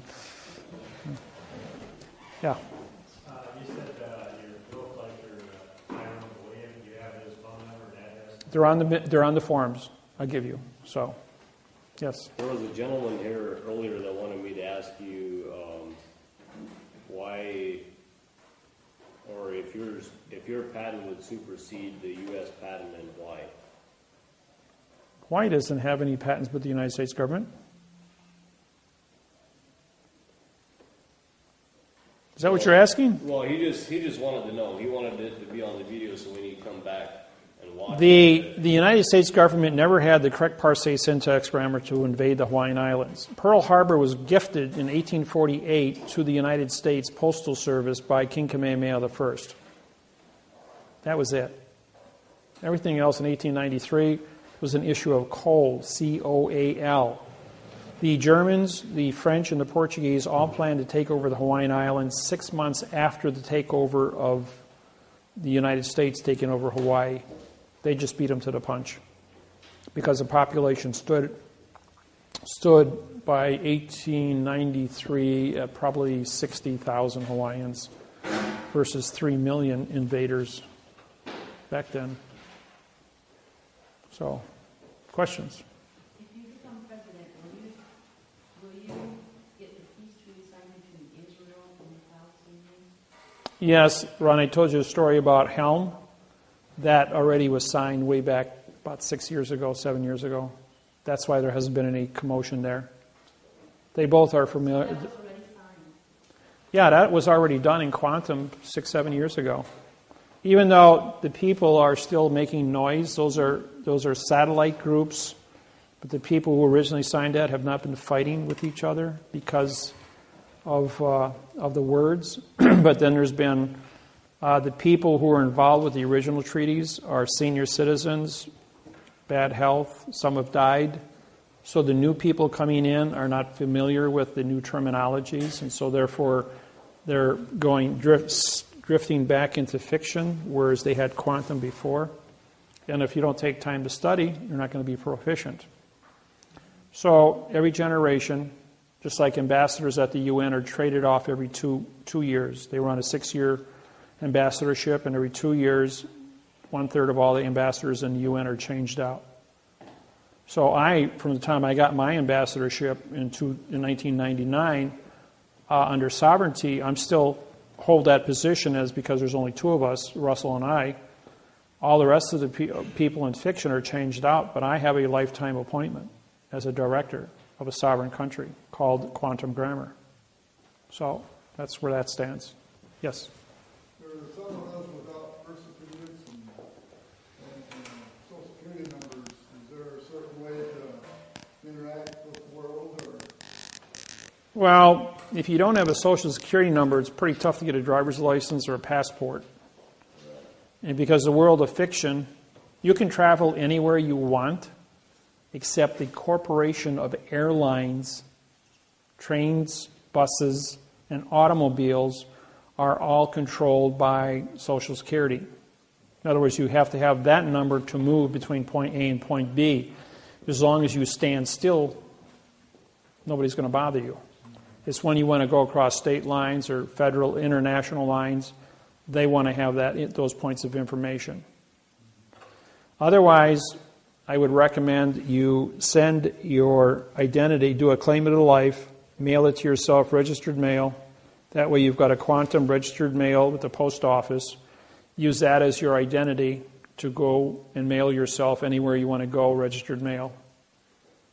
And then send yourself, put a post-it like I did Russell.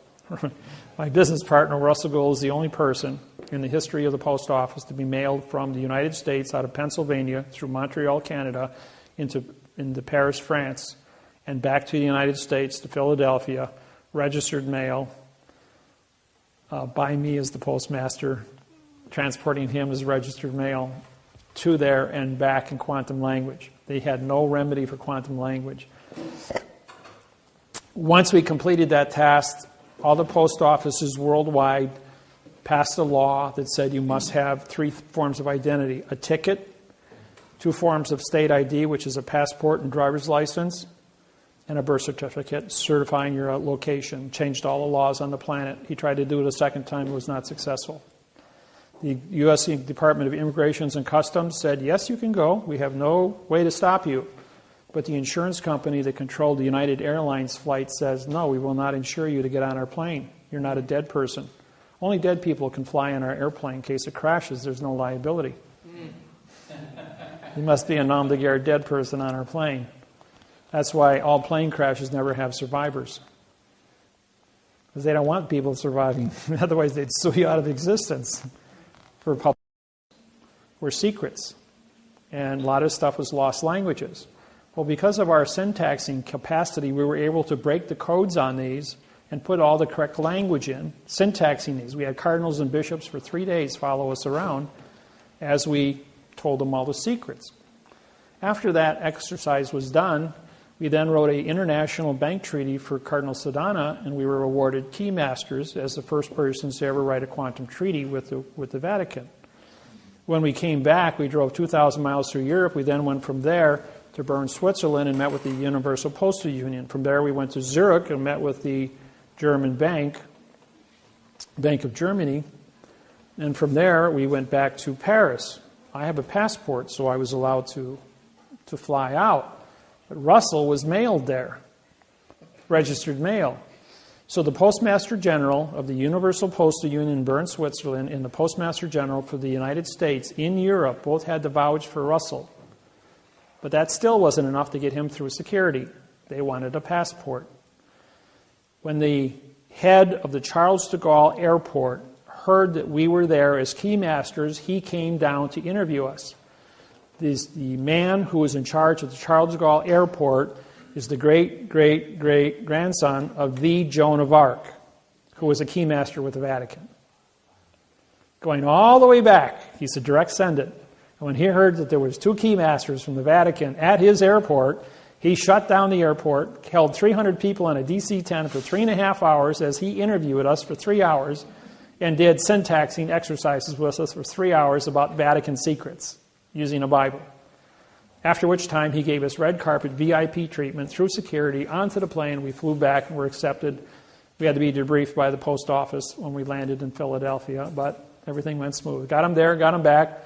All postmasters in the world were notified that Russell was mailed to Europe and back registered mail successfully. As the only person to ever do that. And to this day, the post office still tells tales of the stunts that we uphold and the treaties we have. I am also a muster master for the Pentagon with the Secretary of, and so is Russell, with the Secretary of Defense. Yes? Why are the secrets of the manual so secret? Well, first off, you don't have Manly Hall's Secret of All Ages. There are only 5 copies on the planet. Number 2, you don't have a deluxe copy, which have been syntaxed by me. There's only one in existence, and I own it. So therefore, the secrets that exist are so complex.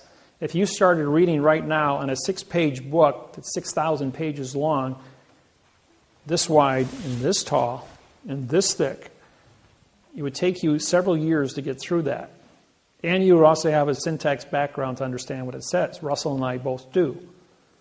And we concur on different things. I'm 25 years older than Russell, by the way. Go ahead. Is there a book of Enoch? Enoch. I know what Enoch means, yes. But no, there's not a book of Enoch. It's a tale about a UFO. That's what Enoch means. It's a UFO tale. They made a movie called Enoch, if you want to watch it. Yes? Do you have with you kind of the life, like a kind of the life, birth, whatever? Yeah, it's on page 2. I would like to see one that's done. Right there, page 3 in the book. There's also the same ones on the internet. Just fill it out, put your picture on it, have your people autograph and fingerprint it, and you're done. It's called a claim of the life. Claim of the live life. What it means is that you have knowledge of what a prepositional phrase is, how to certify what a fact is. You've identified yourself, your mother, your father, and 2 other people with claims of the life have identified you to be a fact. That's all it means. You don't file a claim of life written with the correct parsé syntax grammar with the recorder's office or with the fiction government. Why would you file a fact with a fiction? It's an oxymoron. It's only for you to use. If you want to attach it to a federal lawsuit, and if you want to go to The Hague and file a claim of the life, take a lawsuit into the Hague, showing that I'm a live person who's been violated under a genocide or apartheid situation, then they would accept your paperwork. They will not accept any paperwork from an individual who does not have a claim of the life. People, you cannot file lawsuits at The Hague. The Hague is a branch of the United Nations. You must be a United Nations member who has paid your dues of $1.6 million a year, and you must be a country. Private citizens are not allowed to bring cases. The Blood Diamond case took 14 years to get to court. 235,000 people died under the Blood Diamond Civil War. And that's why the Blood Diamond movie was made. For those that haven't seen it, yeah. A break? 7:30. We're just for an hour?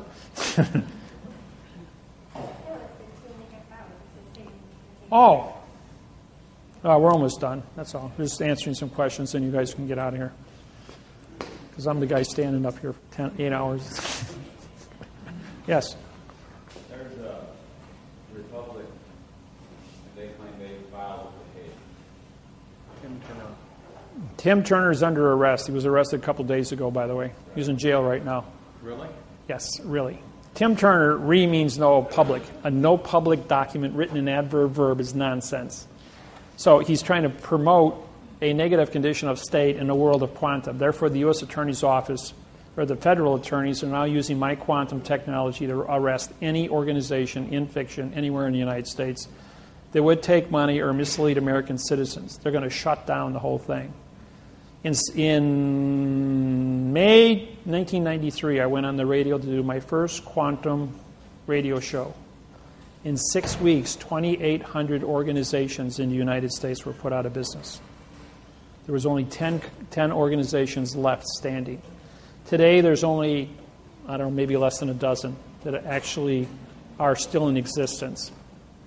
Otherwise, my technology has completely rolled across the planet, and anybody attempting to start anything up, do anything with IRS, or anything, redemption, straw man, UCC, acceptance for value, all nonsense, all being arrested under false and misleading statements. So this is the only program that's replacing the entire planet. Question? Fred and Nina Gutierrez. What? Fred and Nina Gutierrez. What does that mean to you? Fred and Anita. Nina. Fred and Nina? Around the countryside doing seminars. Set off debt, doctor. Set off debt. They'll probably be arrested shortly for false and misleading statements. I'm serious. I don't know anything about them, but if you show me, if you got a website, something I can look at, a piece of paper that they've written, if it ain't in quantum, or if it isn't in quantum, I should say, it'll be nixed like that. You mentioned also the UCC. It's copyrighted by England. It's private property. Right. And we talk, so how does the UCC affect us over here in the United States? It doesn't, or isn't it still? Lawyers and attorneys work in a foreign vessel in dry dock. The foreign vessel in dry dock of the courthouse is the same in all 250 countries using the same UCC, only in the courthouse, only by judges and attorneys and lawyers. It does not apply to the civilian population anywhere on the planet. So using UCC 1-308? No, it's nonsense. It's all written in adverb. Verb means nothing. Right. Anytime you look up all the words that have a prefix or a suffix, they are in void, a violation of now time. If you're not in now time and you're not correct mathematically, you're not correct, period. Yes? I was just going to ask, as we go along and this technology gets revealed, we'll probably be told these secrets that have been held back for thousands and thousands of years. Well, I have 50 stars on my flag dealing with the 50 tricks and traps and procedures of correct grammar. They don't represent conditions of the states. They represent the conditions of operations. And so it's the operations that I've been bringing out and teaching to the people. And every time the government goes out and they cook up a brand new plan to think they're going to trump me, I just go ahead and pull another trump card out of my thing and I trump them. I've shut the United States federal government down 23 times, the entire government, courthouses, legislation, the Senate, everybody. So I'm a world icon. The whole world knows my name. I'm probably bigger than, when I went to Australia, the Immigration and Customs says, you're bigger than the president of Australia. You've got like 4 times more people on your website than he does. He says, "Who are you and what are you doing in our country?" And so I pulled out all my gambling cards and I says, "I'm here to gamble. I'm in your Texas Hold'em tournaments." And I pulled out my cash and I says, "I have the cash to buy into the tournament. And I like to gamble." Just part of my entertainment. I know adrenaline, I mean, it's got to have something to give me a little kind of buzz. Doing it to judges isn't buzzing me. Yeah. On one set of videos, I remember you mentioning hanging on a cliff. Yes, that was at Devil's Lake, Wisconsin. In other words, I'm a rock climber. I've climbed Devil's Tower already in Wyoming. That's a 1,200-foot face. It's as smooth as this wall here, with little tiny cracks going all the way up to the top. And get up before sun up, and you start climbing up that thing, and you get up to the top, sign your name, and you come back down on the backside, which is kind of easy. Or you rappel down the face. But I was climbing on Devil's Lake. It was 95 degrees out. I was on a cliff about 102 feet tall at Red Rock. And it's a smooth face. It's an inverted climb. It means you hang a rope off the top, it hangs 6 feet off the bottom, so you're actually negative climbing all the way up. You slip, you fall, you got your rope. Well, I was 10 feet from the top. And where my carabiner was tied off was 10 feet below from the guy who put it up on top. He had climbed down, but I was out of location. I went up the wrong crack. So here I am in a wrong location, and I had to disconnect. So now I'm on a 90-foot cliff after an hour climb, 10 feet from the top, and it's all smooth. All I got is a 3-inch crack in front of me. So I had to put my fist inside the crack and tighten it so hard that I could do a one-arm pull-up and do that hand over hand for 10 feet to get over the top. Otherwise, fall to my death. There was no way up, no way down except to go over the top. The rock doesn't care if you die. So you're there, and you have one responsibility. You either put away your pain, you put away your stupidity, and you tough it out. You get over the top. You pull yourself out of the situation. And when you get done with that, and you survive, everything else is nonsense. I don't believe that. And that's what it means to do something. Now, I've taught all my children, all 6 of them are rock climbers. My son and my daughter used to be teachers of rock climbing at Devil's Lake, Wisconsin. My son, Mark, he was climbing one day, and he had been instructing for 3 years. And we were up at Red Rock, and he had tied all the ropes off. I mean, he had done everything. And he was so busy doing what he was doing, he didn't pay attention. Put his carabiner on all nice, his harness, tied his knots off, and then he flew his foot out backwards to rappel down. Except the pile of rope was still 10 feet in front of him. Around the base of the tree, sitting there in one neat pile, and I was about 12 feet away, and I was tying my shoe, and I looked at him, and I looked at the rope as he swung his foot out, and he was already past the point of return, which means he was going to fall 90 feet to his death. And from a squat position, I sprung like a frog and caught the end of the rope as he hit a 45-degree taut. He pulled himself back on and sat there and shook and cried for 20 minutes, realizing that he had just died and got his life back. And me, I caught that rope with both hands, and you could see the marks in my hands from squeezing.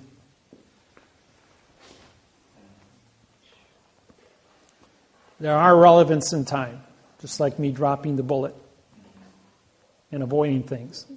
There are some things that aren't supposed to happen. There are some things that have to happen. And after that, he was the safest climber, does a triple everything. Nobody touches a rope that he touches.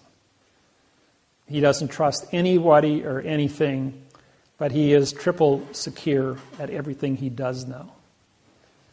At 18, he's now 38 years old, 20 years later. 8 years ago, he caught the edge of his foot on a roofing nail and fell 12 feet onto concrete off a roof. Crushed his left foot, which is now titanium, and crushed his left wrist, which has pins in it.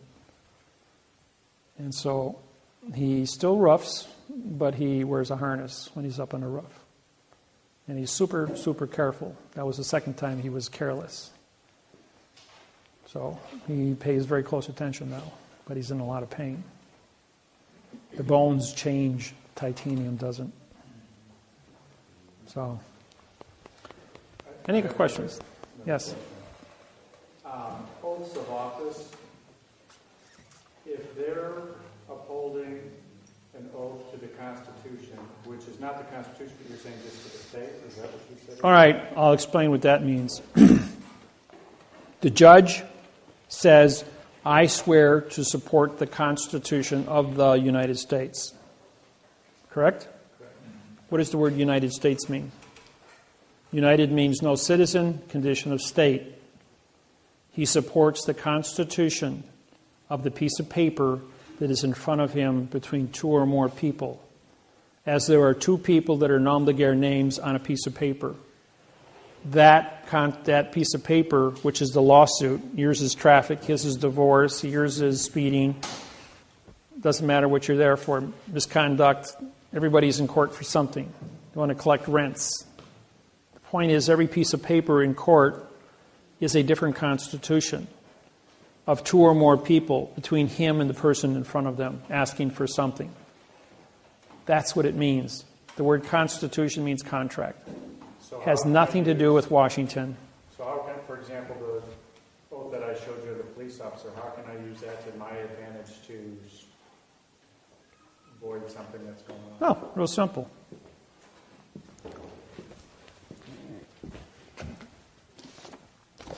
Mr. Police Officer, will you please take the witness stand? And he takes the witness stand. You take the oath of office and you hold it up. Is it your oath of office? Yes, it is. Did you write that? And he's going to say, no, that was presented to me. Do you know what the word syntax means?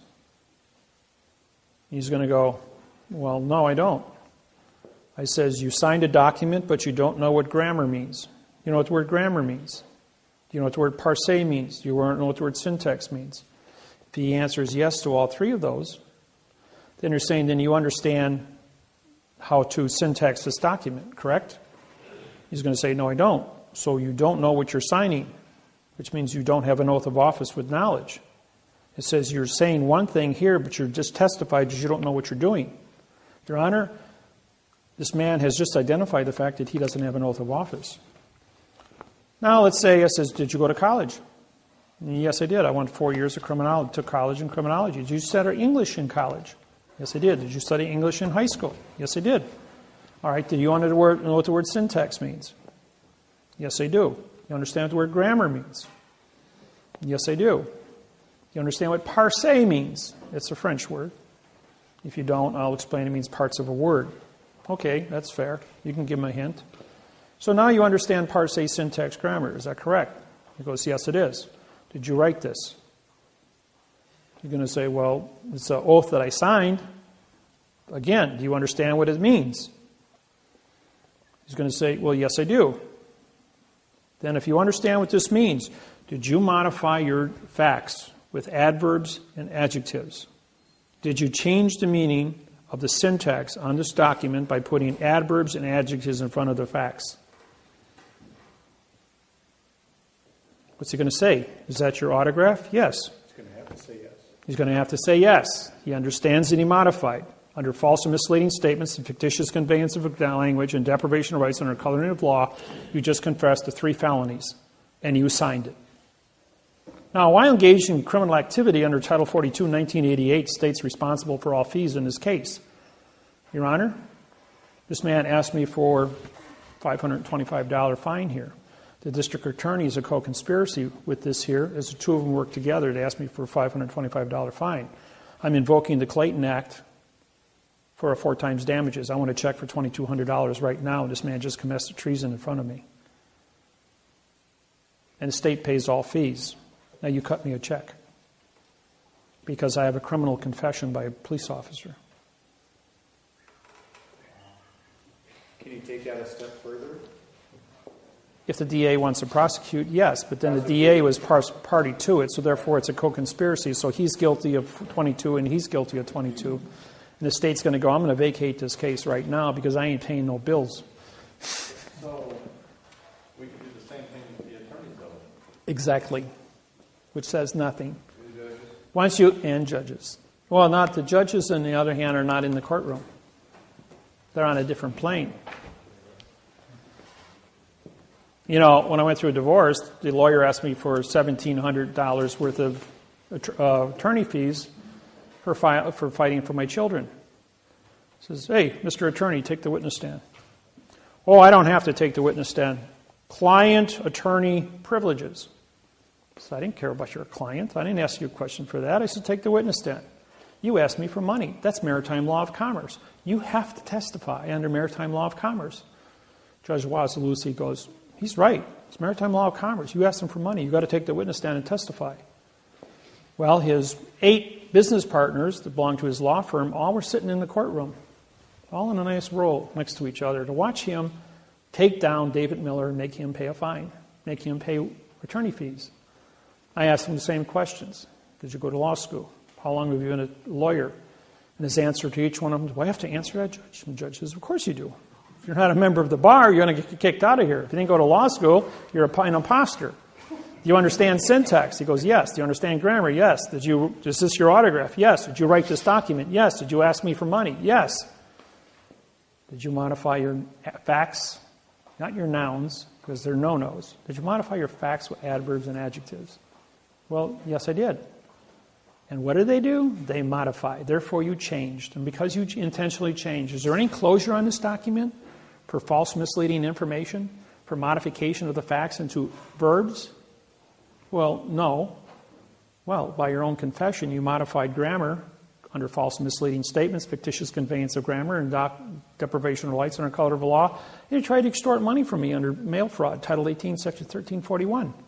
That's $1 million fine and 30 years in prison. You feel lucky today? Judge goes, can he do that to me? Wasilewski is laughing. He had to stop himself from laughing. He was laughing so hard when I downloaded it on him. He says, he's already done it to you. You just confessed the 4 felonies. You will write him a check right now for $6,400 or I'm going to put you in prison. And he did. Pulled out his checkbook and his boss stands up. He goes across the courtroom. You're fired. I'm not paying that bill. And ever since that day, there has never been an attorney take the witness stand in my presence. They won't even let me in the courtroom. You said maritime law. Isn't maritime law connected with the UCC at all? No. Aren't you a vessel in a sea of space called Earth? That's maritime. Earth is a vessel in the sea of space, outer space. All things are maritime. And isn't that contract? All contract law, right. The contract better be correct or you're going to get nailed for false, misleading information. But UCC is contract also. UCC is copyrighted. It's not allowed to be used unless you're under contract in a foreign venue. Foreign venue would be a spaceship landed on planet Earth from another planet. Declared the fact that they are a foreign spaceship in dry dock under law of the flag, moi, which is fiction, in advertising fiction. Therefore, when you walk in there with no paperwork, you've trespassed on a foreign vessel and nothing you say matters. Because you're not going to talk to them in correct parse, syntax, grammar. And they don't have to listen to you because all 8 billion people are foreign to each other, speak babble, and that's the truth of it all, folks. Only thing that matters is what you write on paper with a stamp, a flag, and the correct mathematical grammar, and you take responsibility for every word, your laws, rules, regulations, and codes on that paper. That your punctuation is in the correct place. Even if you put something, claimant's knowledge, I just took away the hyphen. Now I just wrote 413412134. This is a 3. No. 121213412 comma 22 and 4 no. 1, 1, 3, 3, 3, 3, 3, 3, period. So that would be a 4. No, that would be a 1, 2. But because of the period, because it's abbreviated, then all of these would become 4s. And then that would become a 4 also. 1, 3, 4, 1, 3, 4, 1, 2. Just have all the answers. Judge says, no, all the facts. The judge says, he has all the facts. The judge says, oh, you do? He says, well, how is that you have all the facts? He says, you can ask me anything you want. He says, I'm prepared for traffic court today. Judge says, well, actually, I don't have time for this today. He says, so we're going to continue this for 30 days. He says, in 30 days, you will come back into this courtroom with all the facts, and you will present your argument, as I'll give you a half a day before this court. So the man walks out and he realizes that, and then the judge, before he walks out of the courtroom, says, I want all the facts from all over the world about what you know about your traffic citation. He goes, well, that's a really big order, Your Honor. He says, you said the word all. So you said you have all the facts. I want all the facts, or I'm going to arrest you for perjury, and you're going to spend 30 days in my jail. So he calls me up and says, Dave, he says, I really stuck my foot in my mouth. What do I do? He says, practice the handstanding. He says, what do you mean practice handstanding? I says, the judge told me to bring all the facts in the court. I says, yeah, practice your handstanding capacity. So he got to be really good. Run around the house all day long on his hands, doing handstands. Got his balance all tricked up. So he calls him back the day before court and he says, all right, David. He says, I practiced my handstanding. I can do a handstand for 20 minutes, walk all over the place. He says, I'm really good at it. Now you're going to tell me the rest of the story as to why I had to do handstands for 30 days? I says, of course. So then he goes into court, walks up in front of the judge. The judge says, I'm here with all the facts, Your Honor. The judge goes, well, I don't see any paperwork. He says, you better show me all the facts right now. So he pops a handstand. He says, my feet are dangling in a sea of space and I brought Earth to the courtroom today. I brought all the facts on planet Earth. As my feet are now in a sea of space. After the courtroom got done laughing, the judge says, that was a trick question, and yes, that's a correct answer. Free to go.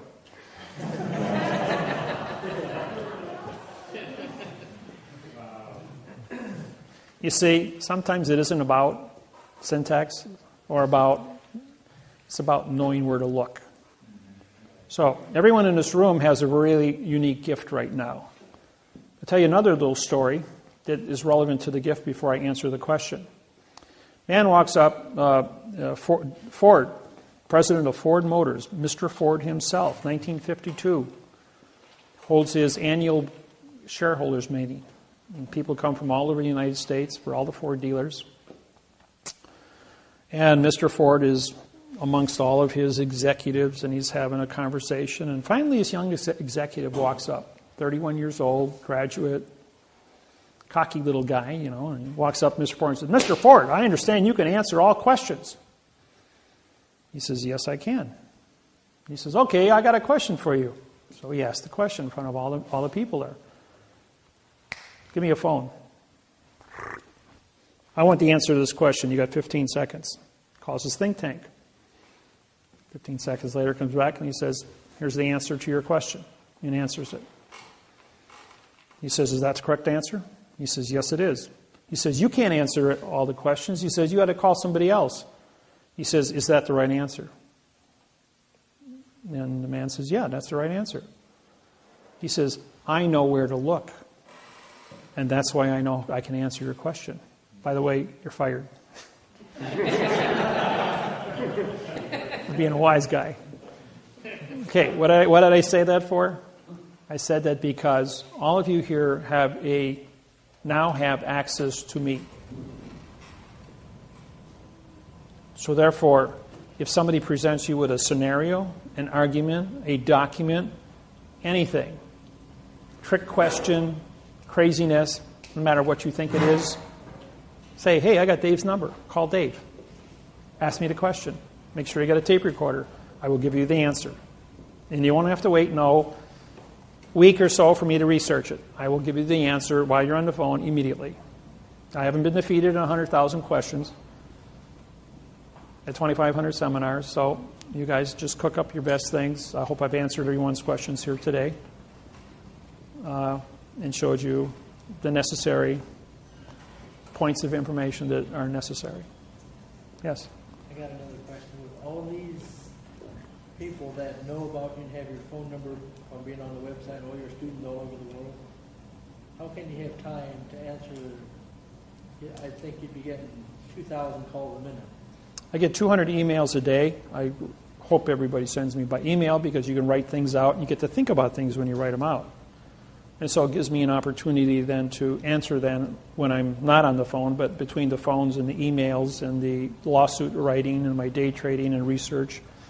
I do have a full mental capacity.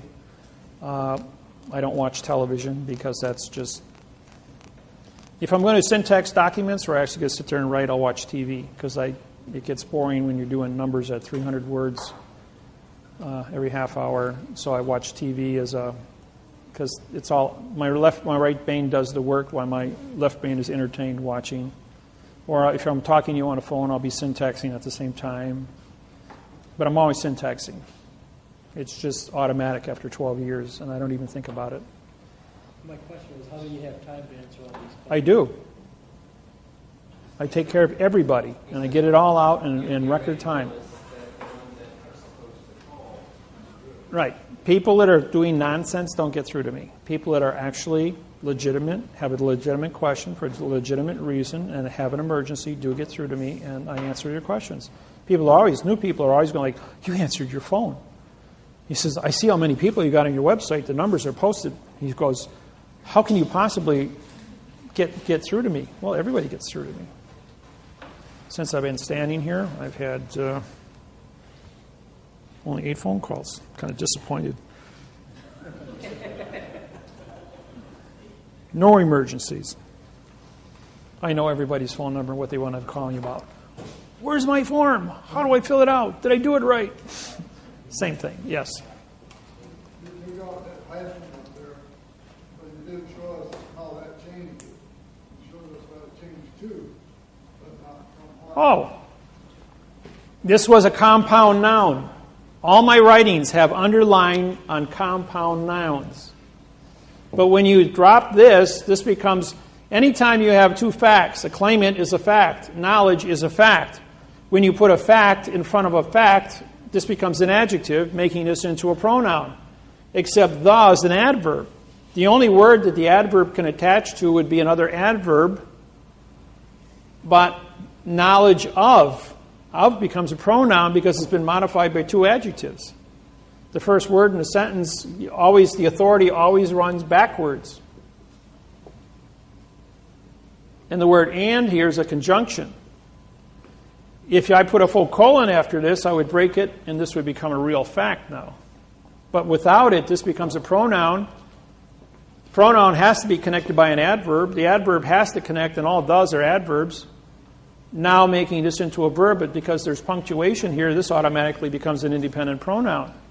And these are all pronouns, pronoun, and this then becomes an adverb, making court to be an adjective of the word with, which now becomes a pronoun again. It's not a fact, so it's a nothing, because it's been modified. Here's another one for you. We're at the University of Atlanta, Georgia. 3 PhDs in grammar are in the audience. And I'm about 3 hours into the seminar, and I write this little sentence up there.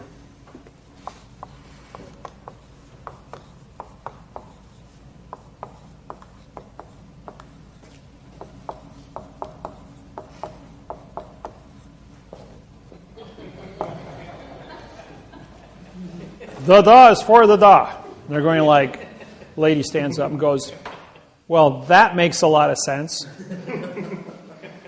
He says, yeah, but what does it say? Doesn't mean anything to anybody in this room. Why don't we syntax it? Here's a prepositional phrase.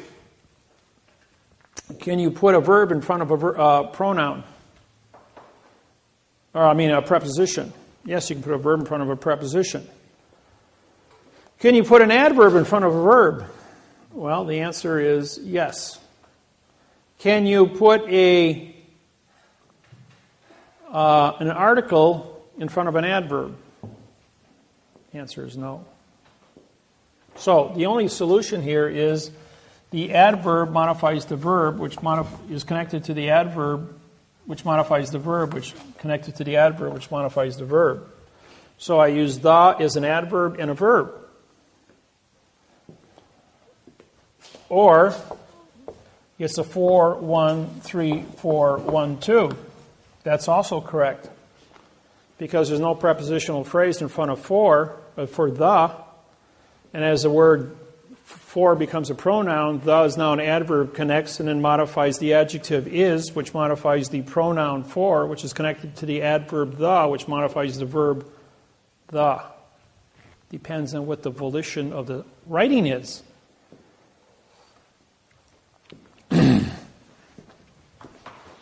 I'm going to read this out loud. Now, everyone in this room thinks in music. You have music in your brains. You've been brainwashed to understand music.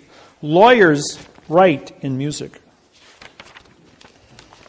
3, 4, 3, 4, 4, 1, 3, 3, 4, 4, 0, 3, 4, 4, 4, 4, 3, 3, 4, 4, 4, 4, 1, 2, 2, 2, 1, 2, 1, 2, 1, 2, 1, 2, 1, 2, 1, 3, 3, 4, 1, 3, 3, 4, 1, 3, 3, 4, 1, 2, 1, 3, 3, 4, 1, 3, 3, 4, 1, 2, 1, 3, 3, 4, 1, 3, 3, 4, 1, 2.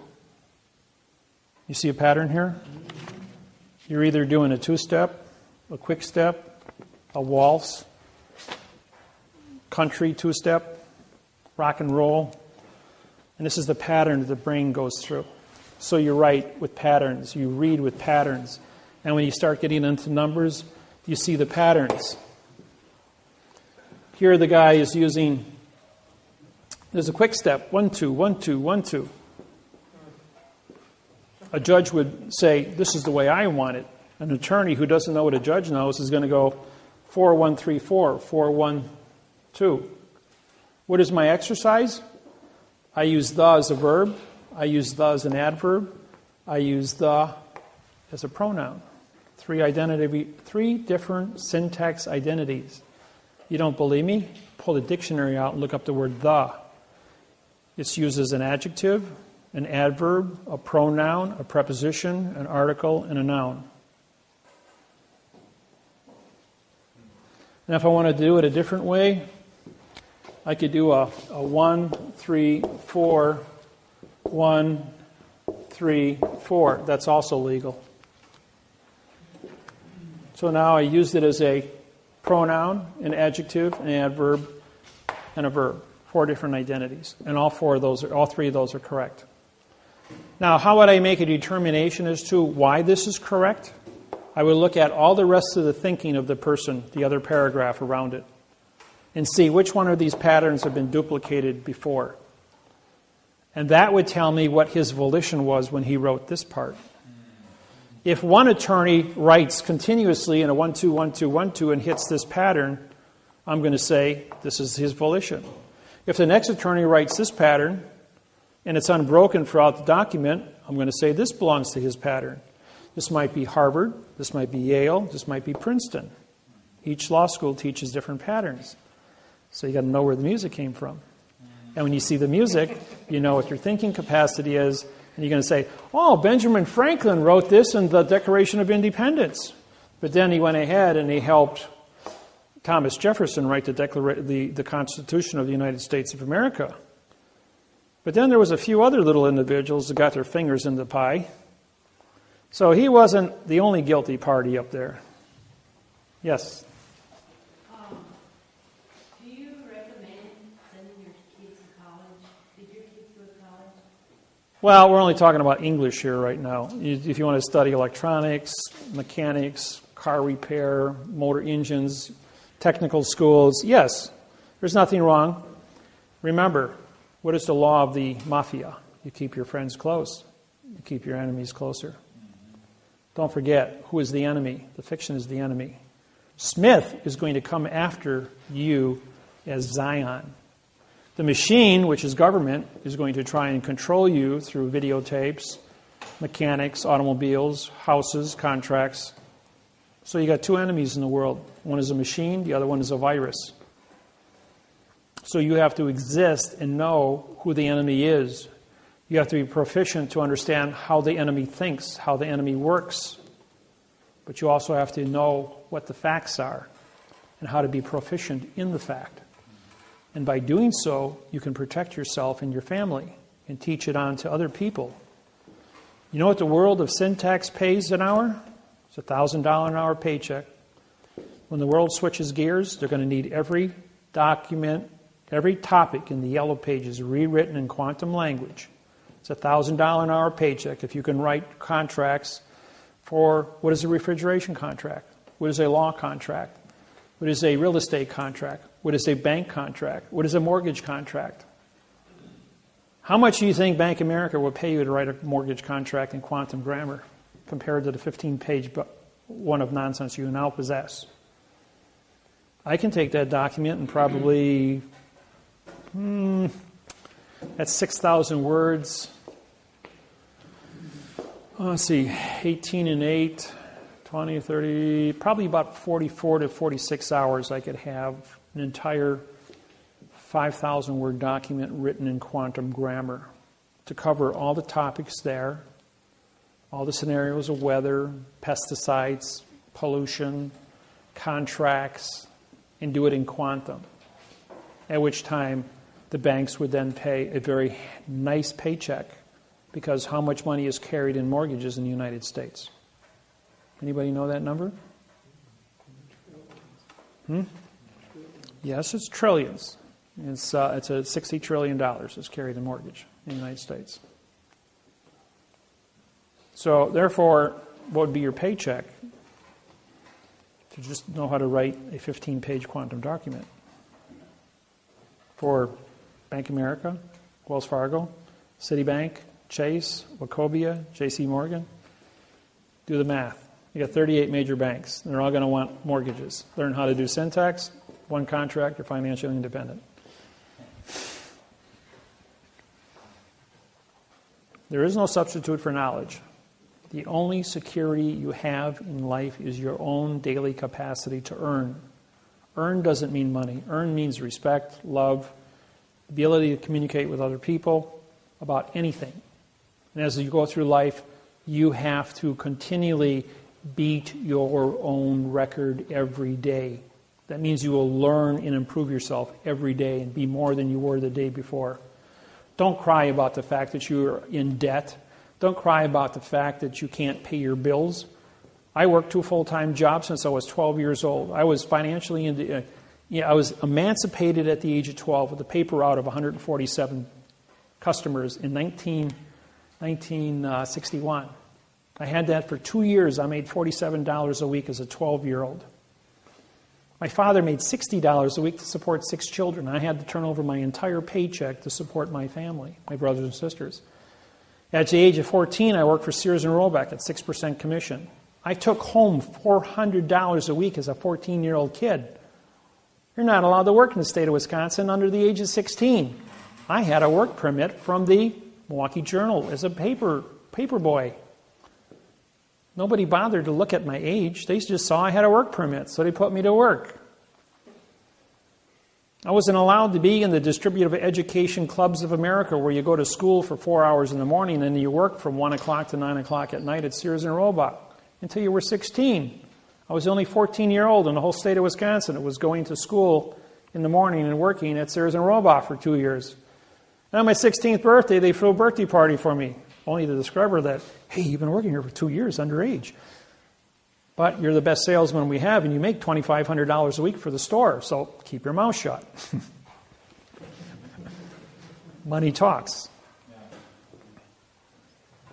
So, and then when I joined the Air Force from 68 to 74, worked at A.O. Smith as a tool and die welder.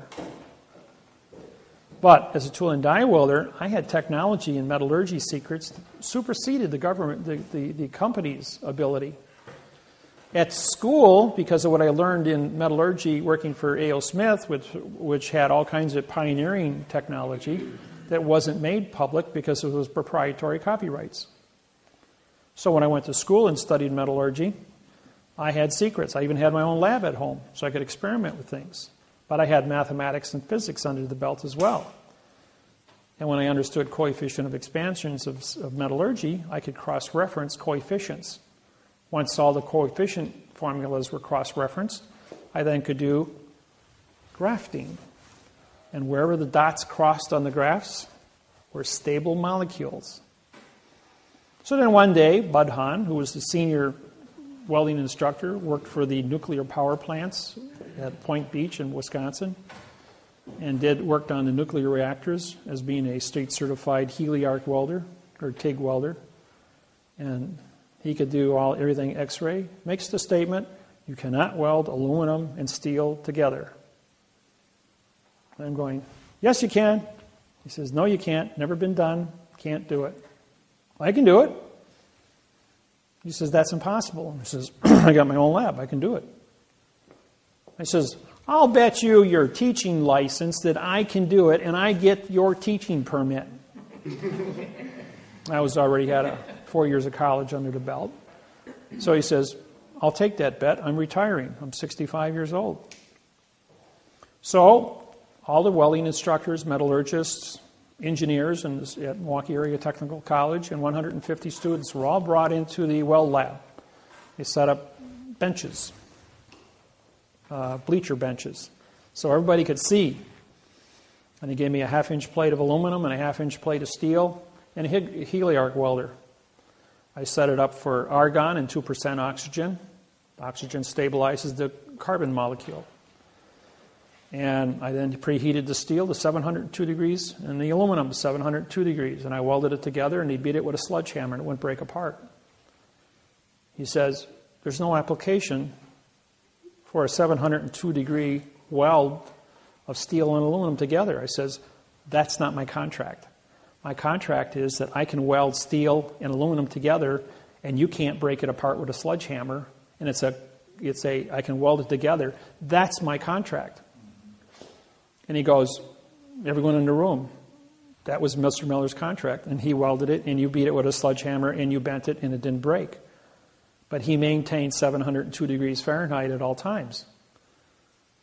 When he hit 706 or 695, pink, broke apart. Coefficient of expansion, 6.3 versus 12.6. Molecules separated, fell apart. Didn't even have to touch it. But at 702 degrees, the molecules are stable. I knew where to look. And no one else ever, and I got my teaching permit. And I taught college for 3 years full time. During the day, and I worked full time at night at A.O. Smith as a tool and die welder. What I'm making here is, if you have knowledge, knowledge is control, and control, you can do what you want. So therefore, ladies and gentlemen, if you go through life and you have questions about syntax or about chemistry or about physics or about medicine, just about anything, and you don't know what to do, I have a cure for cancer. I can cure any cancer you have. I don't care who you are. I can cure your arthritis in 48 hours. No problem. High blood pressure, eat an ounce of popcorn every day. There's a little tiny molecule in popcorn that will cure your high blood pressure and your artery problem in 14 days. You'll have 105/70 blood pressure. Yes? My nephew just got diagnosed with Throat cancer? 105 degrees Fahrenheit Atmospheric chamber, 2 atmospheres. That's a barometric chamber used for deep sea divers. Keep you at 32 pounds per square inch air pressure. 28 pounds of air pressure. Stops your blistering at 105 degrees Fahrenheit. IV drip, put the person to sleep. Use sodium pentothal to knock you out for 125 hours at 105 degrees. You will have tubes in, tubes out for waste, nutrients in. You'll wake up in 5 days. The throat cancer will be dead because no cancer can reproduce itself under fever. It's a 100% cure, no side effects. Mayo Clinic, Minnesota. Mayo Clinic, Minnesota does it. So does Atlanta, Georgia, Mayo Clinic. Only 2 procedures. It was discovered in the American Indians have been doing the sweat tent for 400 years, curing cancer. Remember, they go into the sweat tent. They hallucinate, see the Great Spirit for 72 hours. You hallucinate at 105 degrees. As long as you're in hallucination, your brain is at 105 degrees and so is your body. Because it's in a steam environment of hot rocks with steam, you don't dehydrate. You're inhaling enough water to replenish your sweating. And you drink fluid. All heat. And it's done for 72 hours. That cures about 99%. Some of your things like breast cancer, ovarian cancer, throat cancer, brain cancer, 105 degrees, 125 hours, 2 atmospheres pressure. Oxygen level is 16.8, not 14. 16.8, because we got to boost the oxygen by 2%. Creates a oxidized blood chemistry. And no cancer can reproduce itself under fever. 105 degrees stops the reproduction, and no cancer cell of the 1,800 different cancers that exist can exceed beyond 125 hours. They will all die, 100% will die without reproducing, and your body will be purged. The human cell can go 90 days at 105 degrees. You only got to do 5. They will have no side effects.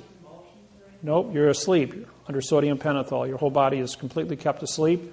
You have a heart pacer to hooked up, so your heart is electronically monitored and timed so that there's no interruption of your heartbeat.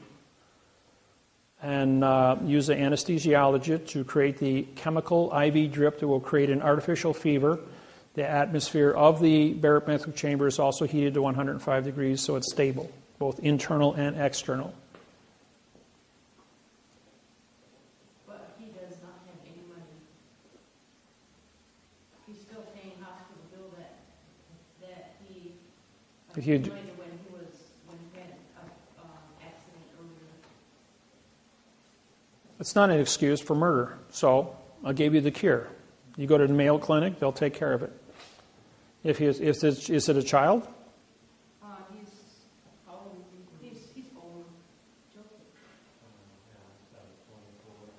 Oh, because if it happens to your children, the Shriners Hospital in Chicago will take care of that for children that have cancer or birth defects. So would they take care of him? They may if he's poor, but Mayo Clinic will probably take him in if he applies for it. He's also hemophiliac. It's a 5-day cure. So my recommendation is go to Mayo Clinic, explain your situation, and you might qualify. Obamacare might kick in.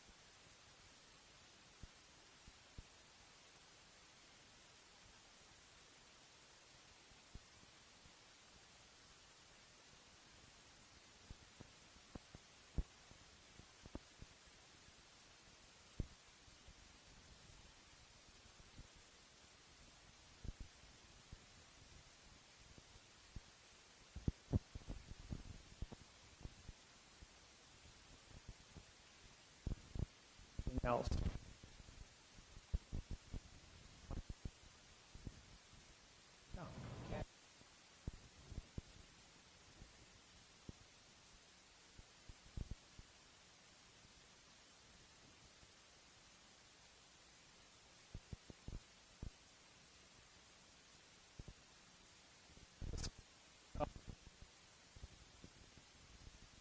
Popped white rice corn.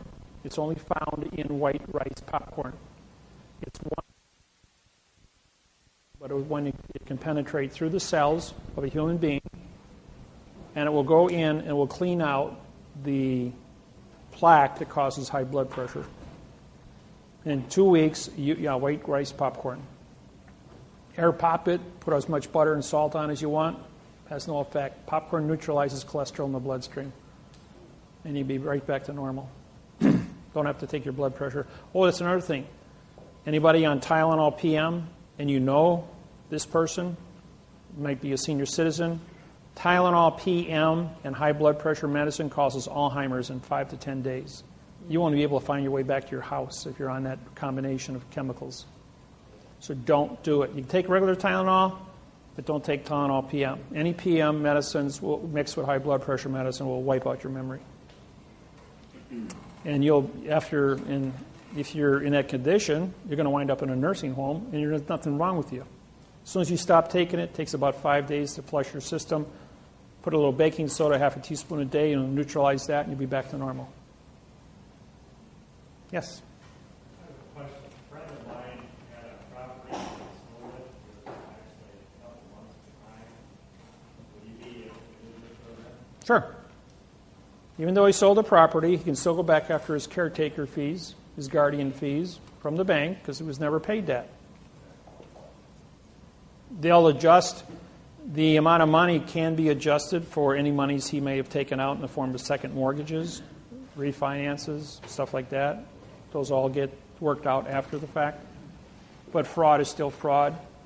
And the U.S. Attorney's Office is looking at $20 million a pop everywhere for one of these files. So still cooperate. Otherwise, we've talked to you about different things. I guess my question is, do you have the proper paperwork and stuff that we need to take home today for his case? And then the mortgage thing, do we have our stuff? Do you want it today, or do you prefer us to? we'll have to get together afterwards and discuss that. Okay. I don't know exactly what it is. I can read it in 15 seconds and tell you what you need. Okay. So, outside of that, guys, I'm always available by the internet. This is give you my contact information here.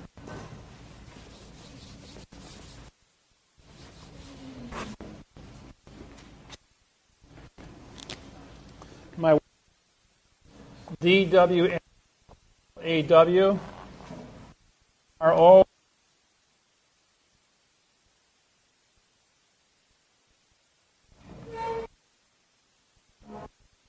My website is DWM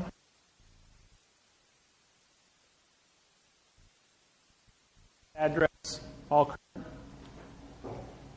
And my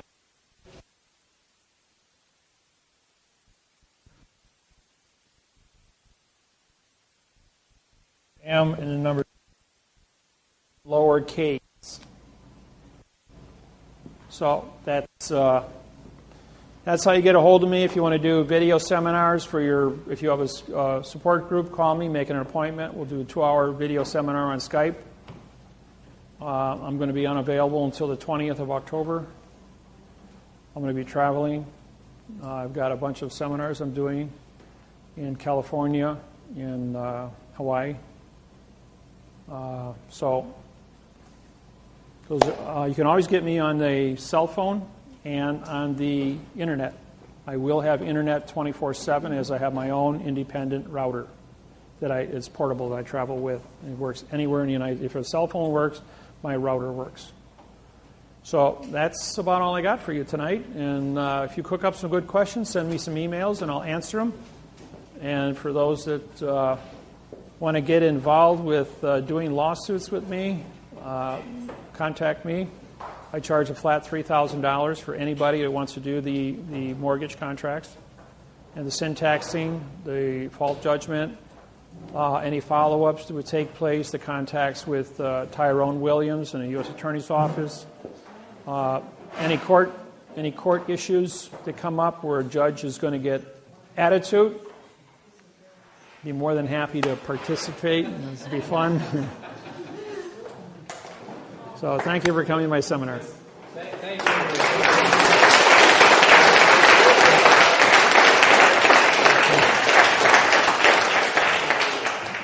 Thank you, everyone.